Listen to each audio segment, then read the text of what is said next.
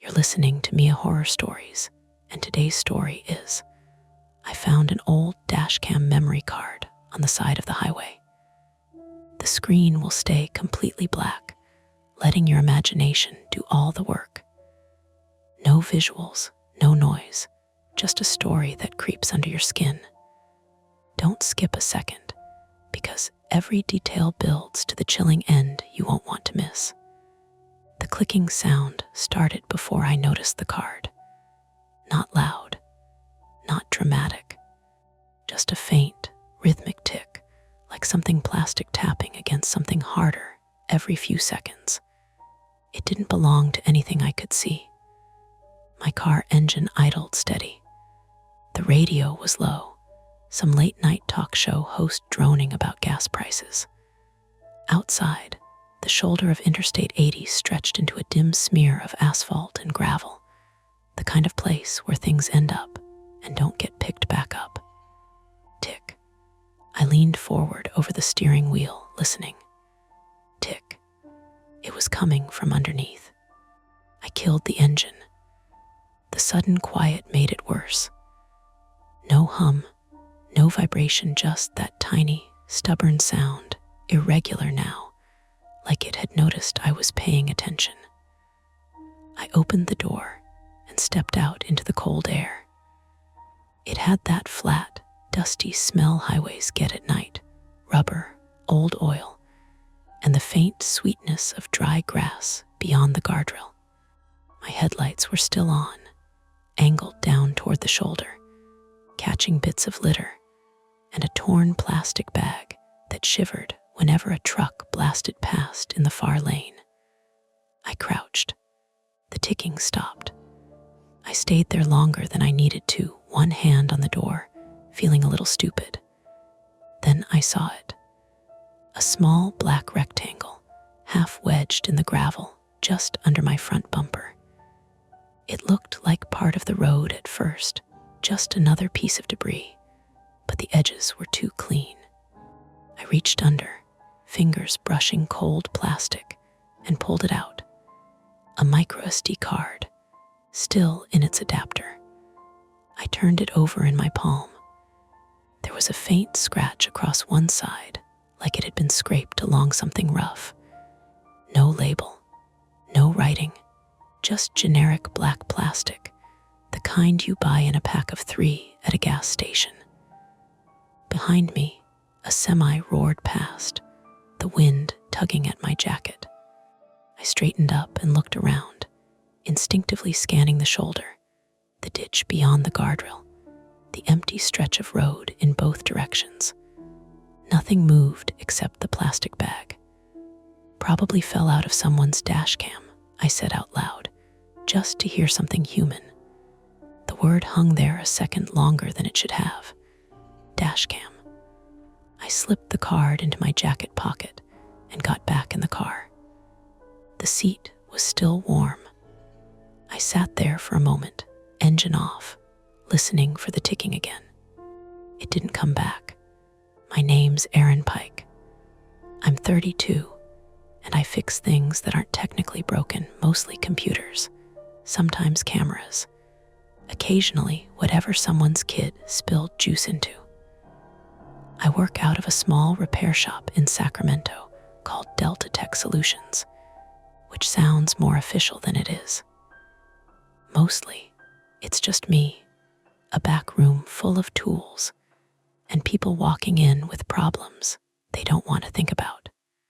I was on the road that night because my sister had called earlier, asking if I could swing by Reno the next day to look at her laptop. It's making a noise, she said, which could mean anything from a failing hard drive to a loose fan, or just the psychological effect of knowing something might be wrong. I'd finished a late job, grabbed coffee that tasted burnt enough to keep me awake, and decided to make the drive halfway. Cut the trip down, get a cheap motel, start fresh in the morning. Simple. That was the plan. I started the car again, merging back onto the highway. The road stretched ahead, black and empty, except for the occasional pair of headlights far off in the distance. The radio crackled and picked up static, then settled into a country station I didn't recognize. I kept one hand on the wheel, the other slipping into my jacket pocket, fingers brushing the memory card again. It felt heavier than it should have. I didn't look at it right away. There's a kind of rule I've picked up over the years. If something doesn't need to be urgent, don't make it urgent. People rush into problems all the time. They plug things in before checking the voltage, open files without scanning them, assume that curiosity is harmless. It usually is. So I drove. About 40 minutes later, I pulled into a gas station just off the highway. The kind with flickering fluorescent lights and a single board cashier behind thick glass. 2 pumps were occupied, one by a pickup with a trailer, the other by an older sedan with its hood up, and no one in sight. I parked near the building, killed the engine, and sat there for a moment. The ticking didn't come back. I reached into my glove compartment and pulled out a small USB adapter. Habit. I keep one on me for exactly this kind of thing. People bring in cards all the time, asking what's on them, whether something can be recovered. I turned the memory card over again, this time under the harsh white light spilling from the gas station. Still no markings. Could be nothing, I muttered. Could be somebody's commute.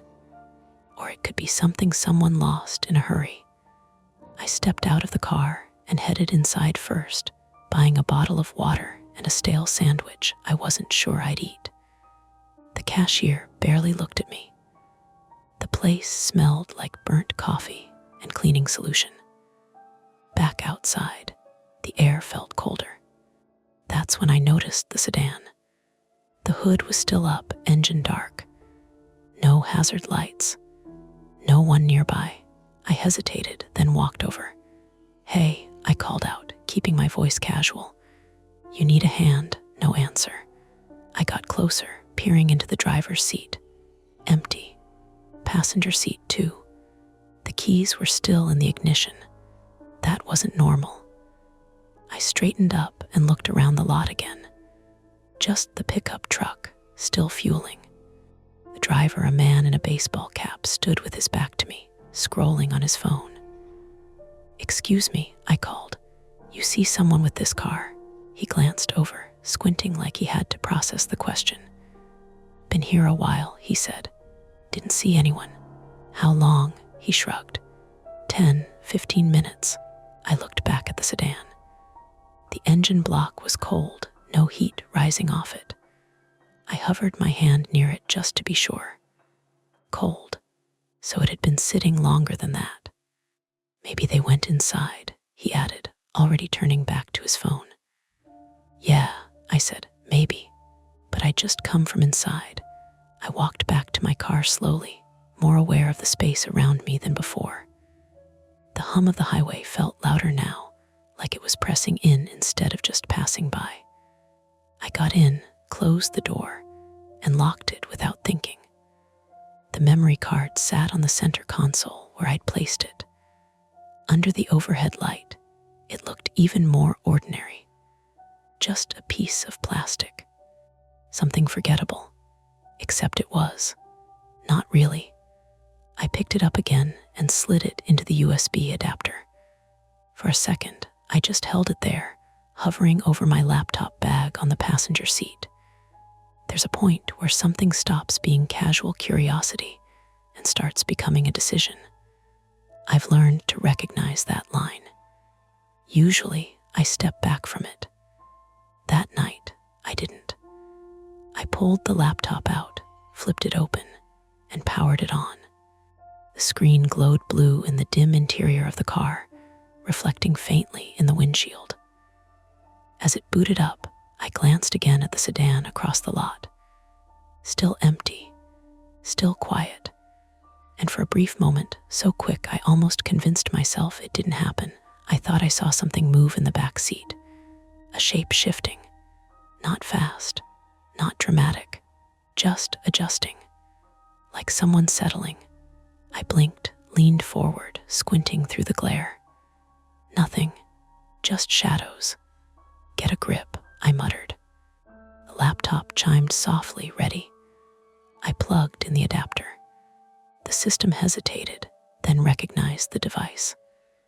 One folder appeared. No name, just a string of numbers. I didn't click it, not yet. Instead, I leaned back in the seat, looking past the screen at the gas station, the empty sedan, the dark stretch of road beyond. There was a choice sitting in front of me. Not a big, dramatic one. Just a small fork in the road. Close the laptop. Drop the card at the counter. Tell the cashier someone left something behind. Drive off. Forget it. Or open the folder. See what was on it. Maybe it was nothing. But the keys were still in that car. And I was pretty sure engines don't go cold in 15 minutes. I hovered the cursor over the folder, listening to the faint hum of my laptop fan, the distant rush of traffic, the quiet, almost imperceptible creak of the gas station signs swaying in the wind. Then I pulled my hand back. Not yet. I needed to decide. I didn't open the folder, not right away. Instead, I closed the laptop halfway so the screen dimmed but didn't shut off completely.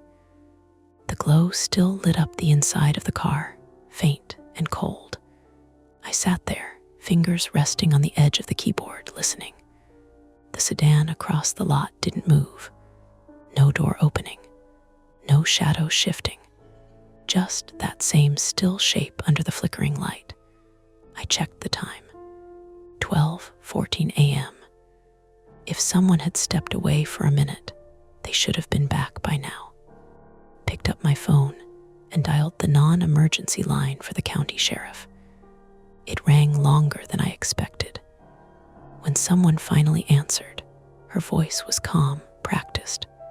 Placer County Sheriff's Office. What's your location? I'm at a gas station off I-80, about 20 miles past Auburn, heading east, I said. There's a car here with the keys still in it. No driver, engine's cold. There was a brief pause while she typed something. How long has the vehicle been unattended? Not sure exactly. At least 15 minutes, probably longer. Any signs of a disturbance, broken glass damage, anything like that? No, just empty. Another pause. All right, sir. We can have a unit swing by, but it may take some time. Are you able to remain on scene? I looked at the road again. The emptiness. The slow blink of the gas station lights. Yeah, I said before I really thought about it. I can stay. Thank you. If anything changes, call us back immediately. The line clicked off. I set the phone down and leaned back in my seat. That should have been it. Wait, let someone else handle it. That's the smart move. But the memory card was still there, and I couldn't shake the feeling that it wasn't random. I opened the laptop again. The folder sat there, unchanged. A string of numbers that meant nothing on its own. I clicked it. Inside were video files. Dozens of them. Each labeled with timestamps, dates, and times that stretched back over the last 3 days. Dashcam footage. Okay, I said quietly. So someone's been driving. I clicked the most recent file. It took a second to load, then the screen shifted to a familiar angle low, slightly wide, the kind you get from a camera mounted on a windshield. Nighttime. Headlights cutting through dark road. A stretch of highway that looked familiar. I leaned closer. The video was silent for a moment, then audio kicked in faint engine noise, the hum of tires on asphalt, and something else. A voice. Male. Late 20s, maybe. American accent, a little rough at the edges. Still behind me, he said. There was a long pause, like he was listening to something. Yeah, I see you. The camera angle didn't change. but I could see faint reflections in the windshield. A second set of headlights, far back but steady. The driver shifted slightly, the view wobbling. "Look, man, I don't know what you want." "I didn't." He cut himself off. A turn signal clicked. The car drifted into another lane. The headlights behind him followed. I felt something tighten in my chest. "Okay," the driver said, voice lower now. "Okay, you're really doing this." He reached forward, his hand briefly entering frame, and adjusted something on the dash. The camera angle dipped slightly. For a second, the reflection sharpened. The car behind him was closer now, too close for comfort on an empty highway. The driver let out a short breath, almost a laugh, but there was no humor in it. All right, let's see." The footage skipped. Not a glitch, more like a hard cut. The timestamp jumped forward. Now the car was off the highway, a smaller road, no streetlights, just darkness and the narrow beam of headlights. The engine noise had changed lower, rougher, like he'd slowed down. "Not here," he muttered, "too exposed." The headlights behind him were still there, closer. I glanced up instinctively, my eyes snapping to the real road outside the gas station. For a second, the overlap between the video and reality made my head feel off, like I was looking at two places at once. I shook it off and looked back at the screen. The driver's breathing was louder now. "Come on," he said under his breath. "Come on, just pass me." The car behind didn't. Instead, it edged closer. Then the video cut again. This time, it came back to the car parked, not moving. The camera was still running, angled slightly upward now, like the mount had been knocked loose. The headlights were off. Total darkness, except for a faint glow from somewhere outside the frame. The driver wasn't in his seat. The door was open, and there was a sound, footsteps, gravel crunching, close, too close. "Hey," the driver's voice said off camera. "You've been following me for," a second voice cut in. Low, controlled. "You shouldn't have taken it," the driver laughed, quick and sharp. "I don't even know what you're talking about, man. You've got the wrong, don't." The word landed hard. The footsteps stopped. There was a long pause. Then the camera shifted suddenly, like something hit the car. The angle dipped further, catching a sliver of the open door and the edge of the road. I leaned forward without realizing it. "Look," the driver said, voice tighter now. "If this is about a dull thud, a sharp inhale, then silence. Not total silence. There was still wind, faint and distant, but no voices, no movement." The video ran like that for almost a full minute. Then it ended. I sat back slowly, the laptop still open on my knees. The inside of my car felt smaller now. "Okay," I said, quieter this time. "Not nothing. Definitely not nothing." I glanced at the timestamp. That clip had been recorded less than 4 hours ago, which meant I looked up again, straight at the sedan across the lot. Cold engine, keys in the ignition. Back seat maybe not empty. "Shit," I muttered. My phone buzzed. I flinched, grabbing it too fast. Unknown number. I stared at it for a second, then answered. "Hello." There was a pause on the other end. Not silence, just a faint background hum like wind or an open window. Then a voice. "Male, you found it." My grip tightened on the phone. "Who is this?" Another pause. "You shouldn't have taken it." The exact same words from the video. My mouth went dry. "I didn't take anything," I said. "I found a, where are you?" The question came fast, cutting me off. "I'm not telling you that." A soft exhale, almost like a laugh. "You're still on the highway," he said, not asking. I didn't respond. "You need to leave," he added, "right now." "Why?" The line crackled slightly. Because you don't understand what you're holding. I looked down at the memory card still plugged into the laptop. I understand enough, I said. There's a guy, someone got hurt. I already called. Did you watch all of it? The question stopped me. No, I said. Then you don't understand anything. The line went quiet for a second longer. Then, he's not the only one who recorded. The call ended. I sat there, phone still pressed to my ear, long after the line went dead. My heart was beating faster now, not from panic exactly, but from something sharper. Focus. The kind you get when things stop being abstract. I looked at the laptop. More files, dozens of them. He's not the only one who recorded. I reached for the trackpad again, pulling up the list. Different timestamps. Some overlapping. Different lengths. Different perspectives. My gaze flicked back to the sedan. If that footage was recent, if that was the same car, then whatever happened out there wasn't finished. And whoever had called me knew I had the card, which meant they knew where it had been, which meant I turned slowly in my seat, scanning the edges of the gas station lot, the dark beyond the lights, the road stretching in both directions. Nothing obvious, but that didn't mean empty. A knock hit my window. I jumped, heart slamming. It was the pickup driver. He leaned down slightly, peering in. You all right? He asked. I rolled the window down halfway. Yeah, I said, trying to keep my voice steady. Why? He jerked his thumb toward the sedan. I think someone's in that car. The words landed heavy. I thought it was empty, I said. So did I, he replied.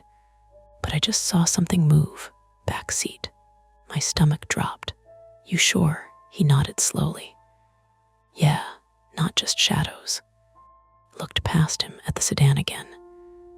The flickering light made it hard to see clearly.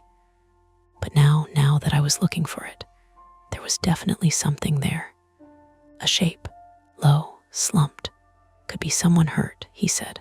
We should check. I hesitated. Every instinct I had was split right down the middle. Go look. Help. Stay back. Wait for the sheriff. And underneath both of those, leave. Just leave. That private, quiet voice that says you don't need to be part of this. I've listened to that voice before.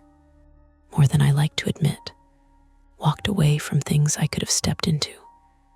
Easier that way, safer. The pickup driver shifted his weight. Well, he asked. I looked at the laptop, the memory card, the paused video, then back at the sedan. Okay, I said finally. Yeah, we'll check. I shut the laptop, unplugged the adapter, and slipped the card into my pocket. We stepped out into the cold air together, moving toward the car. The gravel crunched under our shoes, loud in the quiet. Halfway there, I noticed something I hadn't before. The driver's side door of the sedan. It wasn't fully closed, just barely ajar. The gap was small, maybe an inch, but enough. Hey, I said, slowing down. You see that? Yeah, he replied, voice lower now. We stopped a few feet away. No movement, no sound. I reached out slowly and pushed the door open. It creaked, the sound stretching out longer than it should have. Inside, the driver's seat was empty. The keys hung from the ignition, swaying slightly. And in the back, there was someone, a man, slumped sideways against the door, head tilted at an angle that didn't look comfortable. Mid-30s maybe, dark jacket, face partially in shadow. Hey, the pickup driver said, stepping closer.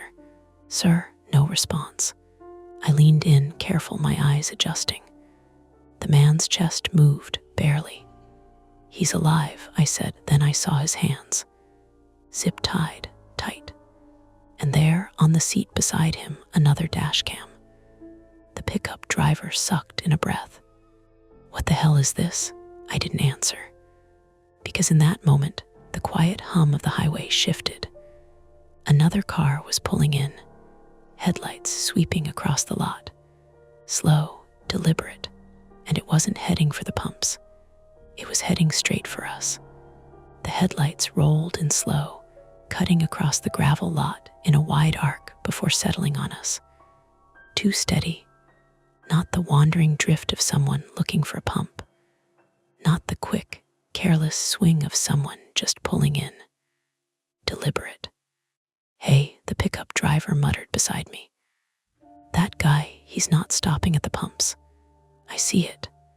The sedan's open door cast a long shadow across the ground. The man in the back seat made a faint sound, something between a breath and a groan, barely audible over the hum of the approaching engine. "Help him," I said. "Now." "What?" "Get him out. I'll deal with this." "Deal with? Just do it," I snapped, sharper than I meant to. My voice echoed more than it should have in the open air.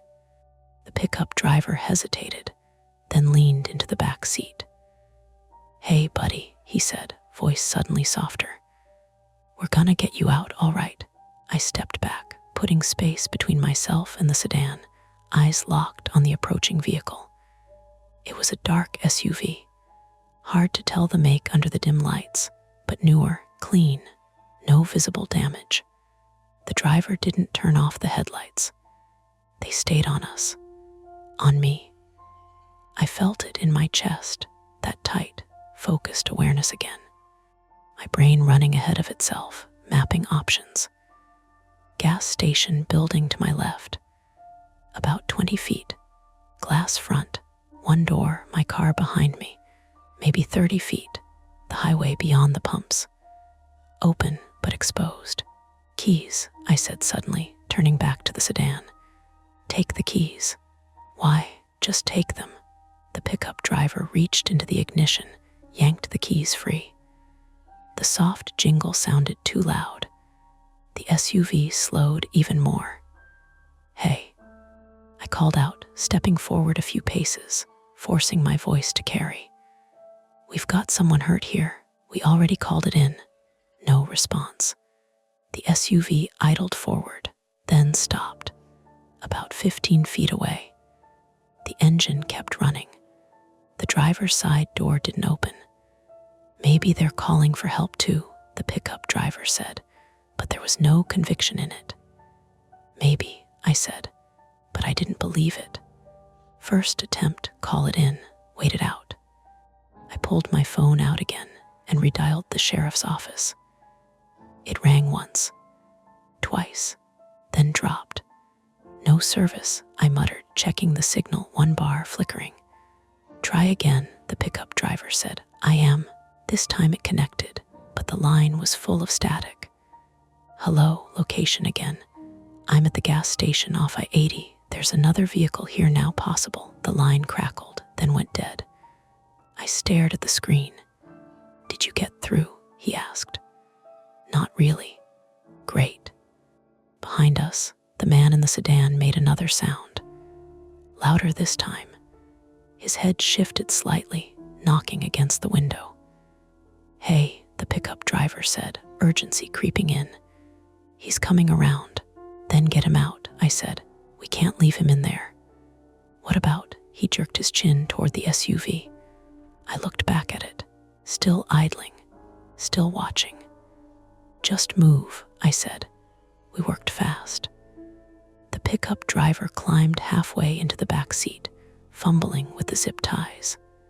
"I don't have anything to cut these," he said. "Use this," I said, handing him my multi-tool from my pocket. He snapped it open, hands shaking slightly. The man in the back seat stirred again, eyes fluttering but not fully opening. "Hey," I said, leaning in from the other side. "Can you hear me?" A faint nod. Or maybe just a twitch. "Stay with us," I said. "We're getting you out." The pickup driver sawed through the plastic ties. They snapped with a sharp crack. "Got it." We pulled the man forward, easing him out of the car. He was heavier than he looked, dead weight in a way that made my arms strain almost immediately. "Easy," the pickup driver said. "Watch his head." We dragged him a few feet away from the sedan, laying him down on the gravel. Up close, I could see more detail. A bruise spreading along his jaw. Blood dried at the corner of his mouth. His wrists were raw where the ties had dug in. "He's been like this a while," I said. "Yeah." The man's eyes opened halfway. He looked at me unfocused. "You," he rasped. "Yeah," I said. "We found you. You're okay." He shook his head weakly. "No, no, you don't." His gaze shifted past me to the SUV, his body tensed. "Go," he whispered. "You need to." A car door slammed. Second attempt to confront, control the situation. The SUV's driver had stepped out. Male, mid-30s maybe, tall, lean build, dark jacket. No rush in his movements. He walked around the front of the vehicle, hands visible, empty. "Evening," he said, his voice carried easily. "Calm, too calm. We've already called the sheriff," I said, standing up slowly. "You should keep your distance." He nodded, like I'd said something reasonable. "Of course," he said. "That's probably for the best." He stopped about 10 feet away from us. His eyes flicked to the man on the ground, then to me. "You found him," he said. "Yeah, and you found the card." My chest tightened. "I don't know what you're talking about." He smiled slightly. "Sure you do." The pickup driver shifted beside me. "Look, man," he said. "If you know this guy, he needs help. He's hurt." "I know," the man said. "I'm trying to help him." By zip-tying him, I shot back. The smile faded just a fraction. "That wasn't my doing," he said, "but I can explain it. If you'll just..." The injured man made a sound. Louder this time. Urgent. "No," he croaked. "Don't listen." The man from the SUV took a step forward. "Hey," I said sharply. "Stop right there." He did. For a second, no one moved. The gas station lights buzzed overhead. Somewhere behind us, the wind rattled a loose sign. "I don't want this to get complicated," the man said. "Give me the card, and I'll leave. You can stay out of it." "Out of what?" I asked. He tilted his head slightly. "You've already watched some of it, haven't you?" I didn't answer. "That's unfortunate," he said. "It means you're involved now, whether you like it or not." The pickup driver let out a short breath. "Man, I don't know what's going on." "But then you should walk away," the man said, not even looking at him. "That did it." "Yeah, no," I said. "We're not doing that." The man's gaze snapped back to me. There was something different in it now, not anger, calculation. "All right," he said quietly. For a split second, I thought he was reaching for something. My body reacted before my brain caught up. I grabbed the pickup driver's arm and yanked him back. "Get down." We both dropped, instinct kicking in. But nothing happened. No gunshot. No sudden movement. When I looked up again, the man was just standing there, hands still empty. He raised an eyebrow slightly. "That wasn't necessary," he said. I realized what I'd done. The way I'd overreacted. The pickup driver looked at me, eyes wide. "You thought..." "I know," I muttered. "I thought..." Misdirection. My brain filling in gaps, expecting the worst.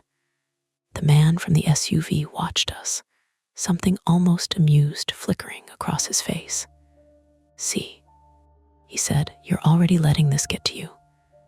I pushed myself back up, jaw tight. "Stay where you are," I said. The injured man grabbed my sleeve. Weak, but insistent. "Listen," he said, voice rough.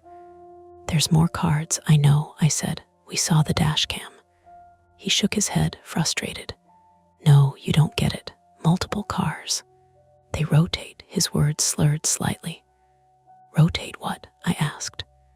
"Cameras, drivers. They follow record what?" He tried to sit up, winced. "People like you," he said. "People who pick things up.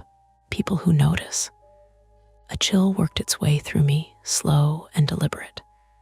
"That doesn't make any sense," the pickup driver said. "It doesn't have to," the man replied weakly. "It just has to work." The man from the SUV took another step forward. Enough, he said. His tone had changed. Flat, final. We're done talking.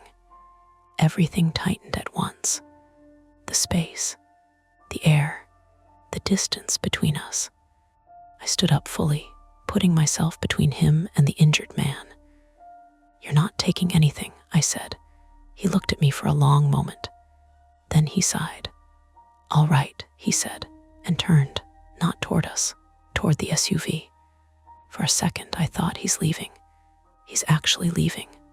Maybe that's it, the pickup driver whispered. Maybe he, the man, reached the driver's side door, opened it, and then, instead of getting in, he leaned inside, came back up with something in his hand. Not a gun.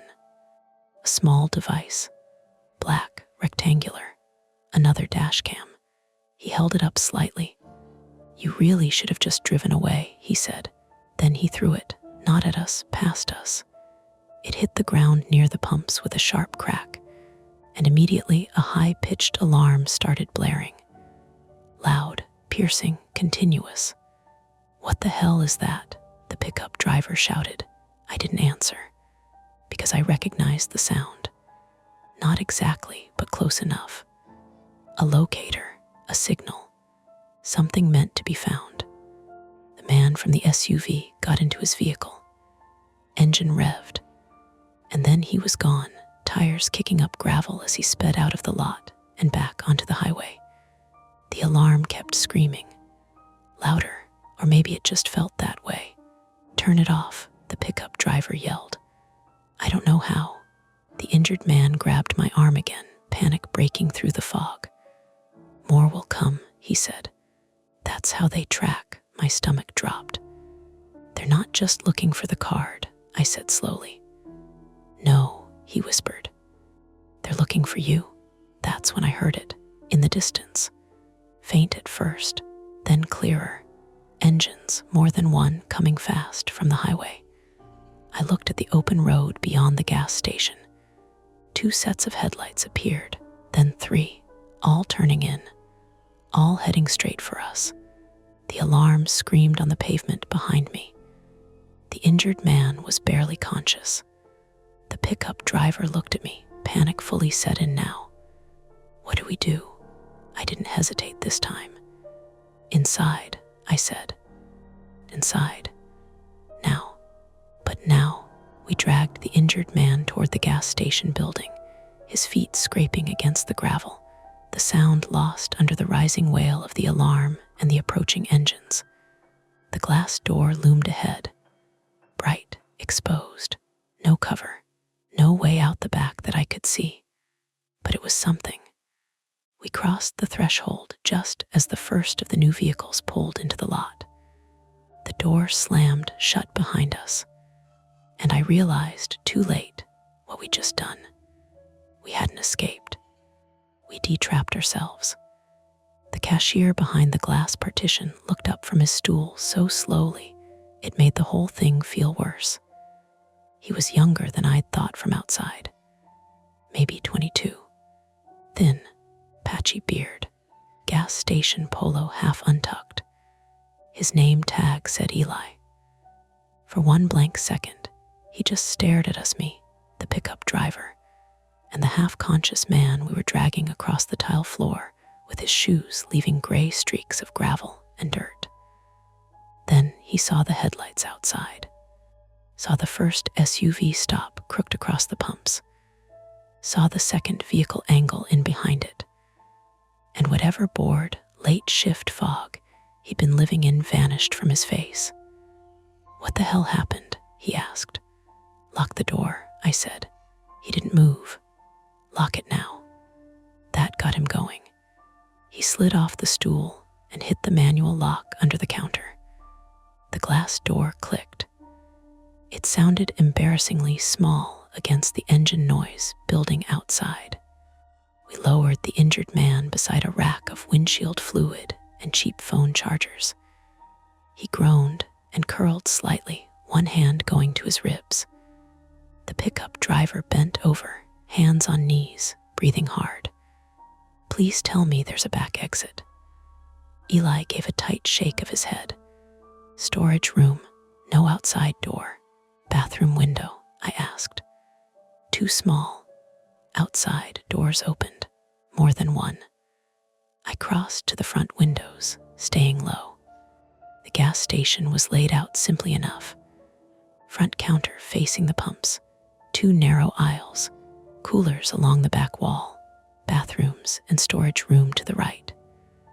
From the front glass, I could see the whole lot in slices, the pumps, my car parked near the building, the abandoned sedan farther left, the pickup truck near pump 2, and beyond all that the dark mouth of the road leading back up to the interstate ramp.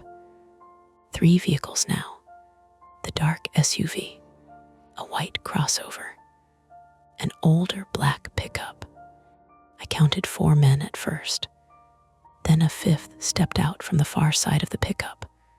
Not random, not improvised. They spread without talking much, each one taking in a section of the lot like they'd done this before. The locator alarm still screamed near the pumps, thin and vicious. One of the men walked over and crushed it under his boot. The sound died. The quiet after it felt wrong. Beside me, the injured man forced out words through clenched teeth. Don't let them separate you. What's your name? I asked. He blinked at me like the question took effort. Daniel, he said. Daniel Voss, 34.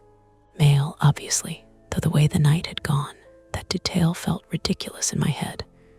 I was noticing things in fragments now. His split lip, the busted blood vessels in one eye, the way he tried not to move his left side. What is this? I asked him. Who are they? He swallowed hard. Not here. You think we have time for mystery right now? His expression tightened, more shame than fear. I drove for them. That landed hard enough to stop me. The pickup driver straightened. You what? Daniel shut his eyes for a second. I drove. I logged routes. They said it was insurance fraud work at first. Repos, skip tracing, recording handoffs. He gave a short, ragged laugh that hurt him. Then I figured out it wasn't that. Outside, someone rapped once against the glass with their knuckles. Not loud, just enough to let us know they could. Eli flinched so hard he knocked over a display of gum. I crouched lower and looked out. The man from the SUV stood directly in front of the door. Same dark jacket, same calm face. He gave me a small nod, like we were meeting again at a hardware store. Then he lifted a hand and pointed at my jacket pocket, the card. He knew exactly where it was. The first hard choice came fast. We could barricade and wait for law enforcement that might still be 30 minutes out, if they were coming at all. Or we could try to move. But move where? The lot was open, the road was exposed, and those men had already boxed the obvious exits.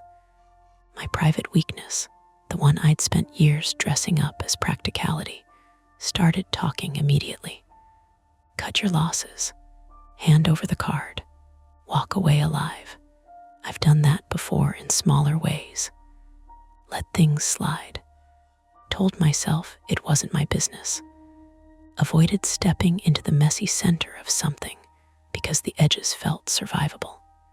That voice in me was persuasive because it usually sounded reasonable. Just give it up, it said. You didn't ask for this. Daniel watched my face and somehow knew. If you hand it over, he said quietly, they'll still take the laptop.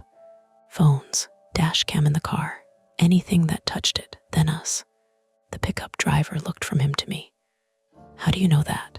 Because I've seen cleanup. The words sat there. Eli whispered, cleanup. No one answered him. The man outside tried the door handle once. Found it locked, then stepped back. A second man moved toward my car. No, I muttered. He crouched near the driver's side window, shining a light through the glass. The laptop was on the front seat. Can they break in? Eli asked. Yes, I said. He nodded too quickly, panic trying to turn into usefulness. Okay, I got. He ducked under the counter and came back with a metal baseball bat. One of those cheap aluminum ones probably kept for drunks or raccoons, or whatever problem a gas station imagines it can solve with one bat. This, the pickup driver stared at it. That's your whole emergency plan. It was that or expired pepper spray. He found the pepper spray too and handed it to me. I checked the label. Expired by 8 months. Still might work, he said. Might. Pickup driver wiped his mouth with the back of his hand.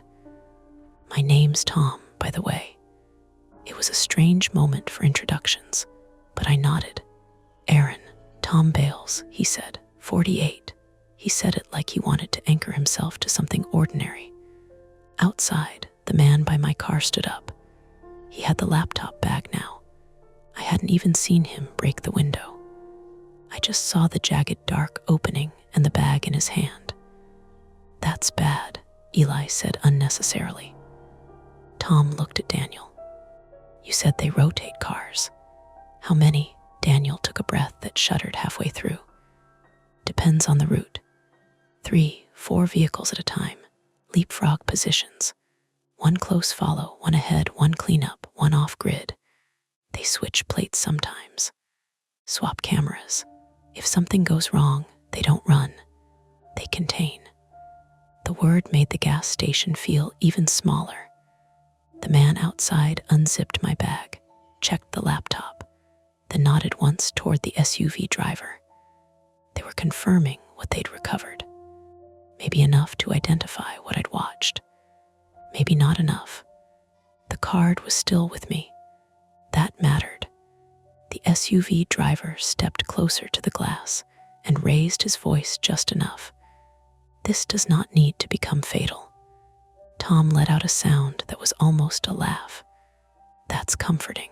I said nothing. The man continued. Put the card on the floor.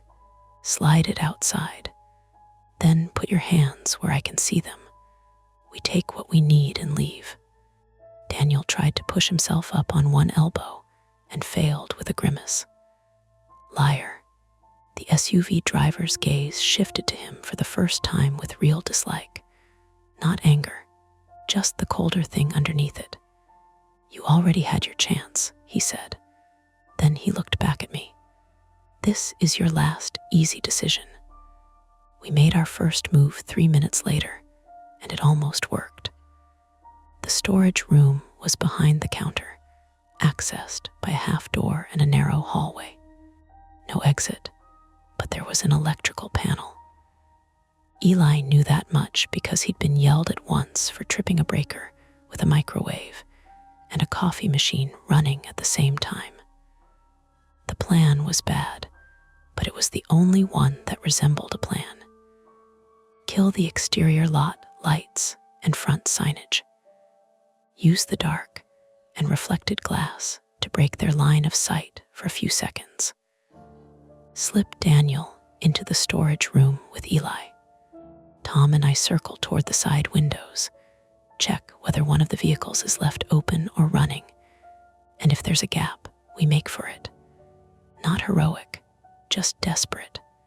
Tom gripped the bat. If one of them comes through the door, hit him once and keep moving, I said.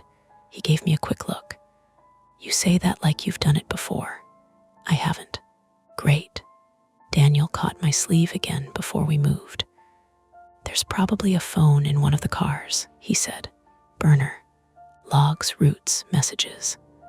If you get one, don't call from it. Just keep it. Why? Because if they're using the same software as before, it'll show drop points. Storage units, rest stops, intersections. Before, he looked away. That was answer enough. There had been a before. There had been time he could have stopped this and didn't. I understood that better than I wanted to. Eli killed the lights. Everything changed at once.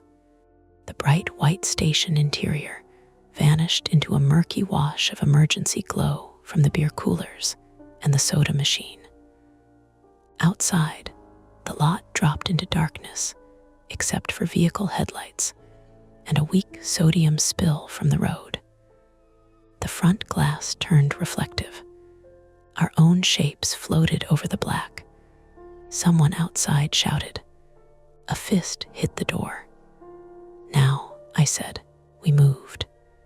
Tom and I crouched low along the right side of the store, skirting the chips aisle and the candy rack, then slipped beside the side window near the ice freezer.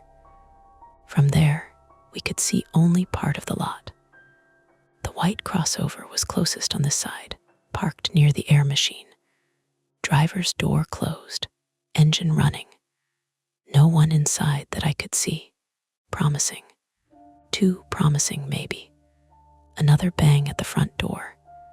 Then the crash of something heavy striking glass. Front won't hold long, Tom whispered. We eased the side window open.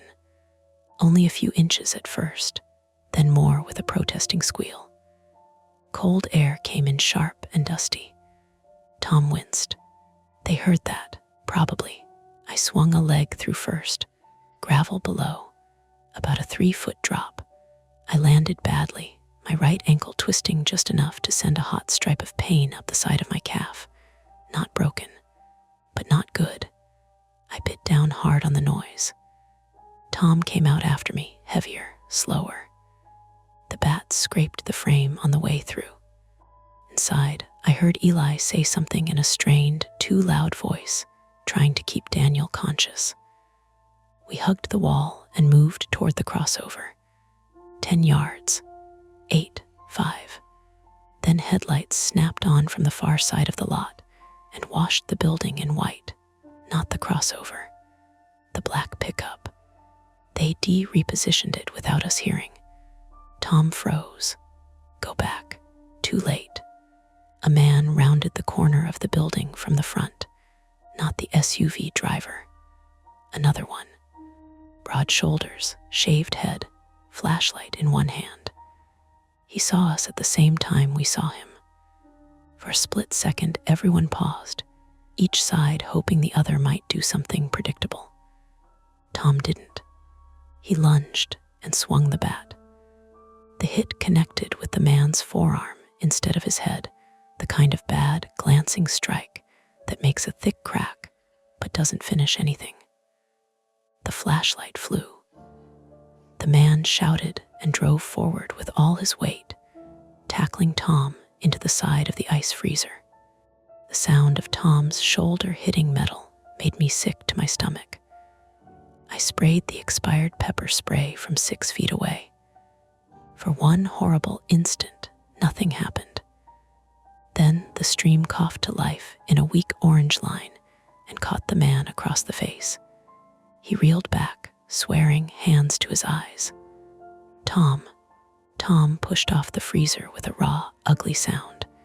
His right arm hung wrong. Not dangling, but useless. Shoulder dislocated, maybe. Maybe worse. The failed attempt had given us exactly one new thing. These men could bleed, choke, and go half blind like anyone else. It also tightened everything. Now they knew we'd fight. Now one of us was injured badly enough to slow everyone else. We ran for the crossover anyway. I yanked the driver's handle. Locked, of course. Tom slammed the bat through the side window with his left hand. Glass burst inward. Alarm exploded through the lot. Jesus Christ, he hissed, grabbing for the lock. And then the SUV driver's voice cut across the noise. Enough. He stood near the pumps, a handgun visible now, held low but unmistakable. Not pointed yet, just present. No more pretending. My whole body went cold in a very practical, physical way. Adrenaline narrowing the world to edges and distances, and the heavy fact of what metal can do to bone. Tom went still beside me, breathing in short bursts. From inside the store, Eli screamed. I turned.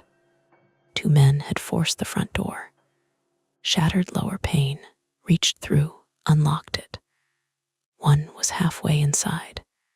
Daniel was somewhere beyond the counter with Eli. The SUV driver saw my look. "That's the trade," he said. "Card for survivors.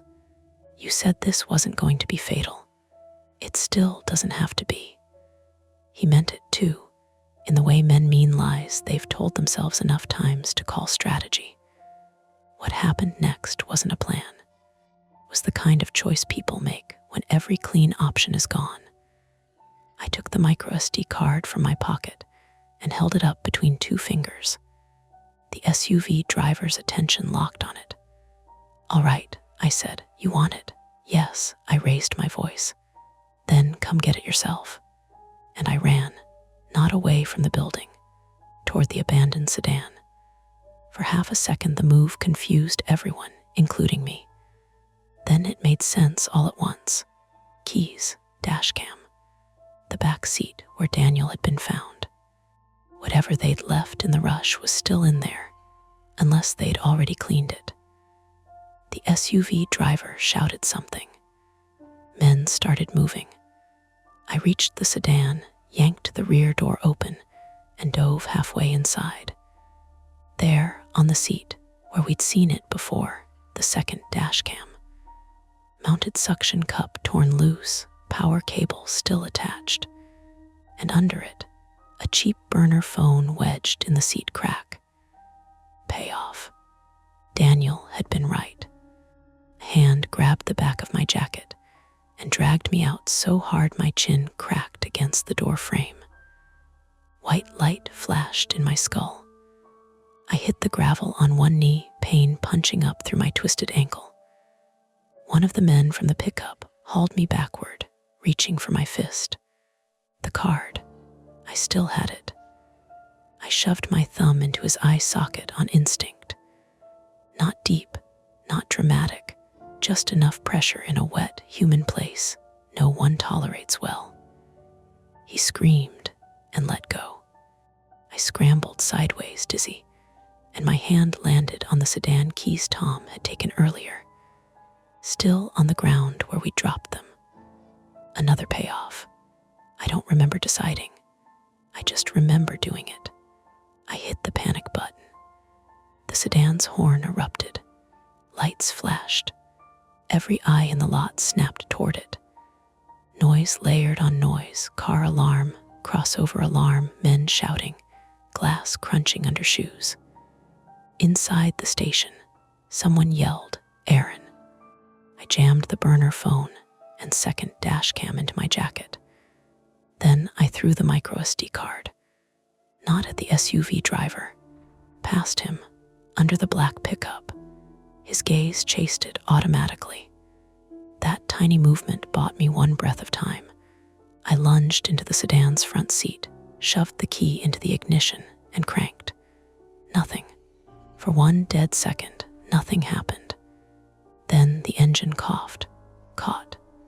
The gas gauge sat below empty. Of course it did. But below empty isn't always empty. Sometimes it means fumes and mercy. I slammed it into reverse. A man hit the hood with both hands, yelling. I saw only his mouth and teeth in the flashing light. The sedan lurched backward crookedly, tires spitting gravel, clipping the white crossover's front bumper hard enough to crunch metal and swing its nose sideways toward the pumps.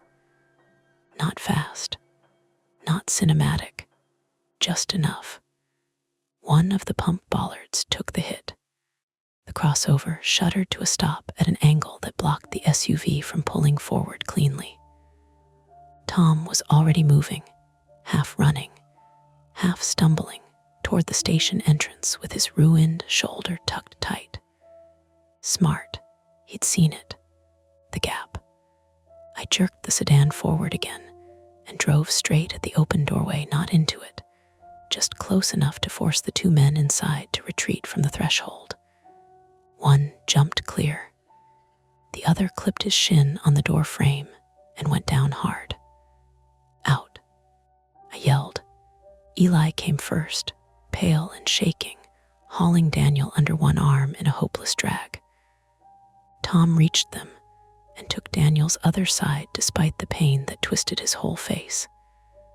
The SUV driver had the gun up now. I saw it, saw the angle, saw where he was aiming, not at me, at Daniel. I turned the wheel and stomped the gas. The sedan responded like an old animal in pain. Slow, shuddering, ugly, but enough to force him sideways. He fired once. The shot cracked through the lot, and the rear windshield blew inward in a sparkling burst that showered the back seat. My left ear went flat and ringing. The car skidded, front bumper slamming the SUV driver off his feet, not crushing, not running him down cleanly, just catching his legs and throwing him sideways onto the gravel with a sound I still hear when I'm trying to sleep. The sedan died immediately after. Steam hissed from under the hood. I sat there stunned, hands welded to the wheel. Then Tom was at my door, hauling it open with his good arm. Move, I moved. We got Daniel into the pickup truck, Tom's truck, still near pump 2, keys somehow still in his pocket. Eli climbed in the back with him. I shoved Tom toward the driver's side, but he looked at his hanging shoulder and barked out a bitter laugh. You drive. Of course. I got in, jammed the key home, and the truck started on the first turn. One of the men ran at us from the pumps. I clipped him with the mirror and heard it snap off. We tore out of the lot sideways, fishtailing onto the access road. Behind us, headlights flared. At least one vehicle gave chase. The interstate ramp curved uphill to the left. Ahead, 2 miles maybe, I could see the distant red-blue pulse of emergency lights. Real this time, not imagined, not maybe. Someone had actually come. Keep going, Eli said from the back, voice breaking. Keep going, Daniel was half conscious again. Blood on his teeth when he spoke. Don't stop till the ramp. They won't want the freeway cameras. He was right. That was the last piece. Not monsters, not a cult, not anything supernatural. Just organized men who relied on darkness, off-ramps, dead zones, and the assumption that ordinary people keep driving. The chase behind us faltered as we climbed. First, one set of headlights dropped back. Then, another peeled off at the bottom of the ramp. By the time I pulled hard onto the shoulder near the sheriff's cruisers, only one vehicle had followed this far, and it didn't come any closer. It stopped at the mouth of the access road, sat there a moment, then turned around and disappeared. I don't remember getting out of the truck. I remember my knees failing. I remember gravel against my palms, a deputy shouting for us to show hands, then seeing Daniel, seeing Eli, seeing Tom's shoulder, seeing the shot-out rear glass on the sedan limping in the distance under gas station lights. I remember trying to explain and hearing how insane it sounded. Memory card, dash cam, men rotating vehicles, burner phone, gunshot. I remember one deputy taking the phone from me with 2 fingers like it might come alive. And I remember, most clearly, looking back down the ramp toward the dark where the gas station sat beyond sight. Nothing supernatural about any of it. Just roads, cars, timing, people willing to do terrible things because most of us assume the shoulder of a highway is just a place where broken mufflers and shredded tires end up. Tom survived. Daniel survived. Eli survived.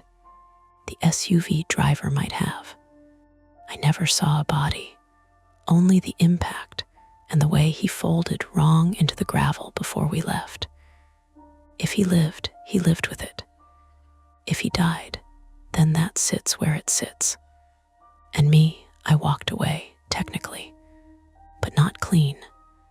My ankle swelled purple by morning. My chin took 6 stitches. My left ear rang for weeks.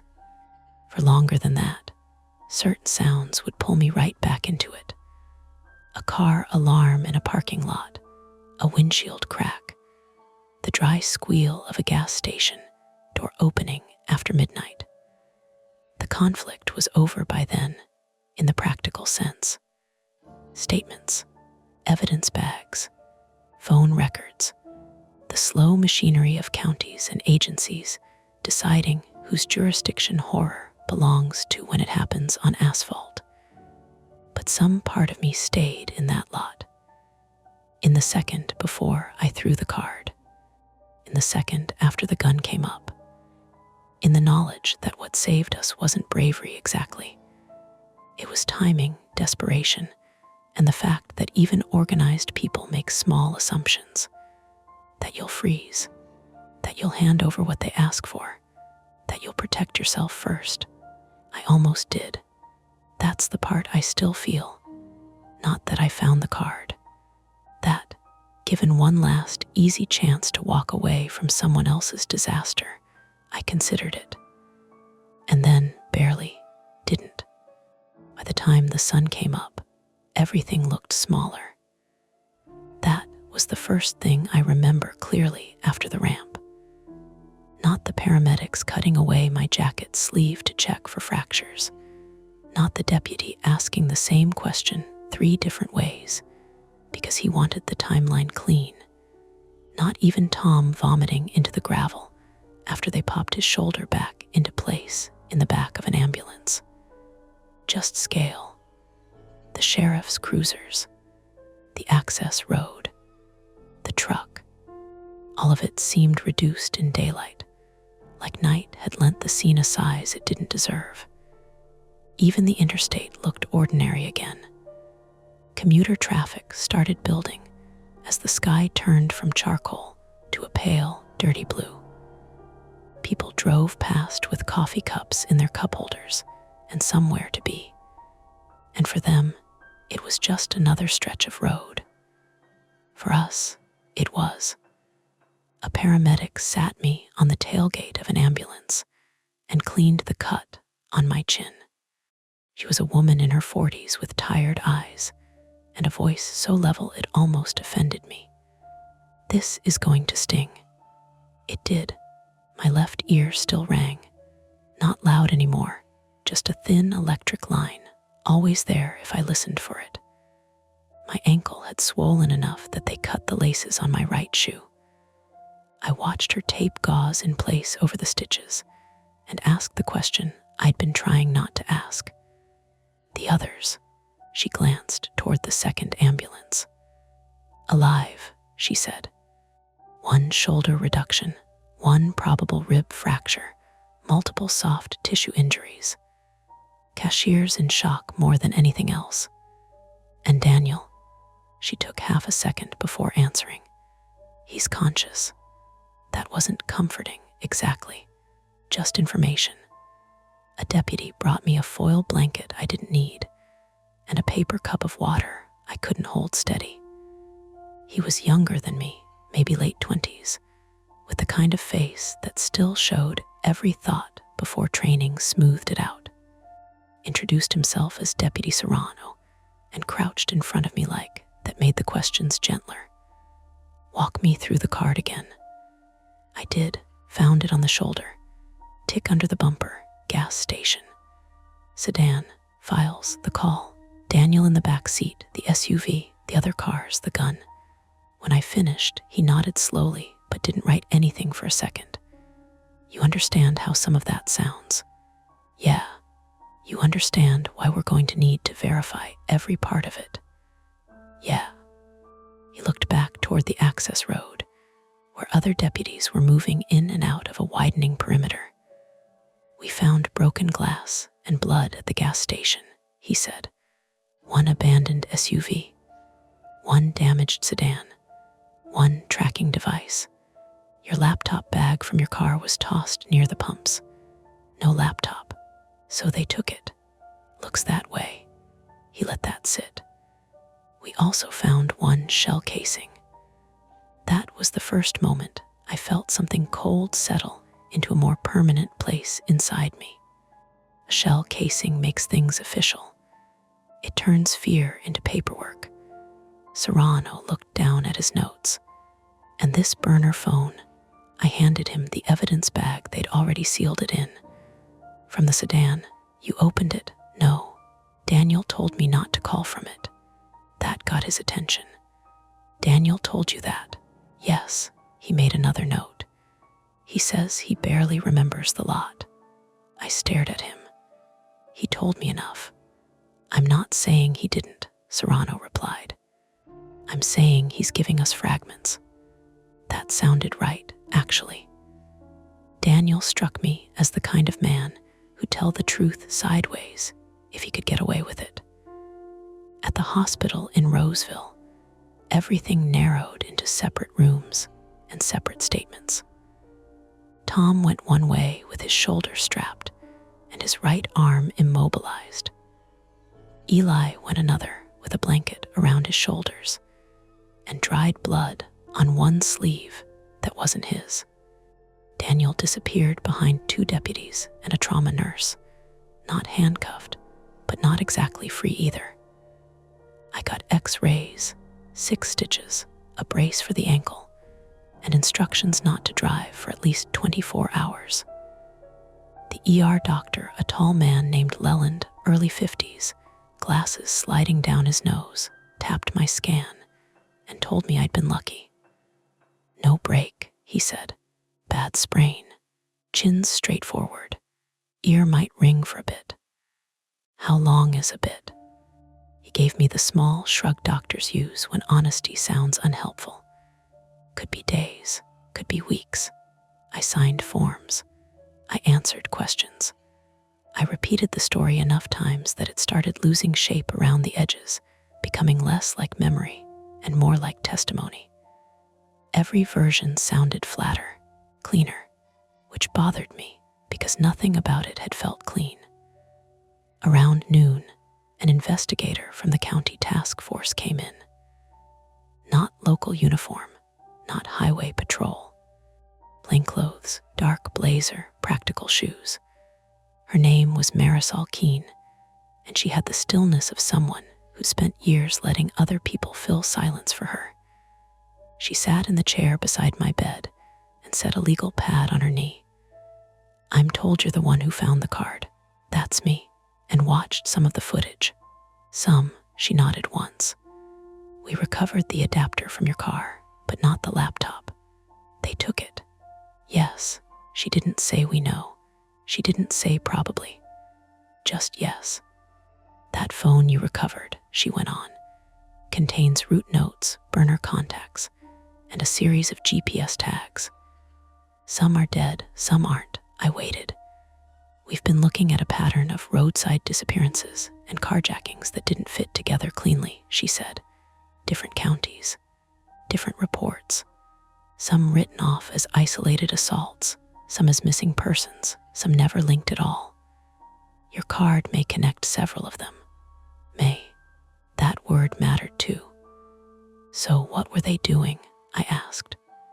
Really? Her eyes lifted from the pad.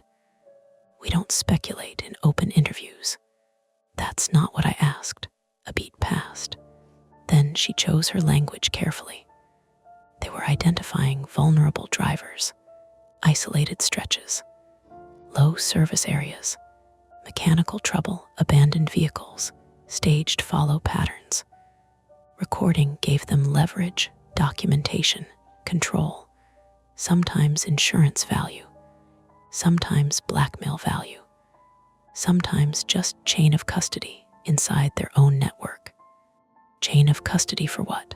People, property, vehicles, information. I looked at her a long time.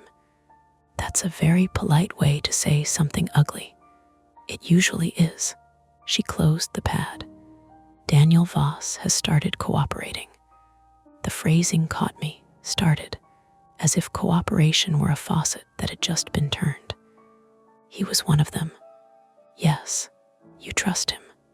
No, the honesty surprised me enough that I almost laughed. But she continued, I trust pressure, injury, self-interest, and the very strong possibility that the people he worked with are no longer interested in keeping him alive. That felt more accurate. Will you get them? She stood. We got one vehicle, one phone, one device, partial blood, highway camera timestamps, your statements. Tom S., Eli S., Daniel S., to the extent he decides to stop editing himself. That's not an answer. It's the only one I have today. Tom asked to see me before he was discharged. They wheeled him in because hospital policy said he shouldn't be wandering around after sedation, which annoyed him enough that it almost made him look normal. He still had dried pepper spray residue in the lines beside his nose. His arm sat stiff in a sling, and pain had taken some color out of him. Hell of a night, he said. Yeah, he nodded toward my ankle brace. You look worse sitting down. You look like you lost a fight with a vending machine. He smiled once, very briefly, then winced because even that hurt. For a minute, we didn't say much. The kind of silence that belongs to strangers who did something intimate and terrible together. Then he said, my wife thinks I'm an idiot. That seems fair. She also thinks I saved somebody. She's right. He looked down at his good hand. I almost left when you yelled at me the first time. Out by the sedan. Thought, this is none of my business. I've got 2 kids at home. I've got freight to move in Reno by morning. Why am I in this story? I let him say it. Then I saw that guy in the back seat, he went on. And I thought about how many times people probably saw something off and kept driving. He rubbed at his forehead with the heel of his palm. Don't make me out better than I am, Aaron. I stayed because I couldn't stomach leaving once I knew. That's better than most. He looked at me. Same to you. I almost corrected him. Almost told him how close I came to handing over the card when the door was still intact and the night still offered exits. I didn't. Not because I wanted to look brave. Mostly because I was tired of hearing my own voice. Before he left, he gave me his number on the back of a discharge pamphlet and said, if anybody asks, we tell it straight. No polishing. Agreed.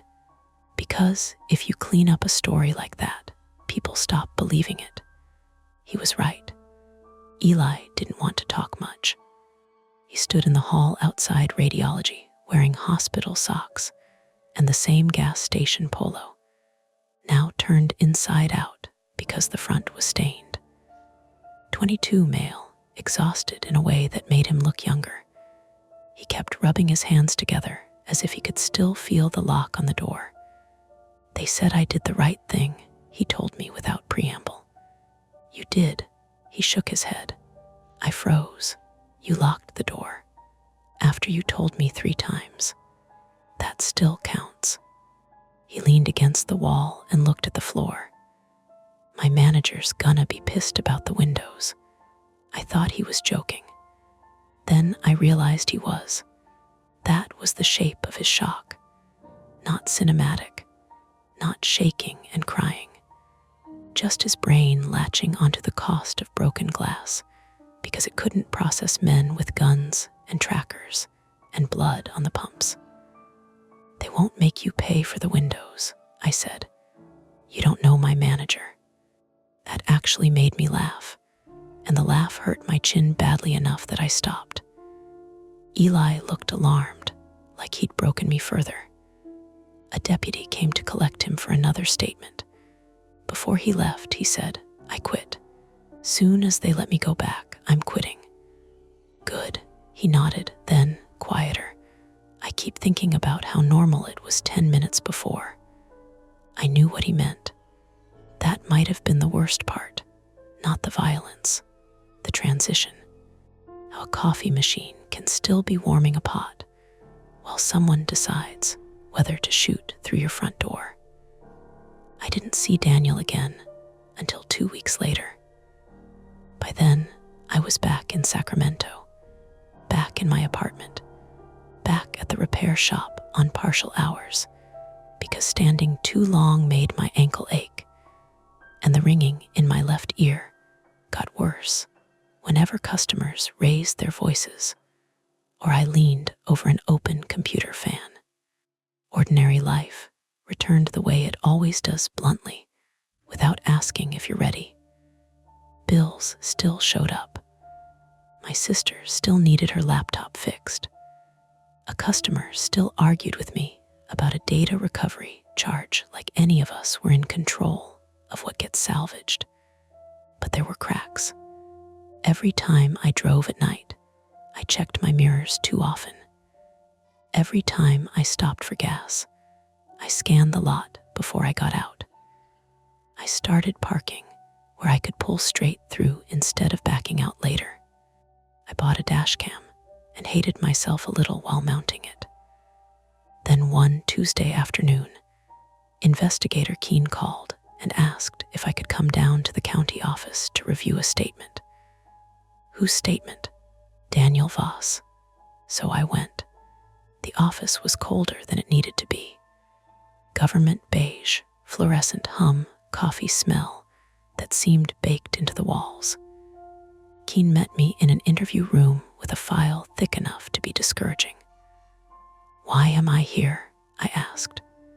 Because some of what he provided only makes sense if you confirm the sequence from the gas station. She slid a printed map across the table. Interstate 80. The gas station access road. Several rest stops farther east. A frontage road north of the highway. Storage units in 2 counties. 3 marked drop points. Daniel sat in the next room behind glass, thinner now, cleaned up, bruises yellowing into the last stage before they disappear. He looked older, not redeemed, just more obviously worn out. Keene clicked on the intercom. Daniel looked up at me and said, "You kept the phone." "You told me to." He nodded once. Then he started talking. Not everything, not cleanly, but enough. The group had started small, he said. Stolen cargo, staged vehicle recoveries, moving high-value items through dead zones where plate readers and cameras were thin. Then it expanded because people always think logistics is harmless when you remove the human part from the sentence. Drivers became couriers. Couriers became bait. Dashcams became both record and insurance, proof that tasks were completed, proof that someone was where they were supposed to be, proof that if they got caught, others had leverage. And the people, I asked through the speaker. Daniel swallowed. Some robbed, some moved, some pressured. Depends what they had, who they were, who was ordering. Ordering from who? He gave the tiniest smile, bitter and self-directed. There's always another layer. That, I believed. He identified 3 men from photo arrays. He placed the SUV driver at the lot, though he claimed not to know the man's real name. He named storage lockers, dump sites, 2 vehicles used on prior runs. Enough for search warrants, Keene later told me. Enough for arrests in 2 counties within the month. Enough for newspapers to write short, bloodless articles about a regional trafficking and theft network with possible links to missing persons investigations. Possible links. Again, with the careful language. It was progress, real progress, but it didn't feel like closure so much as administration. When the interview ended, Daniel asked if he could say one thing off the record. Keene looked at me. I looked at her. She didn't like it, but she allowed 30 seconds. The speaker clicked live again. Daniel leaned closer to the glass. "The first call you got," he said, "after you watched the footage." "Yeah, that wasn't him." "Who?" "The SUV driver." I felt something shift in my stomach. You're sure? Yes. Then who was it? Daniel looked down at his hands. When he spoke again, his voice was almost too soft for the speaker. The one who taught them to rotate. Before I could say anything else, Keen cut the line. Later, in the hall, she said, he may be manipulating you. Is he? I don't know. That was the truth again. Useful and useless at the same time. By late fall, the case had spread out beyond what any single person could hold in their head. There were sealed filings, county transfers, federal interest maybe. Tom went back to driving, though only daytime routes for a while. Eli quit the gas station and got a job stocking inventory at a hardware store in Rockland, somewhere with brighter lights and more people around. He texted me once after his first week. No windows facing pumps. Improvement. My sister still jokes that her dying laptop accidentally saved my life, because if I hadn't been headed that way, none of it would have happened to me. That's one way to say it. Another way is that it happened to someone else many times, and I just crossed the route at the wrong or right moment. I still drive that stretch sometimes. Not often. Sometimes, because life doesn't care where your bad memories are. Sometimes, because avoiding a road forever starts to feel like giving it too much. The shoulder where I found the card looks exactly like any other shoulder. Gravel, weeds, tire scraps, flattened cans, lost things no one comes back for. A month ago, I pulled over in daylight about half a mile from the gas station turnoff. I told myself it was because I wanted coffee. Maybe that was partly true. The station had new front glass, fresh paint around the door, different seasonal posters taped up inside. A woman in her 50s was behind the counter instead of Eli, humming along to a radio station low enough that I only caught fragments. It smelled like burnt coffee and hot rollers. Ordinary.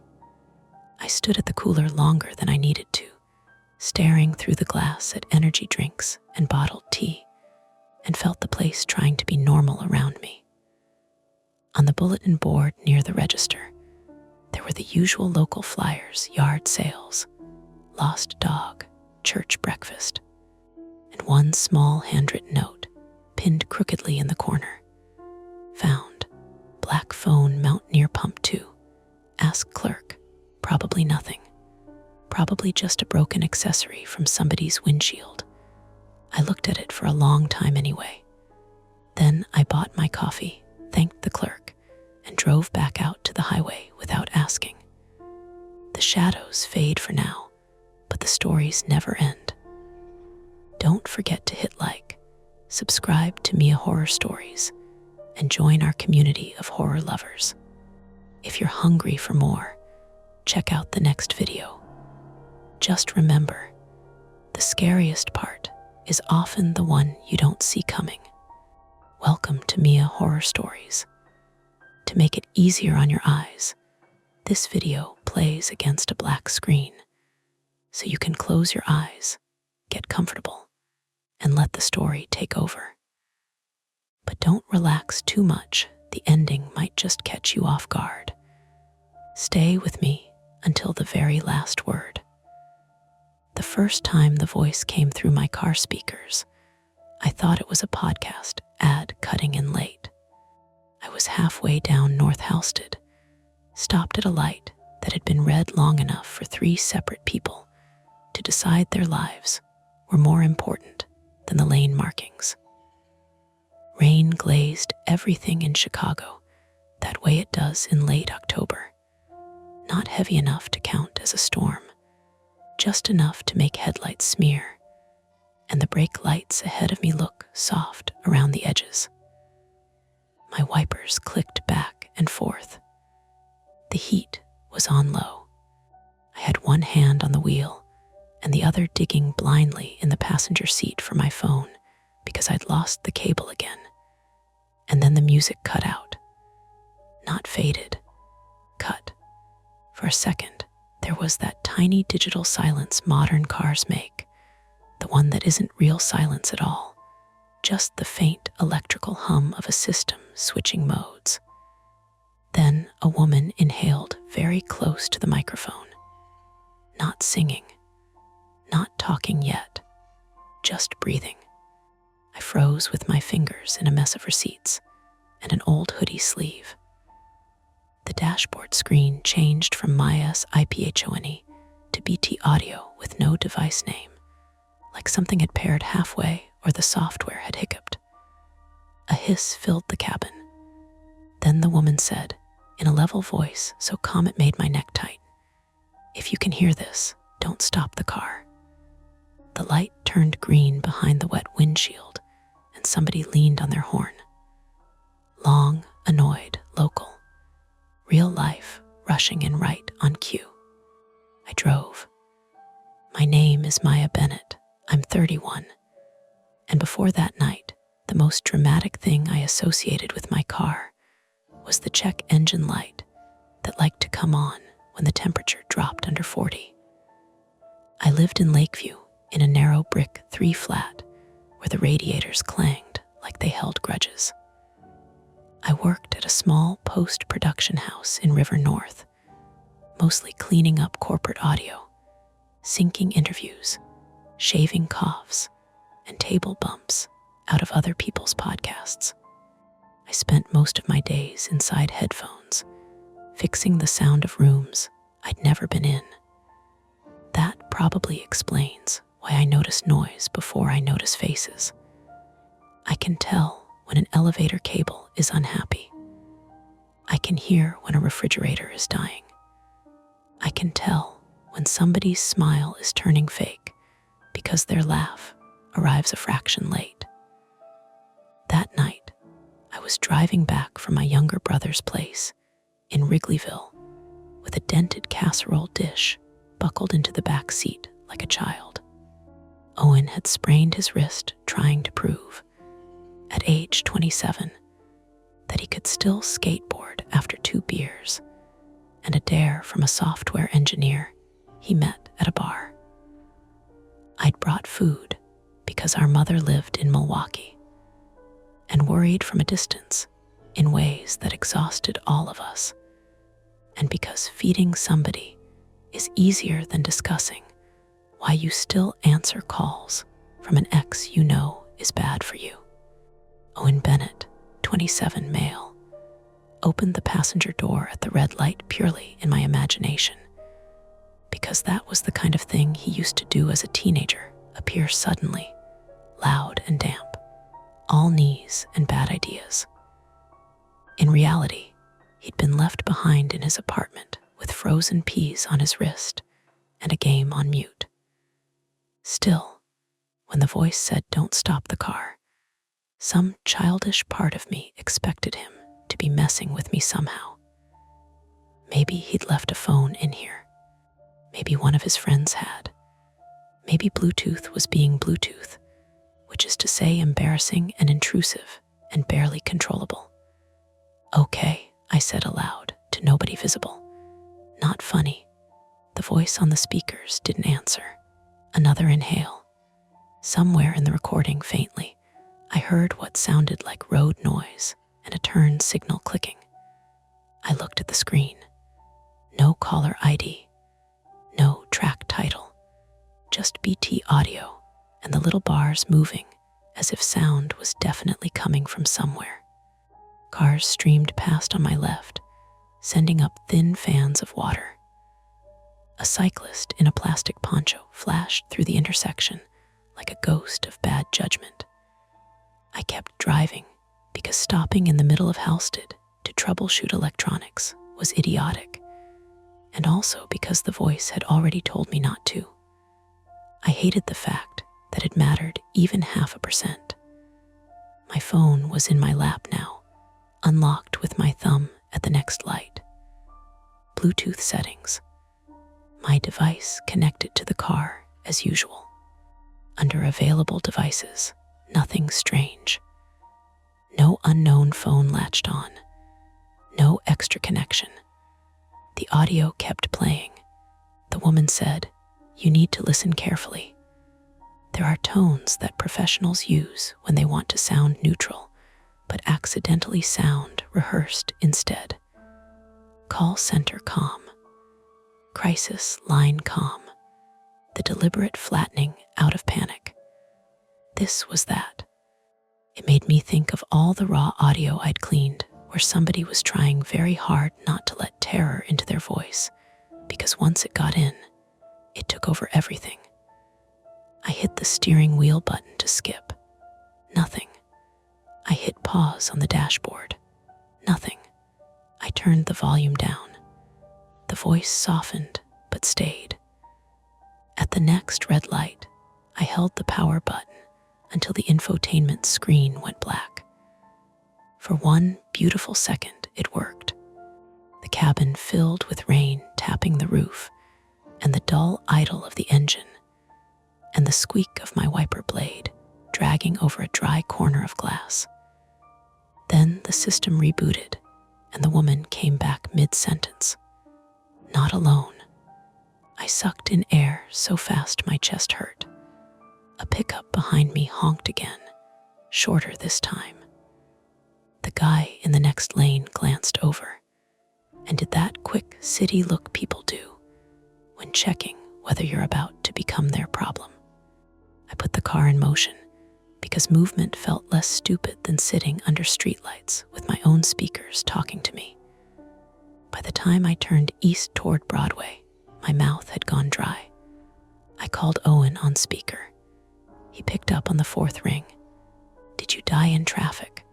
Did one of your idiot friends pair something to my car? What? Bluetooth? My speakers are playing some weird file."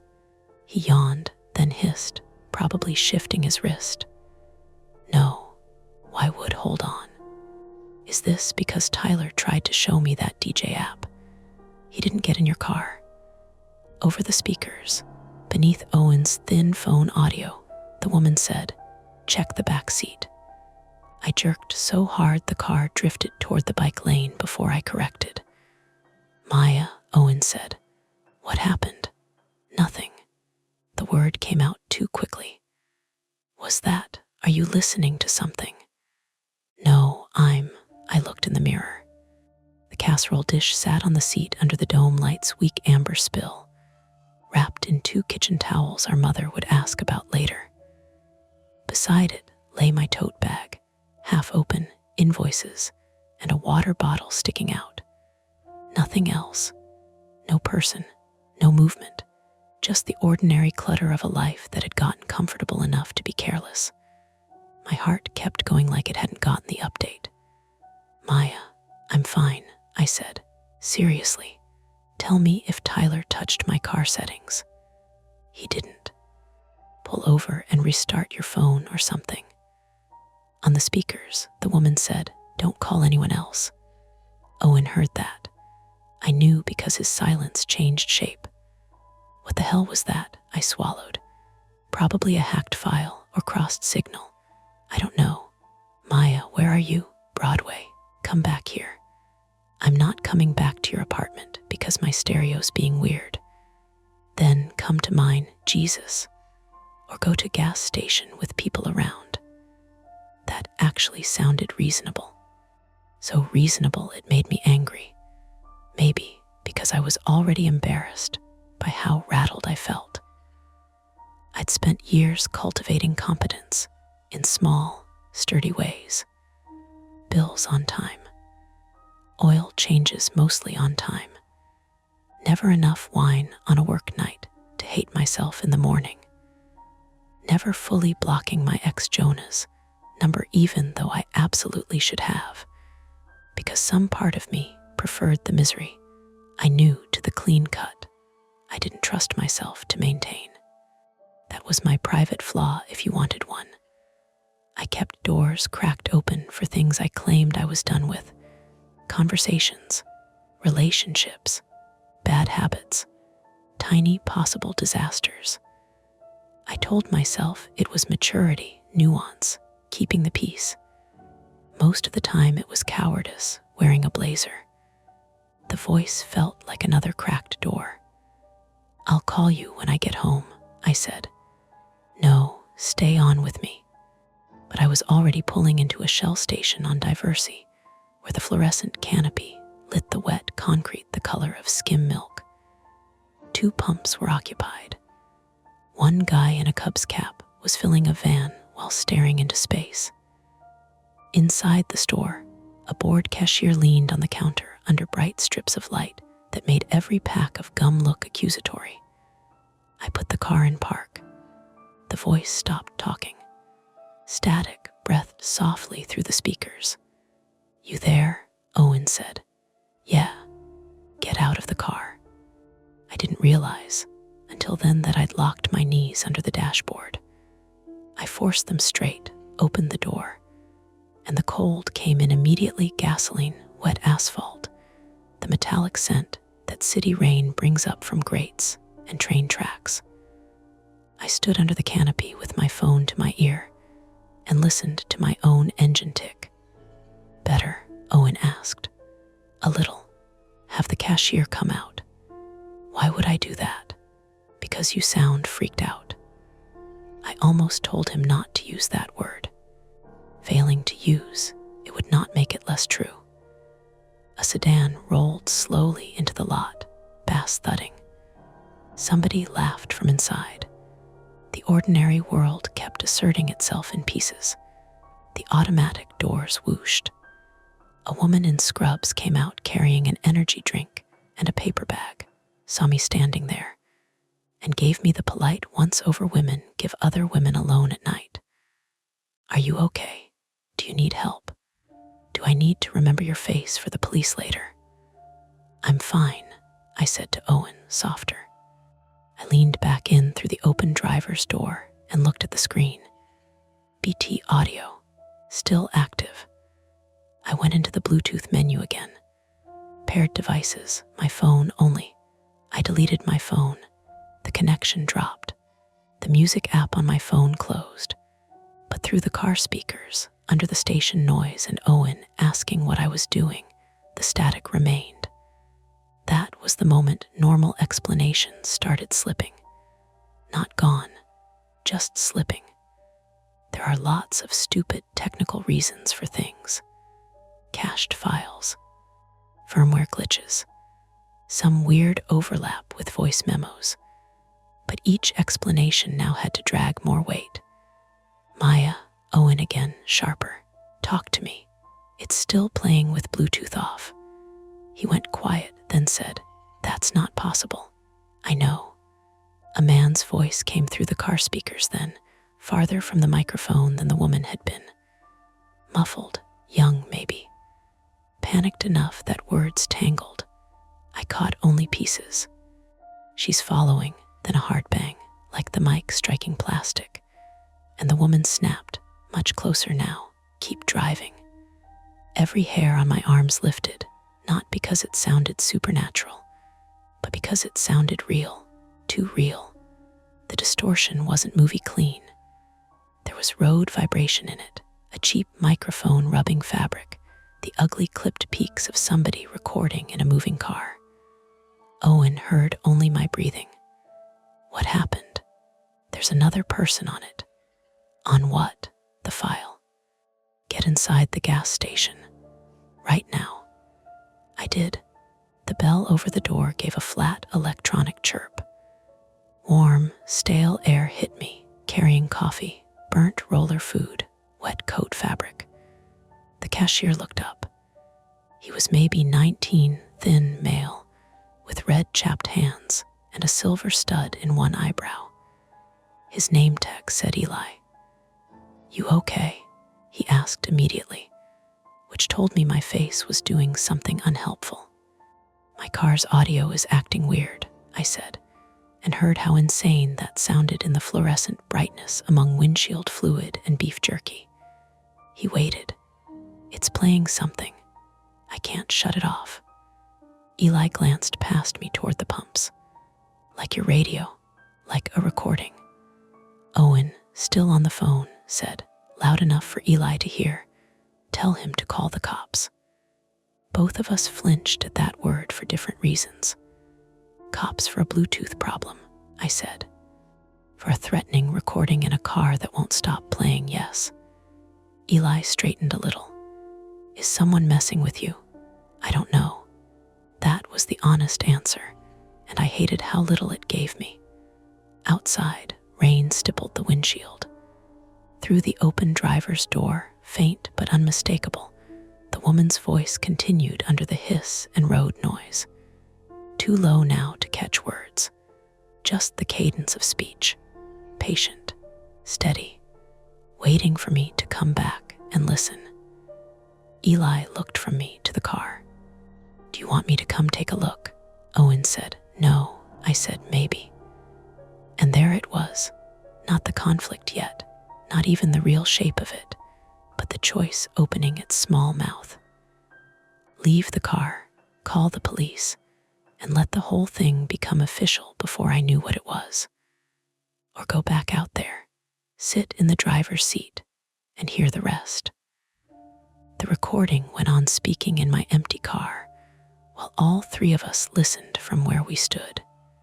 I realized, with a clarity that made my stomach turn, that I wanted to know what came next. I should have called the police right then. That's the version of the story I keep trying to rewrite in my head, like I can splice in a smarter decision the way I'd fix a bad cut in an interview, slide it earlier, make it cleaner, make myself look like someone who knows when to step away. But I didn't. I stood there under fluorescent lights with Owen in my ear, Eli watching me like I might faint or start yelling, and my car out at pump 3 whispering to itself. And what I felt, more than fear, was the pull of it, the unfinished sentence, the need to hear what came next. I'm going to sit back in it, I said. No, Owen said immediately. Eli said, you don't have to, it's just audio, I said, like I was talking myself into a normal evening. If someone's messing with me, I want to know how. Owen exhaled hard. Put me on speaker and keep the door open. I already have you on speaker. Fine, I'm staying on. Eli hesitated, then grabbed a thin gray hoodie off a hook behind the counter and pulled it on. I'll come with you, he said. If it's someone nearby, they might be trying to connect again. That didn't make me feel better, but it made me feel less alone. We stepped back out into the rain. It had picked up just enough to bead on my jacket and dampen my hairline. The station lights made everything look flatter, like we were on a set. My car sat where I'd left it, door open, interior glowing a dim amber. The voice grew clearer as we approached. Left turn, don't take it, the woman was saying. Eli slowed a few feet back. That's not a radio. No, I said. Is that like a podcast? No. I slid into the driver's seat, leaving the door wide.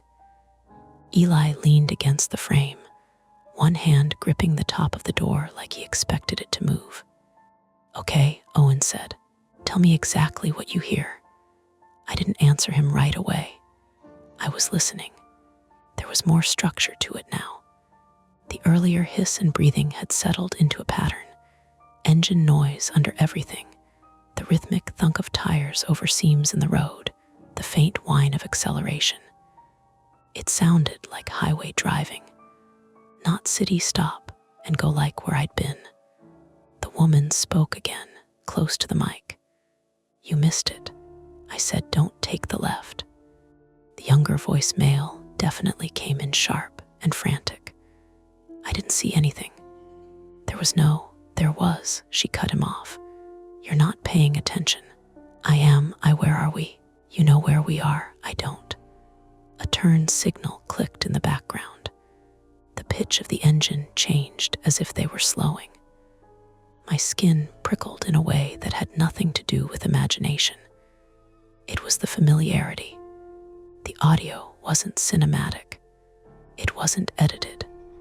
It was messy, uneven, like something I'd be asked to clean up for a client who didn't want to admit their recording environment had been bad. "What's happening?" Owen asked. "Maya, talk to me." "It's two people in a car," I said, "driving, arguing." Eli shifted his weight. "Like someone's call got picked up." "No," I said. "It's not a call, it's a recording." "How can you tell?" "Because there's no compression shift, no network artifacting. It's raw." I realized how that sounded and added, "It's not coming through like a phone." "Then how is it in your car?" Eli said. I didn't have an answer that didn't make this worse. The young man in the recording said, "Can you just tell me where to go?" "No." "Why not?" "Because you need to learn to listen." "That's not helpful.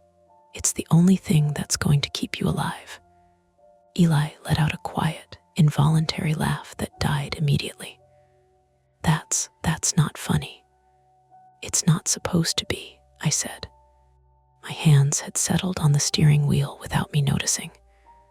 The leather was cool and slightly damp from the rain I'd tracked in.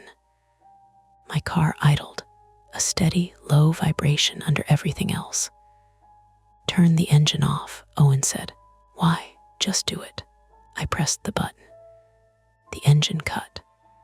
For a second, the external noise of the gas station rushed in cars, rain, the distant thud of music from somewhere.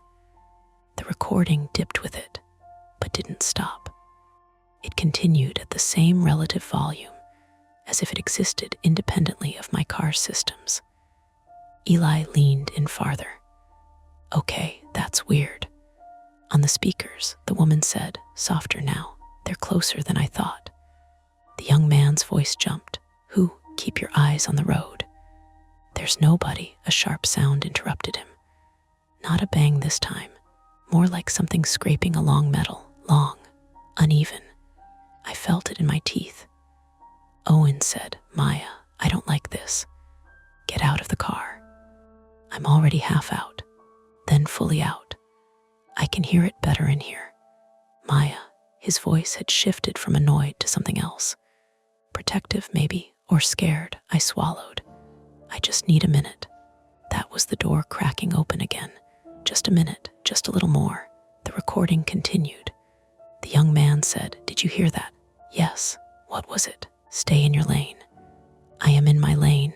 "Then stay in it." "I'm telling you, something just hit the side of the car."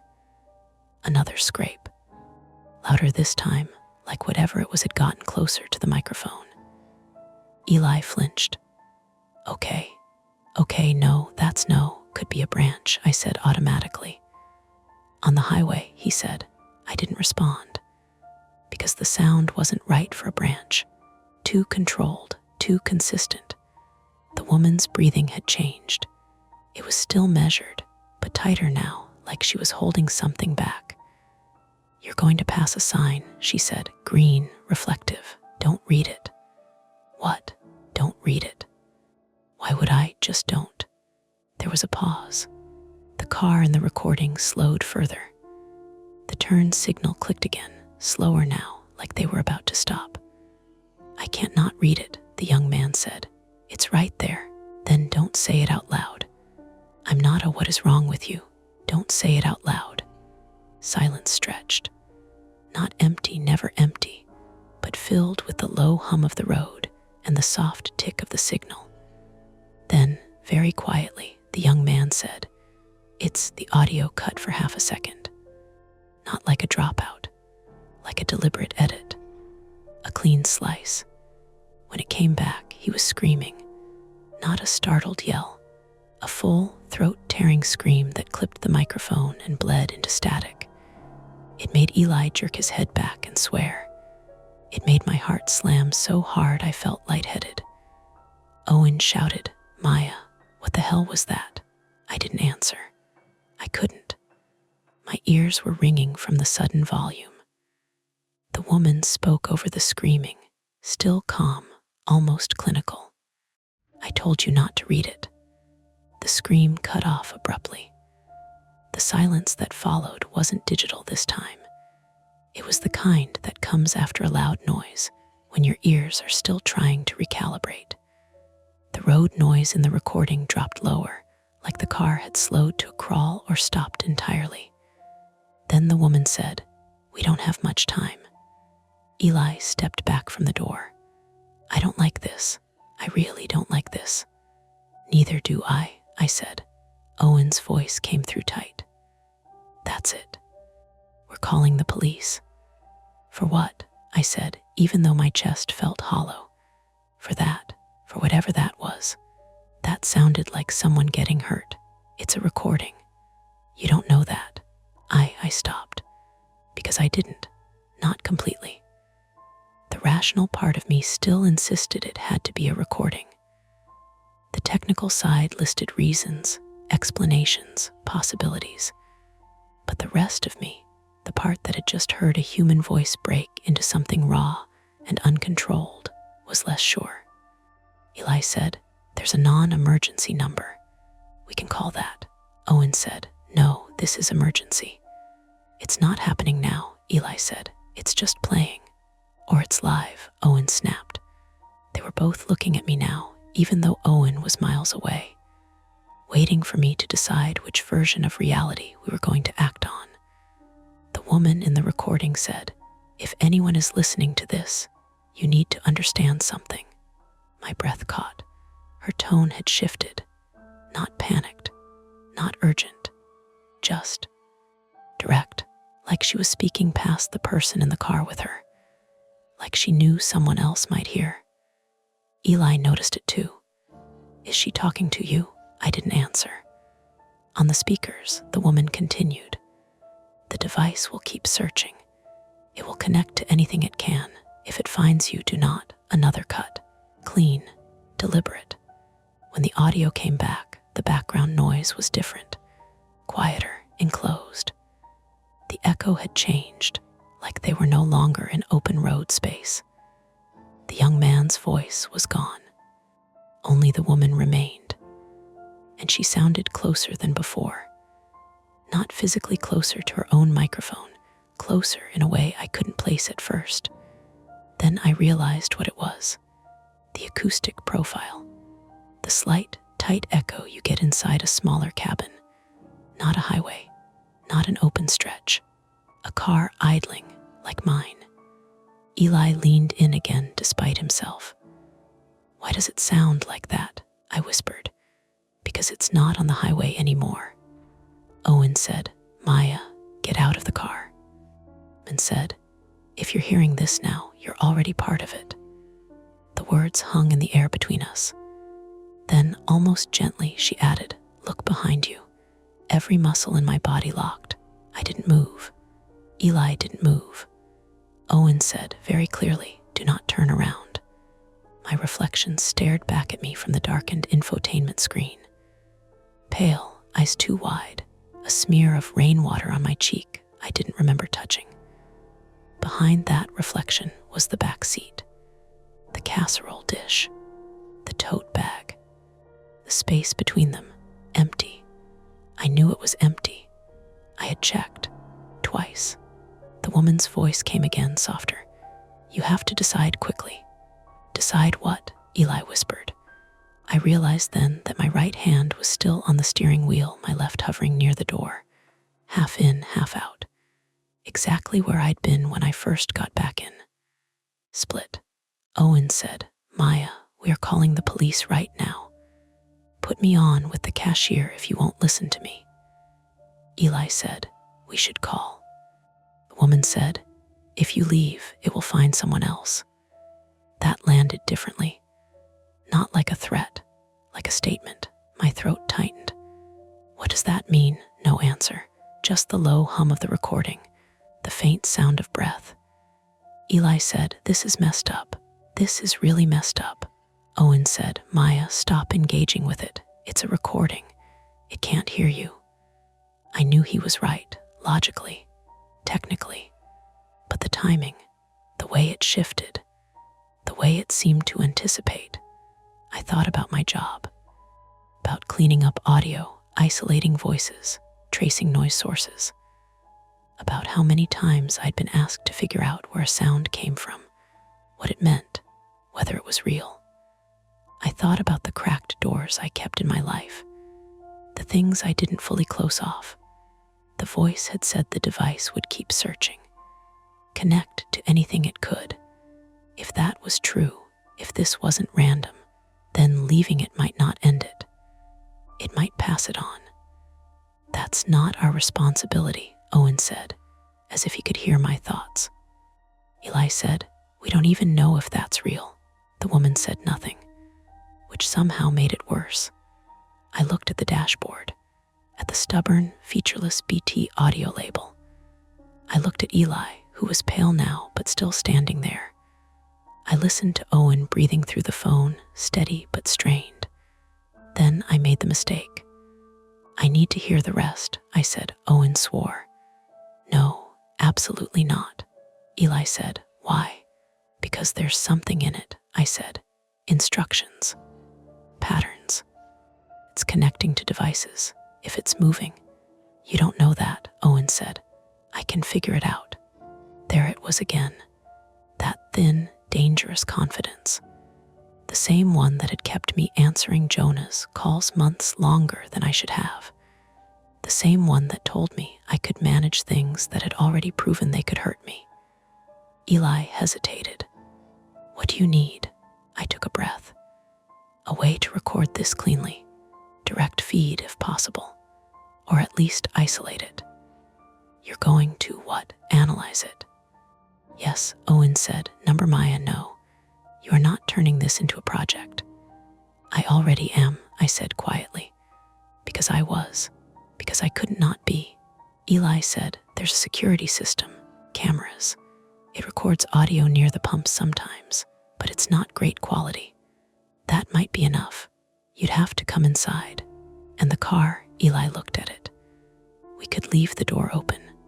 Let it play. Owen said, or you could both walk away and call the police like normal people. The woman's voice returned, low and almost amused. You don't have much time. Why? I asked before I could stop myself. A pause, then clearly, because it's getting better at finding you. The words sat in the air, heavy and precise. Eli swallowed. Okay, I think we should definitely call someone now.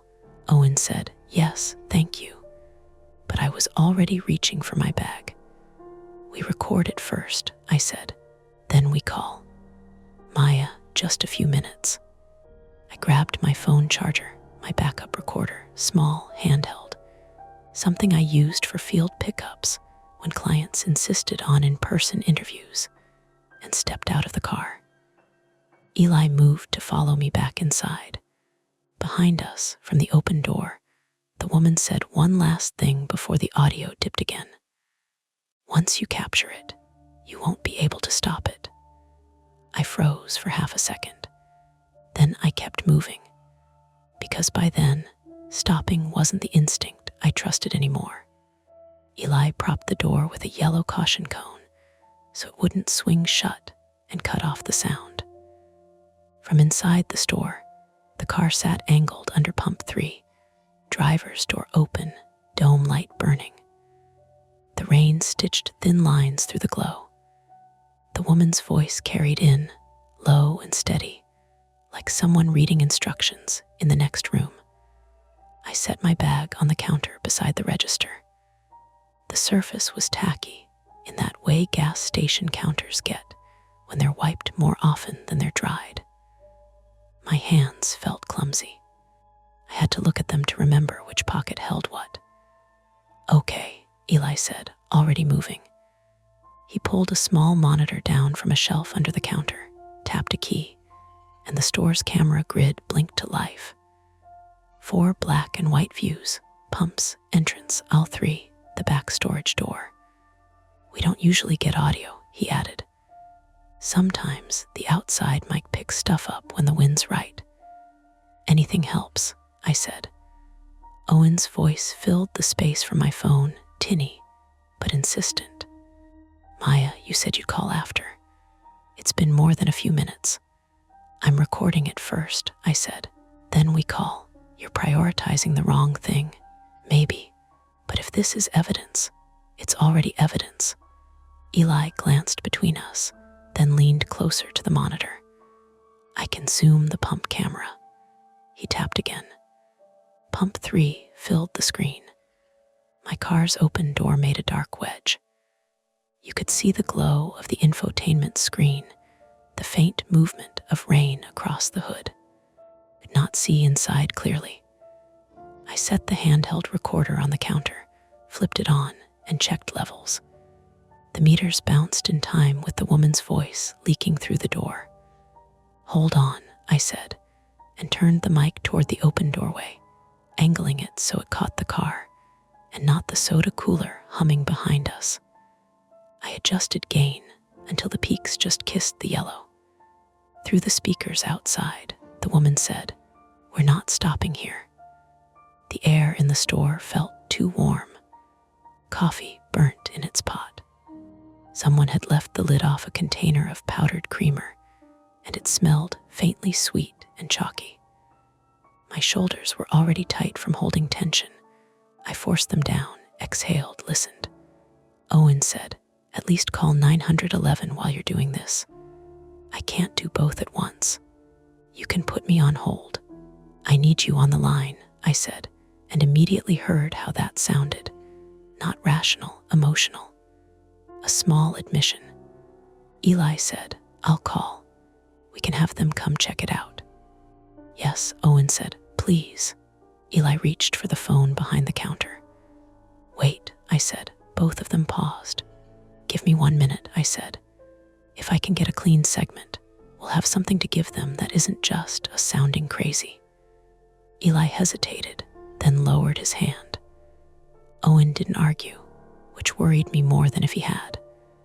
I grabbed the thin auxiliary cable from my bag habit, left over from jobs where wireless failed, and stepped back out into the rain. The ground was slick. My shoe slipped 1/2 inch on a patch of diesel, and my knee jolted, a quick, sharp complaint that would ache later. The cold hit my face and woke me up in a way adrenaline alone hadn't. The woman's voice grew louder as I approached. "You're missing it again. It's right in front of you." The open door breathed warm air and the smell of my car fabric, a hint of stale coffee, the citrus cleaner I used when I was pretending to be organized. I leaned in, careful not to brush anything, and scanned for a line in port. My car was a 2017 Civic Bluetooth primary, USB secondary. No obvious analog input near the console. I swore under my breath. "What are you doing?" Owen said. "Trying to get a direct feed," I said. "If I can plug, you're not dismantling your car at a gas station." "I'm not dismantling anything." Eli hovered a step back, out of the rain's worst. "There's a USB in the center," he said, pointing. "People charge there." I found it by touch, plugged in my cable, and connected the other end to the recorder's adapter. It was a long shot. If the system routed Bluetooth audio to USB output, maybe I'd get a cleaner signal. The recorder flickered. The meters went flat. Damn it. Inside the car, the woman said, "Don't get out." The young man, he was back, faintly, like he'd moved away from the mic, said, "I'm not staying in here with you." "You don't have a choice." "I always have a choice." "Not anymore." Eli made a small noise. "That's not great." I pulled the cable out, dropped it back into my bag, and switched the recorder to its onboard mic. It wasn't perfect, but it was something. "Levels are good," I said, more to myself than anyone. "Then get out," Owen said. I hesitated 1 beat too long. That was when the car locked. It was a soft, familiar thunk, the kind you barely register when you're the one doing it. But my hand was on the doorframe, not the key. The fob was in my pocket. Eli jerked. "Did you?" "No." The lock on the passenger side clicked too, a fraction of a second later. Owen's voice went sharp. "Maya, unlock the car." "I'm not inside," I said. My pulse had started to climb again, fast and high. Then why did it lock? I don't know. Unlock it anyway. I hit the fob. The locks popped open. The dome light flickered. Okay, Eli said, exhaling. Okay. That's probably just automatic, I said. It does that sometimes when you shift. You didn't shift. I know. The woman's voice cut through, closer now. You can't leave it. Leave what? I said before I could stop myself. The answer didn't come. Instead, the young man's voice rose, ragged. It's in the mirror. My head snapped toward the side mirror. Rain distorted the reflection into streaks and blurs. Headlights from a car turning into the lot flared across the glass, making everything white for a second. My own face stared back, stretched and broken by water. Don't, Owen said. Maya, don't get sucked into this. I'm not, I said, and realized I was leaning in further. Eli reached out and touched my sleeve, light but firm. Hey, back up. I stepped back. The rain soaked the front of my jacket now, cold creeping through the fabric. Okay, I said, forcing steadiness. We have enough. Let's call. Eli nodded quickly, like he'd been waiting for that. Yeah, okay. We moved back inside together. The bell chirped again, the sound suddenly too loud after the muffled world outside. Eli picked up the phone and dialed. His hand shook just enough to miss a digit the first time. Take your time, I said. Owen said. Put me on speaker with them. Eli held up a finger, listening as the line rang. Hi, yeah, this is Eli. I'm at the Shell on Diversey and Broadway. And he glanced at me. There's a car in our lot playing audio that sounds like someone in distress. We can't turn it off. He listened. His expression shifted from anxious to confused. No, it's not a fight here. It's a recording. But it sounds real, like it might be, he winced, pulling the phone slightly away. Okay, yes, I understand. He hung up slowly. What did they say? Owen demanded. He said if there's no active incident and no one is physically present in danger, it's not a priority call, Eli said. They can send a unit if we want, but it'll be a while. How long is a while? I asked. 45 minutes, maybe more, Owen swore under his breath. That's unacceptable. It's normal, I said. They're busy. The woman's voice floated in from outside, faint but still there. We don't have 45 minutes. Eli's eyes flicked to the door. Did she just? Yes, I said. Okay. He scrubbed a hand over his face. We can't just stand here. We're not, I said. We're going to isolate the source. How? By moving the car, Owen said. No, absolutely not. If it's tied to the vehicle, we need to see how it behaves when we change location. That's not your job. It is now. Eli looked at me like I'd just suggested we split up in a horror movie. You want to drive it? Yes. In this? Yes. He hesitated, then nodded once, quick and tight. I'll come with you. You don't have to. I'm not letting you do that alone. Owen said, I'm begging you both not to do this. I closed my eyes for half a second. The world tilted, then steadied. When I opened them, the choice felt already made. Stay on the phone, I said. I'm not going anywhere, Owen said. We went back out. The rain had eased again, falling in fine, almost invisible lines. The lot was mostly empty now. The van had left.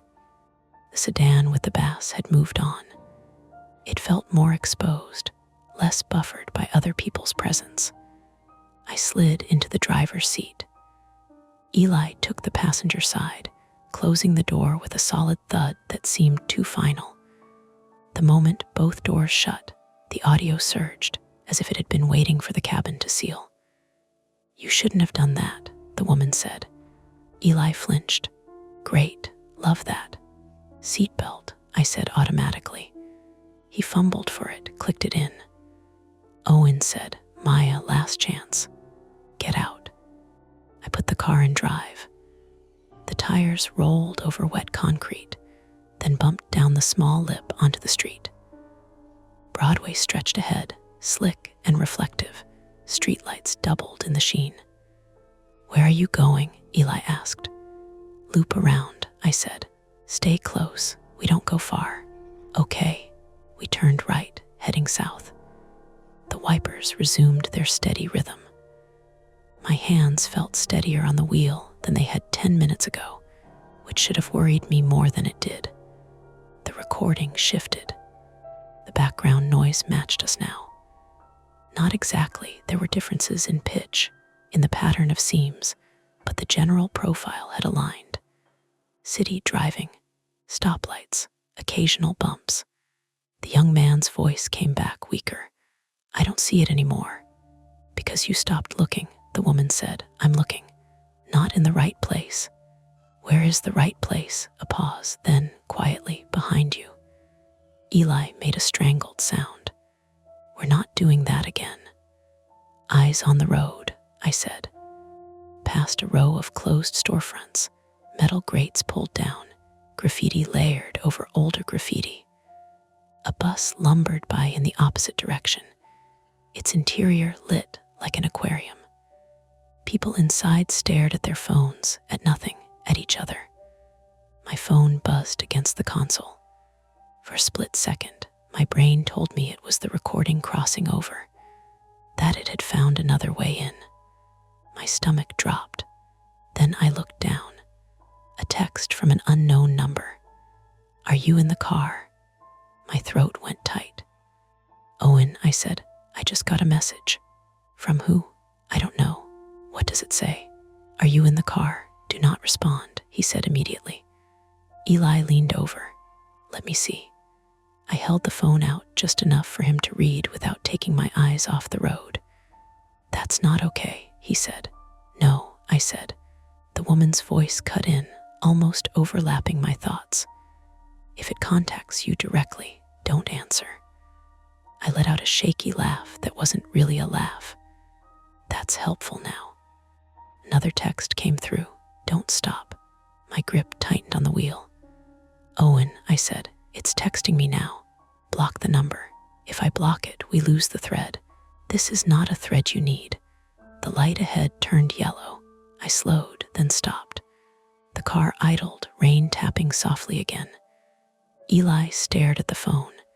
"It's got to be someone nearby." "Scanning for Bluetooth names," I said, "or picking up something else." "Like what?" "I don't know." The light changed. I drove. We turned onto a quieter side street, narrower, lined with parked cars and trees that dripped steadily.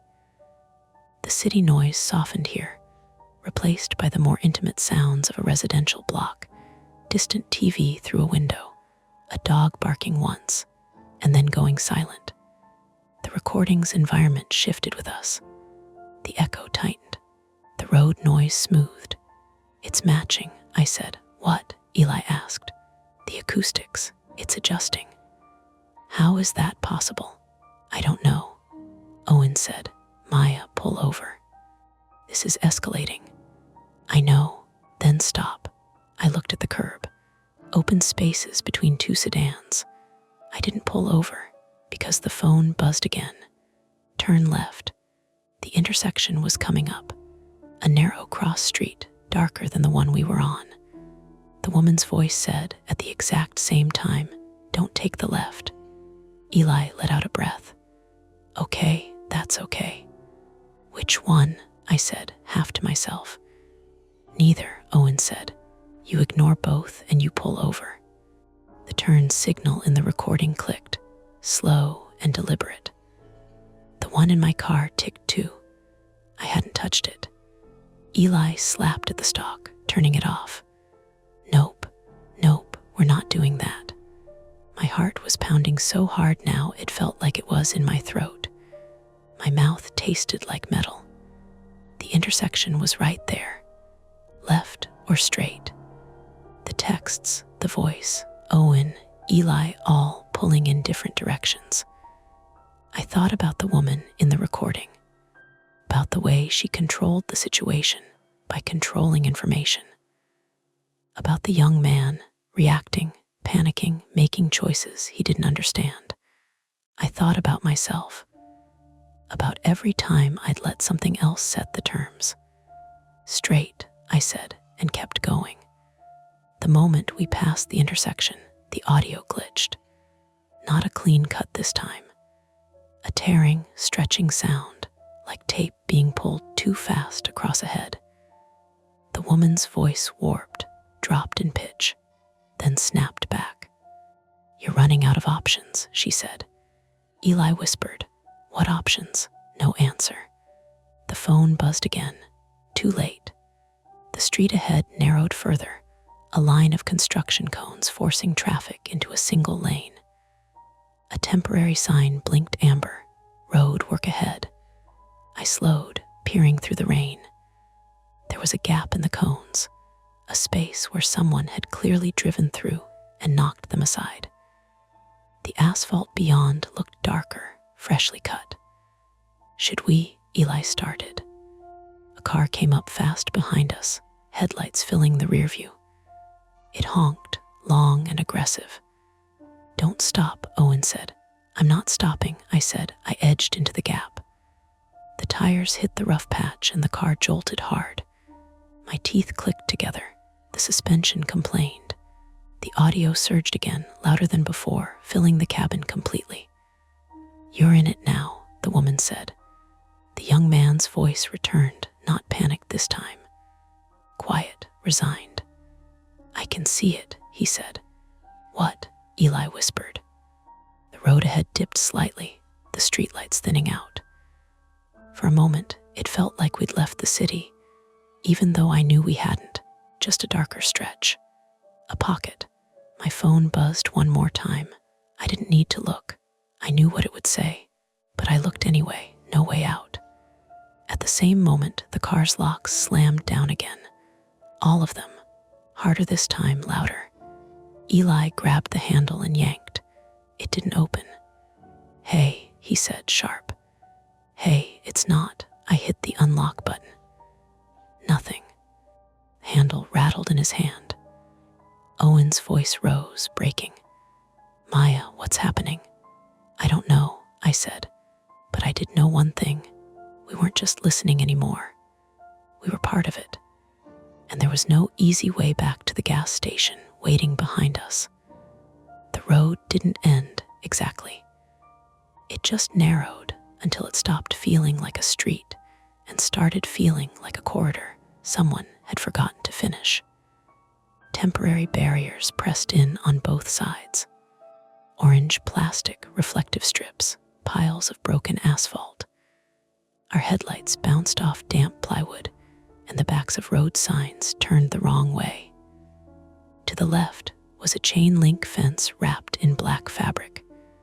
To the right, a torn curb and a trench full of rainwater that gleamed like oil. I slowed to maybe 15. "Unlock it again," Eli said. I hit the button. Nothing. He yanked the handle. Still nothing. The sound was thin and frantic in the sealed car. "Maya, I'm trying." The woman on the speakers sounded almost bored now. "Pull forward." "No," Owen said from my phone, his voice cracking in and out against road noise and bad reception. "No, no, no. Reverse. Reverse right now." I checked the mirror. The car behind us, the one that had pushed us into the construction gap, had stopped at the mouth of the lane. Its headlights burned in place, turning the rain silver. It didn't come closer. It didn't leave. Just sat there. Eli twisted in his seat. "Can you see the plate?" "Not from here." "Is it blocking us?" "Yes." My chest tightened. The phone buzzed again on the console. I didn't need to read it. I read it anyway. "Forward, don't look at that," Owen said. I already did. The woman's voice cut in over him. "He's behind you because you brought him here." "Who?" Eli snapped. No answer. Just the low bed of static, engine noise, breath. The rain thickened suddenly, drumming the roof hard enough to blur everything beyond the windshield. My wipers struggled, rubber squeaking at the edges. For 1 second, the fencing on the left seemed to ripple like somebody moving behind it. Eli sucked in a breath. I saw it too, a human-sized shadow pacing us. Then our headlights shifted, and I understood. Loose black sight wrap, torn halfway down, billowing in the wind against the chain link. Nothing alive, just plastic. That's all it is, I said, more sharply than I meant to. Fence wrap. Eli let out a shaky breath that turned into a cough. Great, awesome. I'm glad one thing in this night is stupid. That was the misdirection. Harmless, explainable. It barely helped. I edged the car forward another few feet. The lane opened into a wider section ahead, maybe where crews staged equipment during the day. A portable light tower stood dark near a stack of concrete pipes. A backhoe crouched under a tarp. Beyond that, I could just make out the skeleton of a new underpass or service road, half built and full of pooled water. No workers, no flashing beacons, no sound except rain and our engine and that woman in the speakers. The recording changed. No clean cut this time, more like layers falling away. The young man came through clearer than he had before, like we were finally close enough to whatever mic had captured him. He was crying, trying not to. You said if I kept driving, I'd get back out. I said if you listened, you might, the woman replied. You lied. Yes. Eli stared at the dashboard. Jesus. I knew that exchange. Not the words, but the dynamic. Somebody afraid. Somebody controlled.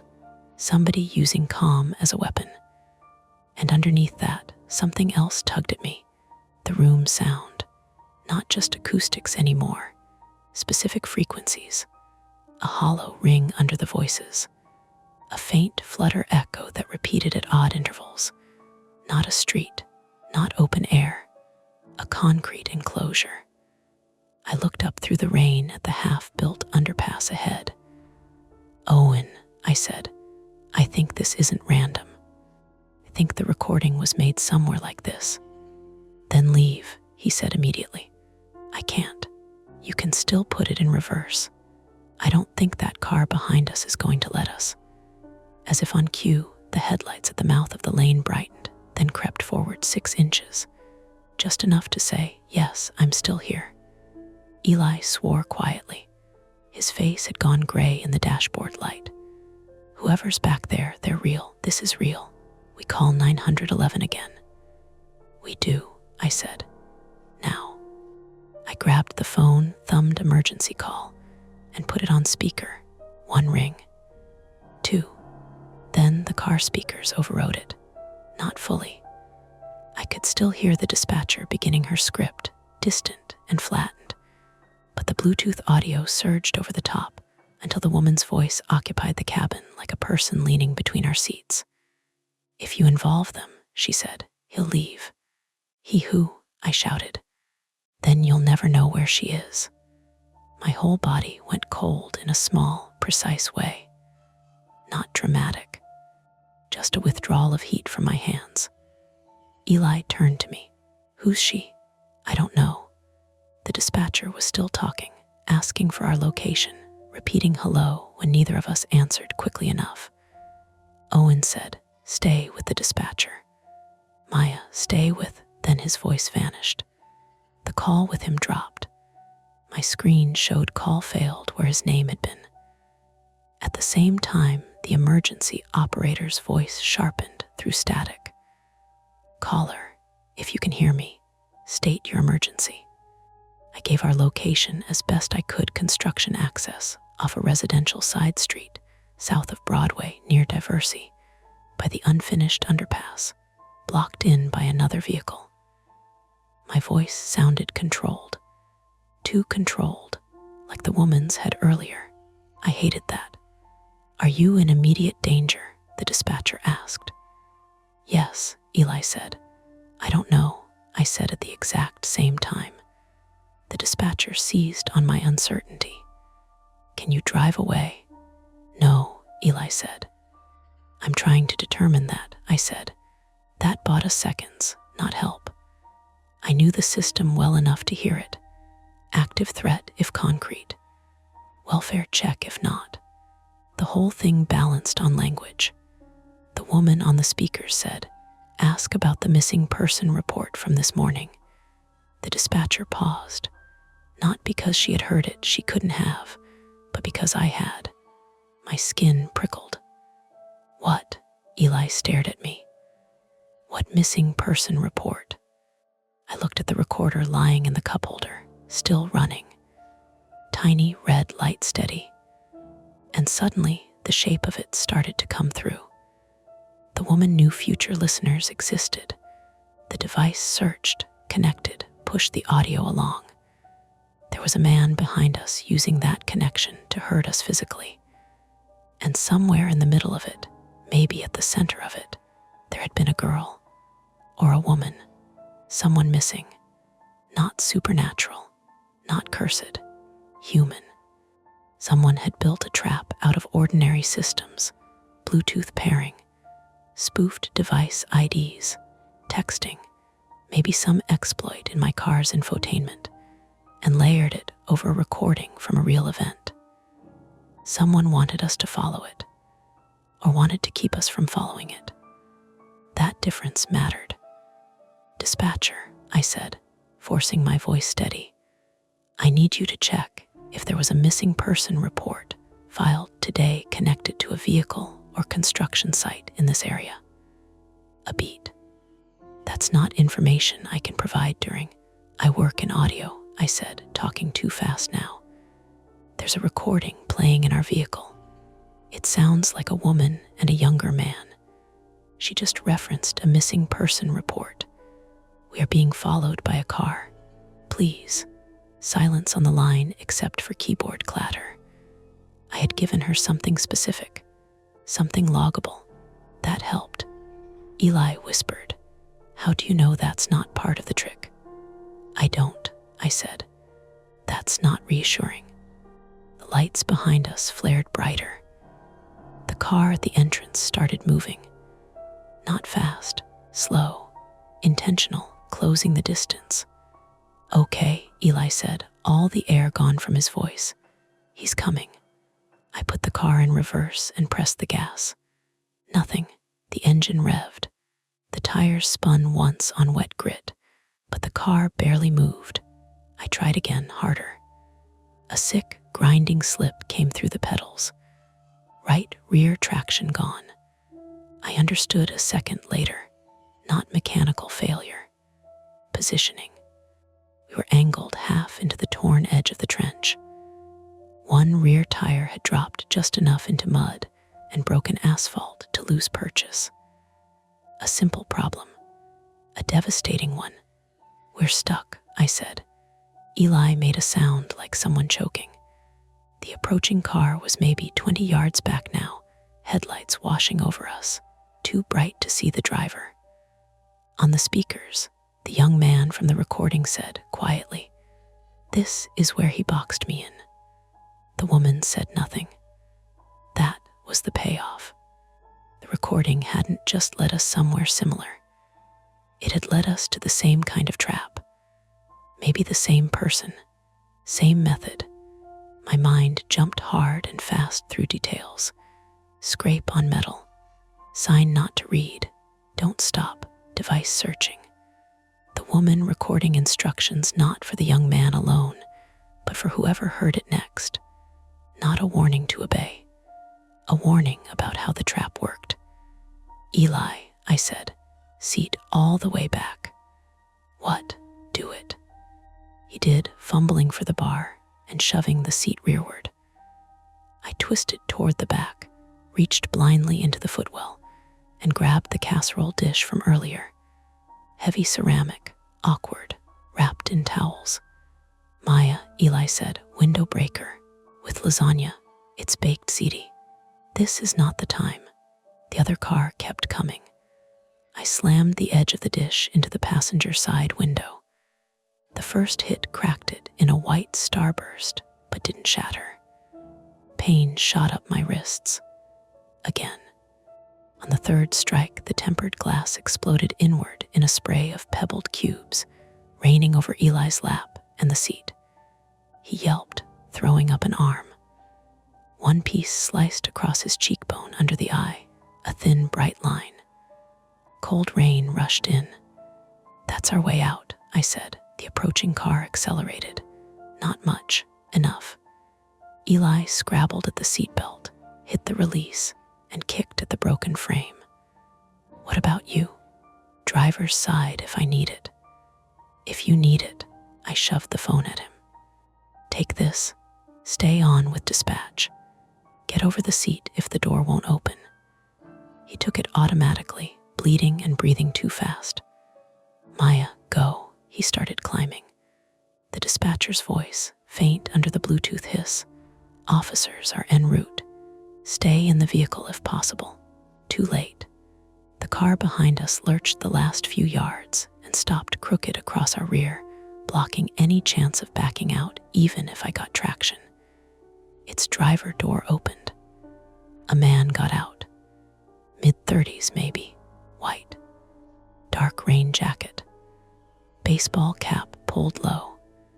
Not huge, not movie-threatening, just the kind of guy you'd forget after passing him in a grocery store. That made it worse. He carried something in his right hand that at first looked like a flashlight. Then he raised it, and I saw the antenna. A handheld radio or signal tool. Maybe a jammer. Maybe something built for this exact purpose. He started toward us through the rain. On the speakers, the woman said for the first time with real urgency, "Don't let him shut the car off." I stared at the push start button glowing near my knee. Of course, if he killed the system, maybe he killed the evidence. Maybe he killed whatever track we had of him. Maybe the recording ended here every time because he ended it. The man was 5 steps away now. He looked directly at me and smiled. Small, apologetic, almost. Like a locksmith about to explain a fee. I threw the car into drive and floored it. The front tires caught. We lurched forward, deeper into the sight, skidding between barriers, with the rear still fishtailing from the trapped wheel. The man slapped a hand on the trunk as we shot past. I heard him shout, more angry than surprised. Jesus Christ. Eli was half over the center console, half in broken glass, still gripping my phone. Blood from his cheek ran down onto his collar. The lane ahead dipped into the unfinished underpass.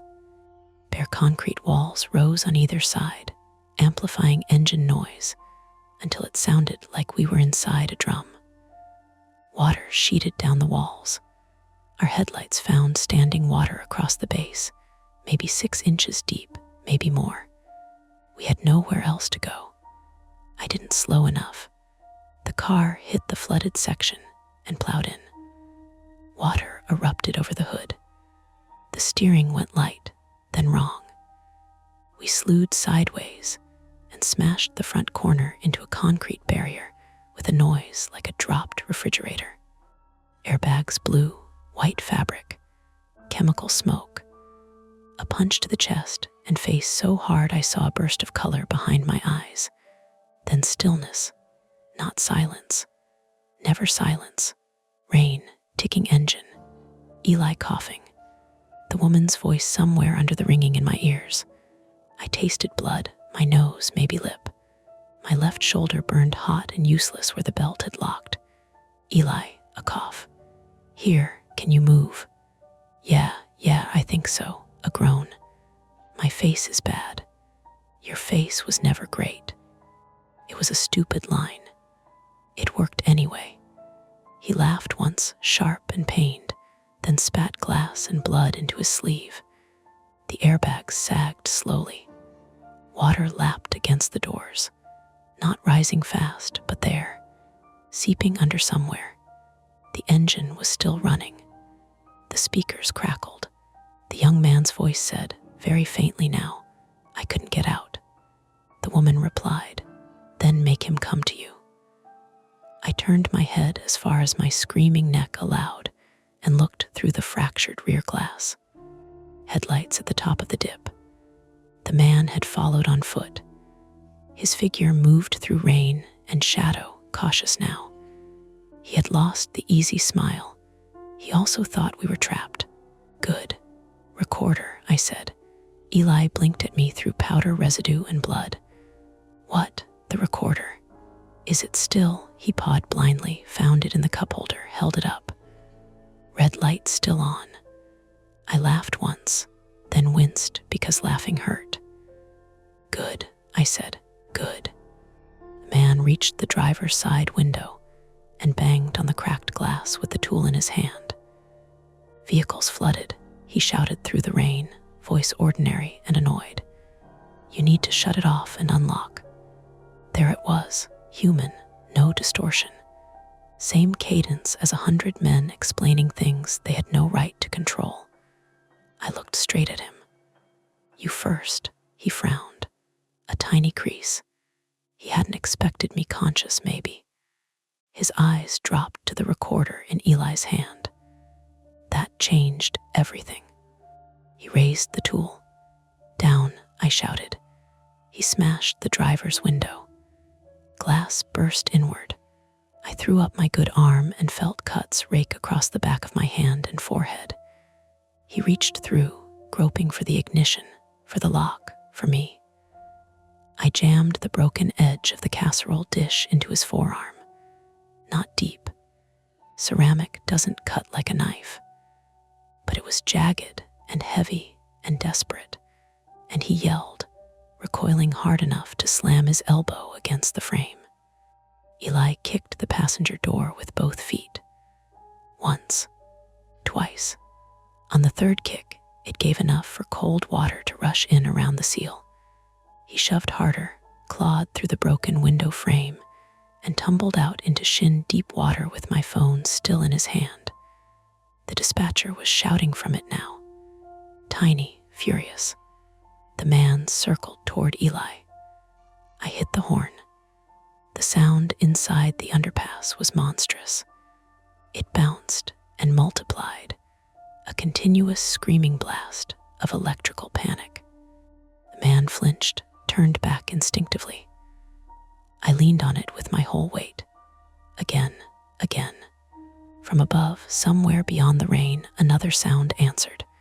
A siren, distant but real. The man heard it too. His face changed.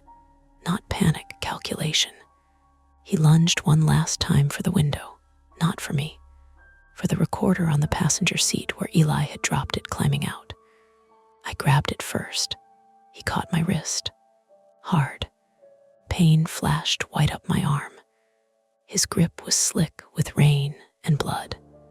He pulled, trying to wrench the recorder out through the broken window. I held on, because by then it was no longer about curiosity or proof. It was about not letting him tidy this up into nothing. We strained there for one insane second, neither of us strong enough to win cleanly. Then Eli came back. Not smart, not heroic in any polished way, just limping through cold water with a tire iron from somewhere. I never found out where he got it. Maybe from the back of my car, maybe from the site, and he swung at the man's knee. The crack of metal on bone was sickening and unmistakable. The man went down with a noise I still hear sometimes when I wake up. He let go. I pulled the recorder back into the car and hugged it to my chest like it mattered more than oxygen. Sirens were louder now, close, reflecting blue and red against wet concrete. The man tried to crawl. Eli backed away, shaking, tire iron still up, his own face streaming red from the cut under his eye. He looked 19 then, not a cashier playing brave, a kid who had just hurt someone because there was no softer option left. "Stay down," he said, voice breaking. "Stay down." The man didn't listen. He dragged himself another foot. Then lights flooded the underpass, and voices took over, and the whole thing finally, brutally, became official. Hands, commands, weapons drawn. The man flattened by force. Eli pulled away. My door pried open from outside, rain on my face, someone asking my name, my injuries, whether anyone else was in the vehicle. By the time they cut the engine, the Bluetooth audio had already gone. Not faded, gone. Just the ordinary ticking of a wrecked car cooling in rainwater. That was the end of the immediate danger, I guess. The cleanest version of resolved we were going to get. But not the end of it.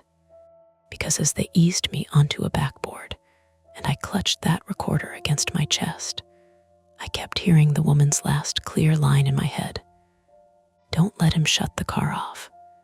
Not save yourself. Not call for help. Not run. That. Meaning she had known exactly what mattered. Meaning she had probably been here before us, in some version of this, leaving pieces behind for the next person to find. Meaning the recording wasn't a haunting. It was evidence with teeth. And somewhere between the gas station and the underpass, between my stubbornness and Eli's split cheek, and the man with the signal tool limping under police boots, I had stopped being curious about the file. I had started being afraid of how many cars it had already found. They took the recorder from me twice. The first time was in the ambulance, when the paramedic with the tired eyes was cutting my jacket sleeve open and trying to decide whether my shoulder was broken or just badly strained. He said, "I need your hands free." And I said no in a voice so flat even I barely recognized it. He looked at me, then at the little black recorder slick with rain and my blood, and let me keep it resting against my stomach while he worked around it. The second time was at Illinois Masonic, after X-rays and a CT, and 4 separate people asking me if I remembered the date, the president, my full name, whether I had blacked out, whether I had consumed alcohol, whether anyone had tried to hurt me before tonight.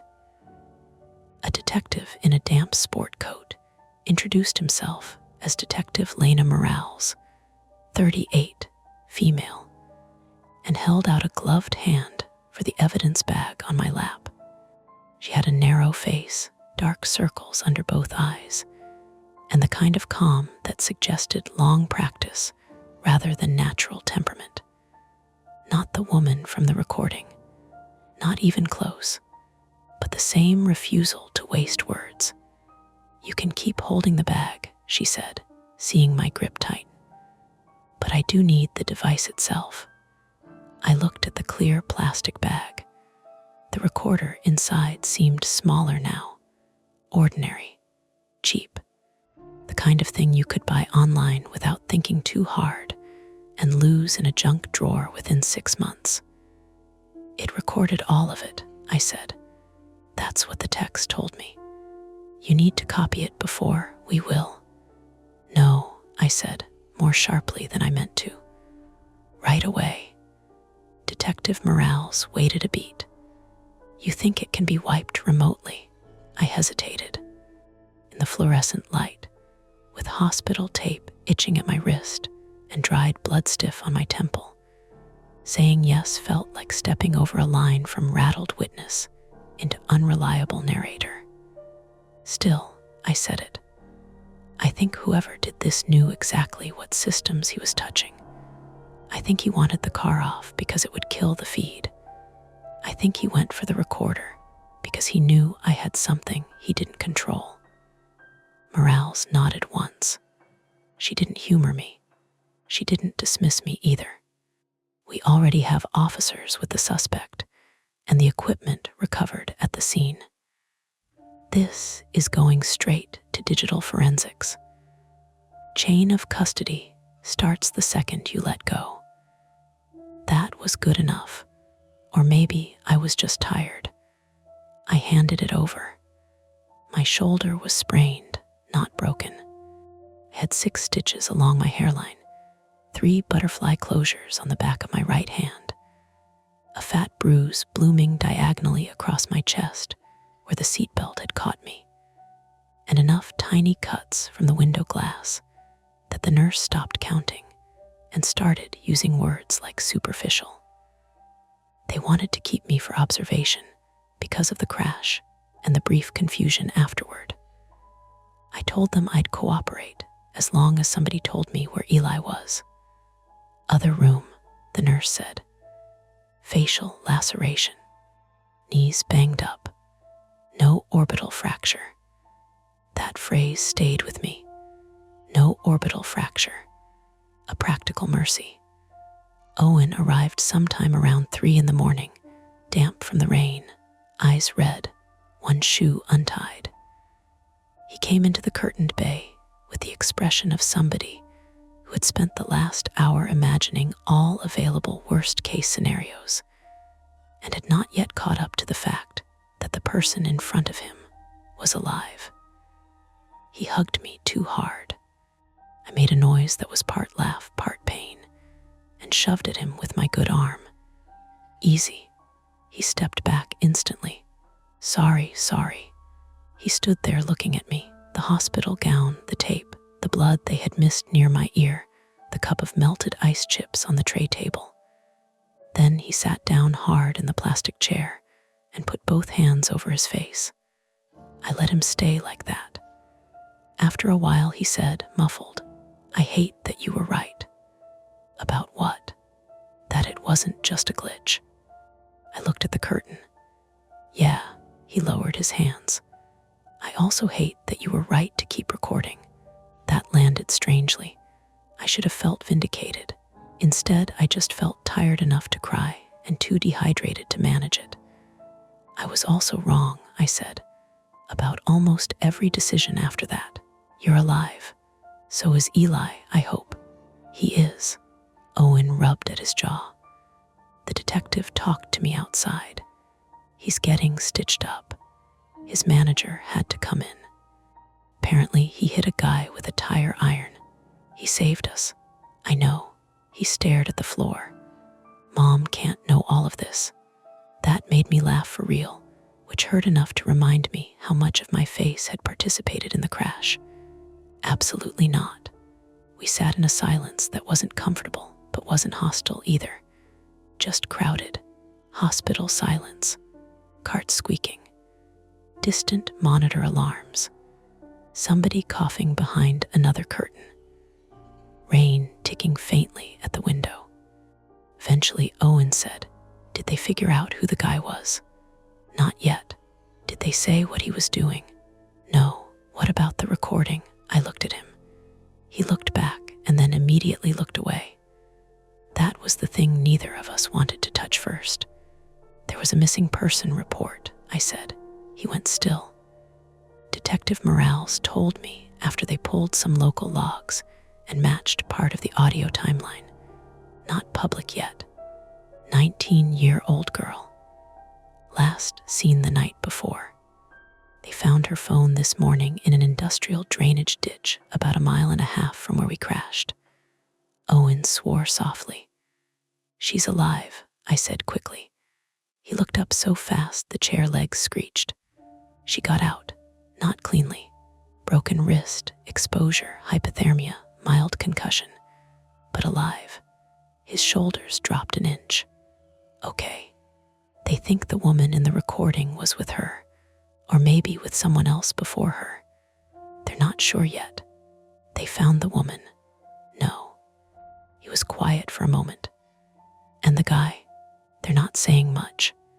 They did say the equipment in his car included a signal amplifier, a laptop, some cloned key fobs, and something rigged to spoof known Bluetooth profiles. Enough to make me sound less insane.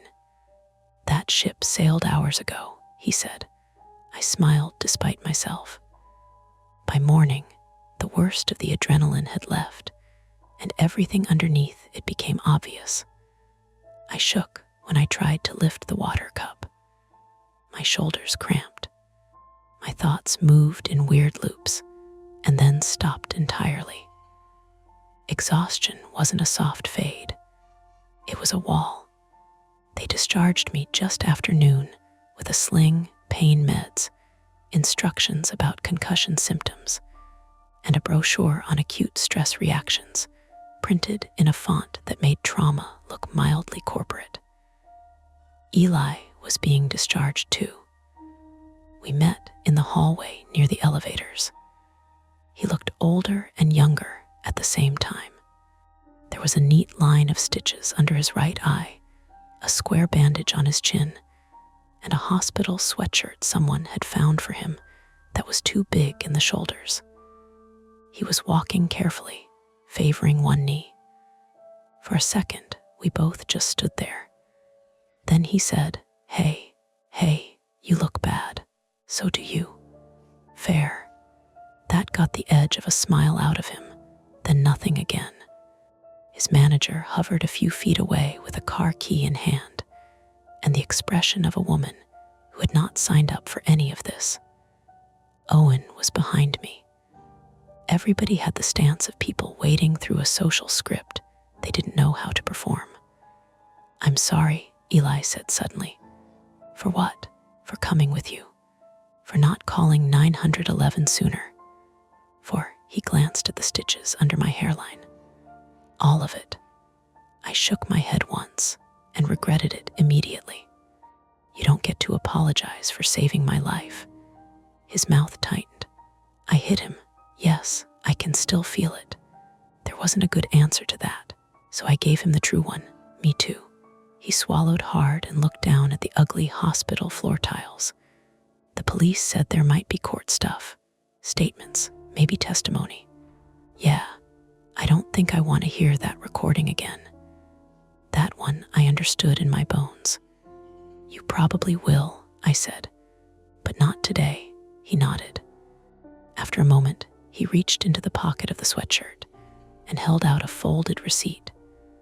Gas station paper, thin and already soft at the creases. What's this? Your store receipt from last night. You dropped it at the counter when you were pulling stuff out of your bag. He gave a weak shrug. I figured you might want something normal from before.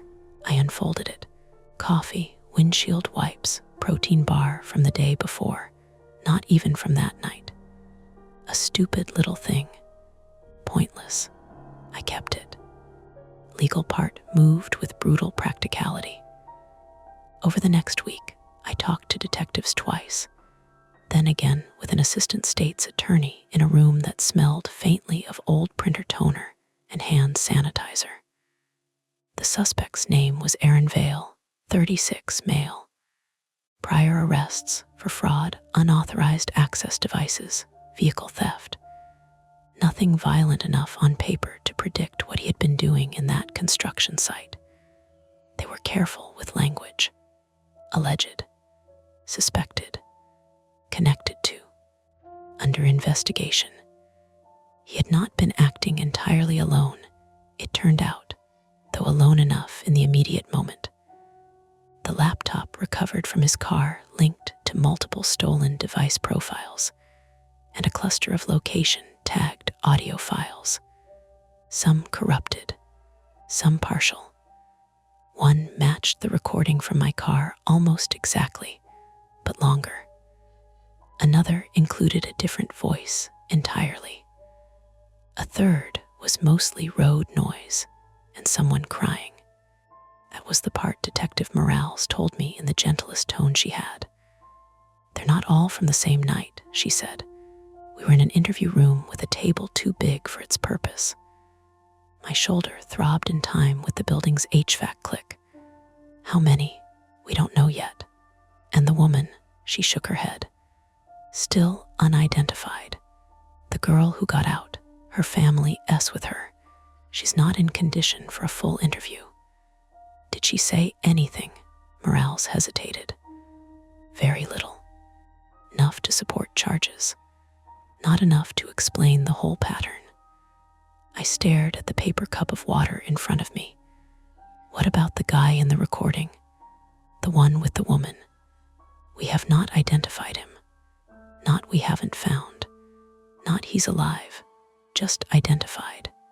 That told me enough. My car was totaled. The insurance adjuster said it standing in a tow yard with his tablet in one hand and a look of bureaucratic sympathy on his face. Front end damage, deployed airbags, water intrusion, compromised electronics. The interior smelled like wet insulation and spent propellant. The passenger window was gone, taped over with cloudy plastic that fluttered in the wind. There were dark rust-colored smears on the center console they told me were mine and Eli's. The dashboard was dead. I stood there in my sling, staring at the blank screen where BT Audio had lived for the longest night of my life. Anything personal you want out, now's the time, the adjuster said. I reached into the back seat and got the casserole dish, or what was left of it. The ceramic had broken into 3 main pieces, still half wrapped in my mother's kitchen towels. Baked ziti fossilized across one edge. I took the towels too. At home, the apartment looked offensively normal. The radiator clanged. The fridge motor kicked on and off. Somebody upstairs dropped something heavy and then walked around for 10 full minutes like they'd forgotten how floors worked. My shoes sat by the door where I had left them before Owen called about his wrist. The mail on the table included a credit card offer and a flyer for window cleaning. I couldn't settle.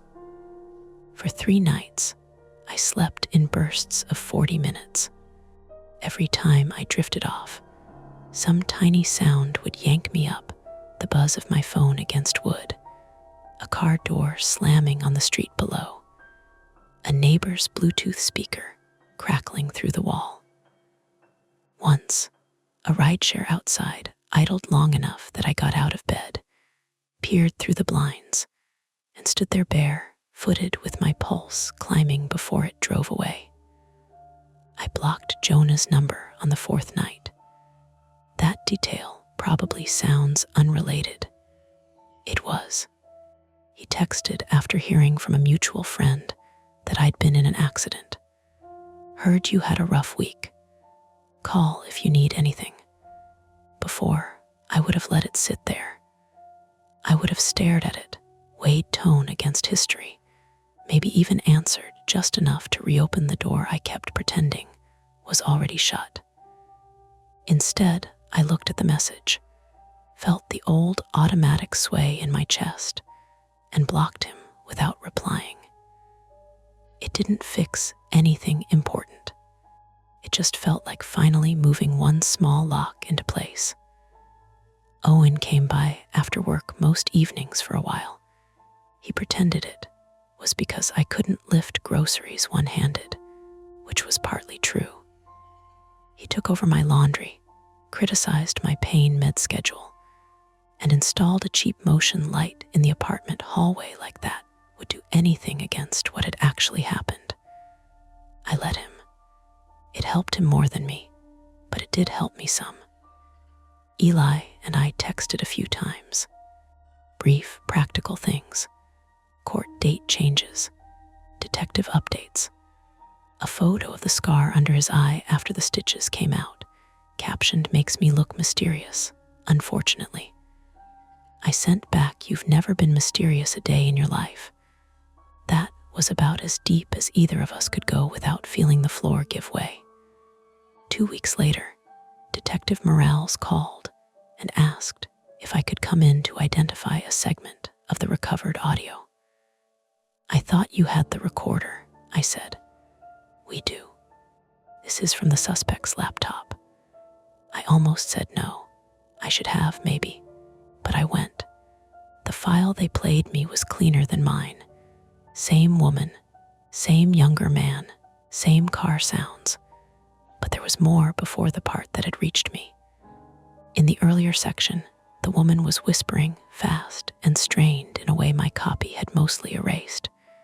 She was explaining things, not everything, not enough, but pieces. He uses named devices first, she said. Phones, car systems, rentals, anything that auto pairs. If he loses one target, he moves to the next. Keep the engine on. Keep moving where there are lights. If you get a chance, record him back. Record him back. That was what I had done without understanding it. What do you think she was doing? Morales asked after the clip ended. I sat very still in the interview chair, leaving instructions for whoever came after. Morales nodded once. That's our read too. Did it help the girl? A pause. Possibly. That was as much as she would give me. By December, the weather turned hard and bright. Chicago in that mean, clean mood where the sky looks polished and the wind off the lake slices through coats and arguments equally. My stitches were out. The bruise across my chest had gone green, then yellow, then finally disappeared. My shoulders still clicked when I reached too high. I went back to work part-time. The first day in the studio, I put on headphones and nearly took them off again. Every room tone suddenly felt personal. Every clipped consonant and accidental breath made my skin go taut. My boss, to his credit, didn't ask for details. He just moved me off live interviews for a while and gave me cleanup work that didn't involve people whispering under road noise. The city kept being itself. Buses late, dogs pulling their owners across slush, teenagers laughing too loudly outside the pizza place on the corner, sirens far away and never for you until they are. That is the part nobody tells you about after something like that. Not that life returns. It doesn't, exactly. It resumes, slightly bent. One ordinary Thursday evening in January, I borrowed Owen's car to pick up groceries because mine was still an insurance check and a stack of paperwork instead of an actual vehicle. I sat in the driver's seat for a full minute before turning the key. My hands were steady, more or less. The radio came on immediately. Some local host talking about road salt shortages. I laughed out loud from sheer relief.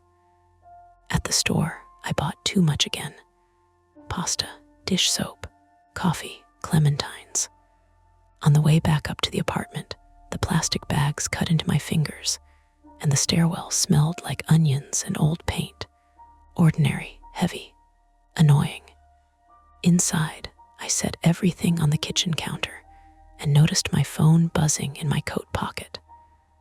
Unknown number. For 1 second, everything in me went perfectly still. Then I answered on speaker without meaning to, because panic and reflex are cousins. Nothing, no breathing, no voice, just the faint hiss of an open line. I stood in my kitchen with the grocery bags at my feet, listening. Then, from somewhere very far away on the connection, came a sound I knew too well. A turn signal. Click, click, click. The line went dead. I kept standing there long after the screen went dark, one hand resting on a bag of clementines, the radiator knocking in the next room like a fist against old pipes. By the time Owen texted to ask whether I'd remembered the coffee, I was already moving again. I texted back yes. I put the groceries away. I locked the door. I checked it twice. Then I sat down at my table with a notepad, wrote the number at the top of the page, and underlined it once. Not because I wanted back in, because now I knew exactly what an open door costs. The shadows fade for now, but the stories never end. Don't forget to hit like, subscribe to Mia Horror Stories, and join our community of horror lovers. If you're hungry for more, check out the next video. Just remember, the scariest part is often the one you don't see coming. Welcome back to Mia Horror Stories. Tonight's tale, my smart home system just locked the doors and whispered, "He's here," is best experienced in the dark, which is why the screen will stay black. No distractions, no flashing images, just you, your imagination, and the story. So sit back, relax, and listen all the way to the end if you dare. The deadbolt clicked once, then twice, a hard metal sound that carried through the house more sharply than it should have. A second later, every light on the first floor dipped to a warmer setting, and the ceiling speaker above the entryway let out a soft chime. Then the house spoke in the same calm female voice it used for weather updates and grocery reminders. "He's here." I was standing barefoot in the kitchen with a wet glass in one hand and dish soap cooling on my wrist. For half a second, I thought it was the TV from the living room, or a podcast still running on my phone, or one of those weird, stitched-together phrases smart assistants sometimes spit out when they mishear you. Something explainable, something stupid. My name is Mara Jensen.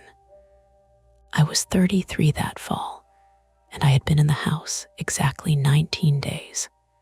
I live in Tacoma, Washington, in a narrow 3-story townhome on a sloping street above the water. The kind of new build with gray siding, black window frames, and too many apps tied to too many things. I worked from home writing product copy for software companies, which meant I spent an unhealthy amount of time talking to systems that were always promising to make life smoother. My private flaw, if I'm being honest, was that I hated looking foolish more than I hated being wrong. I could sit with a bad feeling for hours if admitting it out loud meant sounding dramatic.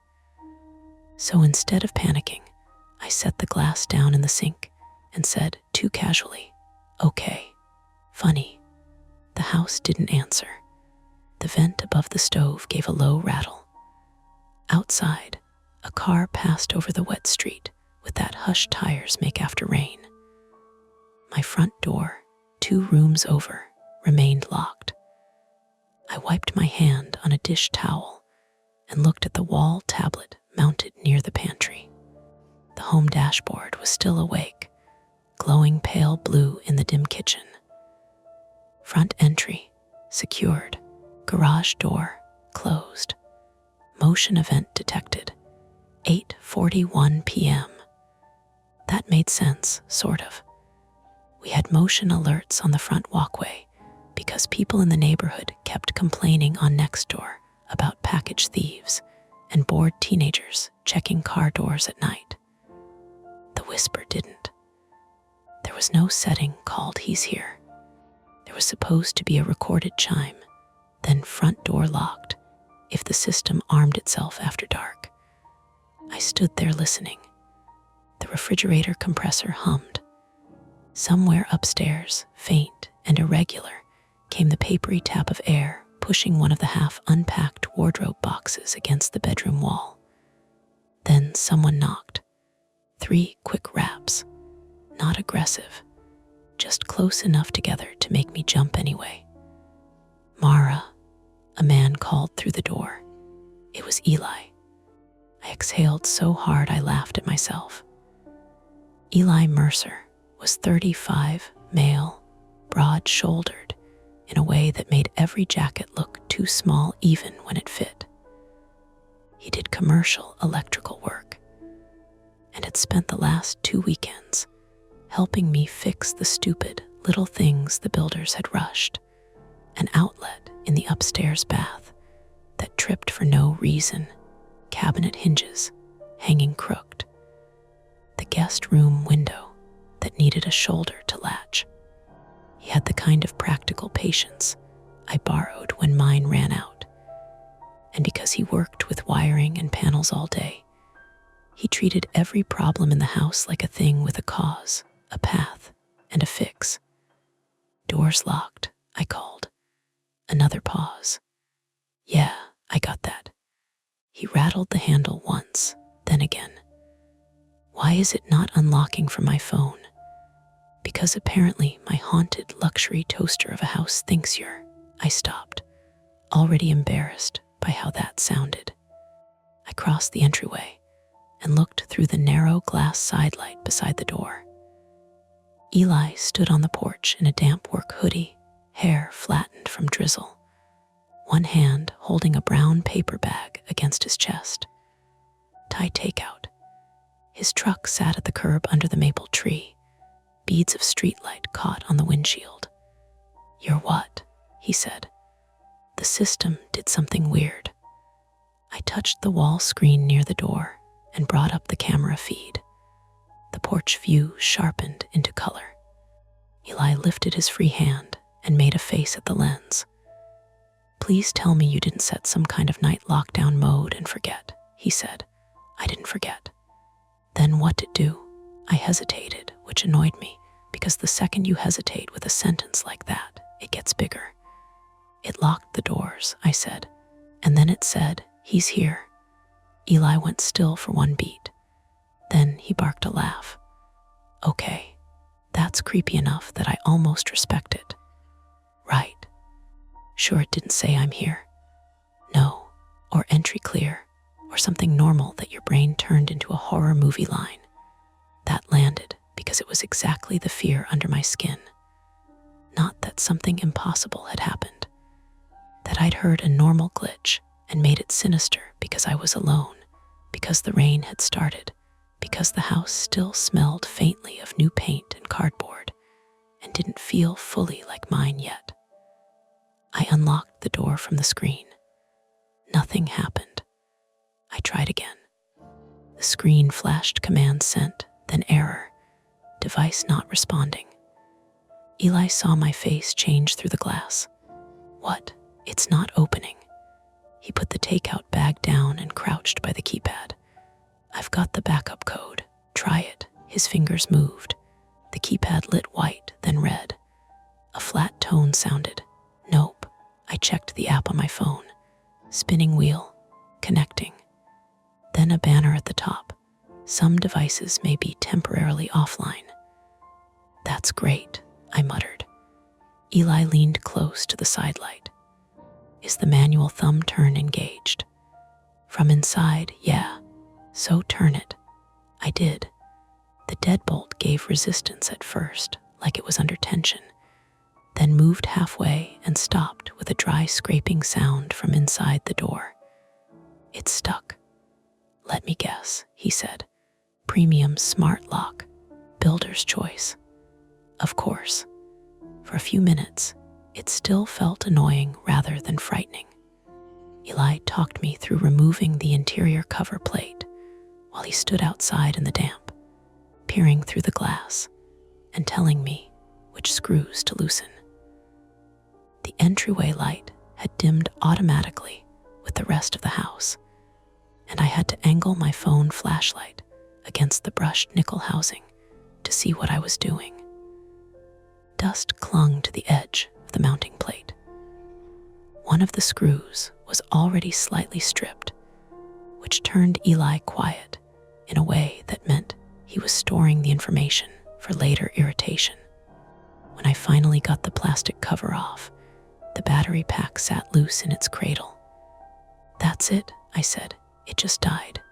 "It shouldn't. The app should have warned you." "It didn't. Pull the battery and reset it." I did. The keypad outside flashed blue. The speaker over the entryway crackled softly, like a phone line opening. Then the voice said, "Mara, do not open the door." I froze with the battery pack in one hand. On the porch, Eli stopped speaking. The sentence had come from the ceiling speaker this time, not the door unit. Same house voice, same calm tone, but more direct. more intimate somehow because it used my name. We both waited for the obvious explanation to show up, for it to continue with a package alert, a calendar reminder, a clipped fragment from something else. Nothing. "Mara," Eli said finally, too controlled. "I know. Did you program that?" "No." "You sure?" I turned my face toward the speaker, as if it were a person in the room. "No." A gust of rain hit the front windows in a soft scatter. Somewhere down the block, a dog started barking, then another answered. The porch camera feed on the wall screen flickered once, showing Eli, then pixelated into blocks around his shoulders before clearing again. "I don't love this," Eli said. Neither did I, but the way my body felt wasn't clean fear yet. It was messier. Embarrassment, confusion, the prickly awareness that if I said this out loud to anyone else, I'd hear myself sounding ridiculous. Smart homes glitched. Speakers picked up snippets. Notifications got crossed. People on forums always found a boring answer eventually. "I'm going to reboot the hub," I said. "Good, do that. Then let me in." The main network cabinet was in the garage utility closet, tucked behind the water heater and a row of paint Ken's the previous owner had left. I had to cross the living room to get there. The TV was off, black screen reflecting the warm pools of lamplight and my own movement as I passed. Moving through the house at night still required little adjustments in my head. 2 shallow steps down into the living area. Area rug edge curling at one corner. Coffee table not quite centered because I kept bumping it with my shin and nudging it away. The garage door from inside the house had also locked. That part I knew because the lever wouldn't go down more than a fraction. "Seriously," I said to nobody. Eli heard me through the porch camera audio, tinny through the wall tablet. "What now?" "Interior garage door locked too," he swore under his breath. "Can you get upstairs? There's usually a fire egress from the top floor deck, right? Juliet balcony. No stairs. Back patio. Small fenced strip. Gate to the alley. Can you unlock that?" I crossed to the rear slider. Same thing. Handle lifted, then stopped. The smart sensor above the frame blinked amber. It was hard not to feel silly reporting it, but my voice came out thin anyway. "Everything's locked." There was a pause long enough that I knew Eli was deciding how much to say. "Mara," he said, "step away from the doors and check the cameras." That sentence changed the texture of the room, just enough. I went back to the wall tablet and pulled up the camera grid. Front porch, back patio, alley gate, garage exterior.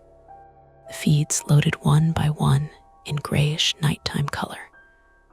Rain silvering hard surfaces. Fence boards damp and dark. A recycling bin tipped against the alley curb where somebody had dragged it out too early. No one on the patio. No one at the gate. No one near the garage. "Nothing," I said. The speaker above the entryway gave another soft crackle. This time, there was no full sentence, just a small breath of static, then what sounded like the beginning of a word clipped off before it formed. Eli heard that too. "Did you hear? Yes. Call the company. At 9 at night. Yes." I stared at the screen. On the porch feed, Eli had picked the takeout bag back up without seeming aware he'd done it, as if his hands needed something ordinary to hold. Behind him, the street was empty. The neighbor's upstairs window across the way glowed blue with television light. Rainwater moved along the curb in a thin, bright line. I thought of telling him to come around back and climb the fence. I thought of calling 911 and trying to explain that my smart home had trapped me inside because of a software issue, and maybe said a threatening sentence, unless I'd misheard it. I thought of how dispatchers must hear people like that, and immediately turned their voices careful. Then the porch camera chirped and drew a yellow box around movement at the very edge of the frame. Not Eli. Behind him, just a slice of someone crossing the sidewalk beyond the porch light, too close to the lens to resolve into more than a shoulder and dark sleeve before the feed blurred and corrected. Eli turned, fast enough to make the paper bag swing. "Who's there?" No answer came back through the rain.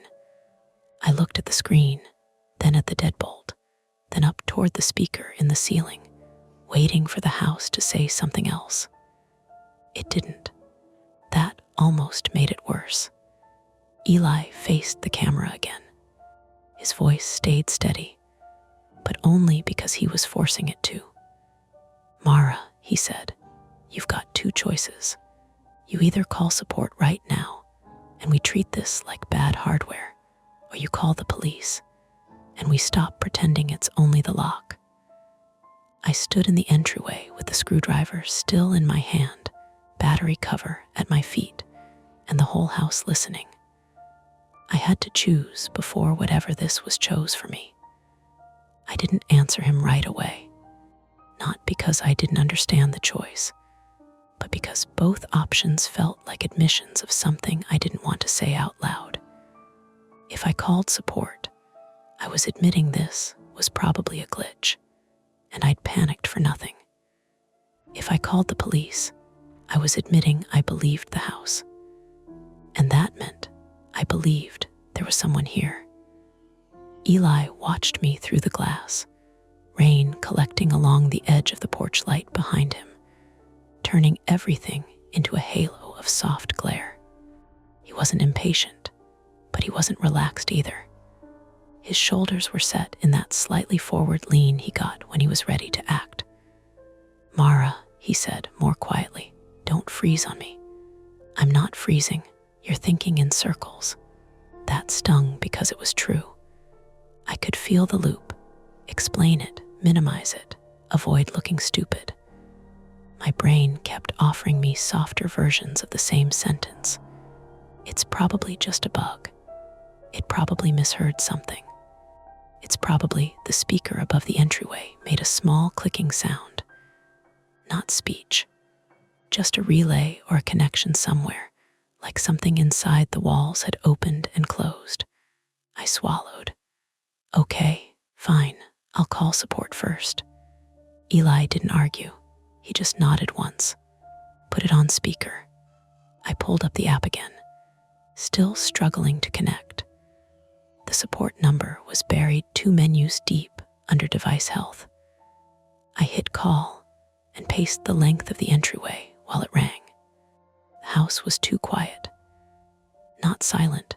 There were still the normal sounds, the fridge, the distant traffic, the rain, but they felt separated from me somehow, like I was hearing them through a layer of glass.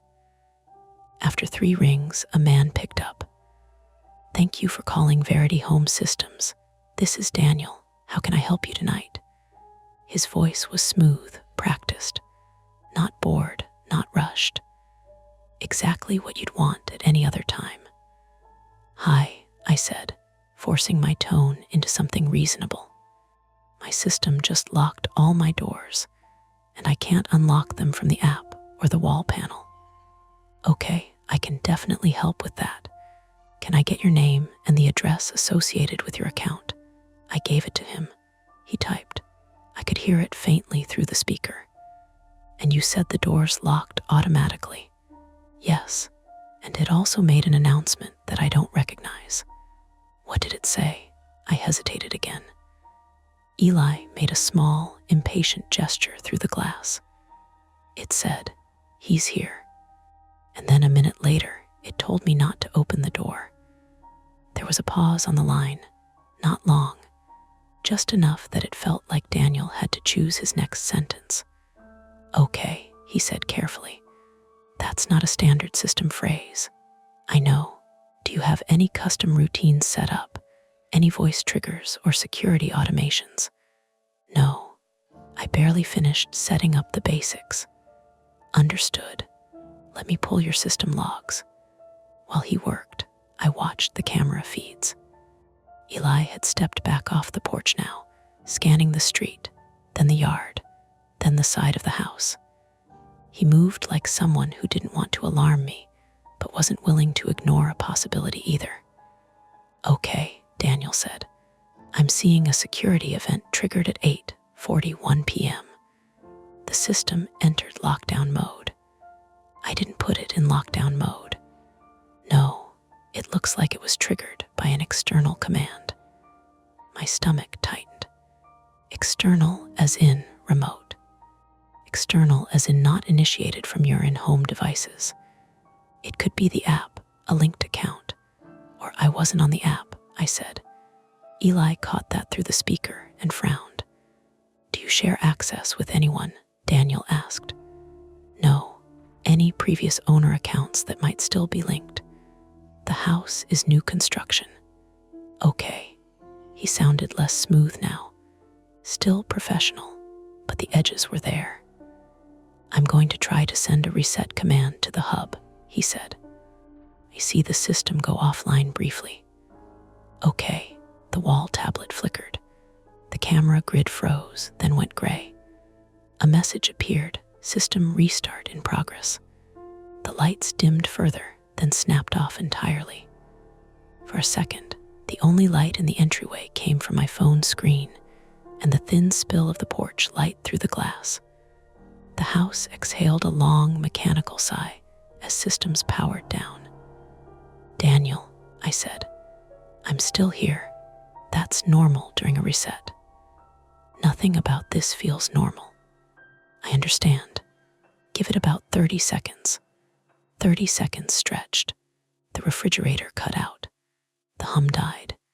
The air felt thicker without it. I could hear the rain more clearly now, individual drops hitting the railing outside, the faint hollow ring of water landing in the gutter. Then, somewhere upstairs, a floorboard creaked. I stopped breathing for a second. Eli, I said, barely above a whisper. I heard it. You heard that from outside. Yeah, another creak. Not loud. Not dramatic. Just the kind of sound a house makes when someone shifts their weight in the wrong place. It's the house settling, I said quickly, too quickly.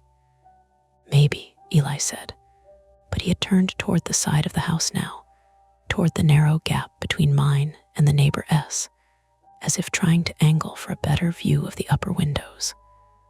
The tablet flickered back to life. Lights blinked on, one by one, not quite in sync. The camera feeds reloaded. Okay, Daniel said, a hint of relief in his voice. The system is coming back online. Can you try the front door now? I moved to the lock. The keypad glowed steady blue. I pressed the unlock icon on the screen. The deadbolt didn't move. Instead, the speaker clicked again. Mara, the voice said, softer this time, almost conversational. He's still here. The line went quiet, not disconnected, just silent. Daniel, I said, no response. I pulled the phone away and looked at it. The call timer was still counting up, but there was no audio. No background noise. Nothing.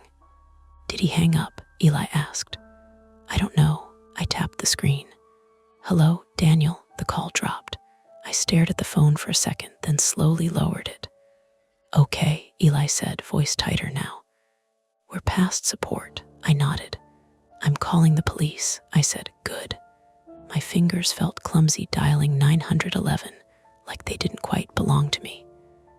The dispatcher picked up on the first ring. 911, what's your emergency? I forced myself to be clear. Hi, I'm at my home in Tacoma. My smart lock system has locked all my doors, and I think someone might be trying to get in. What makes you think someone is trying to get in? There was a person on my camera, and the system is acting. I stopped, adjusted. It's malfunctioning in a way that suggests a security breach. Okay. Are you alone in the home? Yes. Is the person still outside? I don't know. I can't see them right now. Eli leaned closer to the sidelight, listening. What's your address? The dispatcher asked again, confirming I gave it. Officers are on the way. Stay on the line with me. Do not open the door for anyone except uniformed officers. Do you have a safe place you can go inside the home? I looked around. Open floor plan. Too much glass. Too many sightlines. Upstairs, I said. There's a bedroom. Okay, go there and lock the door if you can. If I can, I repeated. I moved toward the stairs, then hesitated, glancing back at Eli. I'm going upstairs, I told him. I'll stay here, he said. I'll keep an eye out. Be careful. You too, I climbed. Each step felt louder than it should have. The wood under my bare feet gave that soft, hollow thump that carried through the stairwell. Halfway up, I paused and listened. Nothing. At the top, the hallway stretched left and right, dimly lit by the recessed lights that had come back on after the reset. The boxes were still there, stacked against the wall, one slightly ajar where the tape hadn't held. The creak came again, closer this time, not from below, from the far end of the hallway. I stopped. Mara, the dispatcher said in my ear. Are you in the room? Not yet, I whispered. What do you hear? Footsteps, I said, and the word felt ridiculous even as I said it. Maybe, I don't know. Go into the room and secure yourself. I took a step forward. The sound stopped. I waited. Counted to 3. Then 5. Nothing. My heart was beating too fast now, not in a dramatic way, just enough to make everything else feel slightly off rhythm. I moved again, quicker this time, and slipped into the bedroom at the end of the hall. I pushed the door closed and tried the lock. It clicked, thank God. I leaned my forehead against the wood for a second. Mara, Eli's voice came faintly from downstairs, filtered through the house. I'm upstairs, I called back. You okay? I think so. The dispatcher stayed on the line, asking small, steady questions. My name, my phone number, whether I had any weapons in the house. I answered automatically, my attention split between her voice and the sounds beyond the door. Then something hit the front door downstairs. Hard, the impact traveled up through the frame of the house, a dull, heavy thud that made the walls tremble just enough to feel. Eli shouted, Hey, hey, another hit. This one sharper, like metal on metal. Someone's trying to force it, Eli said, breathless now. Mara, stay put. I'm not moving, the dispatcher's voice sharpened. Officers are 2 minutes out. Stay where you are, downstairs. The house speaker crackled again. And over the sound of Eli shouting and the door being struck, the voice came through, calm as ever. Do not let him in. I backed away from the bedroom door, my hand still on the lock. Because for the first time, the sentence didn't feel like a glitch. It felt like a warning. The third hit on the front door sounded different. Not just force, something sharper behind it. Metal biting into wood. A pry bar, maybe. The frame groaned, a long, strained complaint that ran up through the stairwell and into the soles of my feet. Hey, back off. Eli's voice cracked on the second word. He wasn't shouting at me anymore. He was yelling at whoever was on the other side of that door. Mara, the dispatcher said in my ear, stay in the room. Officers are close. I can hear him, I said, meaning Eli. Meaning the other person too, even though I hadn't heard a voice from them yet. Another impact. A splintering sound this time, small but real. I moved farther back into the bedroom, then stopped myself. Distance didn't feel like safety if I couldn't see anything. I turned and crossed to the window instead. From up here, the street angled away to the left, the wet asphalt shining under the streetlights. Eli stood half on the porch, half off it now, his body angled between the door and the steps like he was trying to intercept someone without fully stepping into the dark. "Hey," he shouted again, and I saw him lunge forward. The porch camera feed on my phone lagged half a second behind what I saw with my eyes, but it caught the motion. A dark shape just outside the reach of the light, pulling back. "Stop," Eli yelled. The shape moved out of frame. For one horrible second, I thought Eli would follow. He didn't. He backed up instead fast, putting the door at his back again. "Mara," he called louder now. He ran toward the side, toward the alley. My throat tightened. The alley gate, the back patio. "I checked that," I said. "It was locked." "Locks don't matter if he's got tools." Another hit on the front door, lighter this time. Testing. The dispatcher cut in. "Mara, do not go downstairs. Stay where you are." "I'm not going downstairs," I said, even though part of me already was. "Because if he went around back." "Eli, the gate," I said. "Watch the gate. I'm on it." I couldn't see the back from the front window. I needed a different angle. I moved out of the bedroom, heart thudding hard enough to feel in my throat, and into the hallway. The boxes loomed larger now, edges catching shadows. The creak I'd heard earlier didn't come again, but the memory of it sat under my skin like a splinter. Past the guest room, the bathroom, and went into the small office that overlooked the back patio. The window there was narrower, but it gave me a clear view down into the fenced strip of yard and the wooden gate that opened into the alley. Rain had turned the concrete into a dull mirror. The fence boards were slick and dark. The gate latch gleamed faintly. For a second, nothing moved. Then the latch jerked, not slowly, not carefully. It snapped up as if someone had lifted it in one quick, practiced motion. "Eli," I said, my voice low and urgent. "He's at the back gate." "I'm coming around," Eli said. "No, too late." I heard him already moving, boots pounding off the porch, the hollow thud of his steps on the side walkway. The gate swung inward with a soft scrape. A man stepped through. He was closer now, fully visible in the spill of light from the office window. Mid-30s, maybe. Dark jacket, hood up despite the rain. Gloves. That was what stood out. Black gloves, tight to the hands. He didn't look around wildly or hesitate like someone unsure. He moved straight toward the sliding glass door like he knew exactly where it was. "Hey," Eli shouted from the side, breathless from the run. The man turned his head sharply toward the sound. For a split second, I saw his face. Not clearly, just enough, pale under the porch light. Eyes fixed, alert, not drunk, not confused, focused. Then he moved, fast. He lunged for the sliding door handle. It didn't open. He yanked harder. The handle lifted, then stopped, just like it had for me. He swore low, controlled, and stepped back, reaching into his jacket. My stomach dropped. "Eli," I said. "He's got something." Eli came into view at the edge of the yard, slowing as he hit the wet concrete. "Get out of there," he shouted at the man. The man didn't run this time.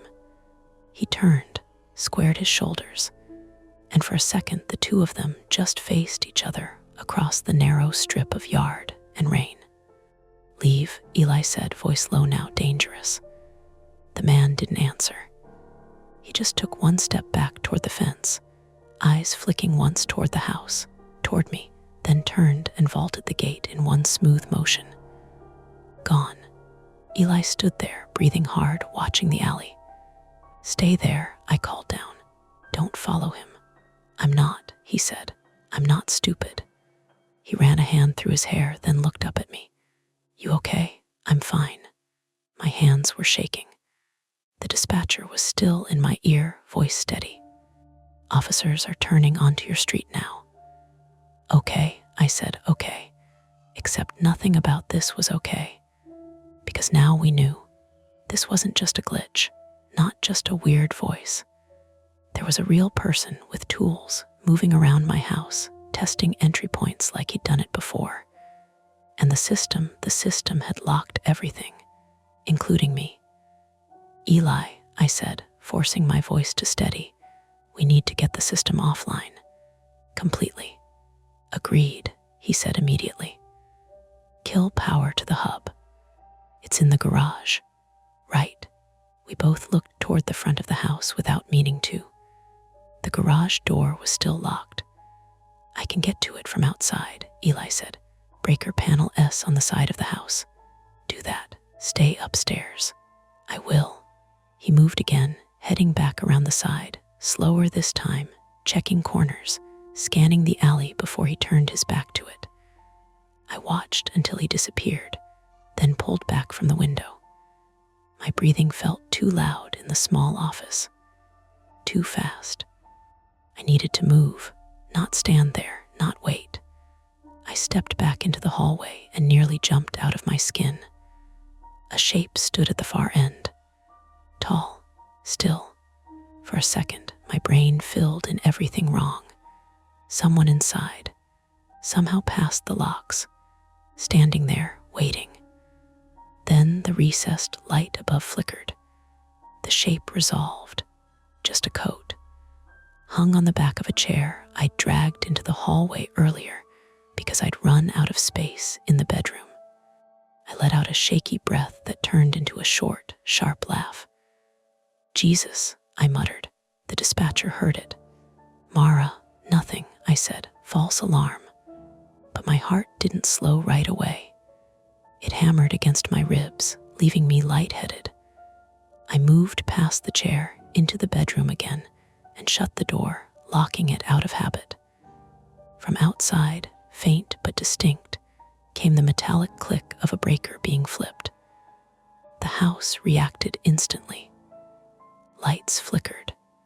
The hum of the refrigerator cut out again. The wall tablet in the hallway went dark. For a second, I thought that was it, that we'd done it. Then the speaker above the bedroom door crackled. Impossible. The power was off. Mara, the voice said, quieter now, almost strained, like it was coming from somewhere deeper in the walls. He's not alone. I froze. Eli, I said, louder than I meant to. No answer. I rushed back to the window, heart slamming. The yard was empty, the gate still ajar. The side of the house, no movement. Then I saw it. At the far end of the alley, just beyond the reach of the streetlight, a second figure stepped into view.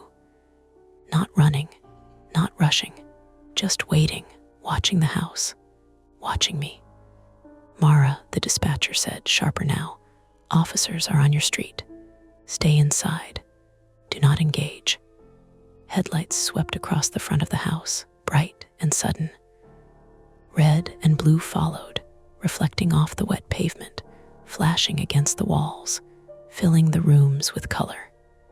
Relief hit hard and fast, almost dizzying. They're here, I said. Good, the dispatcher replied. Stay where you are until they make contact. I nodded, even though she couldn't see it. Downstairs, I heard voices, firm, commanding. Police, step away from the property. Eli answered immediately. I'm the homeowner's friend. He went that way, more voices. Radios crackling. Footsteps moving around the house.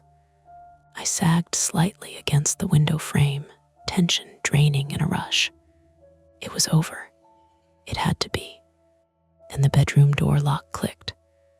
I felt it through my hand before I heard it. A small, mechanical shift. I looked down. The latch was retracting. No, I said, too soft to matter. The handle turned, and the door began to open. The bedroom door opened 3 inches and stopped. Not a dramatic swing, not a rush, just a careful inward drift, like someone on the other side had tested the handle and found it already giving way. I stumbled back so fast my hip hit the corner of the dresser. Pain shot up my side, hot and immediate. My phone nearly slipped from my hand. "Mara," the dispatcher snapped in my ear. "What's happening?" "The door," I said. The door opened. I looked at the gap. Nothing filled it. No hand. No face. Just the dim hall beyond, lit by the spill of red and blue from outside, the colors pulsing over the boxes, and the chair with the coat hanging off it. Then the speaker above the door crackled once and went dead. From downstairs, a man shouted, "Police. If anyone is inside, announce yourself." Not close enough. Not yet. I moved without deciding to, crossed the room, grabbed the edge of the door, and shoved it closed with my full weight. The latch didn't catch. I heard the little internal mechanism buzz uselessly under my palm. No lock. I looked around the room. Bed, dresser, nightstand. Half unpacked boxes. Curtain rod still on the floor because I hadn't installed it yet. The cheap lamp on the nightstand with its hollow metal base. I dropped the phone onto the bed, keeping the dispatcher on speaker, and dragged the dresser. It was solid oak veneer and heavier than it had seemed 2 weeks ago when the movers carried it in. My bare feet slipped on the hardwood. The bottom edge screamed against the floorboards loud enough to make my teeth ache. I shoved it inch by inch until it blocked most of the door. Not enough to make me feel safe, but enough to buy seconds. "Mara, officers are entering the home now," the dispatcher said. "Stay where you are and make noise so they can find you." I opened my mouth to shout. Then footsteps hit the stairs. Fast, too fast. Not the measured, calling cadence of officers clearing a house. These were hard, uneven footfalls, somebody taking steps 2 at a time, driven by panic or momentum. "Mara," Eli shouted. Relief hit so sharply it made my knees weak. "I'm up here." His footsteps hammered into the hall. He slammed into the dresser from the other side hard enough to shift it half an inch. "Me," he said, breathless. "Move it." I grabbed the top edge and pulled while he shoved. The dresser scraped back enough for him to wedge through the gap sideways. His hoodie was soaked black at the shoulders, and one sleeve was torn at the forearm. He had a spreading red scrape across his jaw and another on the heel of one hand. The second he was inside, he shoved the dresser back with me. "What happened?" I said. One of them doubled back. He bent over, hands on his knees for half a second, sucking air. Came at me from the blind side by the side yard. I saw him at the last second. "Are you hurt?" "Not bad." He was lying, at least partially. His breathing had that rough catch to it. Downstairs, an officer shouted again, closer now. "Tacoma Police, announce." Eli pointed at my phone. "You still with dispatch?" "Yes." "Good." He straightened and looked around the room once quickly, the way he looked at job sites when something had gone wrong. Cataloging. Window, door, furniture, lines of exit. The window. We both looked at it at the same time. From this bedroom, the front-facing one on the second floor, there was no easy way down. Just the small roofline over the living room bump out, then a drop to the narrow concrete path along the side of the house. Possible, maybe, if you were desperate and lucky. Easy place to break an ankle if you were. "Not unless we have to," Eli said. I nodded. Another sound came from the hall. A soft, deliberate scrape. Metal against wood. Both of us went still. "They're upstairs," I whispered. "Or one of them is. How? I don't know. But I did know one thing, suddenly and horribly. The front door had taken hits. The back gate had opened. The bedroom lock had disengaged by itself. We kept talking as if the danger was still outside, because that was easier to survive 1 second at a time. The window wasn't the only way in.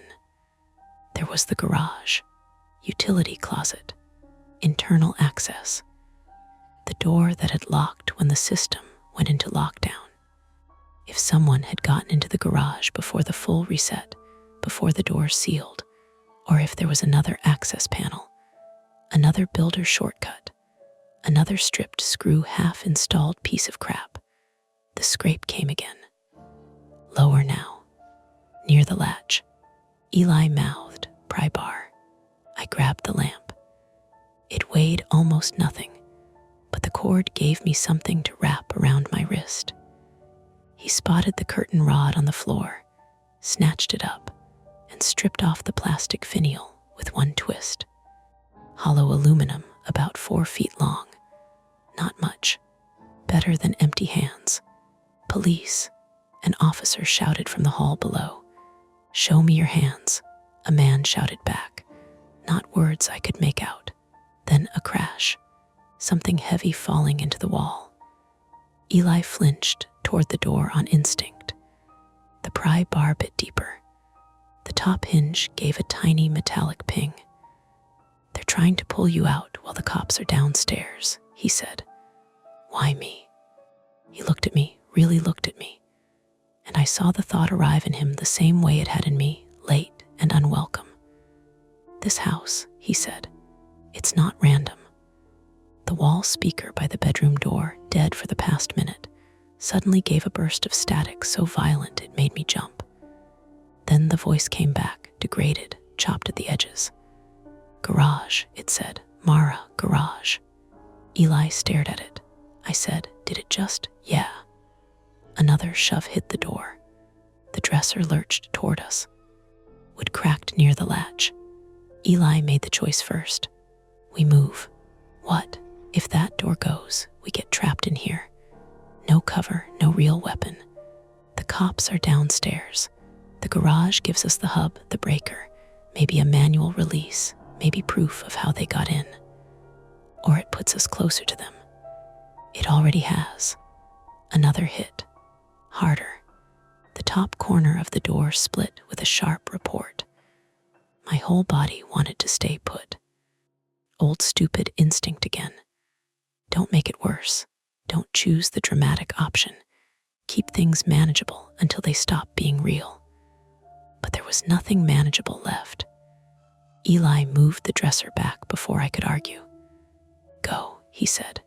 We ran, out into the hallway, left past the guest room and bathroom, then down the stairs. The house layout that had felt airy and expensive when I bought it now felt like a funnel, every angle forcing us into view. Open railing on one side, living room below, front door ahead at the lower landing, kitchen beyond. Red and blue lights strobed through the front windows. The main door stood partly open now, frame splintered near the deadbolt.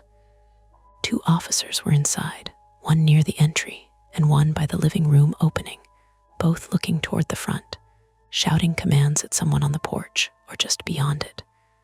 Not at us. Not yet. "Up here," I shouted.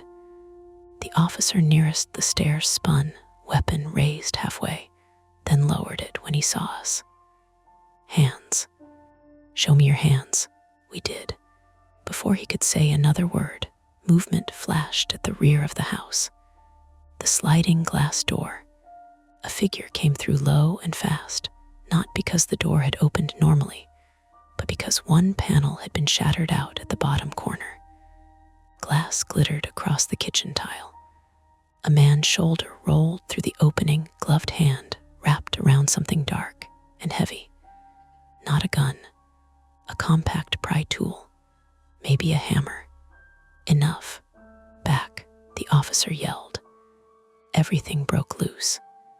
The man lunged not at the officer, but toward the short hall that led to the garage door, as if that path mattered more than escape. The second officer pivoted to cut him off. The man swung the tool once wildly and caught the officer in the forearm. A grunt, a stumble. The tool clanged across the tile. Eli shoved me toward the living room wall. Down, I went hard, one knee slamming into hardwood. The first officer drove forward and tackled the intruder into the kitchen island. There was no cinematic grace to it, just weight, impact, bodies hitting cabinetry. A bowl from the counter smashed somewhere near the sink. The intruder bucked once, elbowing backward. The officer lost balance. The man tore free and ran again, straight for the garage door, like he knew where he needed to go. Eli was closer than the officer. He moved without thinking. Later, I would hate him for that for a while, even though I understood it.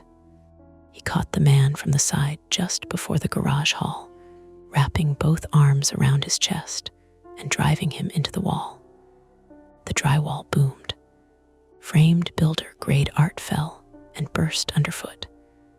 The intruder was smaller than Eli, but fast, furious in a focused way that made him more frightening. He drove the back of his head into Eli's mouth. I heard the crack of teeth meeting flesh. Eli's grip loosened. The man twisted and reached for the haul. I was already up. The lamp was still in my hand. I barely remembered it until I swung. I hit his wrist first. The lamp base dented and flew from my hand. He yelped, not dramatic, just startled pain, and his fingers smacked the wall instead of the smart panel mounted there.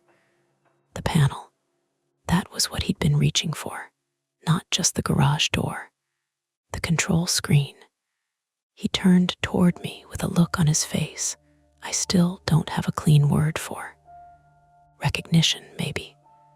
Not of me as a person, of me as the thing in the way. And Eli hit him again, lower this time, wrapping his arms around the man's waist and dragging him backward. They both went down hard on the hallway runner. The injured officer got there first, dropping onto the man's shoulders, forcing one arm behind him.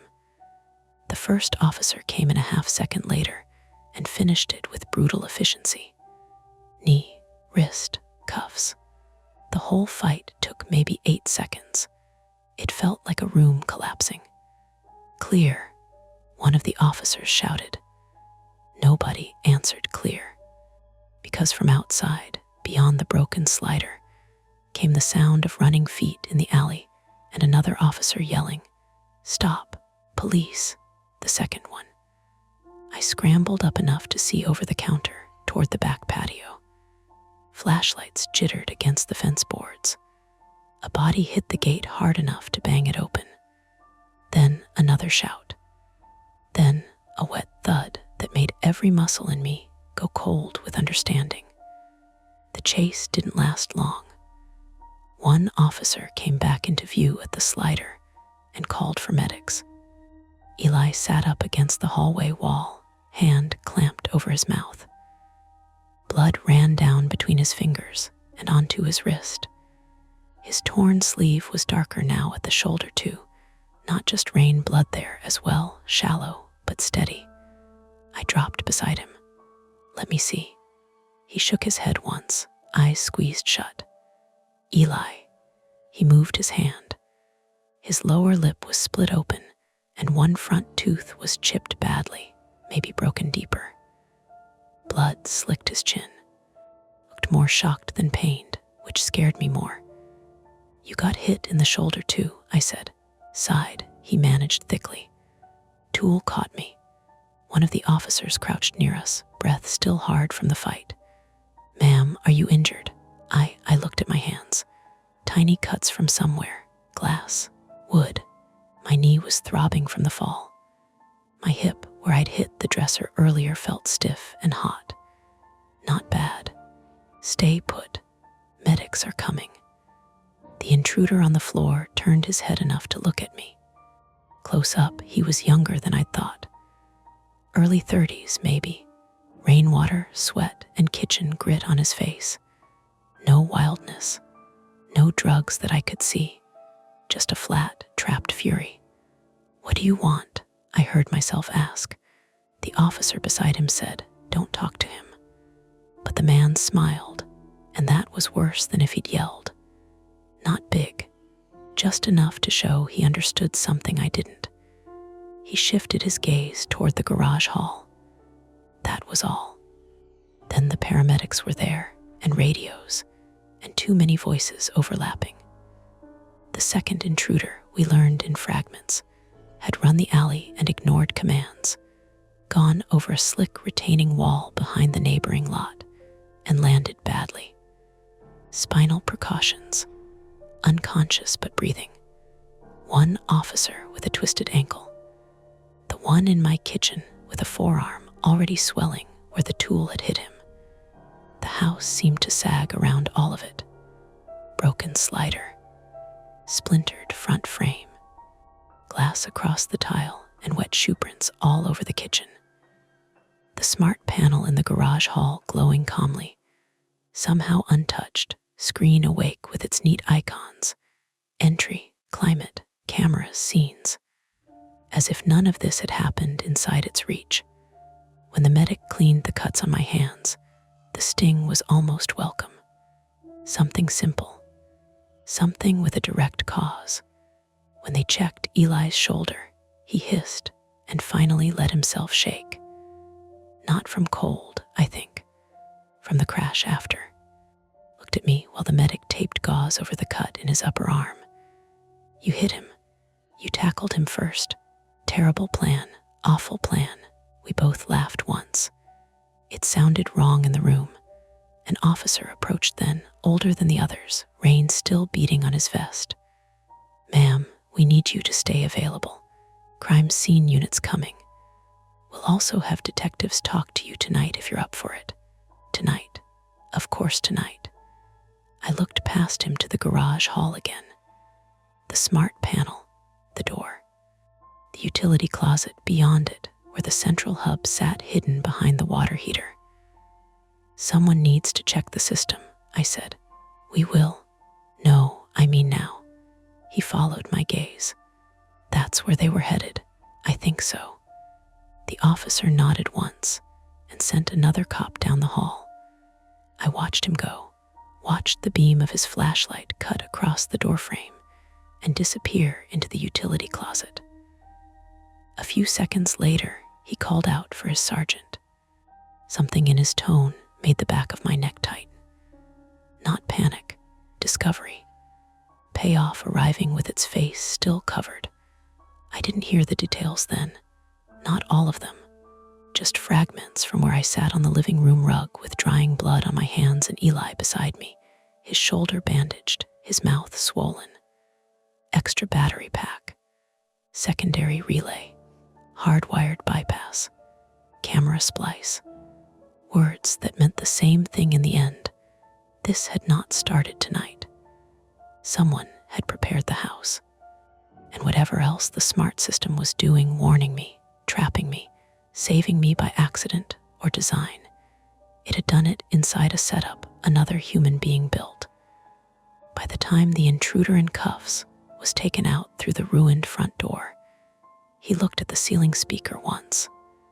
Not at me, not at Eli, at the speaker, like he was checking whether it might speak again.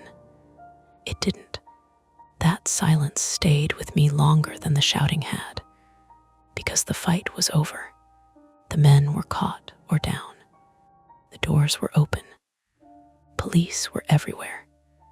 And still, sitting there in my own house with my knee swelling and glass dust in my palms, I had the sick, steady feeling that we had survived something specific without understanding the whole shape of it. That was worse in a quieter way. Worse because now I had time to imagine how long it had been waiting. By 2 a.m, the house looked less like a place I lived and more like a diagram of bad decisions. Blue tape marked the broken edges of the slider so nobody would walk into the remaining glass. The front door stood crooked on its hinges, half detached from a frame split deep around the deadbolt. Muddy shoe prints dried in the kitchen grout. Every light was on now, not because I wanted them on, but because the officers had stopped asking before they flipped switches, and I hadn't asked them to stop. That was part of what stayed with me after. How quickly your home becomes procedural once enough strangers decide it has to. A paramedic cleaned the cut across Eli's shoulder in my living room, while another one checked my knee again and told me I should get the hip bruise imaged if I started feeling dizzy or nauseated. She said it in the patient, neutral tone of someone who knew most people would promise to follow up and then wait until the pain made the decision for them. Eli sat on one of my dining chairs with a paper towel pressed to his mouth, his split lip already swelling. He looked older suddenly. Not fragile, exactly. Just used up. Rain had dried in his hair in stiff lines, and there was drywall dust on the front of his hoodie from where he'd driven the intruder into the hallway wall. When the medic told him one of his front teeth was probably going to need a crown, he gave a short laugh that ended badly and turned into a wince. "Great," he said thickly. "Always wanted one." I was sitting on the rug near the coffee table because my legs had started shaking when I tried to stand, and once I sat down, nobody pushed me to get back up. A detective crouched a few feet away with a legal pad balanced on one knee. He was in his 40s, clean-shaven, dry somehow despite all the rain, with the kind of face that stayed calm without ever looking soft. His name was Detective Sorensen. 46 male. He introduced himself in the foyer while stepping around broken trim and didn't overdo the sympathy. I appreciated that more than I would have expected. He asked me to walk him through the night from the first smart lock event onward. So I did. You learn, when you tell a story like that to police, how much you edit for normal conversation, how often you round off the parts that sound unlikely. I tried not to do that with him. I told him about the first whisper, the he's here, the failed unlock attempts, support, the reset, the voice using my name, the porch camera, the man at the back gate, the second figure in the alley, the bedroom door unlocking, the intruder going for the garage hall panel. I even told him the part I was most embarrassed by, that I'd spent the first several minutes trying harder to sound sane than to act quickly. He didn't react to that, just wrote it down. When I finished, he nodded once and said, "That part is common." What part? People delay when reality changes shape too fast. He said it like a fact from a manual, but it landed in a gentler place than I wanted to admit. Across the room, another officer was photographing the hallway damage. The flash kept reflecting off the TV screen, turning the living room window into a mirror every few seconds. Each burst showed the room back to me in pieces. The overturned dining chair, the lamp without its shade, the little brown paper bag of Thai food still sitting on the entry table where someone had finally put it, soaked through with oil and rain. I hadn't been hungry in hours, but the smell of basil and fish sauce had started to rise into the room as it cooled. Normal food smell. Human. Weirdly awful. Eventually, Sorensen stood and asked if I had somewhere else to stay. Looked around at the house, the boxes upstairs, the stripped screw from the lock assembly still on the entry table, the muddy water drying in thin trails where paramedics had tracked it in and said, "Not tonight. You have family nearby." "No, a friend." I looked at Eli. He had the paper towel folded smaller now, one shoulder taped, lower lip beginning to purple around the split. He was exhausted in a way that made him seem quieter, more deliberate. I'm not leaving her here alone, he said. Sorensen didn't smile, but something in his face eased by a fraction. That works.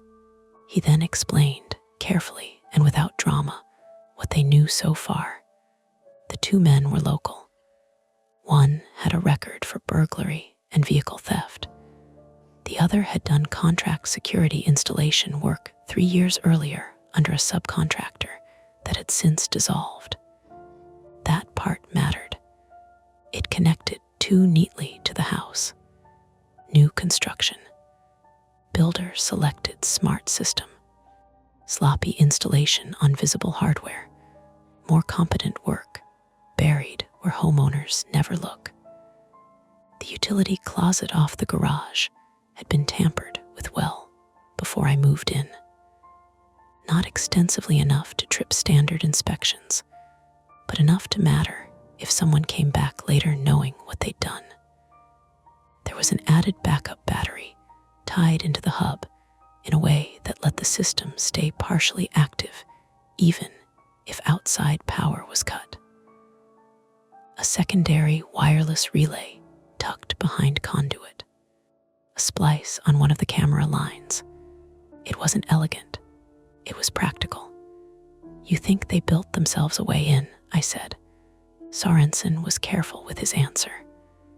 We think one of them may have retained knowledge of installation vulnerabilities in homes using that builder package. We also think your system may have been modified to allow remote commands or conditional responses. Conditional responses. He glanced toward the ceiling speaker over the entryway. The voice events. Waited for him to dismiss them as glitches. He didn't. That wording wasn't factory standard, he said. We'll have digital forensics pull the logs. Right now, it appears some routines were renamed or overwritten. Whether that was done tonight or earlier, we don't know yet. Do you know what they wanted? He looked toward the garage hall. Best theory right now: entry, concealment, and control. A house that can be selectively locked is valuable to the wrong people. The sentence sat between us. Valuable. Not haunted. Not cursed. Not chosen by fate. Just useful. That should have made me feel better. It did not. By 3:15, the paramedics were gone, uniformed officers were rotating out, and the crime scene techs had started moving with the slow, patient efficiency of people who expect to be in a place for hours after everyone else has emotionally left it. One of them vacuumed glass fragments from the kitchen with a portable unit that whined like a cheap shop vac. Another dusted the garage hall control panel. Outside, rain had thinned to a mist. Eli found my freezer packs and held one against his face while sitting at the kitchen island, careful not to lean on his bad shoulder. I should have stayed on the porch, he said after a while. The statement came out flat, like he'd been turning it over privately for an hour before offering it up. I was at the sink washing blood off my hands for the third time, even though the cuts were already clean. No. I saw him move to the side yard and I chased. If I'd stayed put, maybe he comes through the back without you seeing him. Maybe he gets farther. Maybe he gets to the panel. I shut the water off harder than I meant to. Don't do that. He looked at me for a long second, then nodded. That was the closest we got to the real subject of guilt that night. Neither of us had the energy to do more with it. At some point, an officer brought in a temporary wooden brace for the front door and told us not to rely on any of the smart locks until the system was professionally isolated and rebuilt from scratch. He said it like standard advice, the way you'd say, don't drink from the tap until the line's cleared. But there was something humiliating about hearing it. This machine layer, I'd paid extra for this polished, app-controlled skin over daily life, had failed in every way that mattered, then half saved me in ways nobody could yet explain cleanly.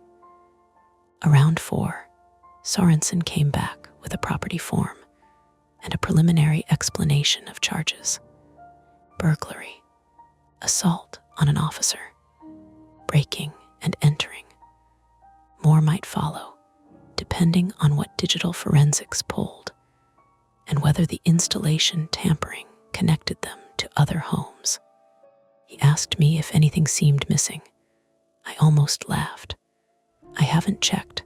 That's fair. I did eventually. Laptop, wallet, jewelry box from the bedroom, all still there. They hadn't come for valuables, at least not first. That was the detail that kept hooking into me when everything else blurred. Just before dawn, the house finally quieted. Not emotionally, just operationally. Most of the police were gone. The photographer had packed up. The ceiling speakers remained disconnected after a technician pulled the smart hub offline and bagged part of the ad on hardware from the utility closet. A portable floodlight outside the broken slider cast a weak white rectangle across the kitchen floor. And beyond it, the sky had turned from black to that washed-out marine gray Tacoma gets before sunrise. I made coffee because the machine was simple and manual and still obeyed buttons in a way that made sense. Grounds, water, switch. I stood there listening to it drip and felt, for a minute, almost normal. That lasted until the refrigerator compressor kicked back on after a temporary power reroute, and I flinched hard enough to spill hot coffee across my hand. Eli saw it from the island. "Still got reflexes," he said. I laughed despite myself. Then I started crying. Not dramatically. No collapse. No speech. Just tears coming because my body had apparently found an opening and taken it. I stood there in my kitchen with coffee stinging my fingers, crying silently while Eli watched with the helpless patience of somebody who knew better than to say it was okay. When I finally sat down, he slid the box of tissues toward me with his good hand and said, "We're getting rid of every smart thing in here." I wiped my face. All of it, all of it. The thermostat too, especially the thermostat. That got another laugh out of me, smaller this time, but real. By noon, a board-up company had replaced the broken lower section of the slider with temporary plywood, and a locksmith had installed a mechanical deadbolt on the front door that looked absurdly old-fashioned against the sleek black trim. The contrast comforted me more than it should have.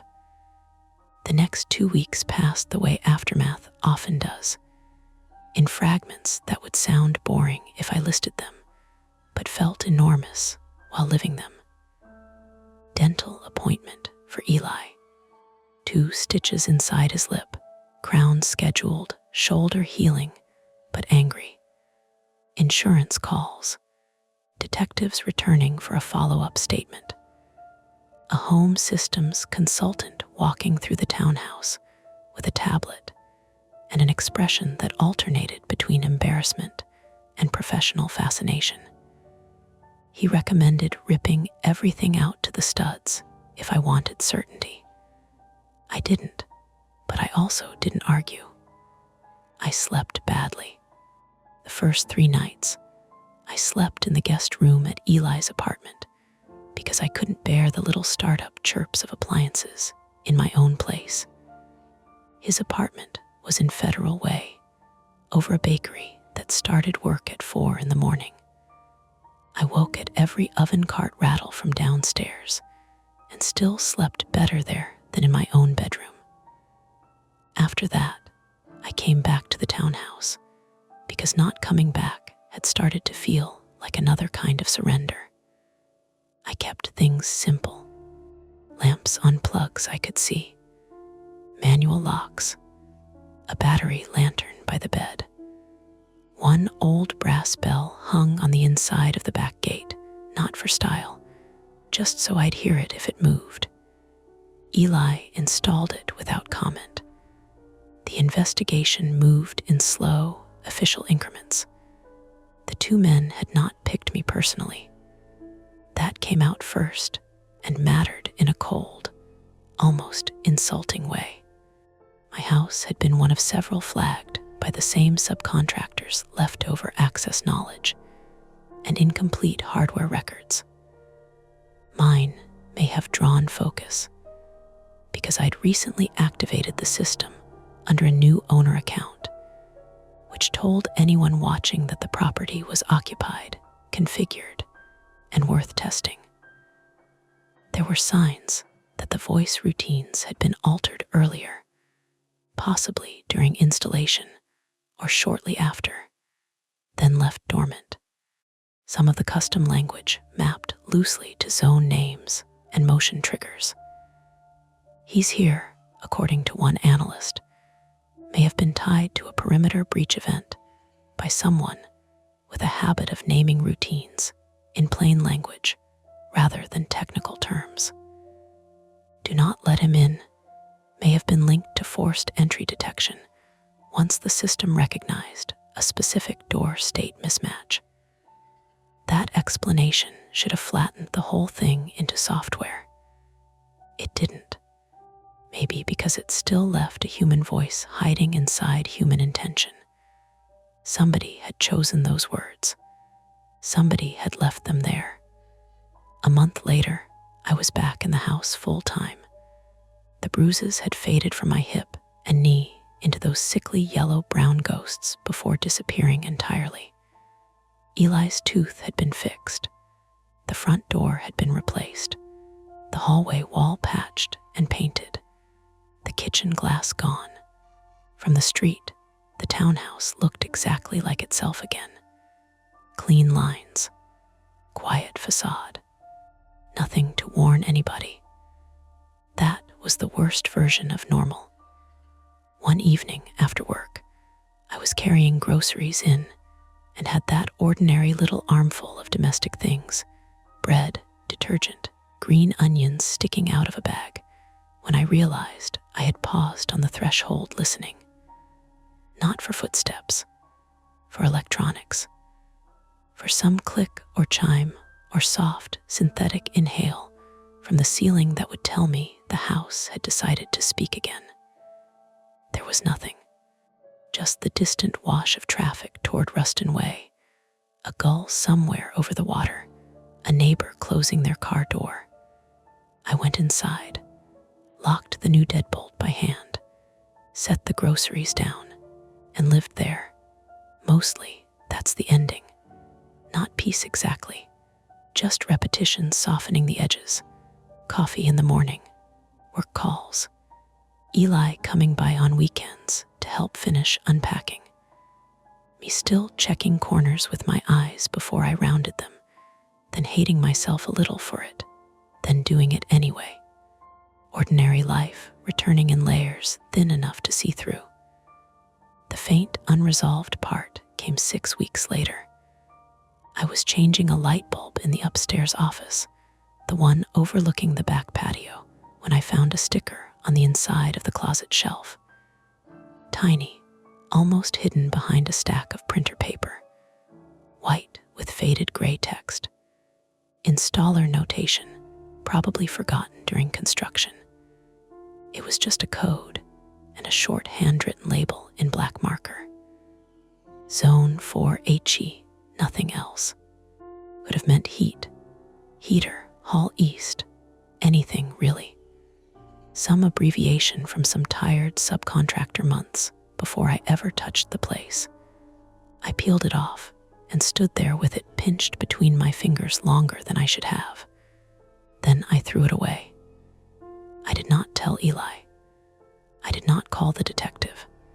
I told myself, very calmly, that not every leftover scrap deserves a second life just because you once had a bad night in its vicinity. That might even be true. Still, every now and then, when the house settles after midnight, and a board gives a small dry tick somewhere in the wall. I think about how easily language survives inside systems after the people who put it there are gone. And how some doors, once you've heard them lock the wrong way, never sound ordinary again. And that's the end of today's chilling tale. If you enjoyed this story and want more nights full of suspense, don't forget to hit that like button, subscribe to Mia Horror Stories, and turn on the bell so you never miss a scare. I've got plenty more stories waiting for you, so stick around and check out the other videos on the channel. Thanks for watching, and until next time, stay safe and don't look behind you. Welcome back to Mia Horror Stories. Tonight's tale I started as a ski resort caretaker, but the avalanche protocol hides a darker truth is best experienced in the dark, which is why the screen will stay black. No distractions, no flashing images, just you, your imagination, and the story. So sit back, relax, and listen all the way to the end if you dare. The radio clicked 3 times before the voice came through. Not static, not a dead battery. 3 neat little bursts, like someone testing the push to talk with a gloved thumb, and then changing their mind. I had 1 ski on, 1 ski off, bent over in the blue wash of the maintenance shed, trying to pry ice out of a binding with the tip of my pocket knife. Outside, the wind dragged loose snow across the packed service road in thin, rattling sheets. It sounded like handfuls of dry rice thrown against metal siding. Then the radio said, very clearly, "Base, confirm Protocol 9 is active." I straightened so fast the back of my head clipped a hanging shovel. For a second, I just stood there rubbing the sore spot, listening. The shed smelled like diesel old plywood and the bitter burnt coffee scent that lives permanently in industrial thermoses. Somewhere behind the wall, the generator kept its steady throat clearing hum. The voice on the radio hadn't sounded panicked. That was what bothered me most. Calm voices at the wrong hour are worse than shouting. I picked up the handset from the charging cradle and checked the channel. Maintenance 1, my channel. Say again, I said. Nothing. I looked through the shed window. The mountain was still dark except for the sodium lamps around the lower lift station and the weak cone of light spilling from the grooming garage. Above that, everything rose into black and charcoal layers: trees, cut runs, ridgeline, cloud. Snow was coming down lightly, but not enough to hide anything. The storm was due later, closer to dawn. I waited for the follow-up, for somebody to laugh and say wrong channel, sorry, or for Nate from Lifts to ask if I'd finally learned how to use the radio. Instead, I got only the generator, the scrape of snow moving over the roof, and the little green light on the radio blinking like it knew something I didn't.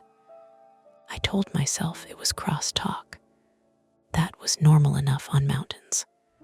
Weather, old equipment, repeater issues, somebody on patrol using the wrong code sheet.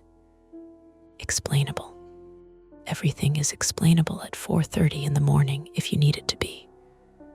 I'm Evan Mercer, 32, American, and at the time I had been working 5 days as the winter caretaker at Rime Crest Ski Area, a mid-sized resort in northern Colorado, tucked above a highway town called Belmere. Not one of the glossy aspen places people show off online. Rime Crest was older, cheaper, more practical.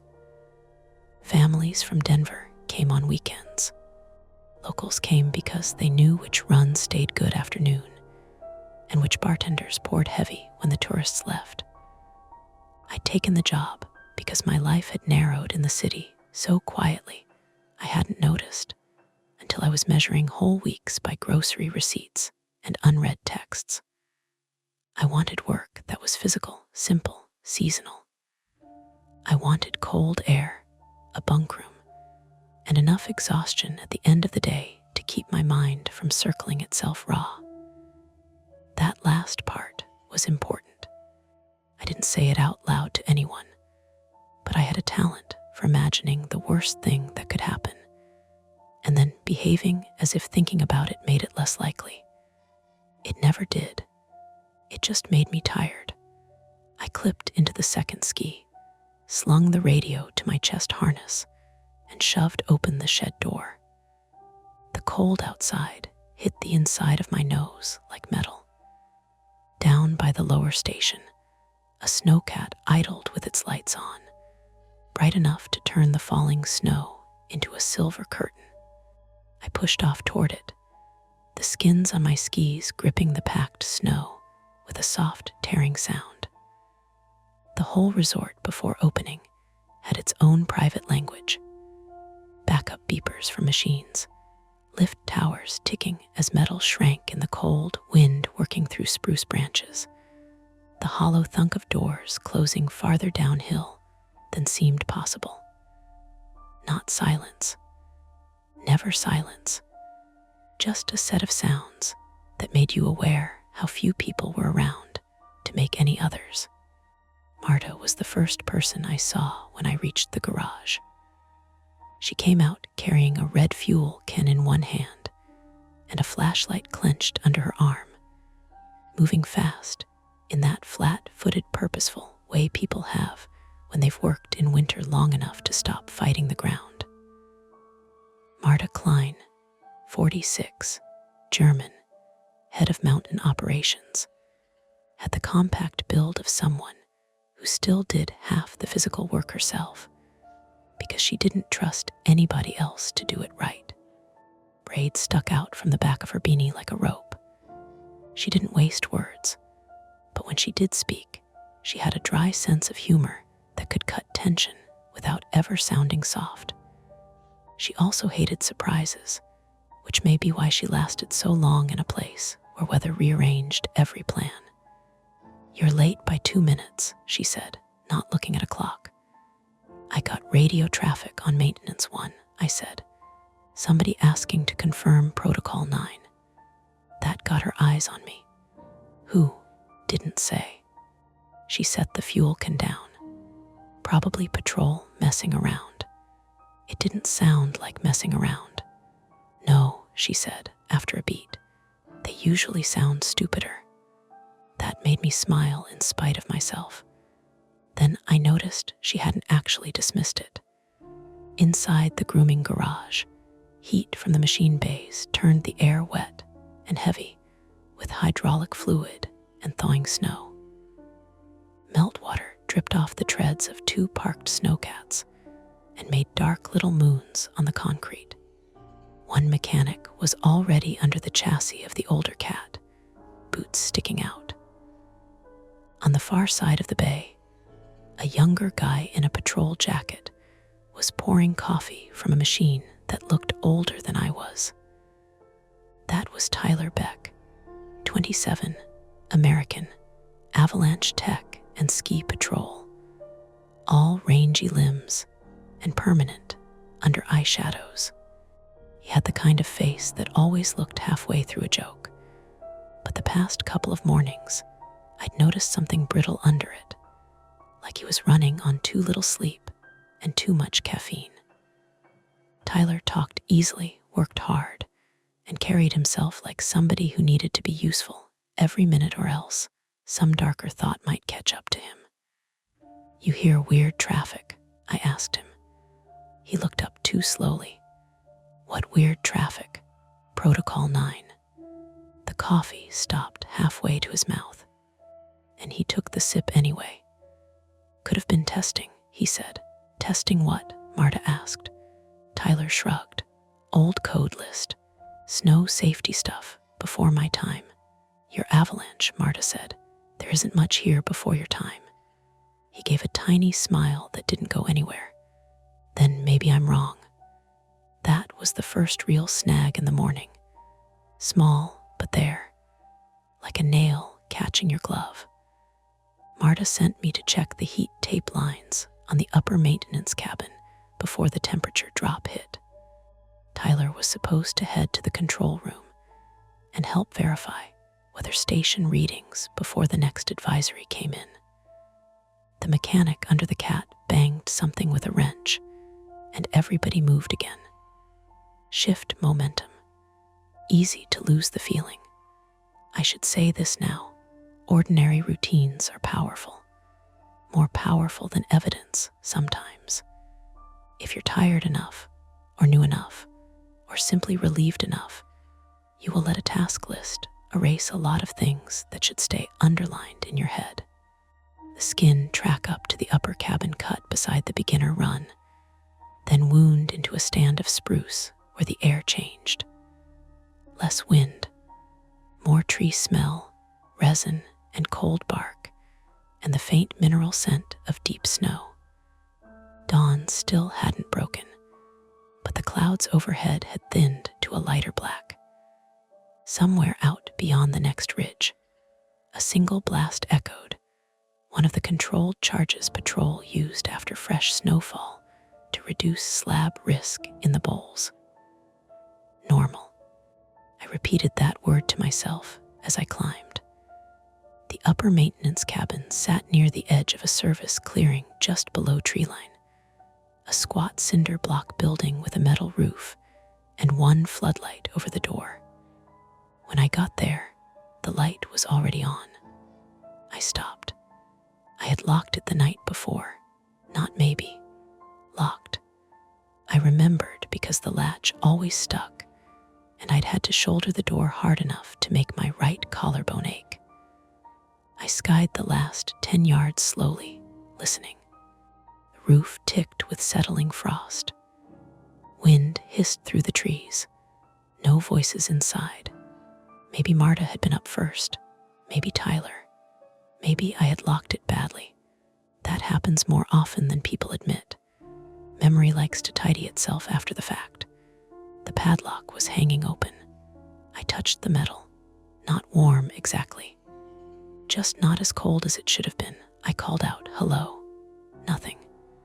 When I opened the door, the cabin greeted me with dry, heated air and the smell of dust cooking off baseboards. Flashlight on the hook. Tool chest shut. Emergency blankets stacked in the corner. Everything looked fine except for a map pinned to the corkboard above the desk. It hadn't been there yesterday. I went closer. It was a topographic printout of the North Face drainage and the service roads beyond resort boundary. The kind of map patrol and operations used for search planning. Somebody had circled a narrow section of ravine in red marker and written below it in block capitals, "Do not send county yet, no signature." No date, just that. A second sheet lay beneath it, half tucked under a clipboard. I pulled it free. It was one of the standard avalanche response forms times, coordinates, witness count, probable burial depth, all blank except for the box labeled internal notification, where someone had written 5:10 in pen. That was 20 minutes from now. My radio crackled against my chest, making me flinch so hard I nearly dropped the page. "Evan," Marta's voice. "Status." I looked again at the circled ravine. I knew the area only vaguely. It sat beyond one of the old access gates on the back side, where the resort land narrowed before blending into public forest and a mess of historical mining roads. Not somewhere guests should ever be. Not somewhere county search and rescue would be called late, unless there was a reason. "Evan," Marta said again, sharper. I swallowed. "I'm at the upper cabin," I said. Door was open. "There's a map up here I haven't seen before." A pause, long enough to hear the wind pushing snow against the cabin wall. Then another voice came onto the channel. "Tyler, don't touch anything else, he said. Not what is it? Not must be old paperwork. Not I'll come take a look. Don't touch anything else. I stared at the map. Below me, somewhere through the trees, another controlled blast rolled across the mountain and faded into the drainage like a truck crossing a bridge. For a second, I could almost convince myself the sound came from the circled place on the map. Marta came back on. Stay where you are, I'm coming up. Should I lock it back up? I asked. Another pause. This one worse. Then Tyler said, too quickly, no. If it's already in motion, locking it won't matter. I looked at the blank response form in my hand. 510, internal notification. In the stillness after the radio went dead, the baseboard heater gave a soft pop as it expanded. Outside, skis hissed over snow.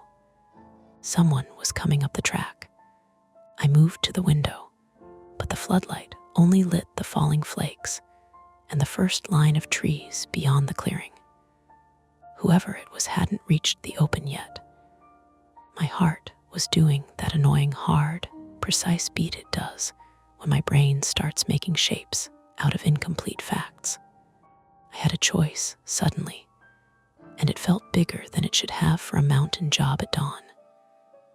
Wait inside like Marta told me, with the papers where I found them, and whatever was coming up the track almost at the door. Or take the map, step out the back, and find out why somebody at a ski resort would prepare an avalanche form before anyone had reported an avalanche. I stood there with the paper in my glove, listening to the approach.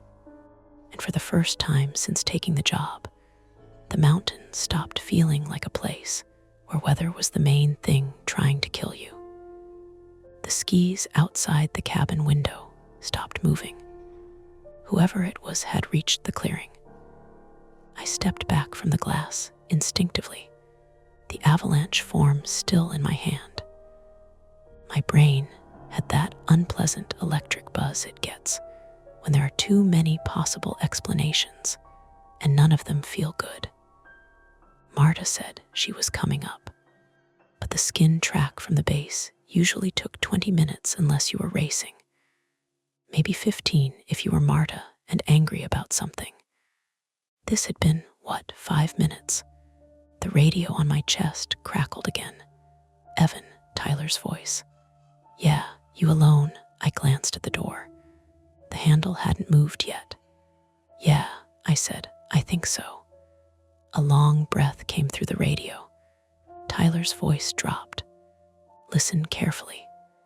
Marta's not on the mountain right now. Felt something small and precise shift in my stomach. What? She drove down to Belmere before you came on shift.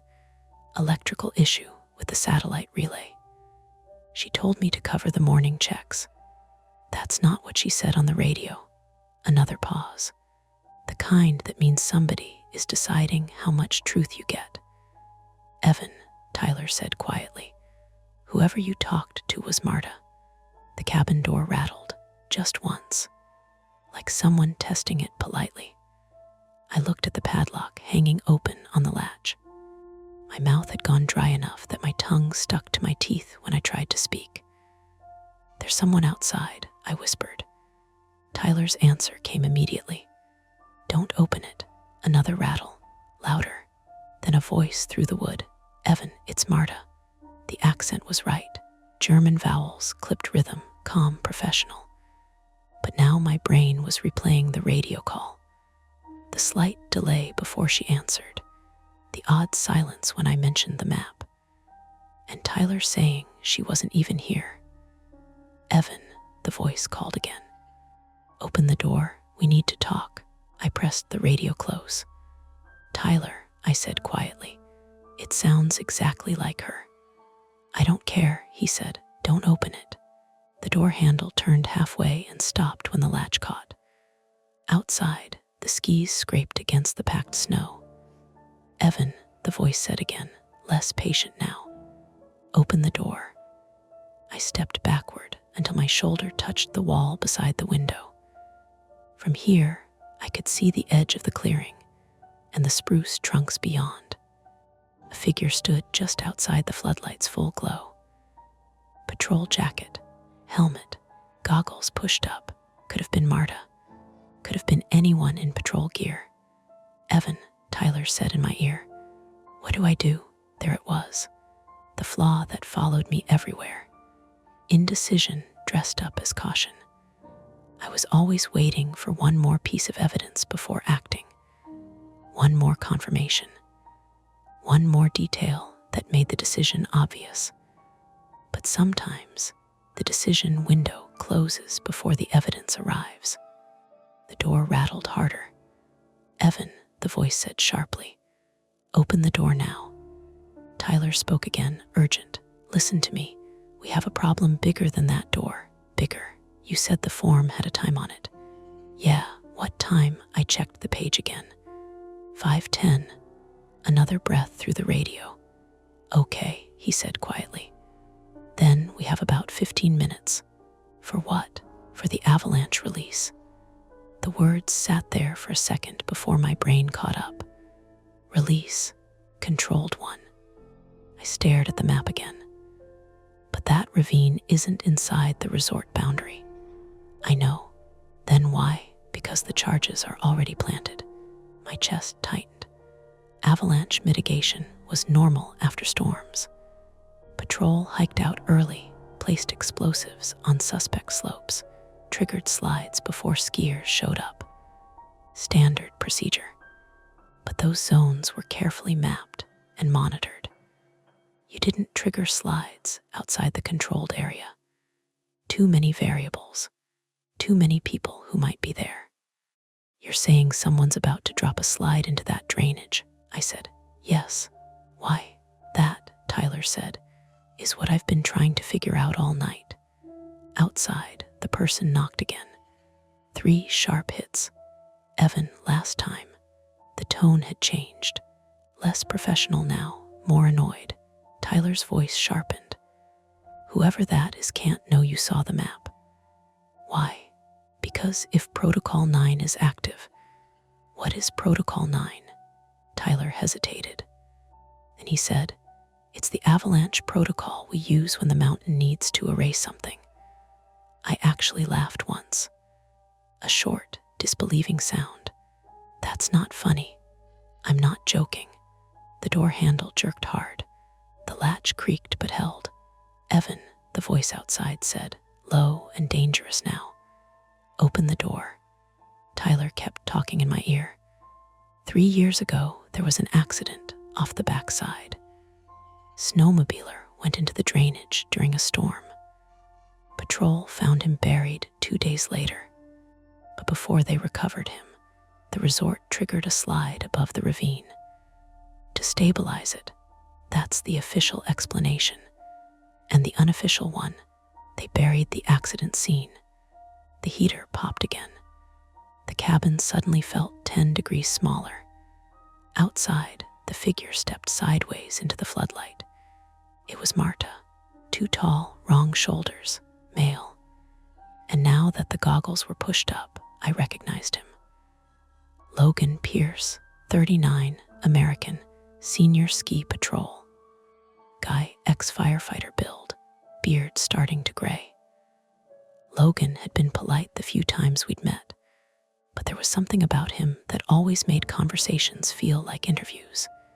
He knocked again, this time with his fist. "Evan, I know you're in there."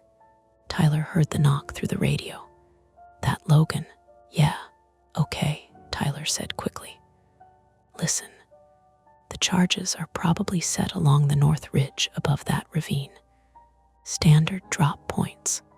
If they go off, the slide will run straight through the drainage. Meaning anything in there disappears under 20 feet of snow." The implication arrived slowly. "You think there's something in the ravine?" "Yes." "Like what?" "I don't know yet." "Then why trigger the slide?" Another pause. "Because whatever it is," Tyler said quietly, "they don't want anyone finding it." Logan's voice rose outside. "Evan, open the damn door," my heart hammered. "What happens if I just wait?"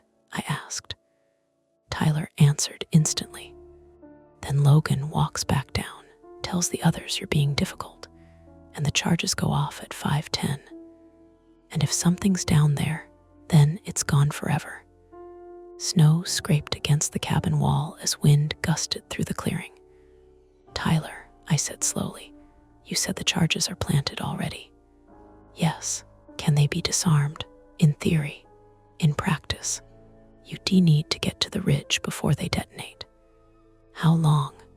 10 minutes if you move fast." I looked at the map again. The circled ravine sat just below a narrow spine of terrain patrol used for charge placements. A steep climb from the cabin, but doable on skins. "Evan," Tyler said, softer now, "I can't get up there before the timer. I'm stuck at base. If Logan's already at the cabin, they know someone might have seen the paperwork." Outside, Logan slammed the door. The wood shuddered. "Last warning," he said. My brain ran the numbers automatically. 10 minutes to reach the ridge. 5:10 detonation. No guarantee the charges could be disarmed. "And if Logan caught me leaving, Evan," Tyler said, "I need you to make a call." That was the thing I hated most. Calls, choices, all the ways they could go wrong. But standing still was also a choice, and one that helped whoever wrote, "Do not send county yet." The back door of the cabin led straight into the trees. No floodlight, no direct line of sight from the front. I moved quietly, grabbed the map, shoved the avalanche form into my jacket. "Tyler," I whispered, "Yeah, I'm going up." "Okay." His voice shifted instantly into work mode. "Head east from the cabin for 50 yards, then angle up toward the ridgeline. You'll see old bamboo markers for patrol routes. Follow those." Another slam on the door. "Evan," Logan shouted. I opened the back door slowly. Cold air rushed in. Snow hissed through the spruce branches. "Once you reach the ridge," Tyler said, "look for black charge bags anchored to stakes. Det cords running between them. If they're wired to a remote trigger, you can cut the line. If they're timed, what? Then you better move fast." I slid outside. The door shut behind me with a quiet thud. Inside the cabin, Logan pounded again.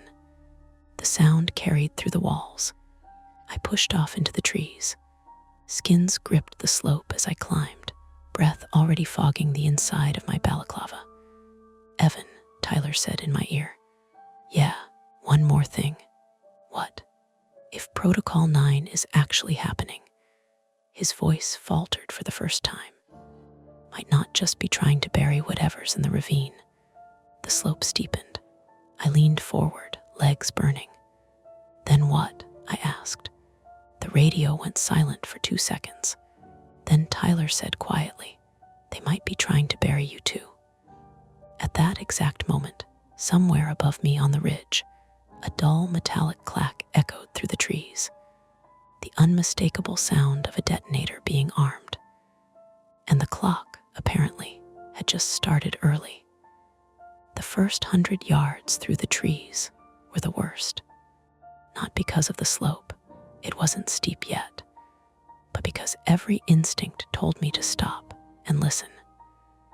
Behind me, Logan was still hammering the cabin door. Each blow carried through the trees as a dull wooden thud. But he would realize eventually the back door existed. And once he did, the skin track I was carving through fresh snow would lead him straight to me. I forced myself to keep moving. My skis made a soft, ripping sound each step as the skins gripped the slope.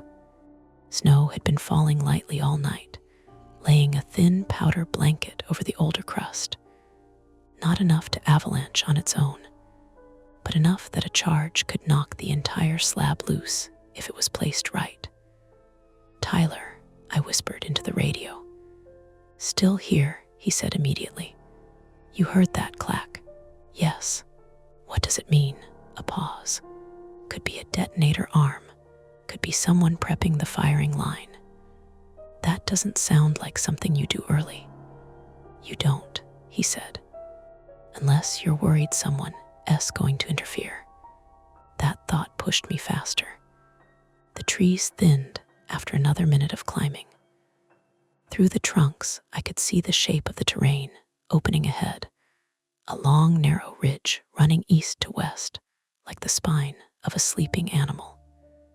Below it, on the far side, the land dropped sharply into the drainage from the map. That was the ravine.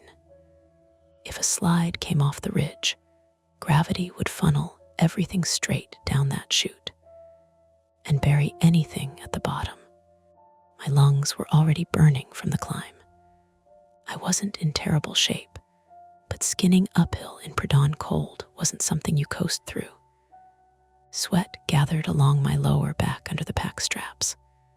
Tyler, I said between breaths, how many charges are we talking? Standard ridge layout, he said. Probably 4, maybe 5. Linked together, likely. I imagined it. Black charge bags staked into the snow, wires or det cord running between them like veins. One signal. Everything goes. How do I stop it? If it's a remote trigger, find the det cord line and cut it. And if it's timed, then, Tyler said, you run. I pushed harder up the slope. The ridge line was maybe 200 yards ahead now, visible between the last clusters of spruce. Wind was stronger up there, combing snow sideways across the surface. My radio crackled, but it was Tyler. Evan, Logan's voice said. I froze. The signal had that same calm tone as before. No shouting. No heavy breathing. And he was already outside the cabin, already following. You don't need to do this, Logan said over the radio. I forced my skis forward again. How'd you get this channel? I asked. You're using maintenance 1, he said. Half the mountain can hear you. Great. I told you not to leave the cabin, Logan continued. I told you not to lie about being Marta. A short laugh came through the speaker. Fair enough. The wind picked up along the ridge. Loose snow skittered over the surface like dry sand. Look, Logan said, you don't understand what you're getting involved in. Then explain. You think you're stopping something bad, but the avalanche is damage control. For what? For a situation that's already out of hand. That line stuck with me. Meaning what? You'll see soon enough. Then the radio went quiet. I climbed the last stretch to the ridge and stopped. The terrain opened suddenly into a narrow, wind-scoured spine. On the far side, the slope plunged down into the drainage, a steep white chute bordered by dark spruce and rock outcrops.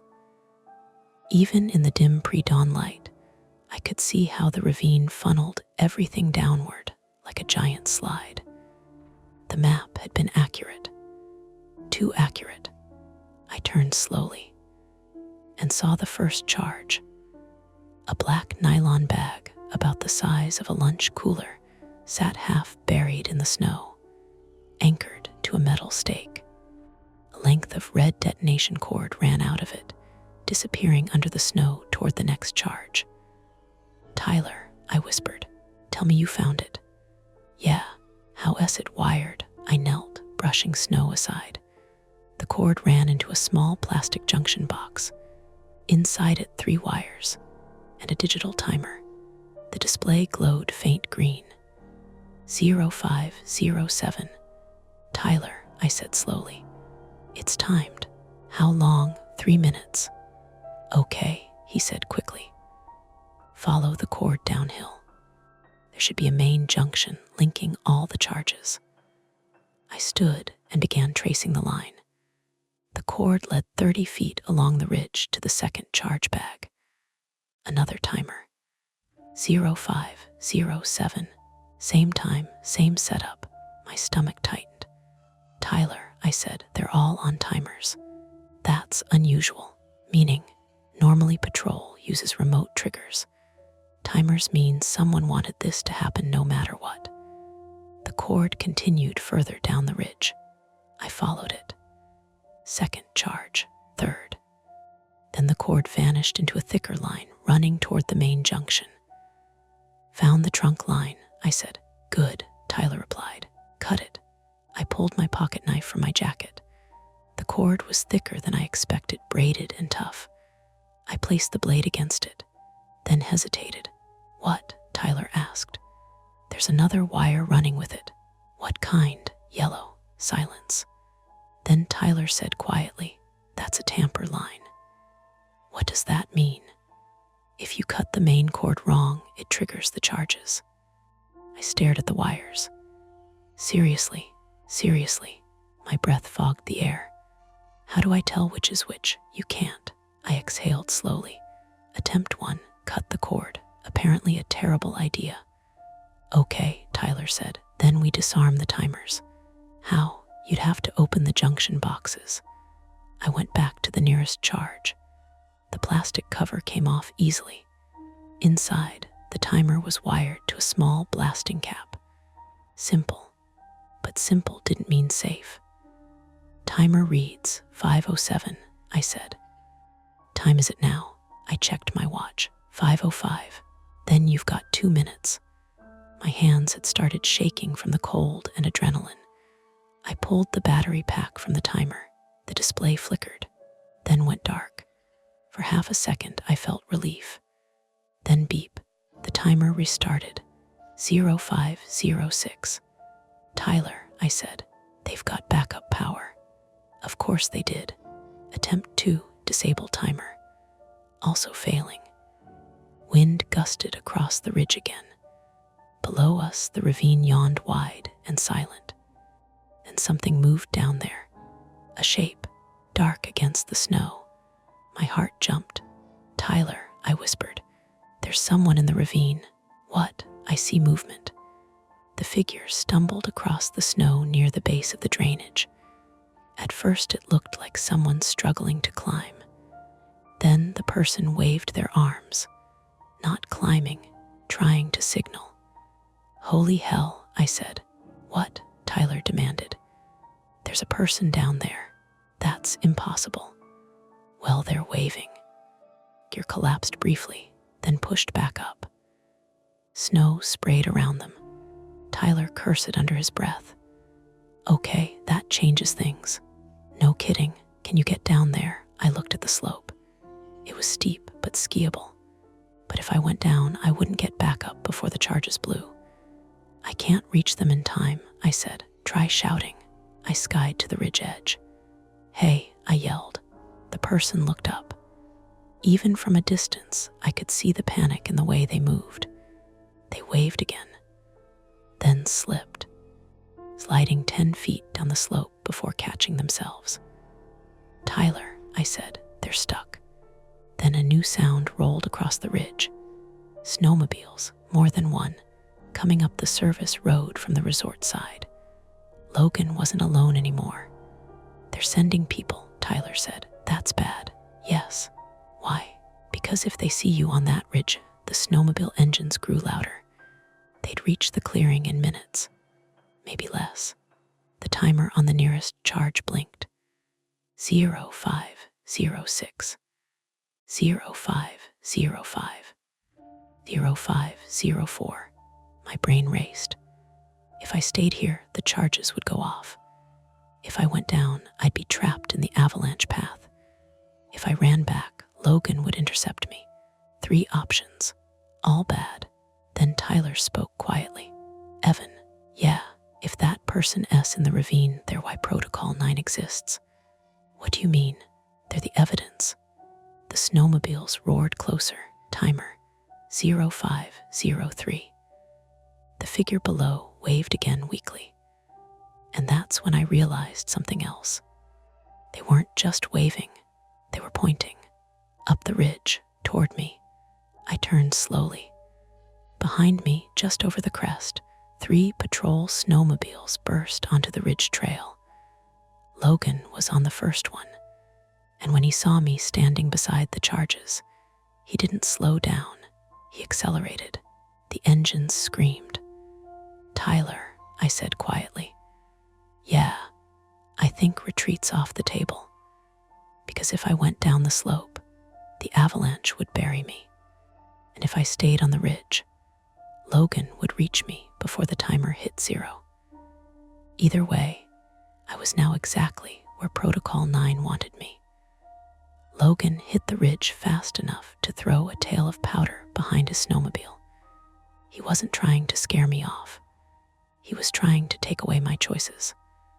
I pushed sideways on my skis, just as the machine lunged over the crest. The front ski of the snowmobile clipped the edge of one of the buried charge lines with a hard snapping sound and fishtailed. Logan swore, hauled the handlebars left, and missed me by maybe 2 feet. Wind and engine heat slapped across my face. Then he skidded broadside, one track half hanging over the drop into the ravine. The 2 other patrol sleds came up behind him and braked hard. One rider tore off his goggles. Nate Caro, 34, male, American, lift mechanic, turned part-time patrol support. I'd seen him twice in the garage, quiet and narrow-faced, the kind of guy who always nodded before he spoke. The second man I didn't know well, older, heavyset, maybe 50s, patrol shell zipped to the chin. He stayed back on the sled and didn't remove his helmet. The nearest timer on the charge blinked at me from the open junction box. 0058. "Step away from it," Logan said. He was off the sled now, boots sinking into the ridge crust. No bluffing in his face anymore. He looked angry, yes, but beneath that was something uglier and more urgent. Fear, the practical kind. Fear of a thing going wrong on schedule. "There's a person down there," I shouted. Logan glanced toward the ravine, then back at me. "I know." That hit harder than I expected, not denial, not surprise, just "I know." "Then call county," I shouted. "Call search and rescue now. It's too late for county. It's not too late if you stop this." Logan laughed once, short and exhausted. "You think this mountain runs on truth?" The timer clicked down. 0051. Behind him, Nate looked from me to the ravine, and then to Logan, and I saw something I recognized immediately because I'd lived in it most of my adult life. The face of a man who had already gone along with too much and was trying to calculate if this was the moment it became unforgivable. My radio crackled against my chest. "Evan," Tyler's voice, thin with interference. "Status." Logan heard it. His gaze dropped to my chest harness. "Give me the radio," he said. I backed toward the charge instead. "No," he moved forward. "You don't understand the slope. If one of these goes unstable, you already made them unstable." "Evan," Tyler again, louder now. "Listen to me."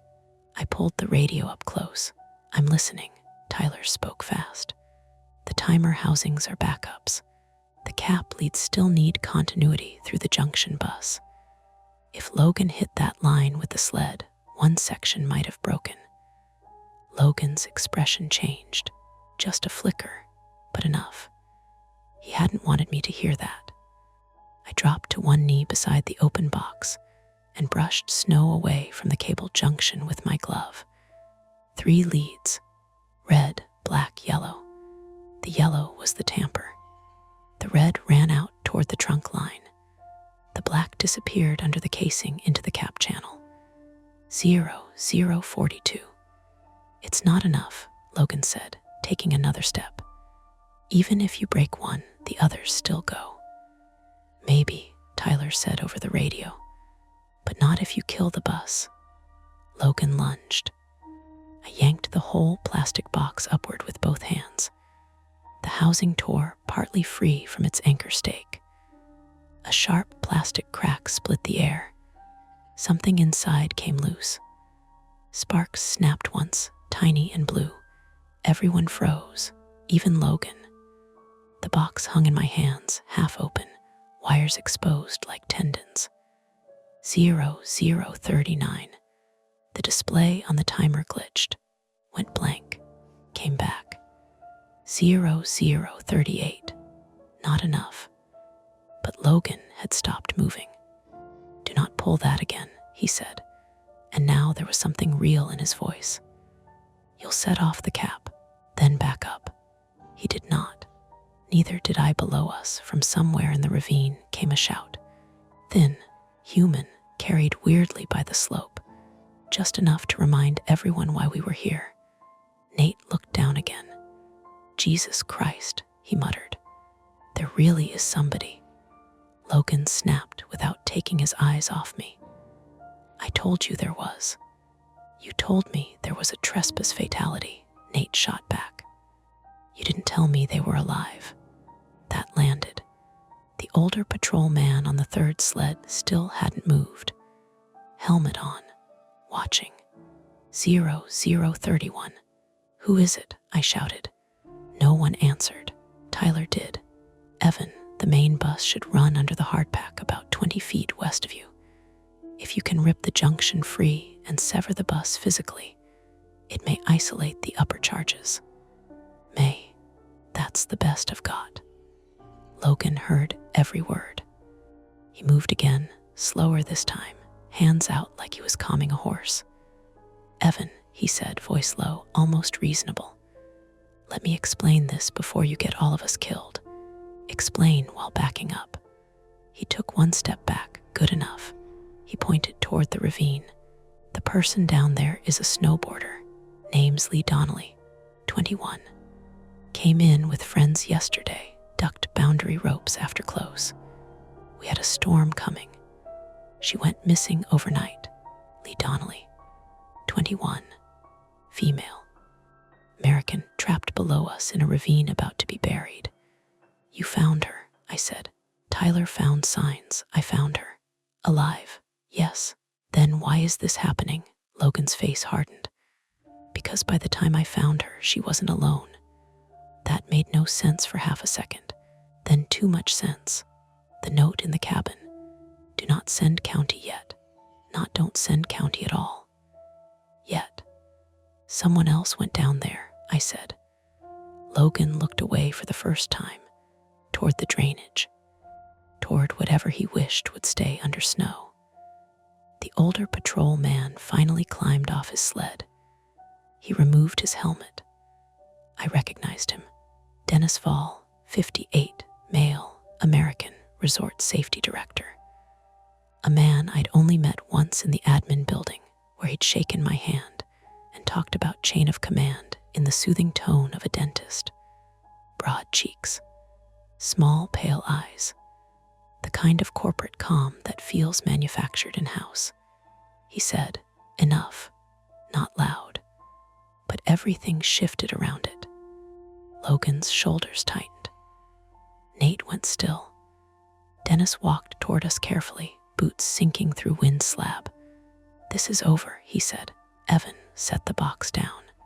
"No, the slope is primed. You are not trained for this."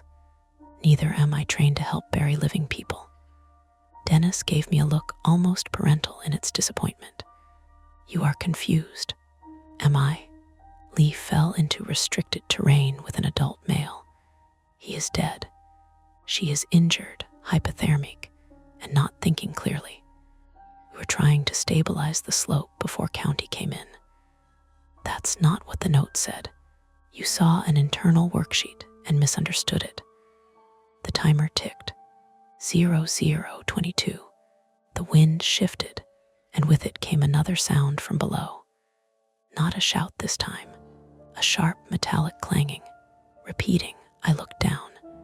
The figure in the ravine was hitting something shiny against exposed rock. Again and again, deliberately, making noise, not just signaling. Warning. Then I saw the second shape, half buried farther upslope in the drainage. Dark jacket, one arm visible, not moving, the dead man. And beyond him, maybe 10 yards farther, the nose of a snowmobile protruding from drifted snow. A snowmobile. My brain clicked over. Lee had not hiked out there with some random older guy.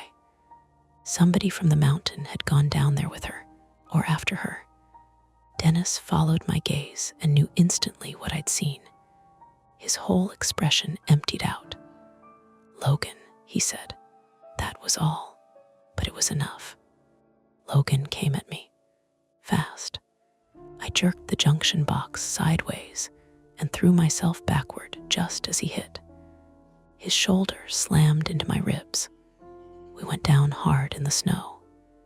Pain flashed hot and mean through my side. The radio flew from my harness and skidded toward the ridge edge, hissing static. Logan grabbed for my wrists. He was bigger than me by 40 pounds easy, and trained in the kind of blunt, practical strength that comes from lifting people and machines in bad conditions. I got one glove jammed against his throat, but it barely slowed him.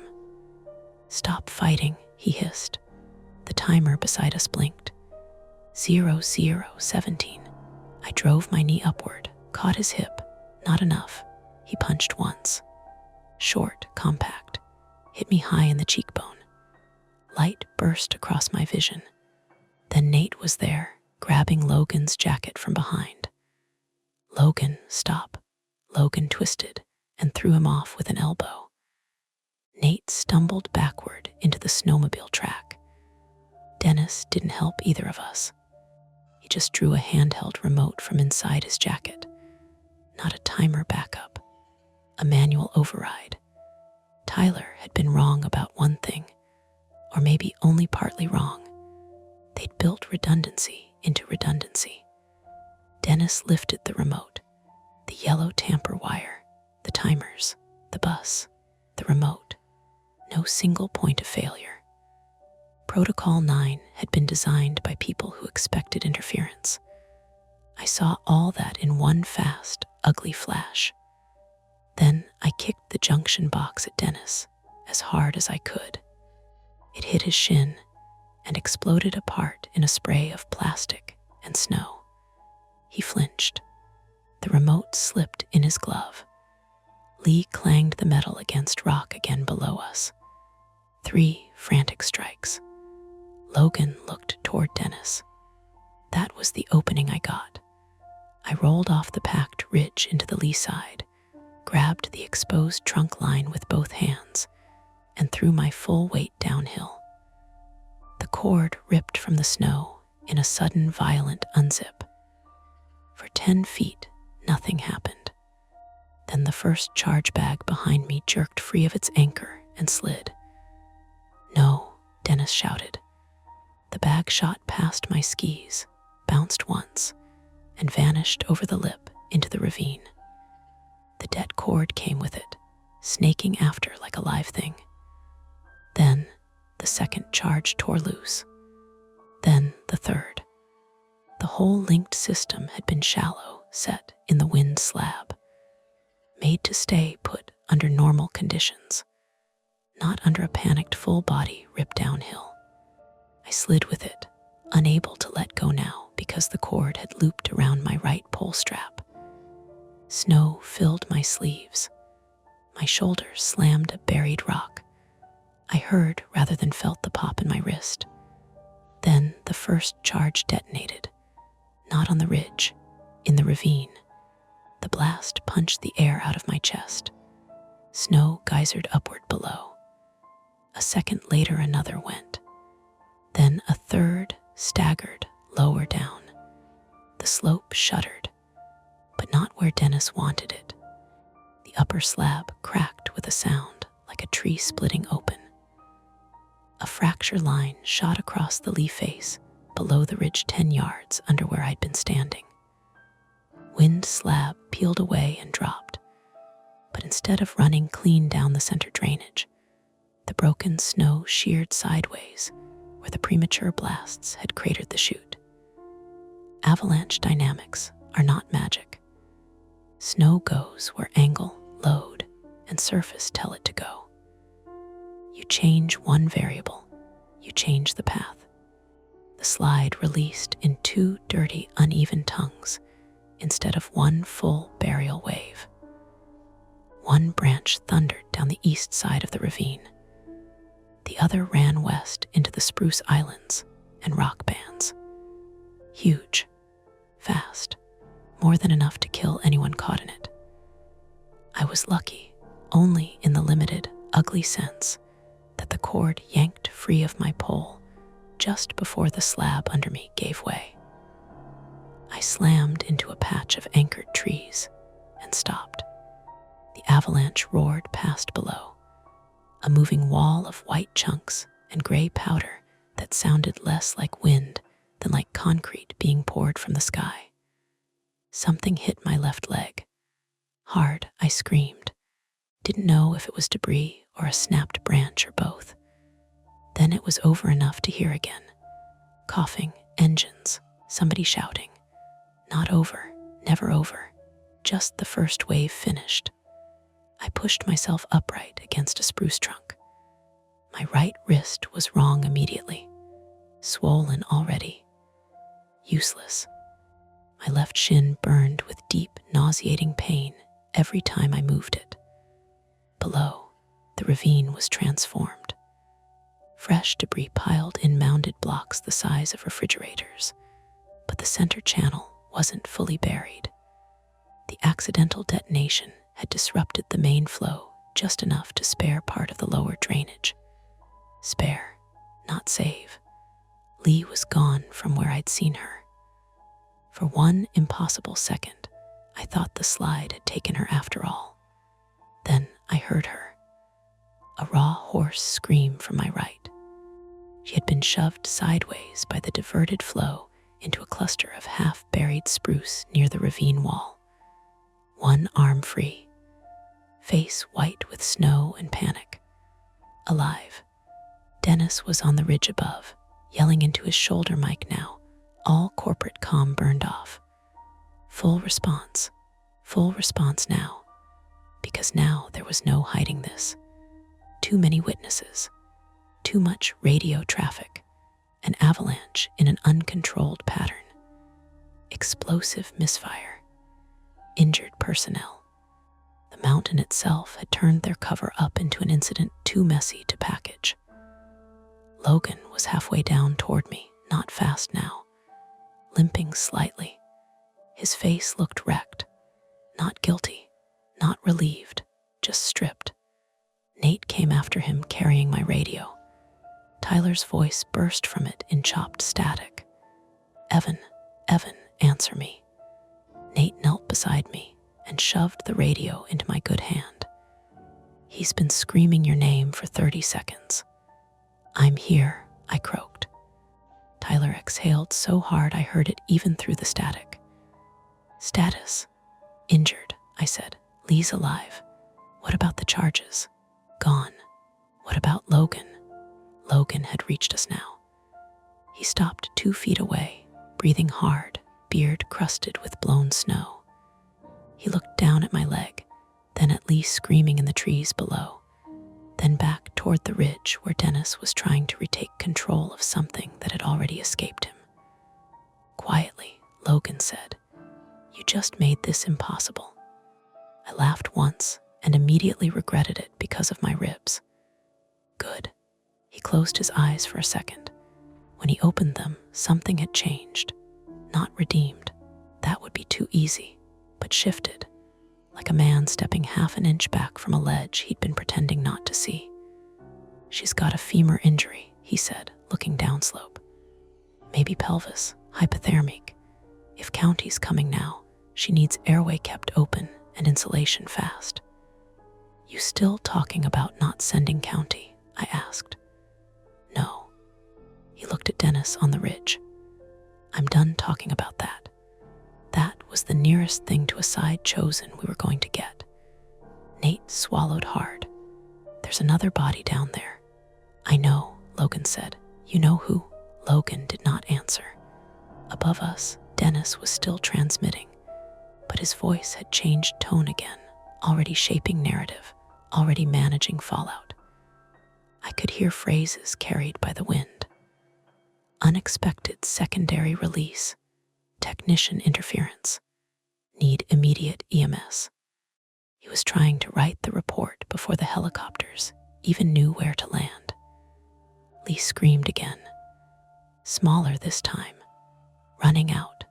No more speeches, no more explanations, just work. Logan and Nate cut down to her first because I couldn't stand without seeing stars. I dragged myself after them on one ski and one useless leg, using spruce trunks to lower myself along the edge of the debris. Every movement cost. My wrist screamed. My ribs stabbed. Something in my shin ground wrong when I slipped. But I got there. Lee was younger up close than she'd looked from the ridge. Blue lips, one pupil slightly blown. Snow packed into her hair and collar. Her right leg bent in a way legs are not built to bend. She clutched a broken aluminum probe section in one hand, the thing she'd been banging on the rocks. "Hey," I said, dropping beside her. "Hey, stay with me." Her eyes found my face and didn't really focus. "He pushed him," she whispered. I looked at Logan. He didn't look at me. "He pushed Mark," she said again, each word shivering apart. "He said we weren't supposed to be there, and Mark told him to go to hell, and he pushed him." "Mark, the dead man. Who?" I asked. But I already knew the answer before her mouth formed it. Dennis. There it was. No secret cabal. No ghost story hiding in snow. Just the oldest horror in the world. A man in charge making one violent choice, then a series of administrative ones to keep it from costing him anything. Lee started to cry, but she had no energy for real sobs. It came out as little broken animal sounds that were worse. Logan stripped off his outer patrol shell and tucked it around her torso. Nate got the emergency blanket from his sled kit. Between them, they worked with quick practiced hands, and I hated that those same hands had climbed toward me minutes ago as part of the lie. Reality doesn't care. The same people can do competent rescue and terrible things in the same hour. Up on the ridge, a siren wailed faintly from the resort side. Not county yet. Resort response. But radios were alive all over the mountain now. I could hear too many voices, too many names. The window for silence had closed. Dennis started down toward us. He had lost the remote somewhere in the slide. One glove was gone. His face had acquired the brittle serenity of somebody who still believed authority could be reassembled by tone alone. "No one says anything until legal is present," he called. Logan stood. For a moment, I thought he might still fold. Still choose the old chain of command. Still hide inside procedure one last time. Instead, he said very clearly, carrying over the debris field and up to every hot mic still open on patrol channels. Dennis Fall pushed a guest into the ravine and tried to cover it with a control shot. The mountain seemed to inhale around us. No one moved. Then 3 different radios answered at once. "What? Repeat that." "Logan, say again." Dennis stopped where he was, not caught in the dramatic sense. Nothing so clean, but stripped of the one thing he'd relied on, the assumption that everyone nearby would keep helping. The conflict ended there, in the practical way most things do. Not with justice, not yet, not even with safety. Lee was still injured. Mark was still dead. My wrist was broken, my leg probably fractured, and the resort was seconds away from turning into a rescue scene and an investigation and a public relations war all at once. But the burial didn't happen. didn't get to swallow the truth neatly. And Dennis, standing on the churned white wreckage of his own protocol, no longer controlled the story. That was enough for the moment. Only the moment. Because once the adrenaline leaked out, pain came in hard and organized. My hands shook so badly I could barely keep pressure on the blanket around Lee. I looked at the ravine, at the half-buried sled nose, at the shape under the drift that had been Mark. And I knew I was going to keep hearing that first radio voice for a long time. Confirm Protocol 9 is active, like any other morning task, like starting a machine, like burying people could become routine if you built the right paperwork around it. When county sirens finally echoed up from below, nobody on our side of the debris looked relieved, just tired, and changed in ways none of us were going to be able to hide for very long. The helicopter took 40 minutes to arrive. In that kind of cold, 40-minute stretches, the avalanche debris settled slowly as the morning light crept into the ravine. Snow that had exploded upward during the slide drifted back down in soft, whispering sheets, coating everything again: our jackets, the sled tracks, the exposed corners of broken slab. Lee stopped screaming after about 10 minutes. That worried me more than the screaming. Logan and Nate had her wrapped in 2 patrol blankets and the spare insulation from Logan's pack. Every few minutes, Logan leaned close and forced her to answer questions. "What's your name?" "Lee." "Good. Where are you from?" "Fort Collins." "What year were you born?" 2000. She drifted in and out. Hypothermia does that. The brain gets sleepy. Tyler's voice stayed on the radio almost constantly, relaying updates to patrol and EMS. At some point, he switched from sounding frantic to sounding precise. That was the avalanche tech in him. Once the crisis moved into response mode, his brain locked into procedure. Helicopter 10 minutes out. County SAR staging below boundary gate. EMS requesting landing zone coordinates. Logan handled most of the answers. I mostly sat in the snow. My leg had stopped screaming and settled into something worse, a dull, nauseating throb that pulsed with my heartbeat. My right wrist had swollen enough that my glove barely fit. Every time I tried to move, my ribs stabbed deep under my left arm. Nate crouched beside me at one point and said quietly, "You look like hell." "Thanks. You shouldn't be sitting upright." "Probably." He studied me for a moment. His face had that slightly stunned expression people get after the adrenaline drains away. "Hell of a morning for your first week," he said. "Day 5, I said. "Jesus." Up on the ridge, Dennis had stopped talking into his radio. He stood maybe 30 yards away, arms folded inside his jacket, watching the rescue unfold below him. Not helping, not leaving, just standing there like someone waiting for the meeting to start. Logan saw him too, but Logan didn't go up there. Not yet. Instead, he kept working with Lee, talking to her in a calm, repetitive rhythm. "Stay awake. That's it. Just keep answering me." At one point, she whispered, "Where S. Mark?" Logan didn't answer. None of us did. The body lay maybe 15 feet uphill from where she'd been trapped. The avalanche had partially buried him, but not fully. One arm stuck out of the debris, glove missing, fingers curled into the snow. Nobody had covered him yet. Not because we didn't care, because nobody wanted to walk over there. Eventually, Nate did it. He took off his beanie, walked carefully across the debris field, and draped it over the man's face.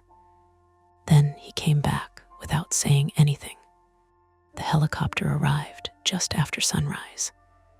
You could hear it before you saw it, the distant thudding of rotor blades bouncing off the canyon walls below the resort.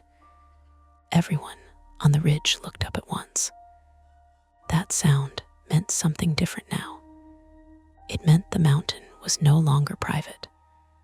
The pilot circled once over the ravine before settling into a rough hover near the debris edge. 2 rescue techs dropped down with a litter and began working with Logan immediately. They moved fast, efficient. One checked Lee's airway and pupils. The other started splinting her leg with inflatable braces. "She's lucky," one of them muttered. "This should have killed her." Nobody responded. When they lifted her into the litter, she reached weakly toward Logan's sleeve. "He pushed him," she said again. Logan nodded once. "I know." Then they lifted her out. The helicopter rose slowly, banking away toward the Valley Hospital. The noise faded. The mountain got quiet again. And that's when the sheriff arrived. 2 snowmobiles came up the service road about 20 minutes later, ridden by deputies from Belmere County. They parked at the edge of the debris field and walked the rest of the way in. The older deputy introduced himself as Sheriff Daniel Ruiz, 51, male, American. Compact guy, weathered face, the kind of calm that comes from long experience with people at their worst. He didn't ask many questions at first. He just walked the scene. He looked at the blast craters from the charges, the fractured avalanche crown, the exposed det cords still tangled in the snow, the half-buried snowmobile in the drainage. Then he walked to the body Nate had covered and stood there a long time without touching it. Finally, he turned. "Who's Dennis Vall?" Dennis stepped forward immediately. "I am." Of course he did. Dennis had regained some of his composure by then. Jacket zipped neatly, gloves back on, voice controlled. "There's been a tragic accident," he began. Sheriff Ruiz raised a hand. "Sir," he said mildly, "I'll get to you in a minute." Then he looked at Logan. "You the one who made the radio call?" Logan nodded. "Yes, you said something about someone being pushed."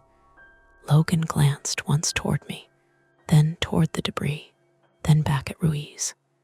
"Yes," he said. Ruiz studied him. "All right," the sheriff said. "Let's start there." They loaded me onto a rescue sled about an hour later. I protested weakly, mostly because I hated the idea of being the center of attention. Tyler rode up with the 2nd patrol team and knelt beside me while they strapped my leg down. He looked worse than I did. His eyes were red from wind and stress, and his beard had iced over from the climb. "You okay?" he asked. "Define okay." "Alive." "Then yeah." He let out a breath. "Jesus, Evan." "Yeah." He hesitated. "I should have come up there sooner. You were busy keeping me from cutting the wrong wire." Still, I shrugged and immediately regretted it because of my ribs. "You got me up there in the first place." "Yeah," he said quietly. That hung there for a moment. Then he said, "You know this is going to get ugly, right?" I looked back toward the ridge where the sheriff and 2 deputies were now speaking with Dennis. I assumed resort lawyers, media, investigations. "Yeah," he nodded. "You still planning to stick around for the season?" I laughed weakly. "Let's see how many bones I broke first." They hauled the sled down the service road slowly. Every bump sent sharp shocks up my leg, but the descent gave me a new perspective on the mountain. The ski runs below were empty, smooth, and quiet in the morning light. Groomed corduroys stretched down toward the base lodge like nothing had happened at all. The lifts weren't spinning yet. The day guests hadn't arrived. If you didn't know where to look, the resort looked perfectly normal. Just another winter morning. The hospital confirmed the damage later that afternoon. Broken wrist, hairline fracture in the left tibia, 2 cracked ribs. Could have been worse, the doctor said. They always say that. Lee made it through surgery. Her leg was shattered in 2 places, and her pelvis had a fracture. But the doctor said she'd likely walk again after rehab. Mark's body came down the mountain before noon. His last name turned out to be Redding, 24, engineering student from Denver. The sheriff's office opened a homicide investigation before the afternoon press briefing.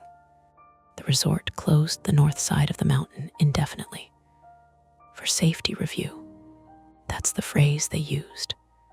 3 days later, I was sitting in a cheap rental apartment in Belmere with my leg propped on a chair and a plastic brace on my wrist. Snow fell outside the window. The town moved normally. People bought coffee. Kids dragged sleds down the sidewalk. Tourists walked past in ski boots. If you listened carefully, though, you could hear helicopters now and then. Search teams were still combing the ravine for additional evidence. My phone buzzed. "Tyler, you see the news?" he asked when I answered. "Yeah, they arrested Dennis." I saw. 2nd-degree murder, reckless endangerment, obstruction, he trailed off. "Good," I said. "Yeah." Another pause. "You doing all right?" "I'm getting there." "That's good." He hesitated. "There's something else." "Yeah, they found the snowmobile's GPS logs. And it shows Dennis went down into that drainage about 20 minutes before Lee and Mark did." "That's interesting." "Yeah," I waited. "You're thinking something," I said. Tyler sighed. "I'm thinking Protocol 9 wasn't invented that morning." That sentence settled into the room like dust. "You mean they've done this before?" I said. "I mean," Tyler said carefully, "someone built a system with timers, tamper wires, manual overrides, and paperwork." He paused. "That kind of system doesn't get invented in a panic." Outside the window, a snowplow passed slowly down the street. "Maybe it was just Dennis," I said. "Maybe." Another pause. Then Tyler said, "But there was a file in the patrol office this morning." "What kind of file?" "Old incident reports." My stomach tightened. "And?" I asked. "One from 8 years ago mentioned a control shot on the same drainage." "What happened?" "Officially," he said, "yeah. A snowmobiler accident during a storm." I looked at the snow falling outside, exactly like it had been that morning. "And unofficially?" I asked. Tyler didn't answer right away. When he finally spoke, his voice sounded tired. "Unofficially," he said, "the report says the body was never recovered." We sat there in silence for a while. Then he said, "Anyway, get some rest. You too." The call ended. I sat in the quiet apartment and watched the snow keep falling. The mountain looked peaceful from town. Just another ski resort waiting for the lifts to start. But now, I knew something most people on the chairlifts would never imagine. Under certain slopes, under certain layers of snow, the past doesn't always stay buried because nature put it there. Sometimes people help, and sometimes the system they build to hide it keeps working long after the person who started it is gone. And that's the end of today's chilling tale. If you enjoyed this story and want more nights full of suspense, don't forget to hit that like button, subscribe to Mia Horror Stories, and turn on the bell so you never miss a scare. I've got plenty more stories waiting for you, so stick around and check out the other videos on the channel. Thanks for watching, and until next time, stay safe and don't look behind you. Hey everyone, this is Mia Horror Stories, and the title of today's horror story is My Uber Driver app just updated with a list of forbidden fares. For your comfort, the screen will stay black throughout the video, so you can relax without strain and just focus on the story. Make sure you stick around until the end. Sometimes the last few moments are the ones that stay with you the longest. The first weird thing was the sound the phone made, the usual bright little ping-uber used for trip requests. This was lower, almost apologetic, like a notification from a banking app telling you something had gone wrong. I was already rolling through a green light on La Brea, one hand loose on the wheel, the other reaching for the phone in its mount. And for half a second, I thought maybe my insurance payment had bounced, or my ex had finally replied to the text I'd regretted sending at 2 in the morning. Instead, the driver app was open by itself. A black banner stretched across the top of the screen. Driver safety update installed under it was a bulleted list headed in all caps. Forbidden FARES. I read the first line, then missed the next light because the guy behind me laid on his horn and I had to move. The tires hissed over a wet patch from a street cleaning truck. Somewhere to my right, bass from a car stereo thudded at window rattle level. The air inside my Prius smelled faintly like old fries, and the lemon cleaner I used on the seats between shifts. On the dash, the little plastic hula dancer my sister had given me twitched with every bump in the road, like she was reacting to the same thing I was. I told myself it was nothing. Some badly translated safety feature. Some corporate nonsense. Some product manager in San Francisco trying to sound edgy because plain language no longer got anyone promoted. Still, I kept looking at it. Do not accept rides with mismatched rider names and account photos after 11:00 p.m. Do not begin trips with destinations added verbally after pickup. Do not transport riders who ask to disable route tracking. If the app flags a fare as restricted, do not engage. Park in a public place and wait for auto cancel.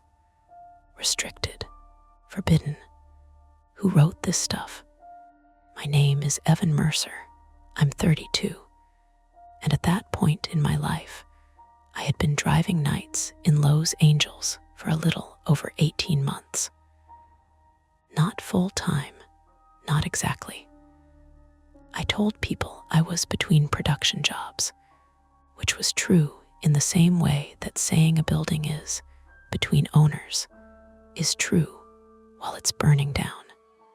I had worked location sound for commercials, indie shoots, the kind of low-budget documentaries where everybody acted like they were changing the world while haggling over parking receipts. Then, one dry season of canceled shoots turned into another, and rent didn't care about my resume. So I drove. Airport runs, bar pickups, tourists going to the Griffith Observatory too late to see much of anything.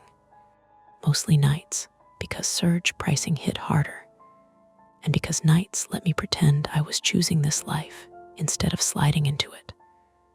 I also drove nights because I slept badly anyway. That part I didn't tell people. I didn't tell them I hated enclosed spaces that couldn't be opened from the inside. I didn't tell them the quickest way to make my chest tight was to lock me somewhere and then say, relax. It was manageable, mostly. Elevators, if I kept my eyes on the numbers. MRI machines, never again. Traffic jams under overpasses were worse than they should have been. But a car with working locks and windows and my own hands on the wheel, that was fine. Usually, the app chimed again. A ride request slid onto the screen. Pickup in West Hollywood, 4.8 stars. Human name. No warning label, no red flag, nothing unusual except my own pulse still running a little fast from that ridiculous update. I accepted. The time I pulled up outside a restaurant on Santa Monica Boulevard, the street had thickened into that specific Friday night mess where everything looks glossy and irritated at the same time. Headlights dragging across damp asphalt, valets whistling, a woman laughing too hard on a patio under heat lamps, somebody nearby smoking cloves, or one of those sweet little cigars that smell like Christmas gone rotten. The passenger leaned into the rear window before opening the door. Evan. Yeah, perfect. She slid into the back seat with a paper takeout bag hugged to her chest as carefully as if there were soup inside. There was. Whatever was in there gave off the buttery smell of pastry and hot sugar. She shut the door with more control than most late-night passengers. No slam, just a firm click. Her name was Natalie Voss, 28, female. I learned that when she confirmed the ride, then again 2 minutes later when she called someone on speaker and said, "I'm in the car, okay?" Yes, with an actual driver, Mom, not a murderer. Her voice had that East Coast crispness people either kept forever or lost in 6 months out here. Hers had stayed. She wore dark office clothes softened by a long camel coat and white sneakers, and there was a strip of skin at one wrist where she'd been worrying a bracelet around and around. Not panicked, just keyed up. The way people get when they're late for something they're trying to act casual about. I pulled away from the curb. "Long night?" she asked. "Not yet. That sounds either optimistic or depressing. It depends how tips go." She laughed once through her nose and looked back down at her phone. The city moved over her face in pieces, red at a light, blue from a storefront sign, then plain yellow sodium vapor wash where the block got dim. I saw her looking at the app map on her screen, following the route like people do when they don't fully trust strangers, but don't want to admit it. Fair enough. On speaker, her mother was still talking. Something about parking. Something about cousins. Natalie closed her eyes for a second and pinched the bridge of her nose. "I told you I'd be there before dessert," she said. "No, I know Aunt Leslie will make it weird if I'm late." She listened, then glanced up at me in the mirror and lowered her voice. "I'm not bringing him. There's no him to bring." A pause. "No, that is not why I'm working so much." Another pause, longer this time. She smiled, but only with her mouth. "Love you too." When she hung up, the car got very quiet very fast. Not empty quiet, occupied quiet, tire noise, turn signal ticking, the dry rattle of something small in my center console every time I changed lanes. "You can tell a lot about people from one side of a phone call," she said. "I try not to, that bad. I drive strangers around for money. Boundaries are how I keep from becoming a podcaster." That got a real laugh. Better one. We talked a little after that. Nothing deep. Traffic, rent, how every restaurant in LA now seemed to serve the same expensive small plates on ceramic dishes shaped like roofing tiles. She was a litigation paralegal, heading to her older sister's engagement dinner in Los Feliz. She was late because she'd had to leave work, go home, change, then pick up a cake from a bakery whose owner apparently believed customer service was a personal weakness. And I dropped her near a narrow restaurant with frosted windows and a line of people pretending not to stare each other down. She paused before getting out. "Do you ever get weird rides?" she asked. It was casual enough that I almost answered casually. "Depends what counts as weird." She tipped her chin toward my phone mount. That update. I saw the screen when I got in. I hadn't realized she could have. Probably just liability language. she didn't sound convinced. Still, be careful, okay? Then she was out, coat swinging behind her, the takeout bag tucked in one arm like something fragile. The hostess opened the door, warm light hit the sidewalk, and for an instant, the whole scene looked ordinary in a way that felt staged. My phone buzzed with her tip before I reached the end of the block. I should have gone offline after that and taken a break, gotten coffee, walked a lap somewhere bright. Instead, I kept driving, because that's the stupid arithmetic of gig work.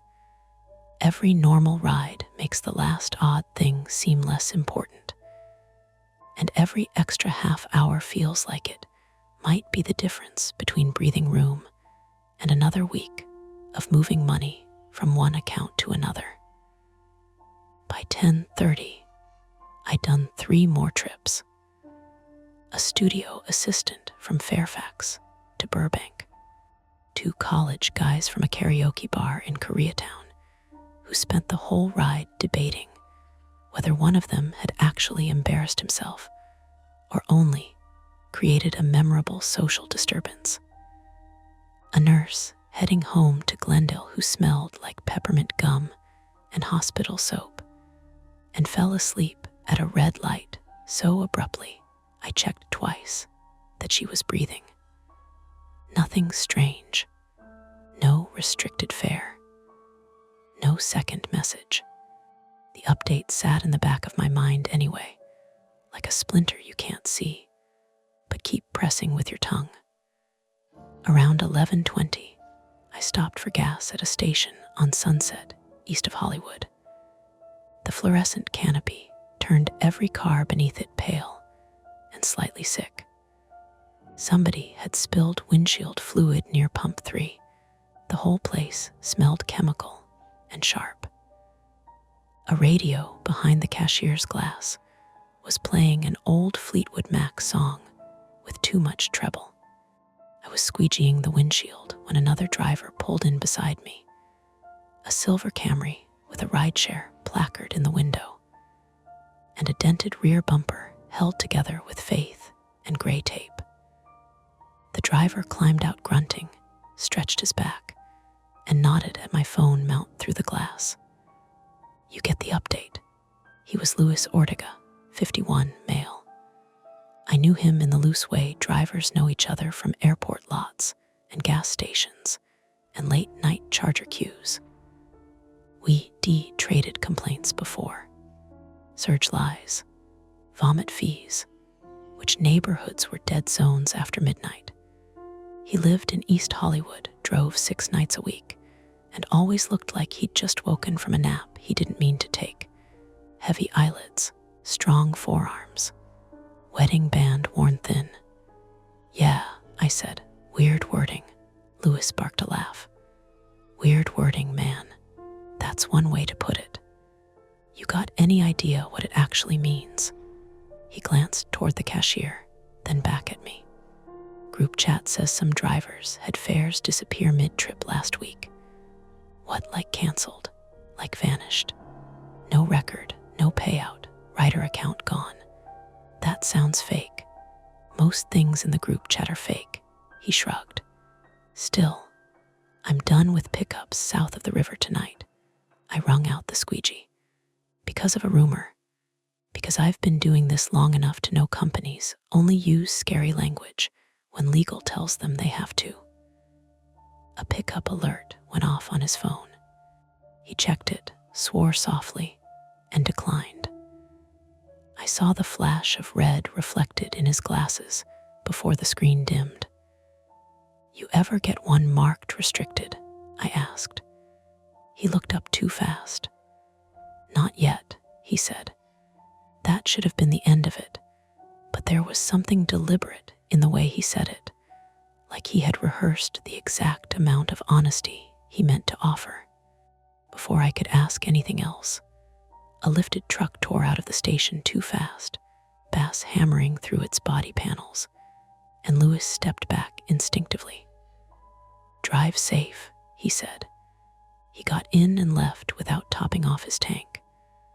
I stood there another second with the nozzle in my hand, listening to the click-click of the pump handle settling back into place, the buzz of lights overhead, the slap of distant traffic rolling west. My phone screen lit up on the dash. New request.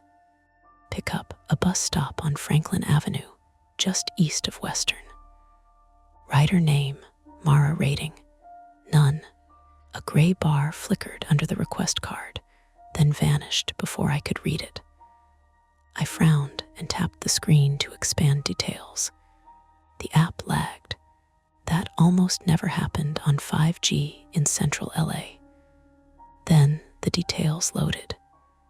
No profile photo. No trip history. No destination shown.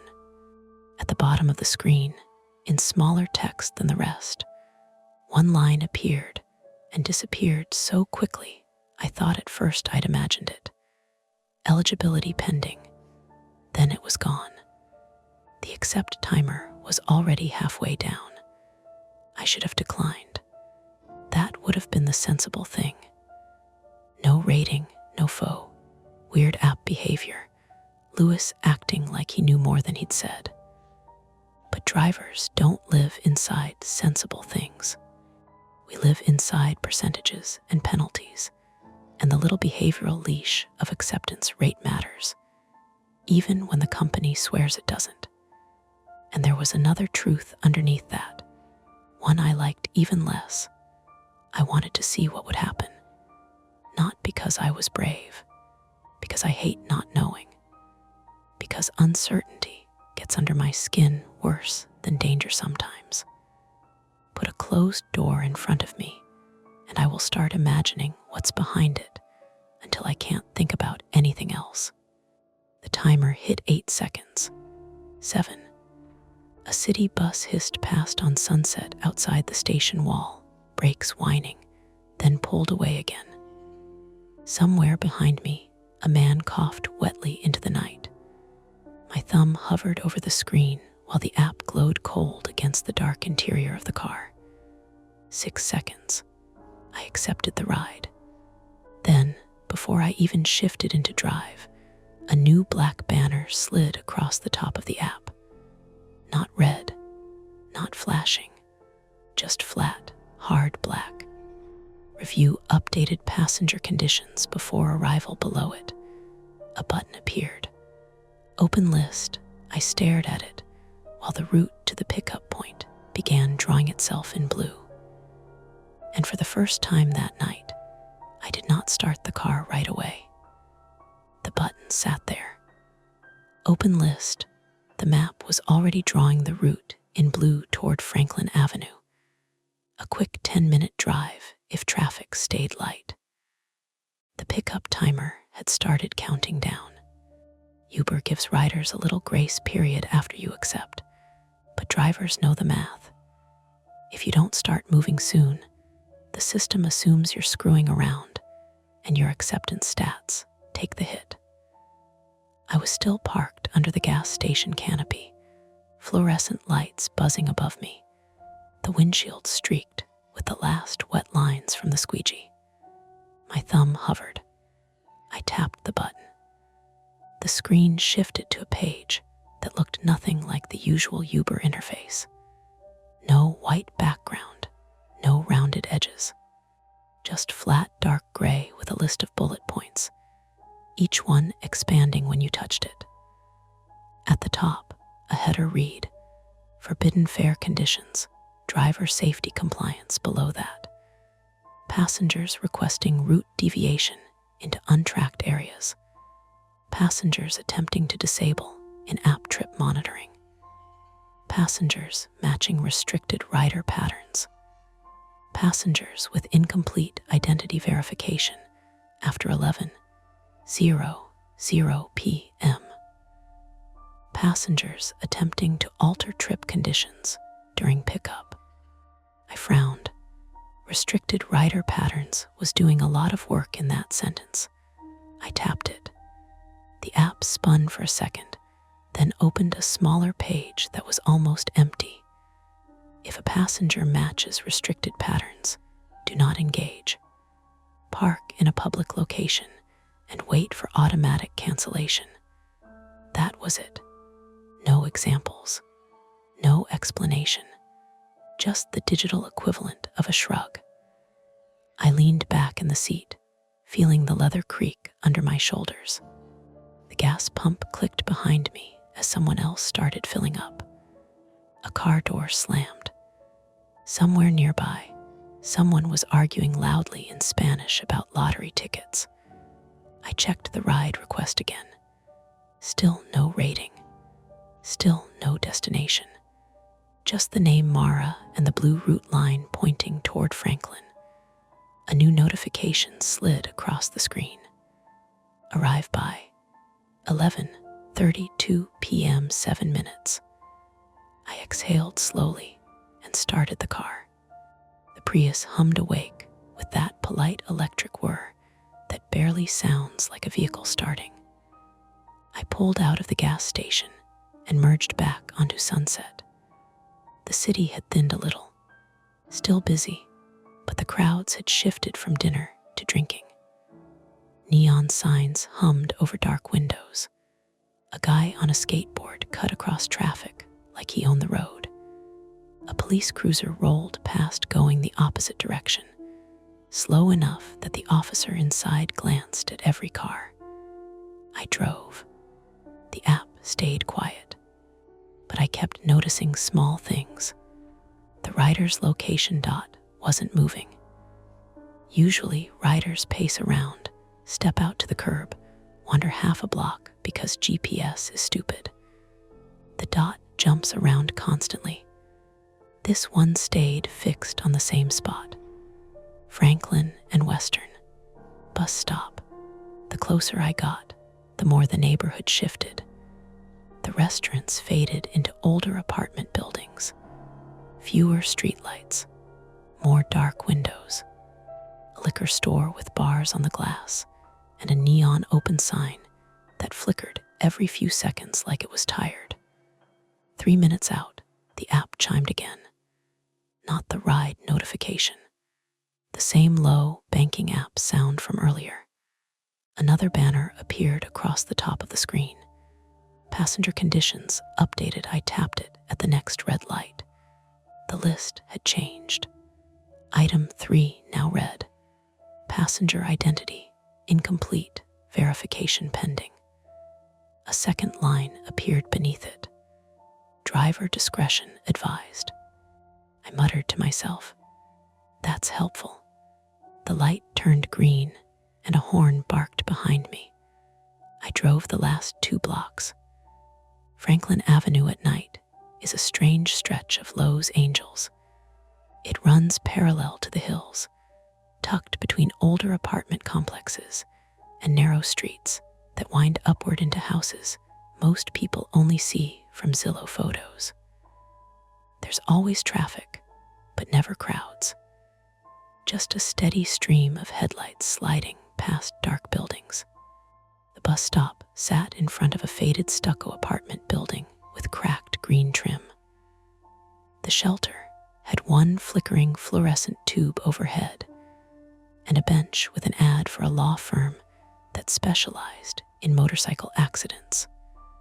The location dot sat exactly on that bench. I pulled to the curb. The arrival timer started, 5 minutes before cancellation. I checked the mirror. The street behind me was empty except for a parked Honda and a delivery van halfway down the block. A breeze rattled dry palm fronds somewhere above the streetlight. Then I saw her. She stepped out from the shadow beside the apartment building like she'd been standing there the whole time. The first thing I noticed was the backpack. Large hiking pack, dark green, bulky enough that it pushed her center of gravity forward when she walked. She approached the car slowly, studying the license plate. When she reached the passenger window, she leaned down slightly. Evan. Her name was Mara Keller, 26, female. I learned that when she confirmed the ride through the open window, though the app still refused to display a profile photo. She had pale skin and a narrow face with a bruise forming along the edge of her jaw, yellowing at the center like it wasn't brand new. Her hair was tied back in a messy knot that looked less like fashion and more like practicality. The backpack straps were pulled tight across a gray hoodie. Her eyes kept flicking up and down the street. "Yeah," I said, opened the back door and slid in, pulling the pack with her. The zipper scraped against the seatbelt buckle. For a moment, neither of us spoke. The car filled with the faint smell of damp fabric and cold air from outside. I glanced at the phone mount. Still no destination. "Mara," I said, "yeah, the app doesn't show where you're going yet." "I know," she said it too quickly. "Can you add it?" "Not yet." That word hung there. Behind us, a car turned onto Franklin and drove past without slowing. Mara leaned forward slightly between the seats. "Can we just start driving?" she said. "West, toward Laurel Canyon." I hesitated. "That's not how the app works." "I'll add it once we're moving." "That's also not how the app works." She rubbed her forehead hard with her thumb. "Look, I know how it sounds. I just need a few minutes, okay?" I looked at the clock. 11:31 p.m. The app chimed again. A red warning box popped onto the screen. Trip conditions altered during pickup. Potential forbidden fare pattern detected. Underneath it, driver may cancel without penalty. I stared at it. Mara saw the reflection in the windshield. "Oh, great," she said quietly. "What? They flagged it, didn't they?" "You knew that might happen." She leaned back in the seat, exhaling hard through her nose. "Yes," the words sat heavy in the car. "You want to explain," I said. "Not here." "That's not reassuring." She twisted around to look out the rear window. Another car turned onto the street. This one slowed slightly as it passed. Black SUV, tinted windows, probably nothing, probably. Mara watched it until it disappeared. Then she turned forward again. "Please," she said, "just drive, 2 minutes. I'll fix the destination and everything will look normal." "Why won't it look normal right now?" She didn't answer immediately. Her fingers tapped lightly on the backpack straps. Then she said something that made the muscles in my shoulders tighten. "Because they're tracking the account." A short laugh escaped me. "Who is?" She met my eyes in the mirror. "I don't know exactly," she said, "but if we stay here, they'll catch up." I waited for the punchline. It didn't come. Outside, the fluorescent tube in the bus shelter flickered twice, then steadied. The app chimed again. Driver idle at pickup. Trip cancellation available in 1:15. My instinct said cancel. Simple. Tap the button. Let her find another ride, drive away, and forget the entire weird exchange. But another part of my brain kept chewing on the details. The bruise on her jaw, the backpack, the way she kept scanning the street, and something else, the app's language. Passengers attempting to alter trip conditions during pickup, which is exactly what she had done, which meant Uber had seen this scenario before. Mara spoke again, quieter now. "Do you ever get that feeling," she said, "where you know something bad is about to happen, but the worst part is not knowing which version of bad it'll be?" I didn't answer, because I knew that feeling very well. My phone buzzed. Another alert. This one came from outside the driver app. A text message from an unknown number. "Cancel the ride," just that. No punctuation, no name. I frowned at the screen. "What?" Mara asked. I turned the phone slightly so she could see. Her expression changed instantly. Not surprise, recognition. "Don't," she said. A car engine rumbled somewhere behind us. I checked the mirror. The black SUV from earlier had turned around. It was rolling slowly back down Franklin, toward us. Mara leaned forward urgently. "Evan, listen to me," she said. "If you cancel right now, they'll know I tried to leave." The SUV's headlights washed over the back of the Prius. The app timer ticked down. 0:38 until cancellation. My hands tightened around the steering wheel. "So the solution," I said carefully, "is that I drive you somewhere without a destination, while people you won't explain are texting me to cancel."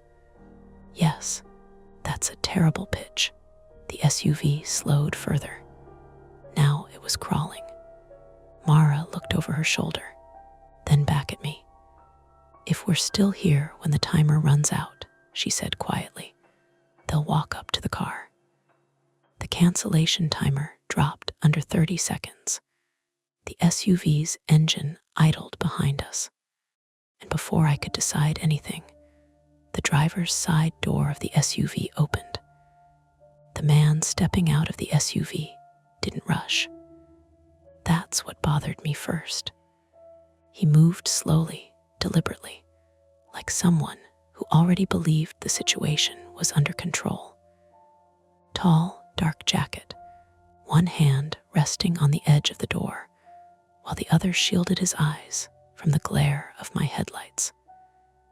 The cancellation timer ticked down on the screen. 0:17. Mara leaned forward so fast her shoulder hit the back of my seat. "Drive," she whispered. "Where?" "Anywhere." The man from the SUV started walking toward us. My chest tightened, not panic yet, just that familiar constriction that came when I felt a situation closing in around me. The kind where the exits shrink without anyone saying they're locked. "Evan," Mara said. That did it. I shifted into drive. The Prius rolled forward just as the timer on the screen hit 0. The app chimed sharply. Trip canceled, but the car was already moving. In the rearview mirror, I saw the man stop walking and turn back toward the SUV. Its headlights flared bright. "Left," Mara said quickly. "Take a left on Western." I did. The tires bumped over the seam in the asphalt, and the car slid into the sparse late-night traffic on Western Avenue. A city bus was idling at the corner, brakes hissing. A cluster of people stood outside a taco stand under fluorescent lights, their voices carrying across the intersection. For a moment, it felt normal again, until Mara twisted in her seat. "They're coming." The SUV pulled out behind us, not aggressively. No tire squeal, no sudden acceleration, just there, 2 car lengths back. I told myself that didn't mean anything. Western Avenue had plenty of traffic, even late at night. Still, I kept watching the mirror. "Where exactly am I going?" I asked. "Laurel Canyon." "That's 5 miles. I know. You said 2 minutes." I needed to get away from the pickup spot. And now we keep moving. That was not a satisfying answer. We passed Santa Monica Boulevard. The nightlife thickened briefly, clubs with velvet ropes, rideshare drop-offs double parked with hazards blinking, pedestrians weaving through traffic like the lanes were optional. The SUV stayed with us. Mara pulled her phone out of the pocket of her hoodie. The screen lit her face pale. Then she swore under her breath. "What? They locked the account. Your Uber account." "Yeah, what does that mean for me?" "Probably nothing." That probably was doing a lot of work. A new alert appeared on my driver app. "Trip terminated, return to driver mode." Under it was a second message. "Passenger flagged under restricted pattern conditions." The words sat on the screen like a warning sign. I swallowed. "So you're officially a restricted pattern," I said. She didn't laugh. "Can you still drive?" she asked. "Yes." "Then keep going." We continued north on Western. The hills began rising ahead, dark shapes against the cloudy sky. The road tilted slightly upward as it approached Franklin again farther west. Traffic thinned. The SUV stayed behind us. "Try losing them," Mara said. "How? You know the streets better than I do." That part was true. Rideshare drivers develop a mental map of Lowe's angels, the way bartenders learn regulars, drink orders. You learn which lights stay red forever, which alleys connect streets that shouldn't connect, which hills make older cars groan loud enough to wake neighbors. I flicked the turn signal. Hang on. We cut right onto a narrow residential street just before Franklin. The road climbed steeply between apartment buildings and small hillside homes. Parked cars lined both sides, leaving barely enough room for 2 vehicles to pass. I accelerated. The Prius motor whined quietly as we climbed. Behind us, the SUV hesitated at the corner. For a moment, I thought we'd shaken it. Then its headlights swung onto the street. "Damn," Mara whispered. "Relax," I said. "This area's a maze."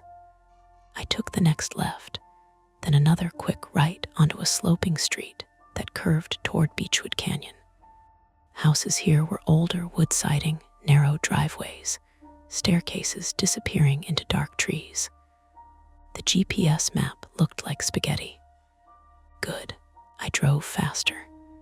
The Prius wasn't built for speed, but the engine had enough torque to climb the hill if I kept the momentum going. We passed a parked delivery truck. A dog barked wildly behind a fence. At the top of the hill, I swung left again, aiming toward Bronson Canyon Road. I checked the mirror.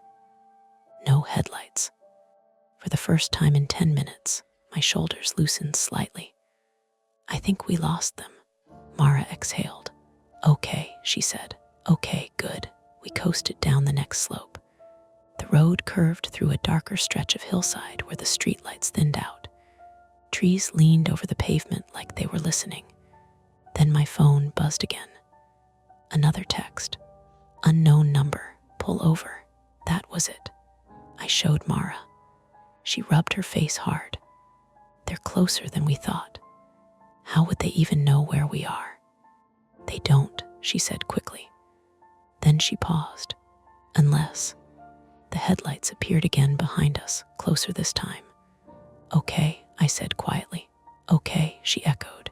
The SUV surged forward. Now it wasn't pretending to be casual. It closed the gap fast, its engine louder on the incline. I pressed the accelerator. The Prius protested with a strained electric whine. "Faster," Mara said. "This car has limits." We rounded a bend, and suddenly the headlights of another vehicle flashed toward us. For one horrifying second, I thought we were about to get boxed in. My chest locked up. But the oncoming vehicle was just a delivery van turning into a driveway. It braked hard to avoid us, the driver shouting something through the windshield as we sped past. Misdirection. Just a normal car. But the moment had been enough to rattle my nerves. The SUV was still there. "Next right," Mara said suddenly. "That goes toward Griffith Park." "Exactly." I turned. The road narrowed again, winding through the hillside toward the darker stretch near the park entrance. The streetlights faded into long pockets of shadow, broken only by the occasional porch light. The SUV followed, closer. I could hear the rumble of its engine now even over our own. "What's in the backpack?" I asked. "Documents." "That's vague. They belong to someone who wants them back." Clearly, she leaned forward again. "Take the next left. It connects to Canyon Drive. If you know the roads this well, why didn't you drive yourself?" "I don't have a car anymore." That answer felt loaded, but I didn't push it. We turned onto Canyon Drive. The road widened slightly, descending toward the park entrance near the Greek Theater. Trees thickened along the sides, branches arching overhead like a tunnel.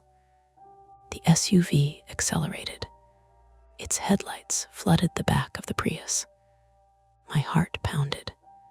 I tried another maneuver, quick right onto a side road that climbed steeply toward the residential ridge. The tires squealed slightly. The Prius struggled on the incline. The SUV followed. It had no trouble climbing. That didn't work, I said. Mara was breathing faster now. Okay, new plan. Please tell me it involves them disappearing. No, figures. She pointed ahead. There's a parking turnout near the top of the hill. And you're going to stop there. That sounds like the opposite of escaping. I know. I glanced at her in the mirror. She looked deadly serious. What happens when we stop? I asked.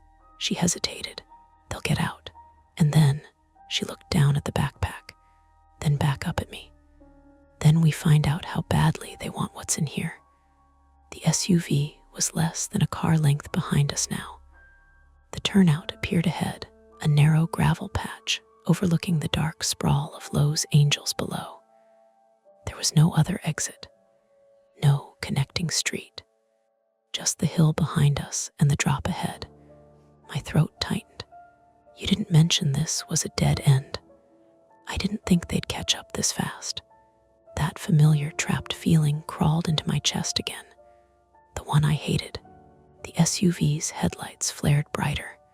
My phone buzzed again. The driver app had reopened on its own. A new message filled the screen. Restricted fare escalation detected under it. Driver safety protocol.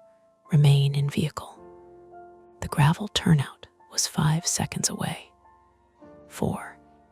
SUV revved behind us. And suddenly it hit me. There was no route left to take. If I stopped, they'd surround the car. If I tried to turn around, the SUV would block the road. Either way, we weren't leaving the hill. I drove into the turnout. The tires crunched over gravel. Behind us, the SUV pulled in sideways, cutting off the road completely. The driver's door opened. And this time, 3 men stepped out. The 3 men didn't come at us like movie villains. No sprinting. No guns out. No shouting right away. They moved with the kind of controlled urgency that made everything worse, because it meant they were used to this. One went to the front of the Prius, stopping just past my left headlight. One stayed near the SUV with the engine still running. The third walked straight toward my driver's side door and lifted a hand, palm out, as if he were approaching a skittish animal. "Don't do anything stupid," he said through the glass. His voice was calm. Mid-30s maybe. White. Clean jacket, dark jeans. Not dressed like a cop, not dressed like a thug either. Just expensively anonymous. Mara shrank lower behind me. "Keep the doors locked," she said. I already had. My thumb was so tight on the lock button I could feel the shape of it in my skin. The man bent slightly to look in. His eyes flicked from me to Mara in the back seat. "Mara," he said, still calm. "This doesn't need to get worse." She didn't answer. Man by the front of the car took out his phone and aimed it at the windshield, probably filming, probably photographing the plate, maybe both. The third man stayed nearer the SUV, scanning the road below. Watching for witnesses, I guessed, or police. My phone buzzed in the mount. The Uber app had changed again. The screen was almost entirely black now, except for a white text box. Remain in public view. Do not exit vehicle. If followed to isolated location, return to active roadway immediately. I stared at it. Too late for that. The driver's side man saw my eyes drop and gave a short, humorless smile. "Yeah, he said. They finally wrote that one in. Something cold moved through me, not panic, recognition. Lewis at the gas station, saying companies only used scary language when legal told them to. This had happened before. The man tapped lightly on the glass with one knuckle. Unlock the door. No, Mara said behind me, too loud. He looked past me at her. You took something that doesn't belong to you. It belongs to the people you buried it from. That changed the air inside the car. Not because of what she said exactly, but because of how automatic it sounded. Rehearsed, not the first time she'd said it. The man's face tightened a fraction. You don't understand what you have. I understand enough. He straightened. Evan, he said, reading my name from the app or the dashboard, or maybe from memory, which was somehow the worst option. You're a rideshare driver. Picked up a passenger who used a compromised account. You can step away from this now. Unlock the door, let her out, and you go home. My mouth had gone dry. How do you know my name? He ignored that. You're not in trouble unless you make yourself part of the problem. Mara leaned forward, breath hot against my shoulder. Don't listen to him. What is in the bag? I said, not taking my eyes off the man outside. There was a beat too long before she answered. Paper files. A hard drive. Photos. Of what? Places, people, cash transfers. Housing. Her voice got flatter. Kids. The word landed hard. The man outside the car heard it too. His composure slipped just enough to show anger underneath. That's dramatic, he said. Mara laughed once, sharp and ugly. You locked girls in furnished apartments and moved them every 2 weeks. The man slapped the roof of the Prius with an open palm. Enough. I flinched so hard my seatbelt bit into my collarbone. At the front of the car, the second man moved closer, phone still in hand. The third one finally started walking toward us from the SUV. They were tightening the shape around the vehicle. A little triangle of pressure. Mara grabbed my shoulder. You have to move. They're standing in front of the car. Then not forward. I looked in the mirror. Behind us was gravel, the SUV, and a narrow slice of space between its front bumper and the turnout's edge. Not much. The drop beyond the edge wasn't a cliff exactly, but it fell steeply into brush and rock. If I misjudged it, we were going downhill nose first. My chest started doing that tight mechanical thing again, each breath shallow and deliberate. Trapped. No room, no good options. The man at my door saw me looking around and seemed to understand. Don't, he said. He reached into his jacket. For one terrifying second, I thought gun. Instead, he brought out a badge wallet and pressed it to the glass too quickly for me to read more than a flash of seal and plastic. Private investigator, he said. Contract recovery. She stole corporate material. Show me slower, I said. He smiled again, smaller this time. Not how this works. Mara's hand dug into my shoulder harder. Drive. What if he's legit? If he was legit, we'd already have uniforms here. That part was true. The man at the front of the car was on the phone now, speaking quietly, giving details. The third man moved to my rear quarter panel, looking at the tires, maybe at the plate, maybe checking how boxed in we were. Efficient, careful.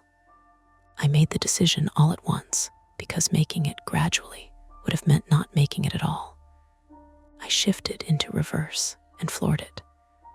The Prius jumped backward with a shrill electric whine. Everything happened fast after that. The man at my door shouted and leaped away.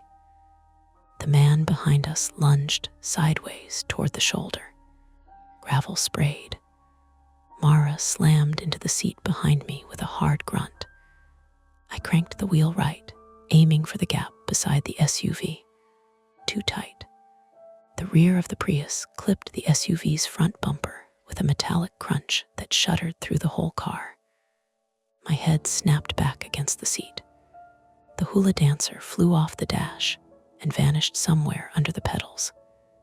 Again, Mara yelled. I threw it into drive, then reverse again, trying to angle out.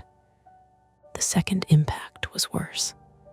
A scraping, tearing sound along the passenger side as the Prius shoved past metal.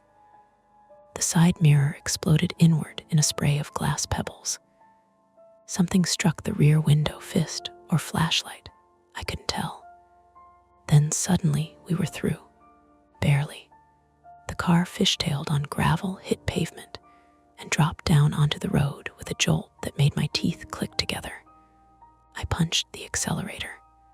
Behind us, one of the men was yelling. The SUV doors slammed almost in sequence. Engine revving.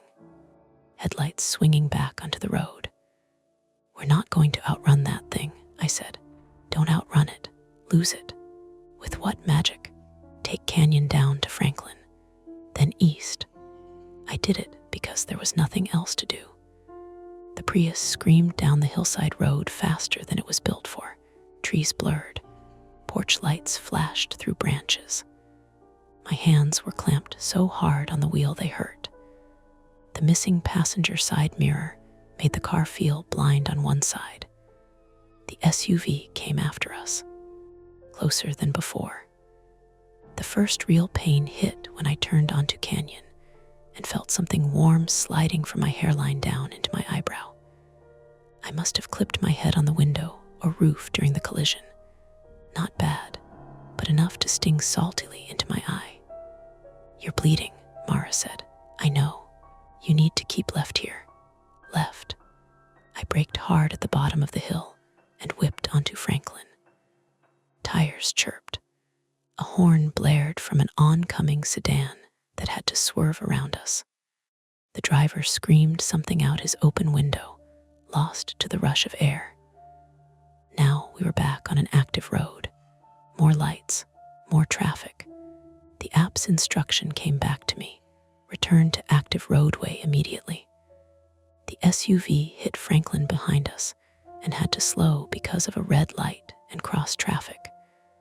For half a second I thought that was our opening. Then Mara said, police station. What? There's a station on Wilcox. Or close, I think. Somewhere south. I actually laughed because of how broken the idea was. You think? I'm not from here like you are. I don't have the station map memorized. You know the city. I did, sort of, in fragments, in routes, in paid miles. My brain pulled at the grid automatically through the adrenaline. Franklin East, then South. Hollywood Division was farther over than ideal. Smaller patrol station maybe. No time for guessing. And I saw the blue sign ahead for an all-night urgent care. And across from it, a strip mall lot still half full because of a 24-hour pharmacy. Bright. Cameras. People. Not police, I said. Public. Good enough. I cut across 2 lanes without signaling and swung into the pharmacy lot so hard the back end slid slightly. The entrance was narrow. Concrete posts on either side. Once we were in, I jammed the brakes and leaned on the horn. Long, repeated, ugly. Heads turned immediately. Woman loading groceries froze with her trunk open. 2 men outside the pharmacy doors stepped back. Someone near the ATM ducked instinctively.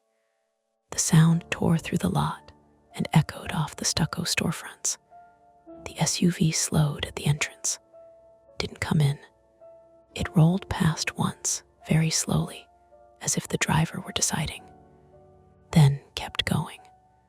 I stayed on the horn another 2 seconds before realizing my hand was shaking so badly I couldn't hold it steady.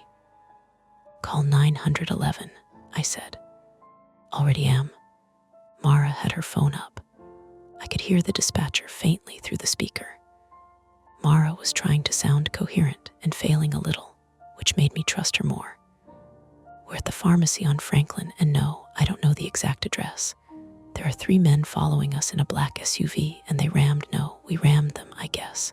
But they blocked us in first. My breath came fast and weird. Too little air. Too much at once. The lot lights seemed painfully white. Trapped, not trapped. Public. Visible, breathe. Then I looked down and saw why my right foot felt wrong. The broken hula dancer had slid under the brake pedal assembly. Not enough to stop braking completely, but enough that the pedal wasn't returning smoothly. I reached down with clumsy fingers and yanked the plastic figure out. One little arm snapped off in my hand. The absurdity of that almost made me cry. A security guard from the pharmacy was jogging toward us with one hand on his belt radio. Heavyset guy, middle-aged, trying hard to look braver than he felt. Behind him, people were already filming. Of course they were. The dispatcher was still talking on Mara's phone. "Stay where you are. Officers are en route." "No kidding," I muttered. Mara ended the call and sagged back in the seat for one brief second. In the brightness of the parking lot, her face looked younger and more exhausted than it had in the dark. There was a fresh cut across her knuckles I hadn't noticed before, probably from bracing against the seat or shattered glass. "What exactly did you take?" I asked. She stared ahead through the windshield. "I worked intake for a nonprofit housing contractor," she said.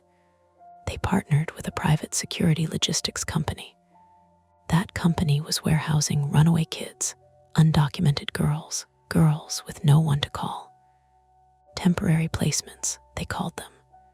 Short stays, emergency relocation, witness prep. The paperwork was clean. The apartments weren't." She swallowed. I started copying files after I realized names were disappearing from one system and reappearing in another under cash disbursements. I listened to the words, but only half processed them because I was watching the lot entrance. Why not go to the police first? I tried going to a lawyer. He told his colleague. His colleague told one of them. Then my apartment got tossed and my car got taken 2 nights later. "So you got in an Uber." I used a burner to make a rider account on stolen card numbers from a Telegram channel. Yes, not my best moment. That, at least, explained the compromised account. A patrol car arrived 4 minutes later, which is not long in real life and an eternity when you're waiting for it. The officers split us up immediately.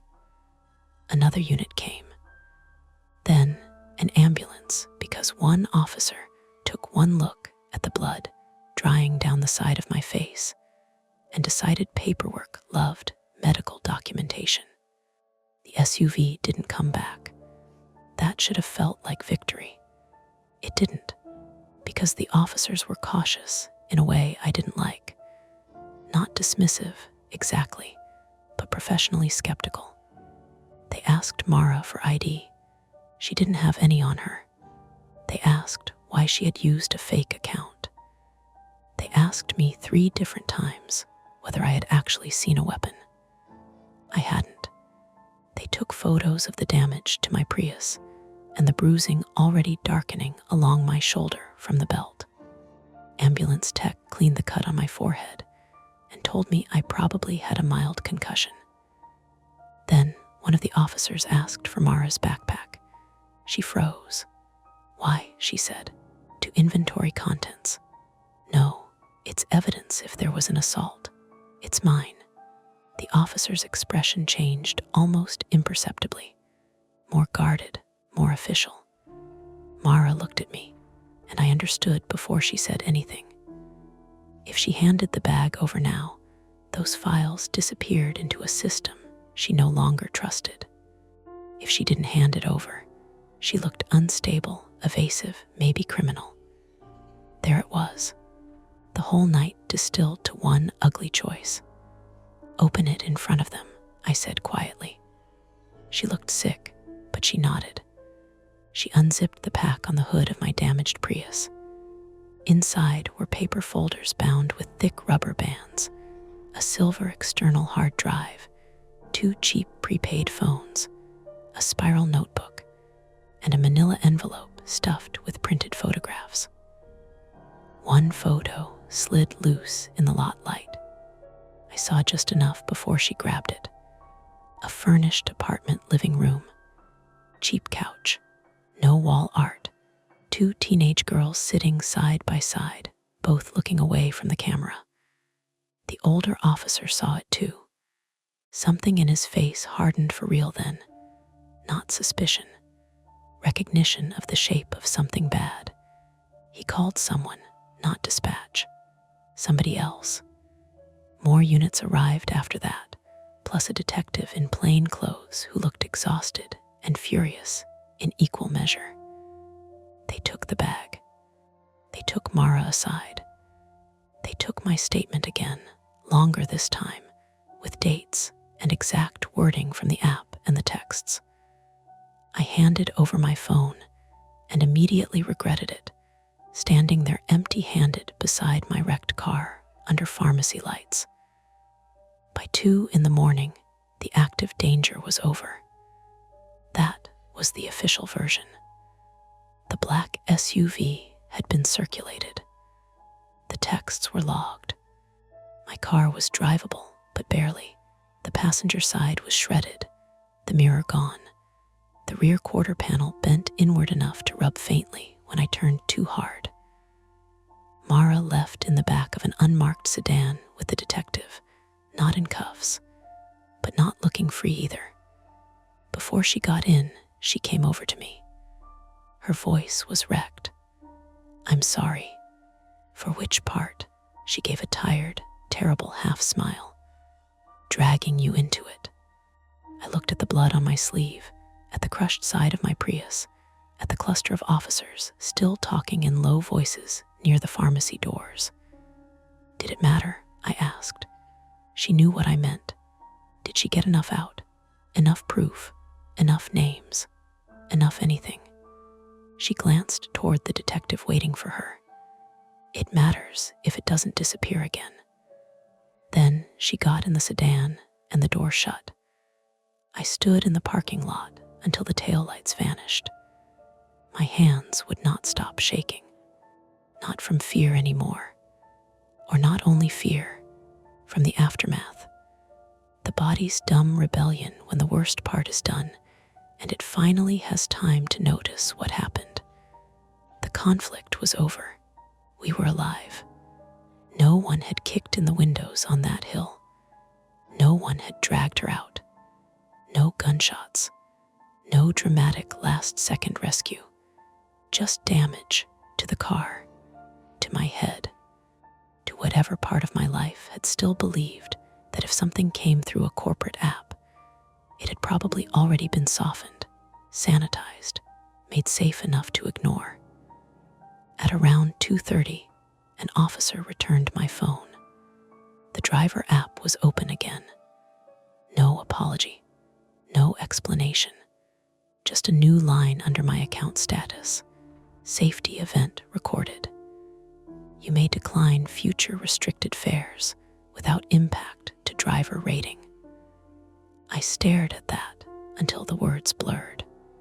Then I sat down on the curb beside my battered Prius and laughed once, hard enough that it turned halfway into a cough. Because somewhere in a legal department, somebody had written that sentence after nights like mine. And because now I knew exactly why. By 9 the next morning, my forehead had swollen into a tender ridge over my right eyebrow. And every time I bent down too fast, the room tipped half a degree to the left. The urgent care doctor had called it a mild concussion, which sounded almost polite compared to how it felt. Mild made it seem like something you could ignore. Mild headache, mild weather. mild salsa. This was a steady pressure behind my eyes and a nausea that came and went in soft waves, like my body hadn't fully accepted that the night was over and kept bracing for another impact. I was on my couch in Lowe's Fellas, curtains half closed against the white morning glare, holding an ice pack wrapped in a dish towel to my forehead. My apartment smelled like stale coffee, dust from the heater, and the faint medicinal tang of the antiseptic wipe the paramedic had used on my cut. The place was one room pretending to be two. Tiny kitchen, narrow hallway, windows facing another building close enough that I could see my neighbor's basil plant on the sill. My phone lay face up on the coffee table. Muted, I still kept looking at it. My sister, Tessa Mercer, 35, female, came over around 9:30 with an iced tea the size of a gas can, and the expression she only wore when she was worried enough to be angry about it. Tessa lived in Pasadena, taught middle school, and carried herself like someone who expected nonsense from the world and had developed a practical system for dealing with it. Hair tied back, no makeup, soft gray sweatshirt with paint on one sleeve. She had been the one who gave me the hula dancer years ago, back when I first started driving, and still treated it like a temporary side hustle, something funny to tell people about later. She let herself in with the spare key, took one look at me, and said, "You look like a raccoon that lost a bar fight. Nice to see you too." She set the tea down, then crouched in front of me and moved the ice pack so she could inspect the cut. "Did they actually scan your head?" "Yeah, and apparently I'm still mostly hollow and symmetrical." She didn't smile, not funny. No, it was a little funny. Evan, there it was, the teacher voice, flat, controlled, leaving me exactly one chance to stop being difficult. I looked away toward the window. Across the gap between buildings, someone was dragging a chair over tile. The scraping sound came in short bursts, then stopped. "I'm okay," I said. She sat in the armchair opposite the couch. "That is not the same thing as saying nothing's wrong." I didn't answer. My body had hit the wall where adrenaline used to be. I was exhausted in a deep, sour way that sleep hadn't fixed. My shoulders hurt. My right knee had started stiffening overnight from bracing so hard on the console during the turn into the pharmacy. There were tiny glittering bits of safety glass still trapped in the seam of my hoodie pocket. Every time I reached in for anything, one found my fingertip. Tessa followed my eyes to the phone. "Have they called?" she asked. "Police did. Detective too. And they want another statement this afternoon. That sounds serious." It felt serious at 3 in the morning too. She leaned back and folded her arms. "You going?" "I don't think ignoring a detective is a strong legal strategy." "Good, then go." She paused. And after that, I knew what she meant. Insurance, work, car repair. The ugly normal stuff that comes after any disaster, like the world politely asking whether you'd still like to pay your bills on time. "My car's at a body shop in East Hollywood," I said. "Tow guy took it there after sunrise." "How bad?" "Passenger sides torn up, rear quarter panel bent, mirror gone. Something's wrong with the brake pedal return." "Will insurance cover it?" I laughed once. It came out rougher than I meant. "Great question." Her face softened a little then. "Okay, we handle one thing at a time." The phrase irritated me immediately, which probably meant it was sensible. We sat in silence for a moment. The refrigerator compressor kicked on with a low hum from the kitchen. Upstairs, somebody walked heel first across hardwood.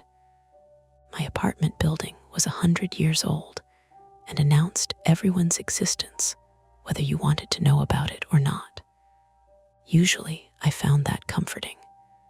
That morning, it made me aware of every enclosed wall around me. Tessa noticed. "Want me to open the door?" she asked. I looked at her. "What? You keep looking at it."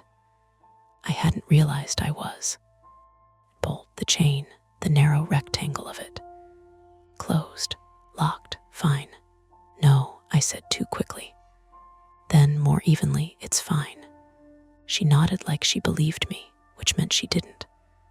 Around 11, the detective called. Her name was Detective Alana Ruiz, 43, female. We had spoken briefly at the pharmacy under those brutal lot lights, but daylight made her voice feel different, less cinematic, more bureaucratic. Tired, direct, not unkind. She asked if I was well enough to come in. I said yes. She told me to bring screenshots if I had them of the app warnings and the text messages. I said my phone had most of it saved automatically. She said good. Then there was a pause, not long, but long enough to register. "We located the SUV," she said. I sat up too fast. The room shifted. "Where?" "Abandoned in a parking structure in Koreatown. Wiped as much as you'd expect, plates cloned." "And the men?" "No, just that." "No." Tessa, watching my face, mouthed, "What?" I held up a finger. "What about Mara?" I asked. Ruiz waited a second before answering. "She's safe for now." That phrase was worse than yes. "Can I talk to her?" "No." "Is she under arrest?" "No." "That's not the same thing." "I know," Ruiz said. "Mr. Mercer, come in at 1. We'll go over what we can." What we can. After she hung up, Tessa asked me everything twice. Once while I was still sitting with the phone in my hand, and again when I stood up to get dressed and had to stop halfway because pulling a t-shirt over my head made my skull pound. By noon, we were in her Subaru heading downtown. She insisted on driving. I let her, mostly because I didn't have a car, and partly because the idea of sitting behind a wheel while my vision pulsed at the edges made me feel slightly sick. Lowe's Angels looked offensively normal in daylight. That was the hardest part. Coffee lines, joggers, a landscaping crew feeding branches into a chipper, a woman in large sunglasses arguing cheerfully into a headset outside a Pilates studio.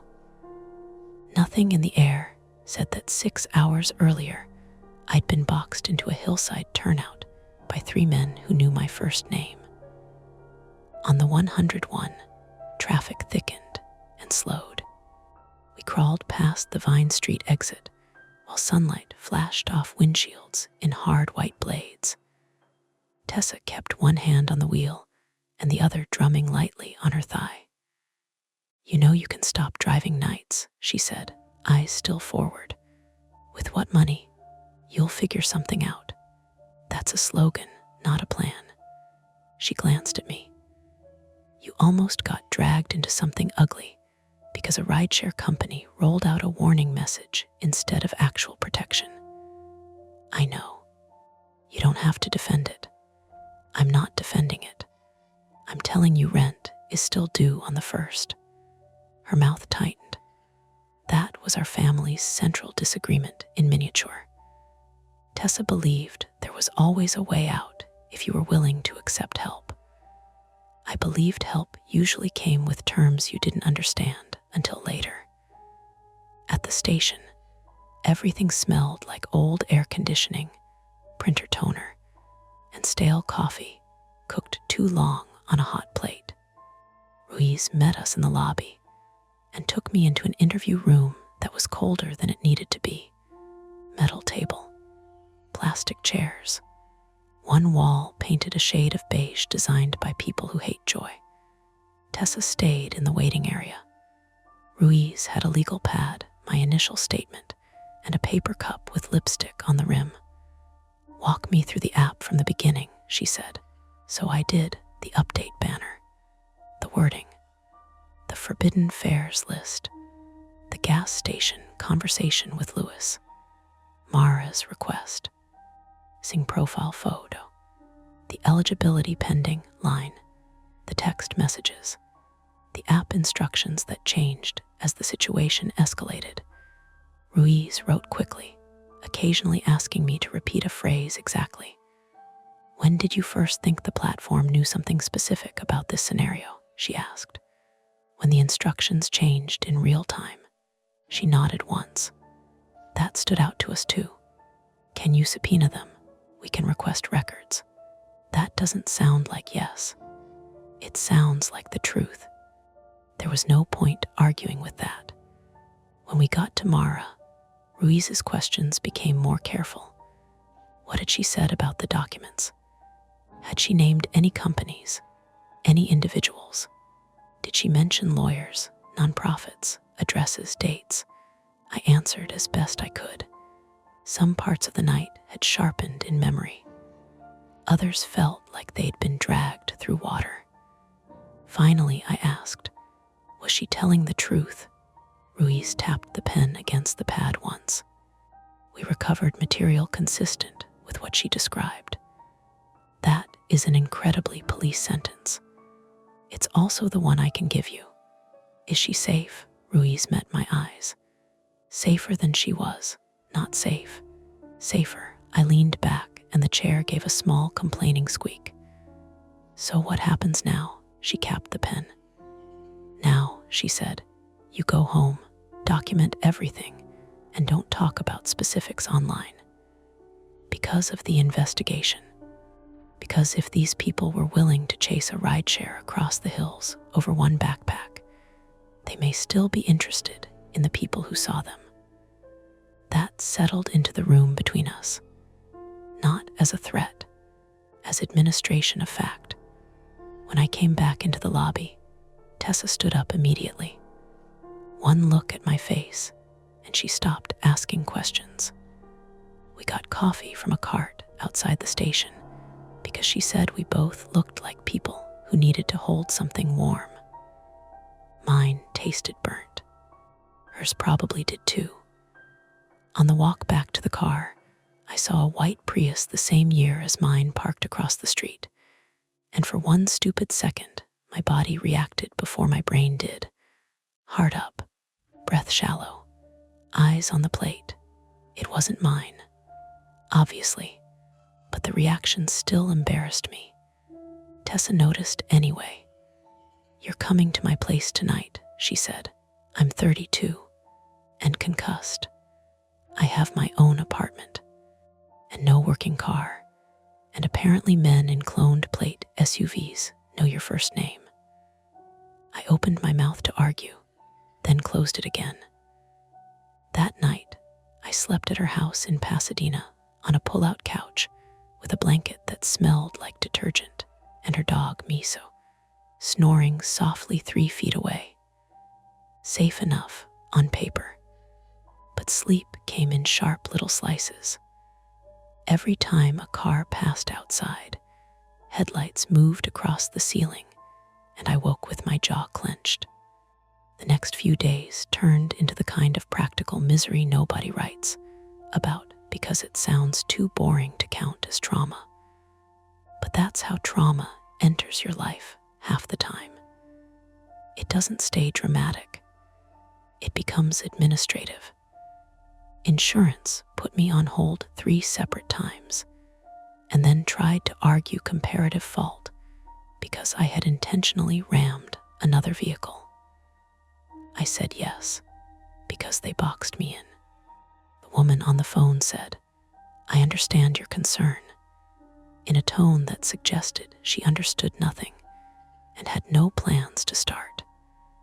Uber sent me an automated email thanking me for reporting a safety event and linking me to a page about driver wellness resources. At the bottom was a paragraph explaining that I could now decline future rides flagged under certain internal safety criteria without affecting my driver rating. No explanation of the criteria, no apology.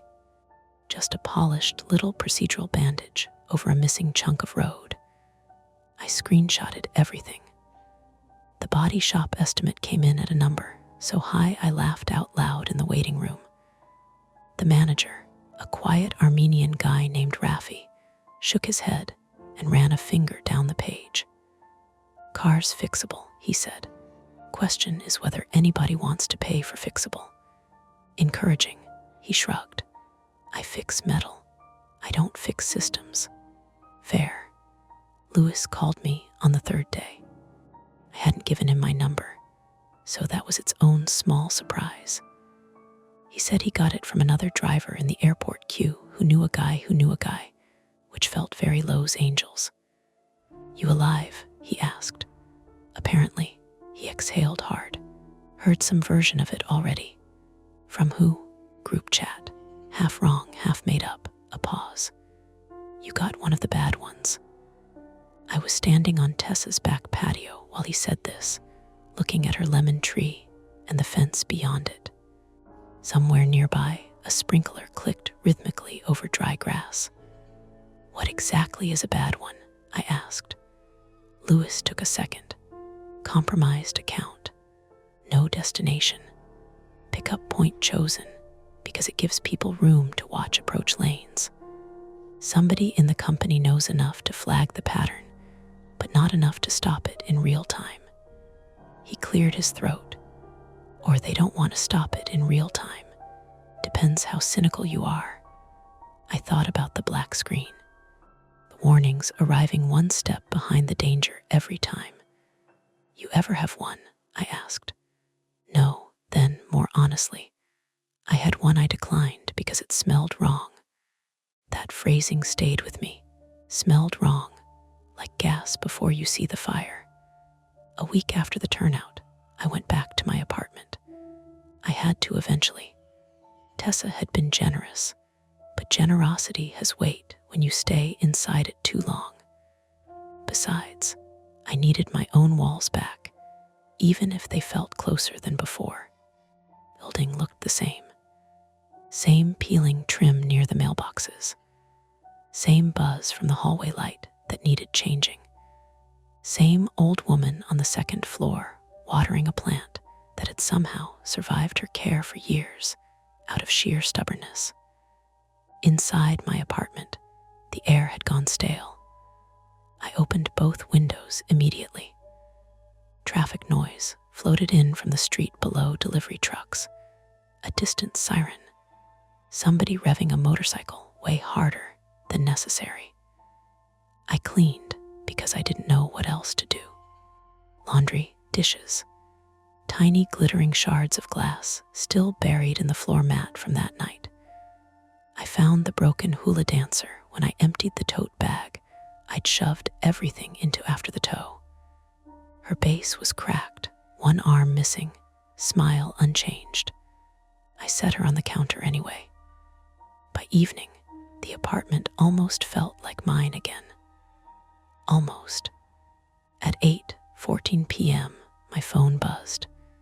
Not the old low banking app tone, just a standard notification. For a second, my stomach dropped so fast, it was almost comical. It was only the rideshare app. I had reinstalled it that afternoon because I needed to see if I could even look at it without flinching. And because money remained money, no matter what part of your life had gone rotten. The home screen was cleaner than I remembered. Corporate blue accents. Surge zones glowing in patches across the map. At the top, a new settings option appeared that had not been there before. Enhanced fare screening. I stared at it. I tapped. A submenu opened with 3 toggles and one short explanation in careful legal language. Some trip requests may be limited based on evolving safety signals. Drivers may decline screened fares without effect to platform standing. That was all. No list. No mention of forbidden fares. Nothing that sounded as blunt as the black banners from that night. Just polished wording, cleaned for daylight. I sat down slowly on the edge of the couch. Outside, somebody laughed on the sidewalk. A car stereo passed with bass soft enough to be neighborly. In the apartment next door, cabinet doors opened and closed while someone made dinner. Ordinary life had come back. It had even been kind enough to put its shoes on quietly. My phone buzzed again. This time it was a text from Ruiz. Charges are moving on at least one front. You may be contacted later. Stay available. I read that twice. At least one front, not a full victory, not even close, but movement. I typed back, "What about Mara?" The typing dots appeared, disappeared, appeared again. Then alive, cooperating. That's all I can say. I let out a breath I hadn't realized I'd been holding. Alive, not fine, not free, not safe forever, but alive. That had to be enough for the moment. I put the phone down and sat there listening to the apartment settle around me. The old pipes clicked once in the wall. The refrigerator motor kicked on.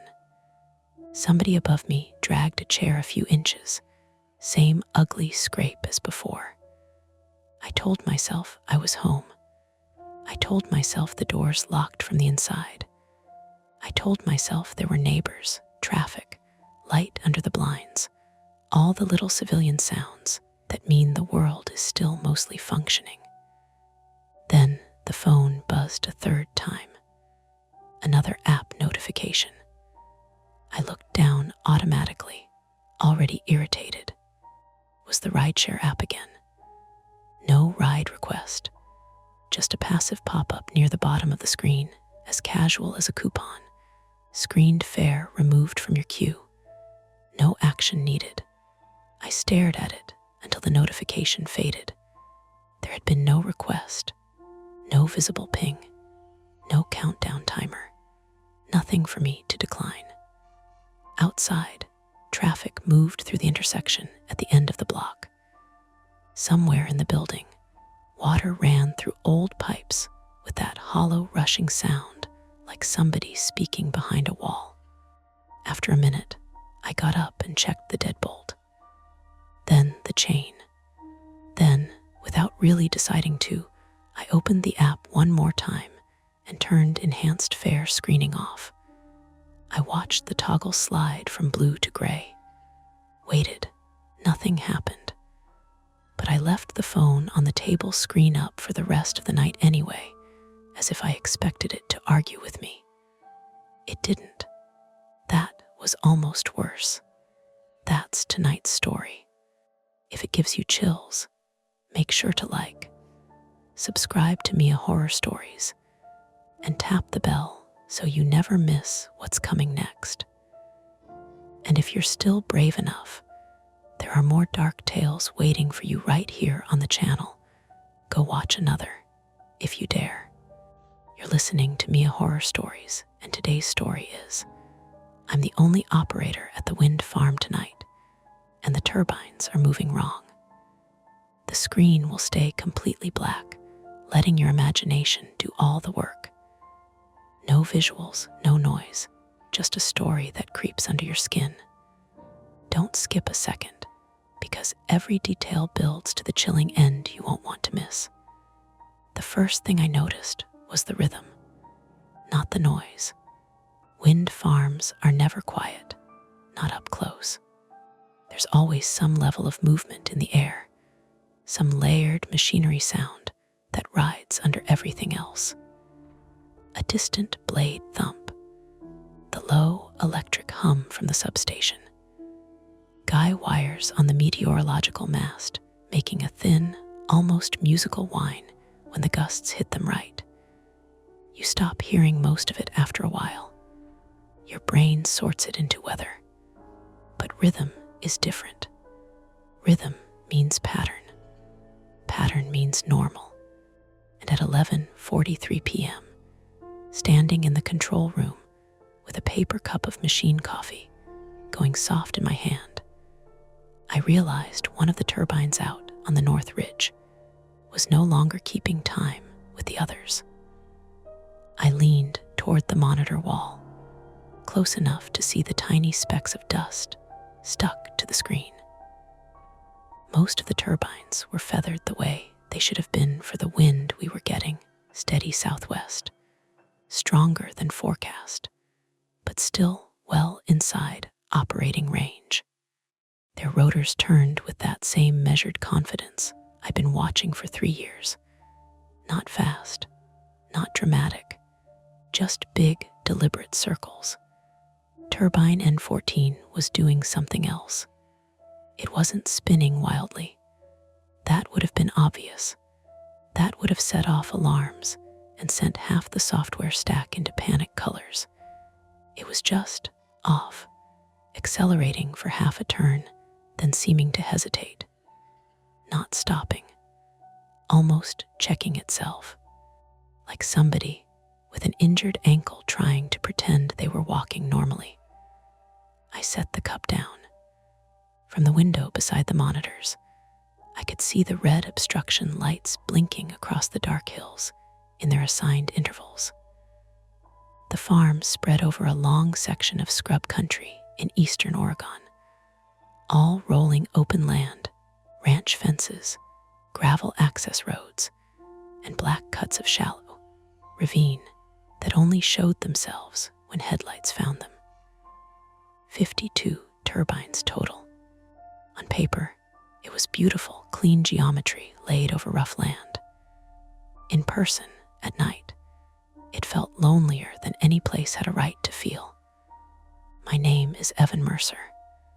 I was 31 that winter, male, and 6 months into being the night operations lead at Juniper Ridge Wind Facility, though lead sounded grander than it was. On the overnight shift, it usually just meant I was the only one physically on site, unless something broke badly enough to wake a technician, a deputy, or both. I'd taken the job because it paid better than dispatch work, and because I was good at systems, good at patterns, checklists, screens, logs, the little calm that comes from knowing a process has a shape. I told people I liked the quiet. That was true, but not the whole truth. The deeper truth was that I liked jobs where nothing was supposed to happen if I did everything right. That had not always been my experience. I clicked N14's data pane open. Wind speed local to the nacelle was reading a little noisy, but not impossibly so. Pitch angle stable. Generator output fluctuating by a few percent more than its neighbors. Yaw position correcting slightly more often than normal. No major fault code. No overspeed. No brake temperature issue. Nothing you could point at and say, there, that's the problem. I muttered, come on. The room smelled faintly of warm dust, and the lemon cleaner Kelly from day shift used on the counters whether they needed it or not. The HVAC clicked on overhead with a tired metal cough. Somewhere beyond the back wall outside, a gust hit the building hard enough to make the door flex once in its frame. I pulled the event log. A few status messages, minor yaw corrections, communication latency spike at 11:31, then clear. Nothing. I hated that kind of nothing. Not because it was dangerous, because it made me feel stupid. I called up the camera feed for the North Ridge, but the angle was bad, and the night vision washed everything in that ugly gray-green that made distance hard to judge. N14 sat 2 rows past a service road switchback.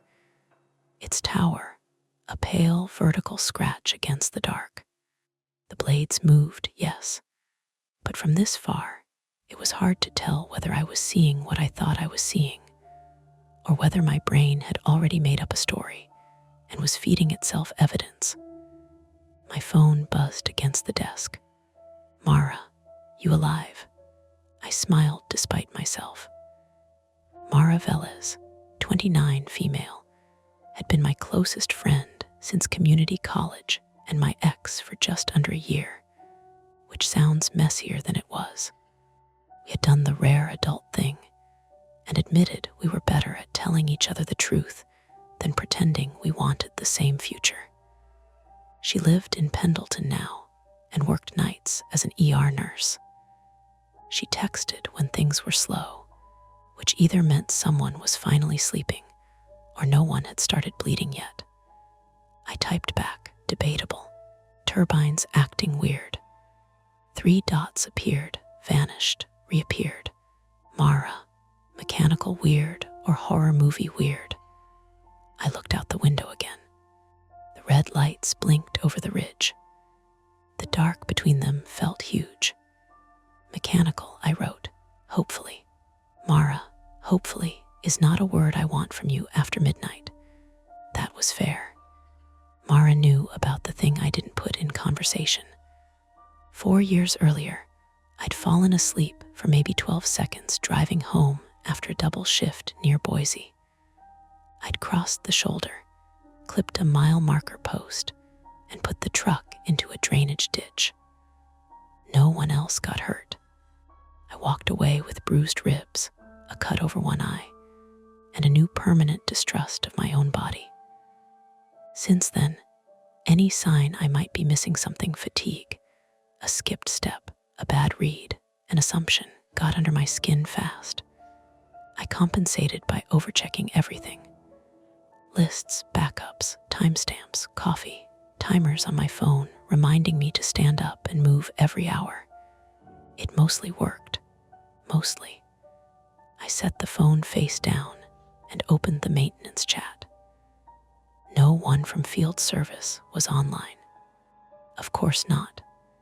At this hour, I had 3 choices: log it and monitor, call the on-call technician and risk getting told I was overreacting, or drive out for a visual inspection. A 4th option existed, technically, where I ignored it because there was no alarm and because systems sometimes burped. But that wasn't really an option for me. I took another look at the live data. Same weirdness, slightly worse now that I'd seen it once. The outer office door opened behind me, and I jerked hard enough to hit the desk with my knee. "Jesus," I said, turning. Kelly Foster stepped in, cheeks pink from the cold, the reflective strips on her jacket catching the control room light. She was 46, female, the day operations supervisor, broad-shouldered and practical, with cropped blonde hair always half escaping whatever clip was supposed to control it. She drove an old Tacoma with one door a different color than the rest of the truck, and treated all software with the same suspicion some people reserve for snakes. "You jump every time," she said. "You're not supposed to still be here." Left my thermos. She held up a dented green bottle. "And before you say anything, yes, I know there's a perfectly good mug cabinet in the break room. This one doesn't leak." She saw my screen and came over, setting the thermos near the keyboard. "What's up?" I moved aside so she could see N14's data. "It's moving unevenly." She squinted at the monitor, then at the window, as if the ridge might explain itself better than the telemetry. "Any fault?" "No, output drop, a little, wind shear, could be. But look at the yaw corrections. It keeps hunting." Kelly leaned over the desk, one hand braced on the edge. She smelled faintly of cigarette smoke she never admitted to, and the peppermint gum she used to hide it. "Camera, bad angle." She made a face. "Of course it is." We stood there for a few seconds, watching numbers refresh. In a room full of displays, you would think something dramatic would happen when there was trouble. Sirens, banners, flashing red across everything. Real operations are duller than that. Trouble usually starts as one number looking slightly more wrong than the others. Kelly straightened. Could be the anemometer icing.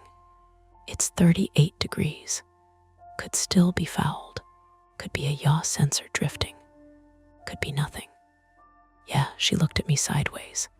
You thinking about driving out? I'm thinking about whether I'm the kind of idiot who wakes Leon for this. At that, she snorted. Leon Barta, 58 male, was the senior field technician and the grumpiest human being I had ever met, who still occasionally brought donuts for the whole site. Croatian by way of Minnesota, built like an old fence post and twice as stubborn.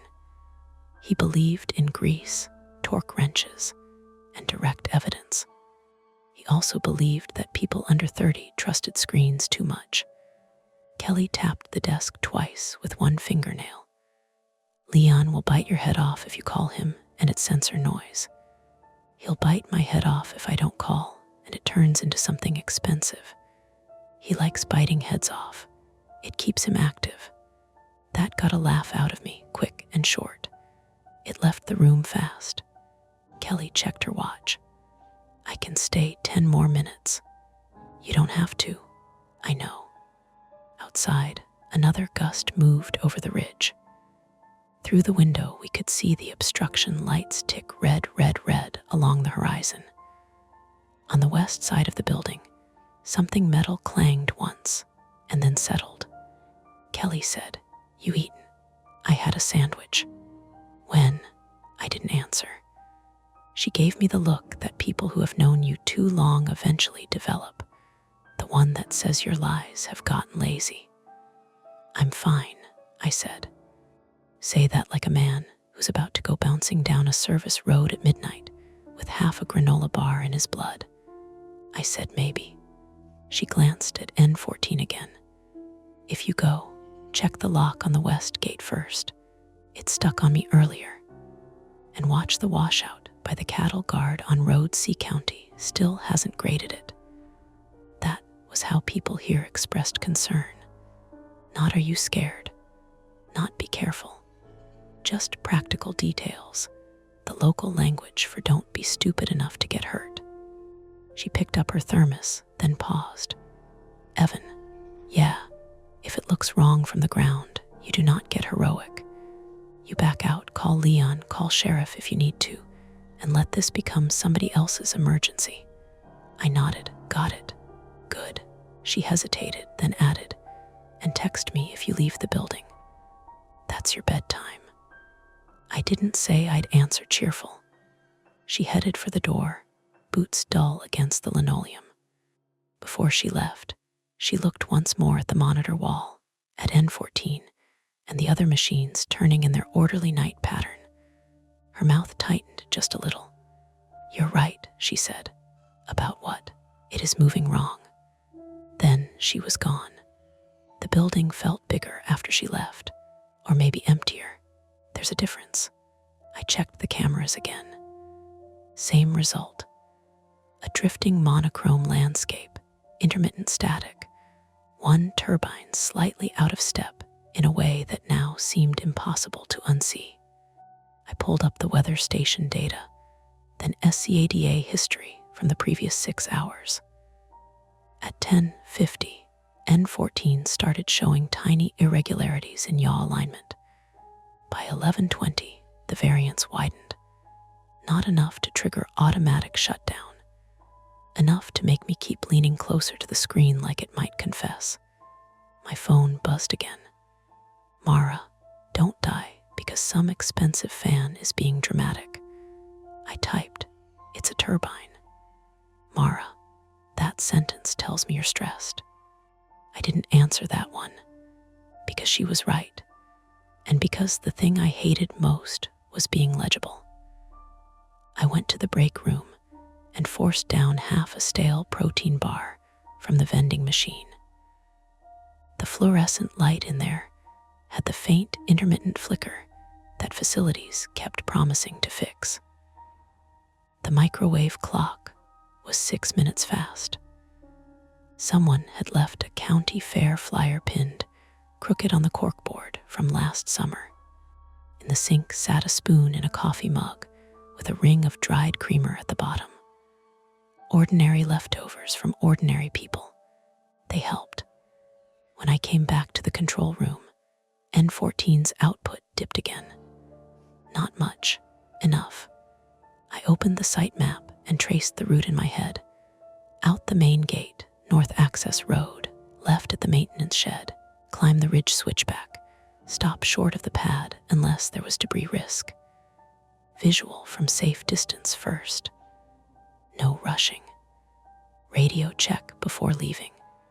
Lock building, log departure. The checklist steadied me a little. Then another thing happened. Turbine N12, 2 units south of N14, made a correction sharp, sudden enough to catch my eye. Its nacelle yawed a few degrees into the wind like it had been nudged. N14 responded half a second later, not matching, answering. I stared at the screen. There were explanations. Shared wind conditions. Wake effect. Sensor lag. I knew that. I knew enough to line up the rational possibilities like tools on a bench. But what I had just seen didn't feel random. I scrubbed back through the last minute of telemetry and watched the values step across the display. The room seemed warmer now, though the vent was blowing cold. My own reflection hovered faintly in the glass over the dark window. Tired face, bad posture, sight badge clipped crooked, one hand flat on the desk. I picked up the radio and did a check to county dispatch frequency backup. Clean, then internal channel. Clean. I opened the incident log and typed 2358, observed irregular rotational behavior at turbine N14. Minor output variance, increased yaw corrections, no hard fault. Visual confirmation inconclusive via camera. Preparing for field inspection. I stopped with my fingers over the keyboard, preparing for field inspection. Not yet leaving. Not yet calling Leon. Not yet pretending this was bigger than it might be.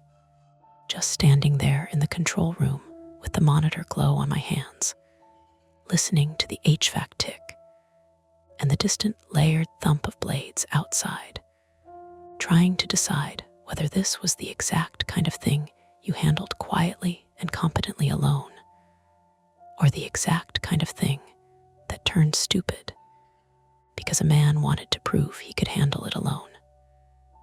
My phone screen lit again with Mara's unread message.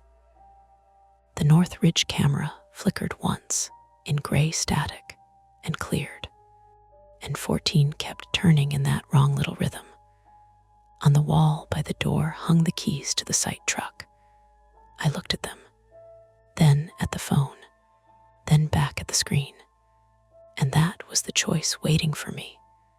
Wake Leon and admit I couldn't tell whether I was seeing a problem or inventing one, or take the truck up the ridge myself and find out what was wrong from the ground. Either way, once I moved, the night was going to become something different. The first thing I did was call Leon. I stood there staring at the truck keys for a full 30 seconds before picking up the phone and scrolling to his name. If this was nothing, I would take the hit. Better that than discovering later I'd ignored the moment when things started going sideways. The phone rang long enough that I started picturing it vibrating on a wooden nightstand somewhere in Pendleton, while Leon slept through it like a man who trusted the world to behave itself after midnight. Then a click. What? No greeting. Just the word. Leon, it's Evan. I know who it is. You only call this hour when you think the sky is falling. I think something's off with N14. Silence. Then a heavy exhale that crackled through the speaker. You have a fault code. No. Alarm. No. Then why are you calling me instead of drinking coffee and watching it? Because it's not just noise, I said. Yaw corrections are spiking. Output variance is creeping up. And I think it just responded to N12.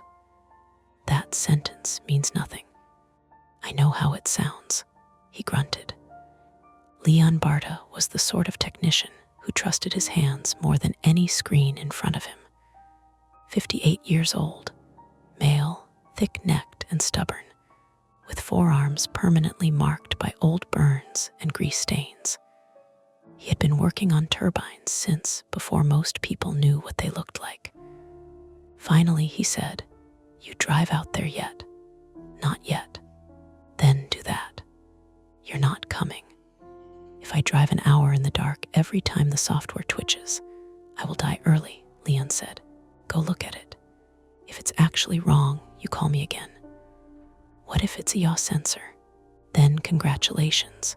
You will discover that with your eyes instead of waking me up." I rubbed my forehead. "You sound tired," he added. "I'm fine." That is what people say before they do something stupid. "I'm literally calling you so I don't do something stupid." Another grunt. That was close to approval. "Take the radio," Leon said, "and do not walk under the rotor unless it's locked." "I know. Say it anyway." "I will not walk under the rotor unless it's locked." "Good." Then he hung up. I stared at the phone a second longer before setting it down. Outside, the turbines kept turning. 5 minutes later, I was in the site truck. It was an aging white Ford F-250 that smelled faintly of hydraulic fluid and old coffee.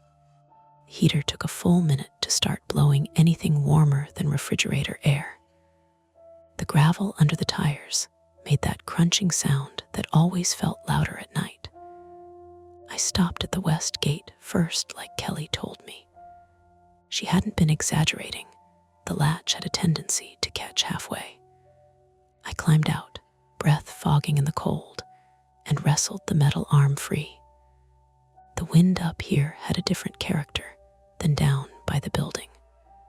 Stronger, sharper. It came across the hills in long, steady pushes that made the guy wires on the nearby meteorological tower sing like a distant violin string. Above me, 3 turbines rotated slowly against a sky full of stars. Even from the ground, they were massive. Towers nearly 300 feet tall, blades longer than a commercial airplane wing. The scale of them never really left you. I drove through the gate, climbed back out to lock it, then headed north. The road wound between the turbines like a pale ribbon across dark scrubland. Headlights bounced across low sagebrush and the occasional fence post. Every so often, the beam caught a turbine tower, and it flashed past like the trunk of some enormous white tree. The radio crackled softly with static. I keyed it. "Control building, this is Mercer. En route to North Ridge for visual on N14. Dead air answered me. Procedure, not necessity. Still felt better to say it. My phone buzzed in the cup holder. "Mara, you disappeared." I dictated quickly without looking down. "Driving to check turbine, not dying." Her reply came almost immediately. "Mara, you realize that sentence is the opposite of comforting." I smiled despite myself and set the phone aside. The road began climbing. Up here the wind had teeth. The truck rocked slightly in the gusts as I rounded the switchback Kelly had mentioned. Ahead, the ridge turbines stood in a long line like quiet sentinels. Their obstruction lights blinked red in sequence. N10, N11, N12, then farther up N14. Even from a distance, I could see it. The movement. Every turbine turned with the same deliberate sweep. Except that one. N14's rotor sped up slightly through one arc, then seemed to hesitate before finishing the rotation. Not stopping, just catching itself. I slowed the truck. "Okay," I muttered to nobody. Seeing it with my own eyes made my stomach tighten in a way the screens hadn't. The turbine wasn't shaking. The tower looked steady. No debris, but the rhythm was wrong. I parked about 200 yards from the pad. Leon's voice floated back into my head. Do not walk under the rotor unless it's locked.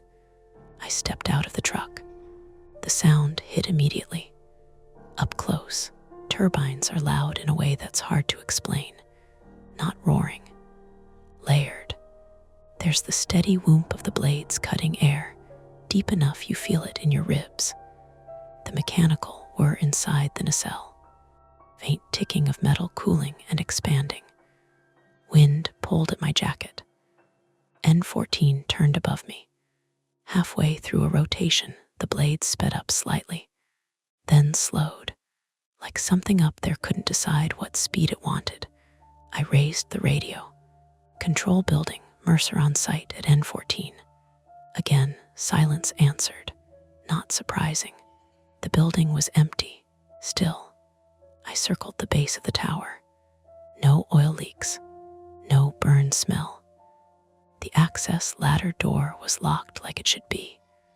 I looked up again. Their uneven rotation. Something clanged faintly inside the nacelle. Not loud, but enough to make me freeze. I took a step back. Okay, I said quietly. My brain started doing the thing it always did, sorting possibilities. Yaw motor, pitch actuator, sensor glitch causing the control system to hunt. All plausible. None good. My radio crackled. I jerked slightly. Mercer, Leon's voice. Yeah, you there yet? Standing at the base. What do you see? It's real, I said. Rotors uneven. Speeds up then drags. A pause. You hear anything unusual? Clang inside the nacelle once. That could be pitch control hunting, Leon said. Or brake drag. Should I shut it down? Not yet. What? If you hard stop it in high wind you might do more damage, Leon said. Watch another cycle. I did. The blades turned. Whoomp, whoomp, whoomp, then that little hesitation again.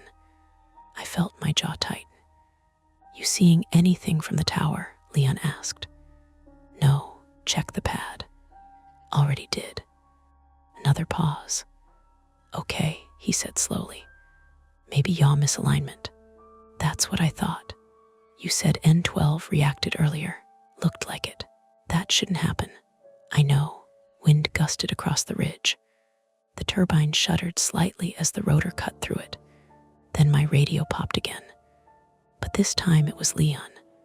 Hello, the voice was faint. Female, I frowned. Who's this? A long second of static. Then again. Hello, Leon said in my ear. What? Someone S on the frequency. What someone? I don't know. I raised the radio closer. This is Juniper Ridge Operations.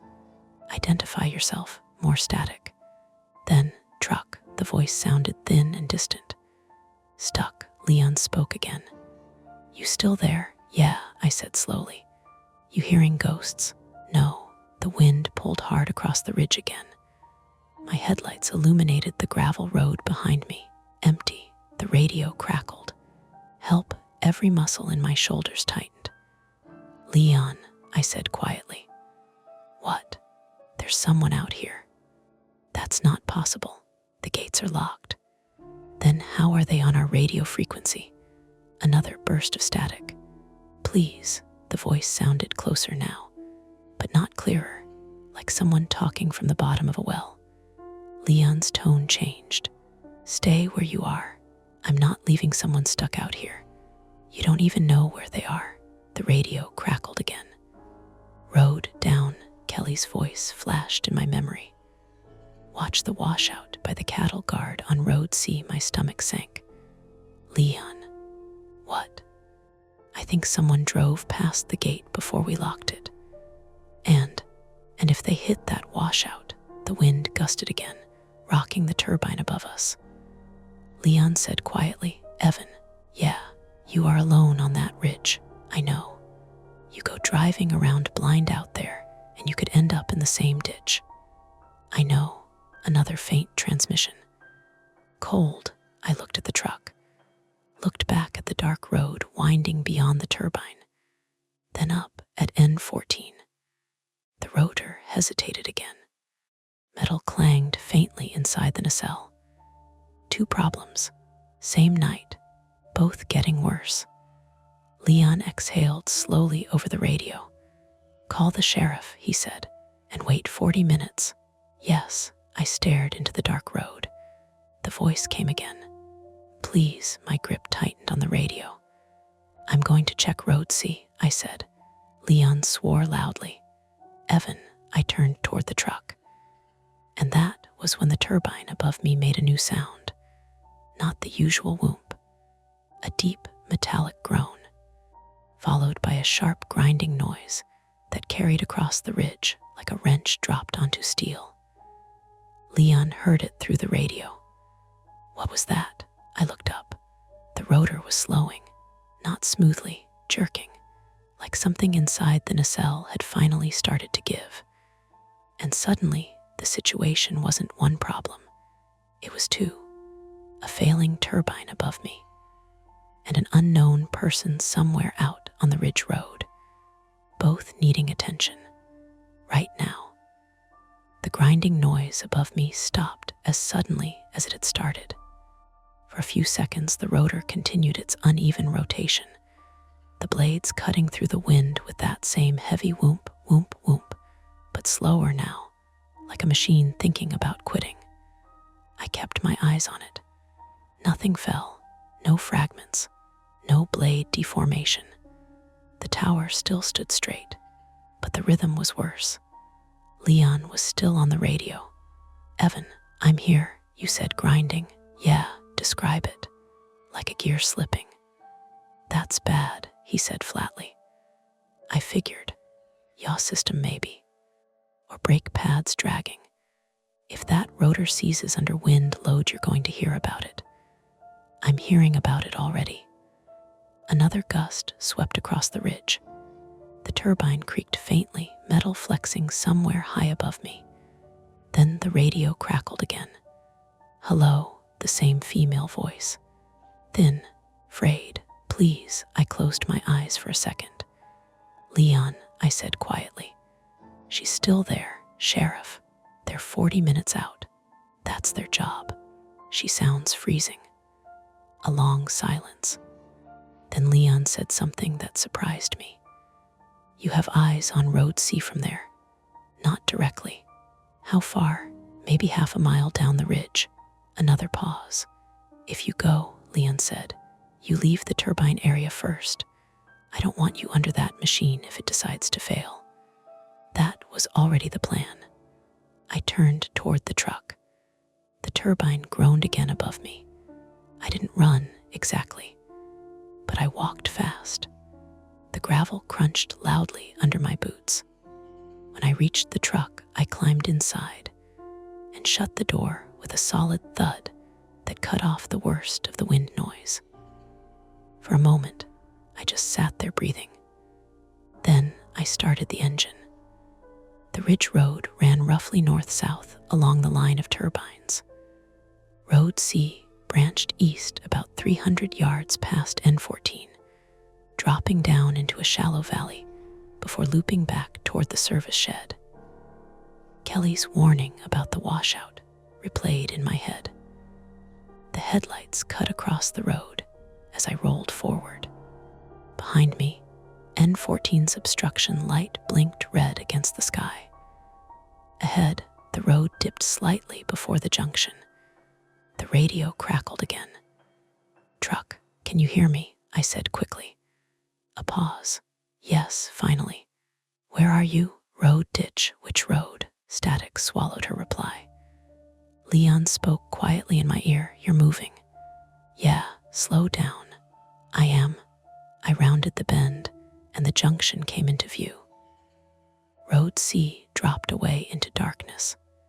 The washout Kelly mentioned was immediately visible once the headlights reached it, a section of gravel where the recent rain had carved a shallow trench across the road before the cattle guard. Not huge, but big enough that a car going too fast might bottom out. I eased the truck forward. Then I saw the tire tracks. Fresh. They cut from the main ridge road straight down Road C. My stomach tightened.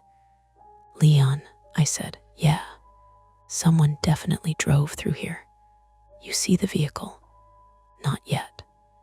Turned onto Road C. The truck tilted slightly as the tires rolled into the uneven gravel. Wind howled across the open valley below the ridge. Without the turbines blocking it, the gusts felt stronger here.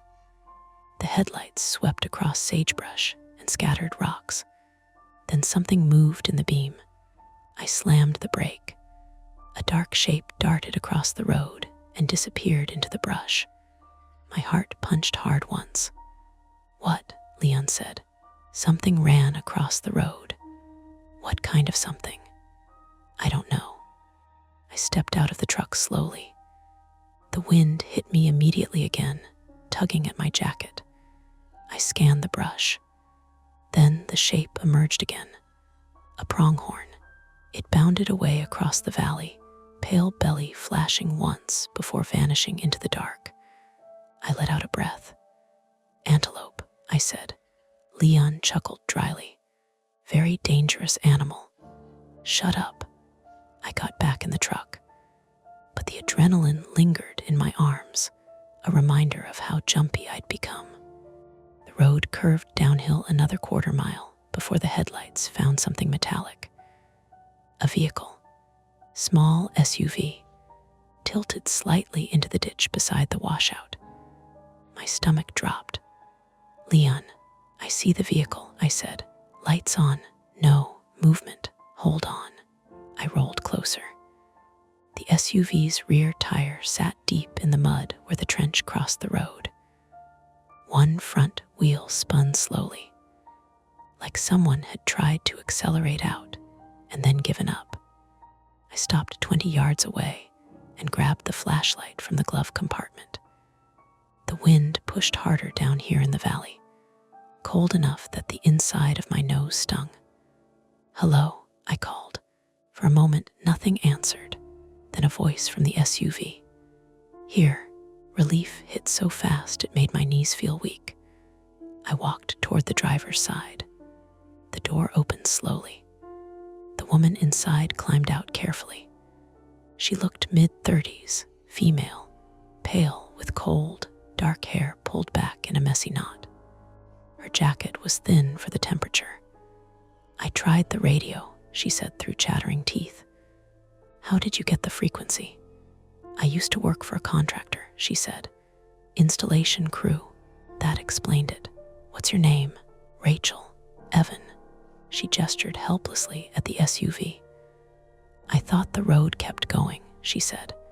Then the wheel dropped, and the whole thing slid sideways. I crouched near the tire. The trench had swallowed the rear wheel almost to the axle. No way that vehicle was climbing out without a tow. "You hurt?" "Just cold," I nodded. "Get in my truck," I said. "We'll call county." Relief washed across her face. "Thank you." She climbed into the passenger seat while I keyed the radio again. "Leon," I found her. "Good. Vehicle stuck in the washout. Anyone injured?" "No." "Then bring her back to the building and call the sheriff." "That's the plan." I started to turn the truck around. Then something flashed in my peripheral vision. Up on the ridge, at obstruction light, blinking faster than the others. My heart dropped. I leaned forward, squinting through the windshield. N14. Its rotor was barely moving now, not spinning, jerking. Each blade turn came with a faint metallic shudder. Leon heard the change in my breathing. "What?" "The turbine," I said quietly. "What about it?" "It's getting worse." "How worse?" The rotor stalled halfway through a rotation, then lurched forward again. A grinding roar echoed faintly across the valley. Leon cursed loudly.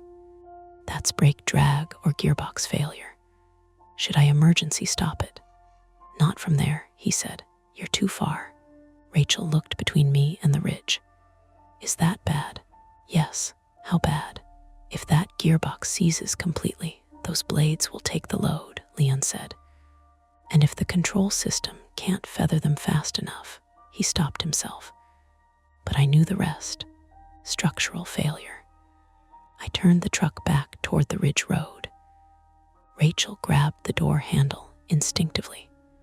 Wait, what are you doing? I need to get back to the turbine control node. You said the building was safer. It is. But if that machine fails under load, it could damage the whole line. The road climbed sharply back toward the ridge. Wind hammered the truck as we ascended. Rachel gripped the seat.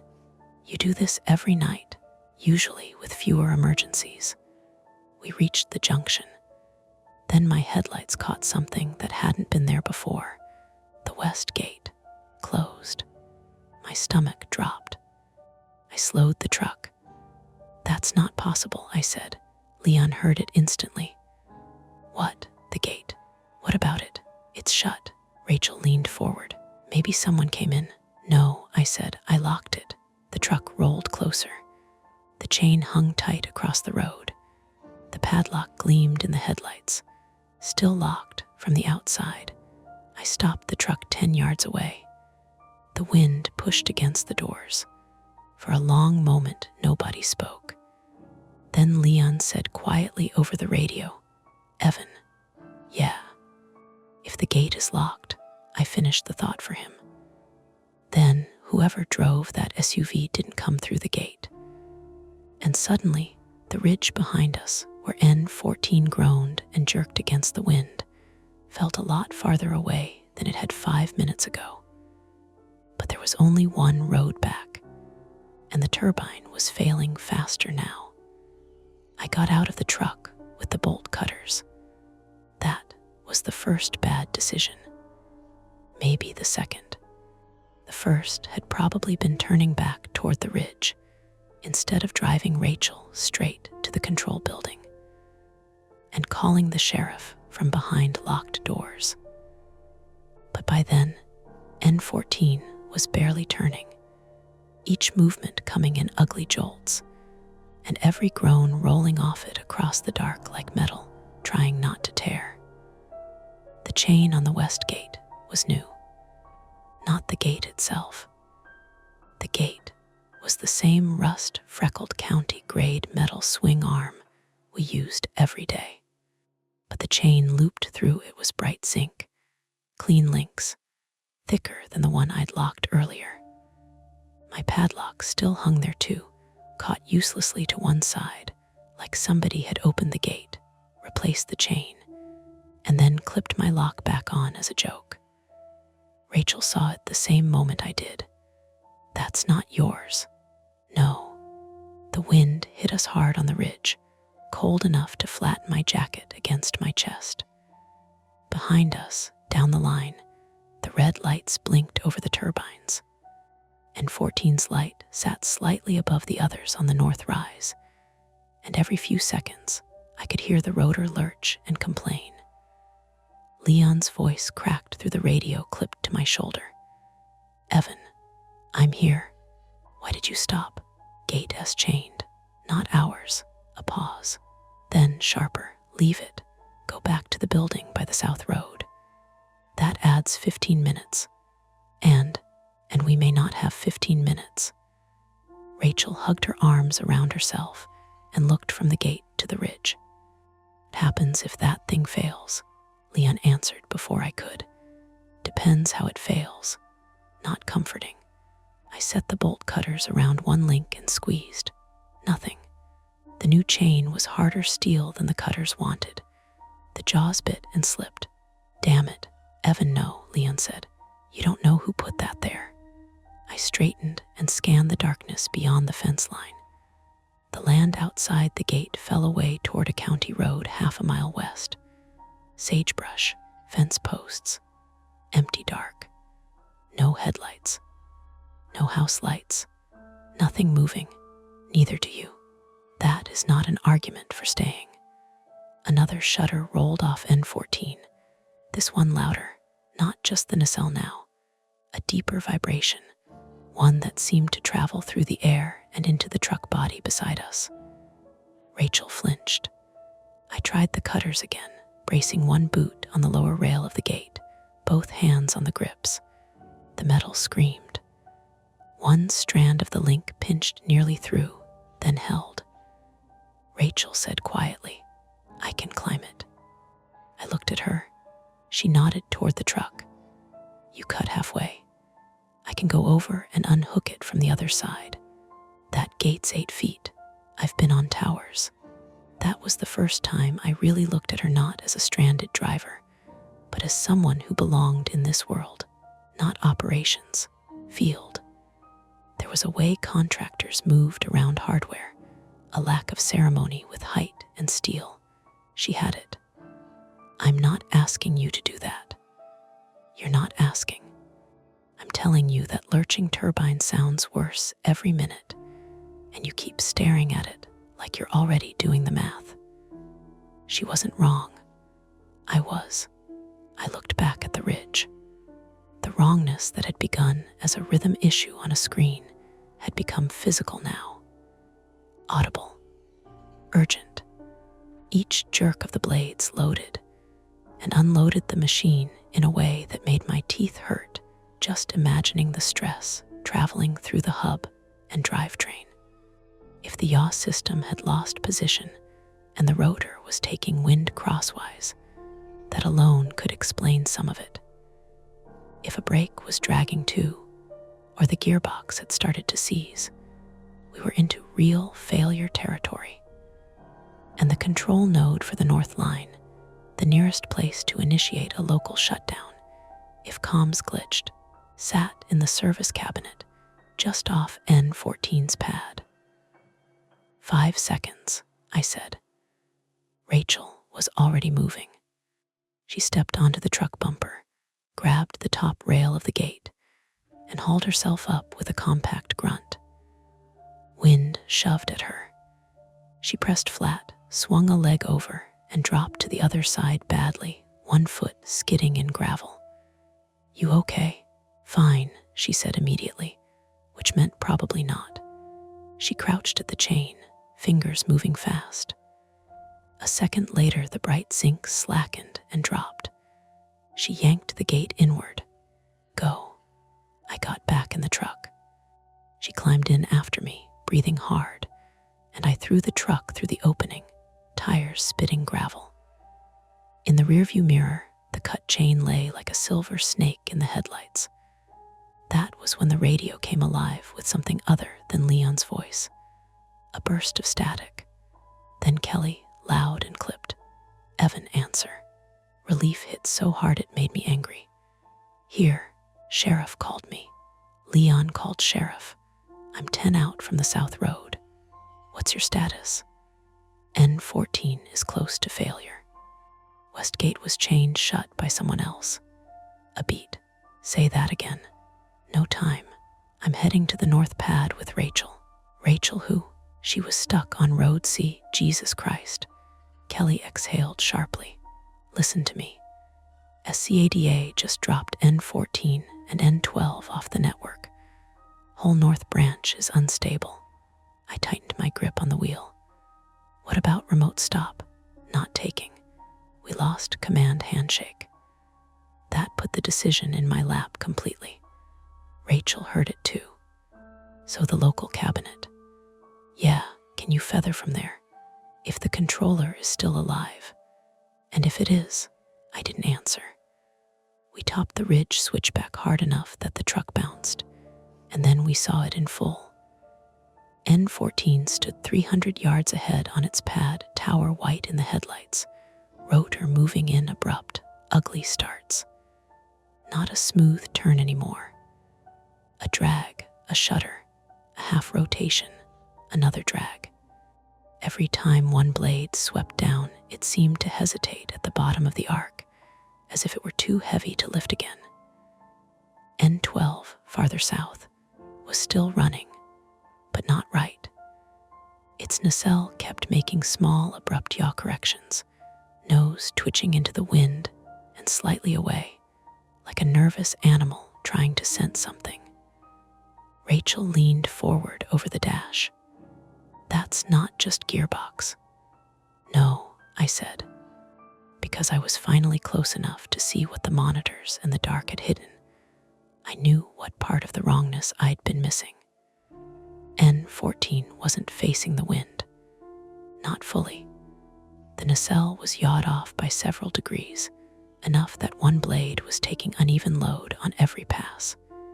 In the headlights, I could see the rotor plane meeting the gusts at a bad angle. The whole assembly was being asked to do two incompatible things at once: turn and resist. Leon came over the radio again. "Status.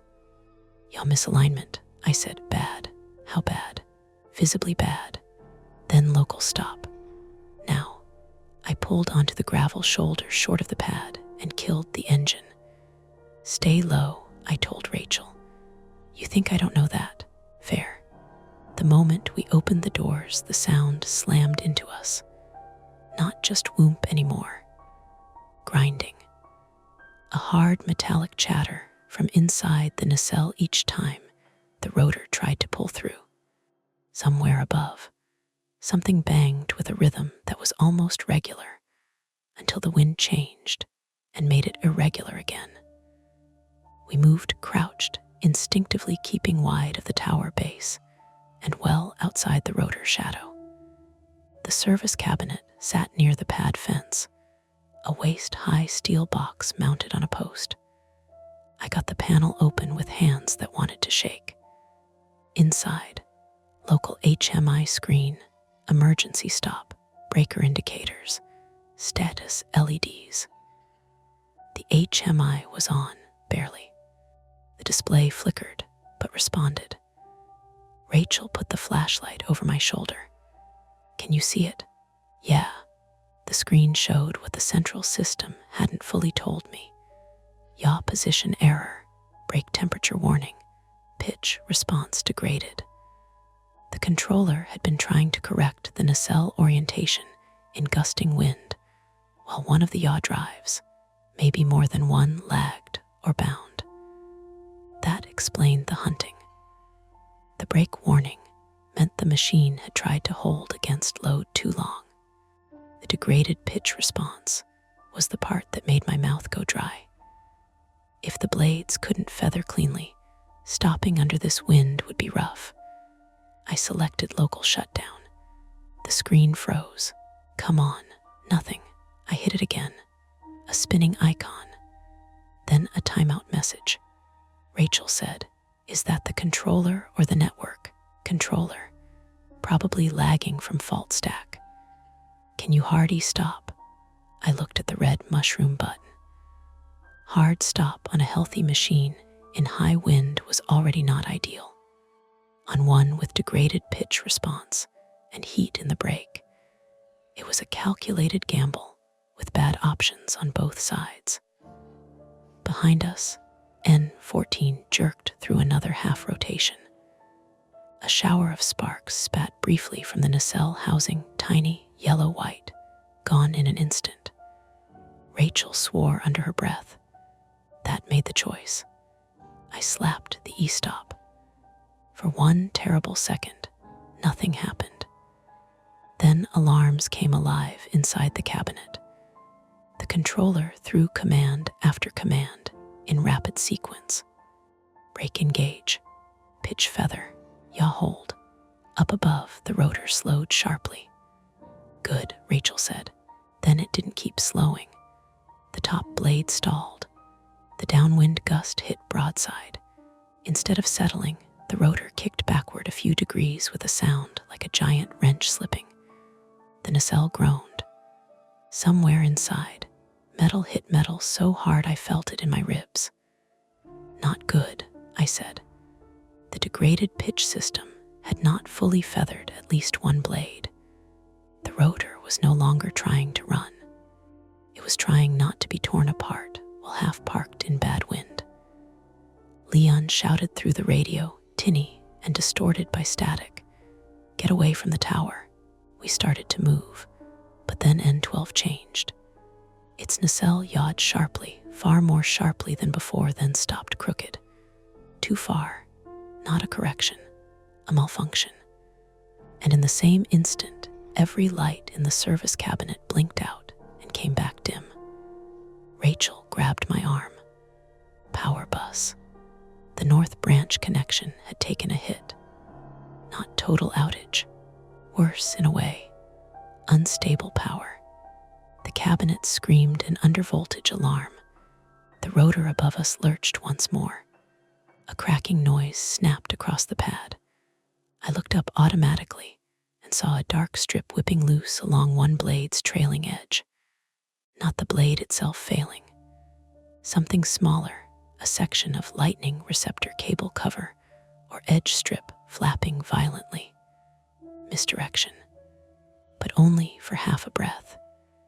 It was not the blade coming apart, which meant we weren't dead yet. It was just evidence of how hard the machine was being punished. "Truck," I yelled. We ran low and wide, boots slipping in gravel. Halfway there, a gust hit hard enough to throw dust and grit into my face. I stumbled, went down on one knee, and pain shot clean and hot through my left leg. Not broken, but bad enough to blur the edge of my vision for a second. Rachel doubled back, hauled at my jacket. "Move." We made the truck. I hit the ignition. Nothing. For one impossible second, I just stared. Then I realized I de-stalled it in neutral without fully turning the key back. My own mistake.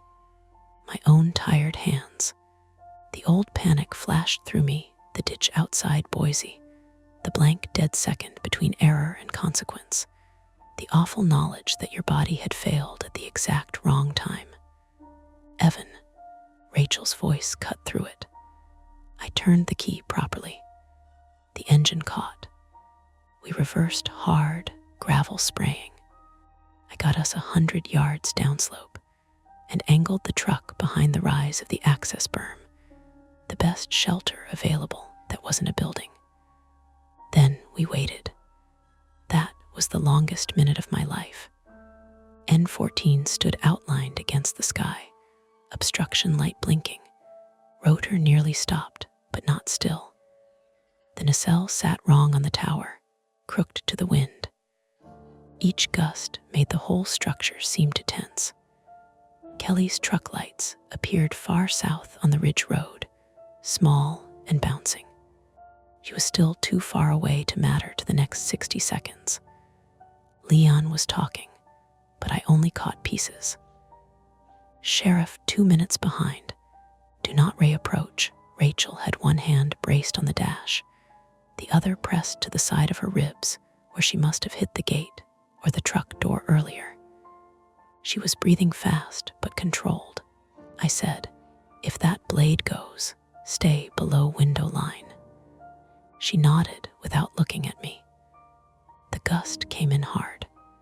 You could see it in the scrub first, flattening the tops of it, then in the loose dust lifting from the road, then in the rotor as the unfeathered blade took load. The machine answered with one final, horrible movement. The rotor kicked a quarter turn. The brake screamed. And inside the nacelle, something let go. Not an explosion. Real life is uglier and less cinematic than that. It was a deep concussion of force, a shattering metallic bang followed by a spray of fragments venting from the back housing. Not huge pieces. Panels, shards, insulation, one bright arc of sparks. The nacelle cowling split along a seam and peeled partly open. The tower held. That was the miracle, if there was one. The blade stayed attached. The hub stayed intact. The machine did not come down, but it was finished as a working turbine.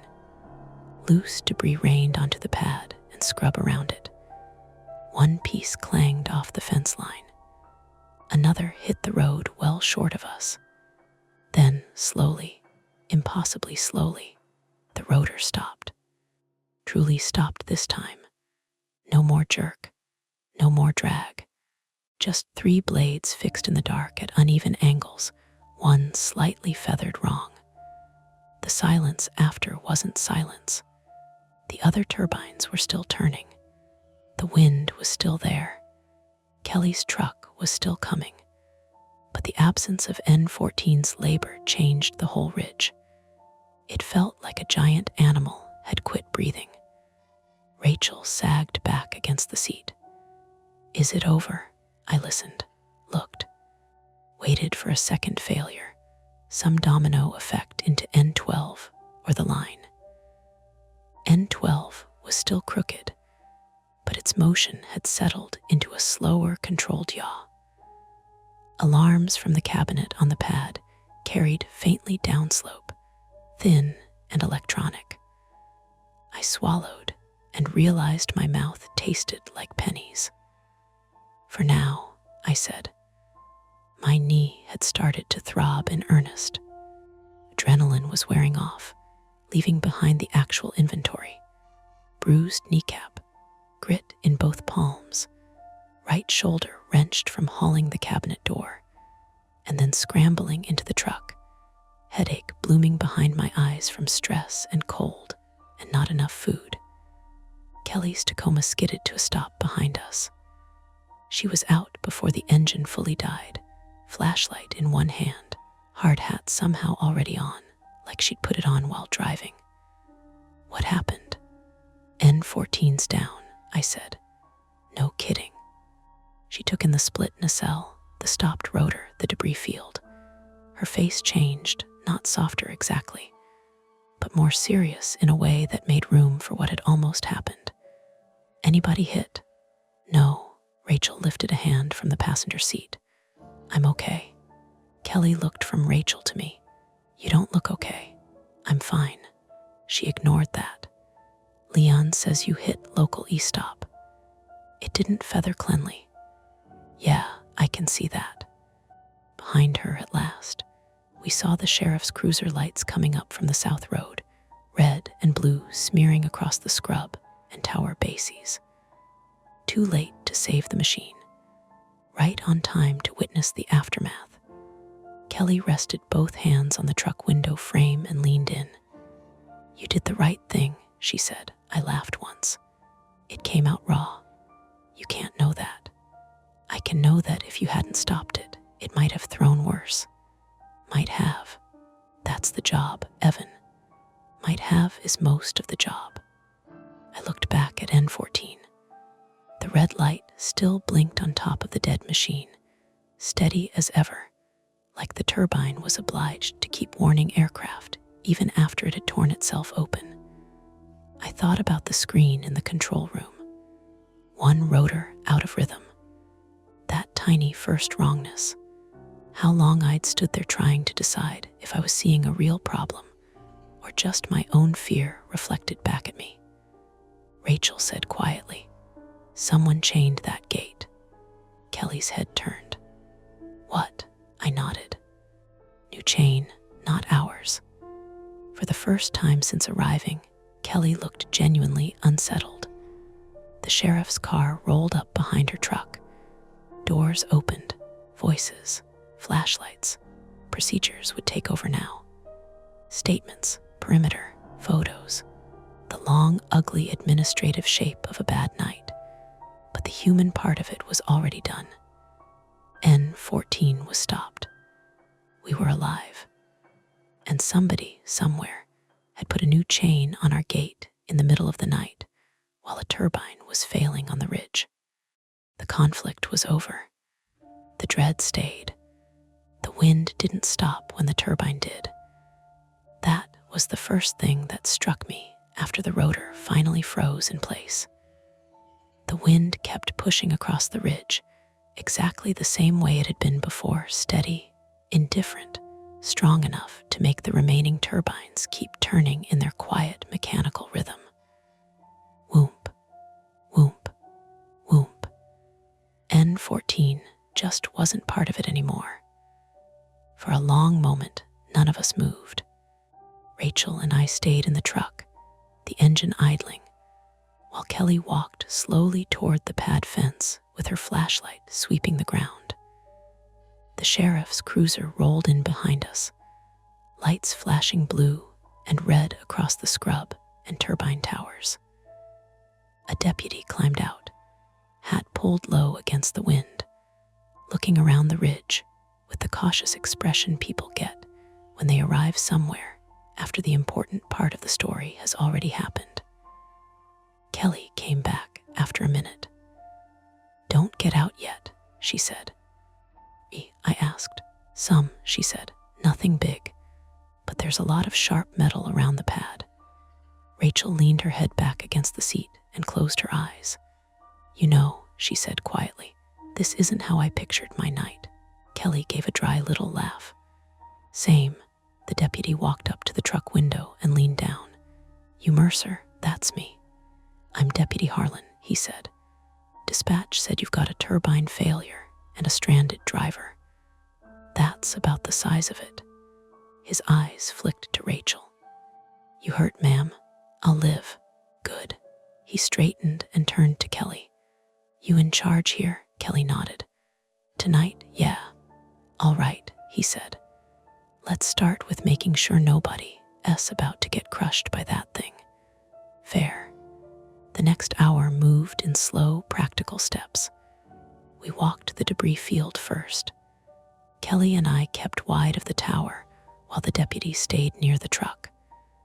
The nacelle looked worse up close.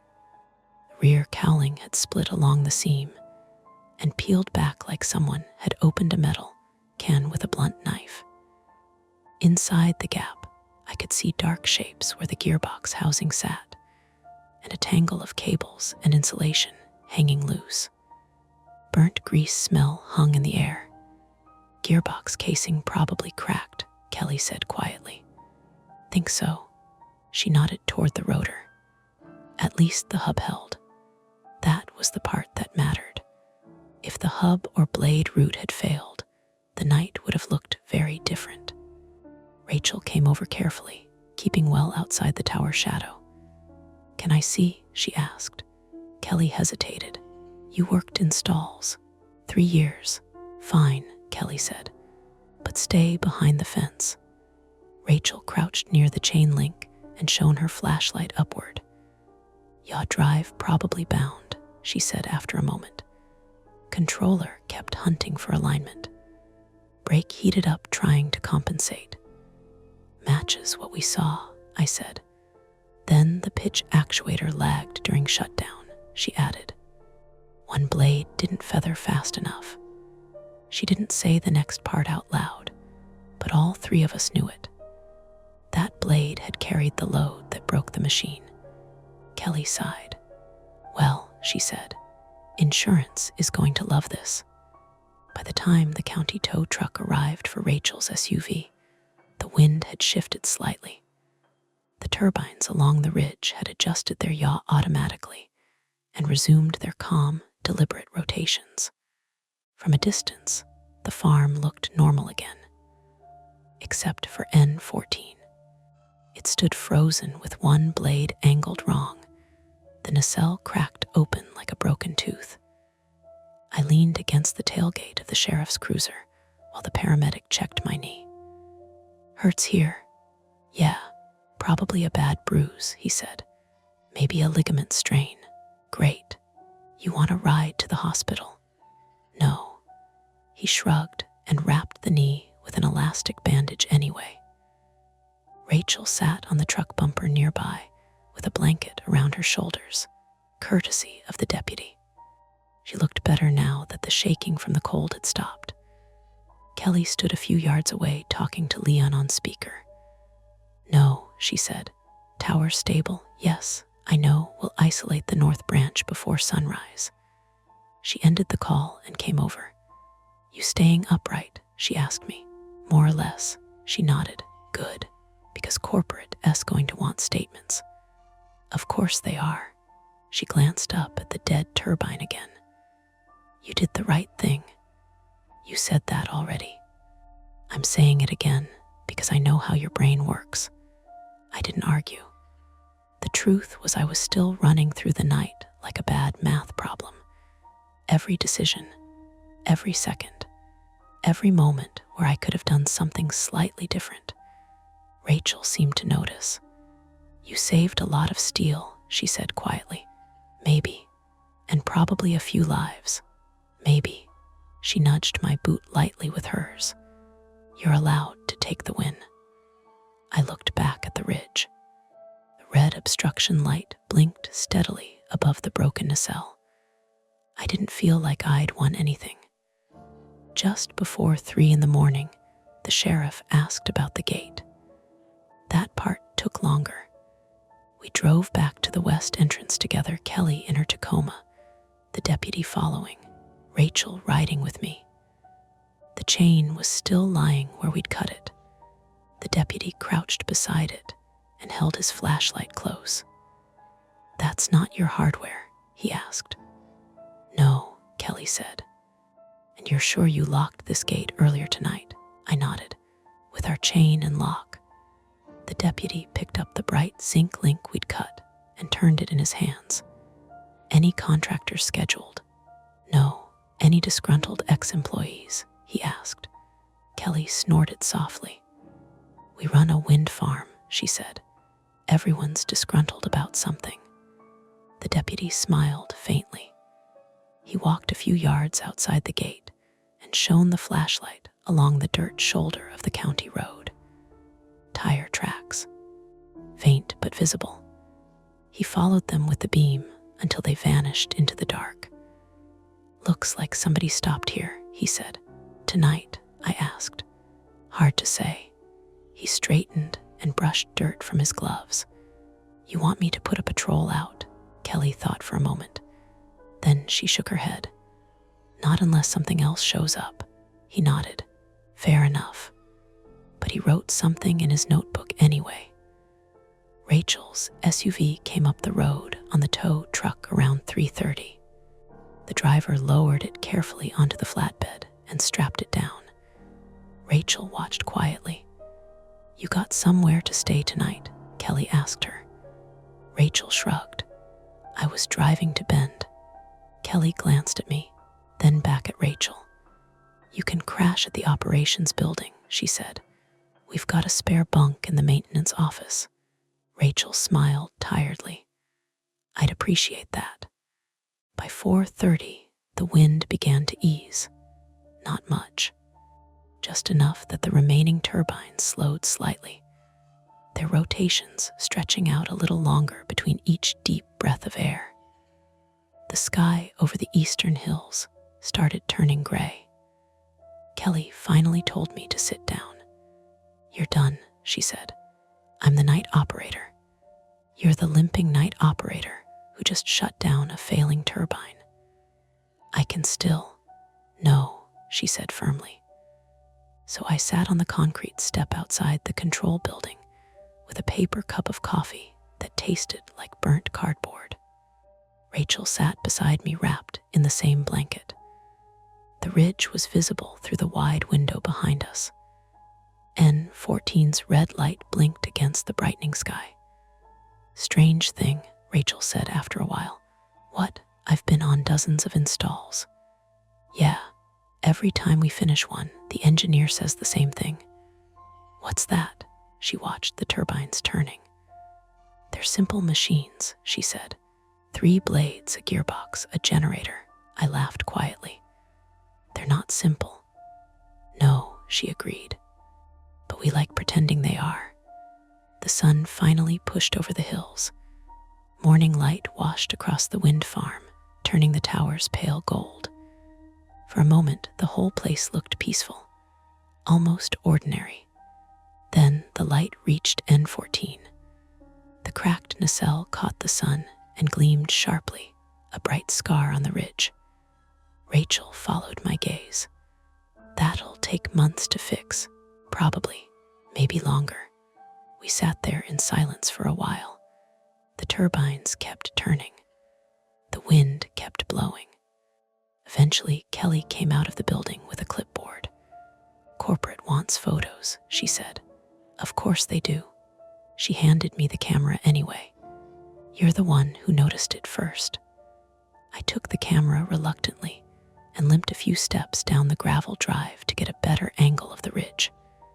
Through the lens, the broken turbine looked smaller, just another tower among 51 others. I lowered the camera, and that's when I noticed something. The west gate. Kelly had closed it earlier after the deputy finished examining it. Our chain hung on it now, our lock, but the bright zinc chain we'd cut earlier was gone. I walked closer, looked around the gravel. Nothing, just dust, just tire marks. The wind moved softly across the scrub. Behind me, the turbines kept their steady rhythm. Whoomp, whoomp, whoomp. I stood there for a long moment, staring at the empty ground where the chain had been. Then I turned back toward the control building. There were reports to write. And that's the end of today's chilling tale. If you enjoyed this story and want more nights full of suspense, don't forget to hit that like button, subscribe to Mia Horror Stories, and turn on the bell so you never miss a scare. I've got plenty more stories waiting for you, so stick around and check out the other videos on the channel. Thanks for watching, and until next time, stay safe and don't look behind you.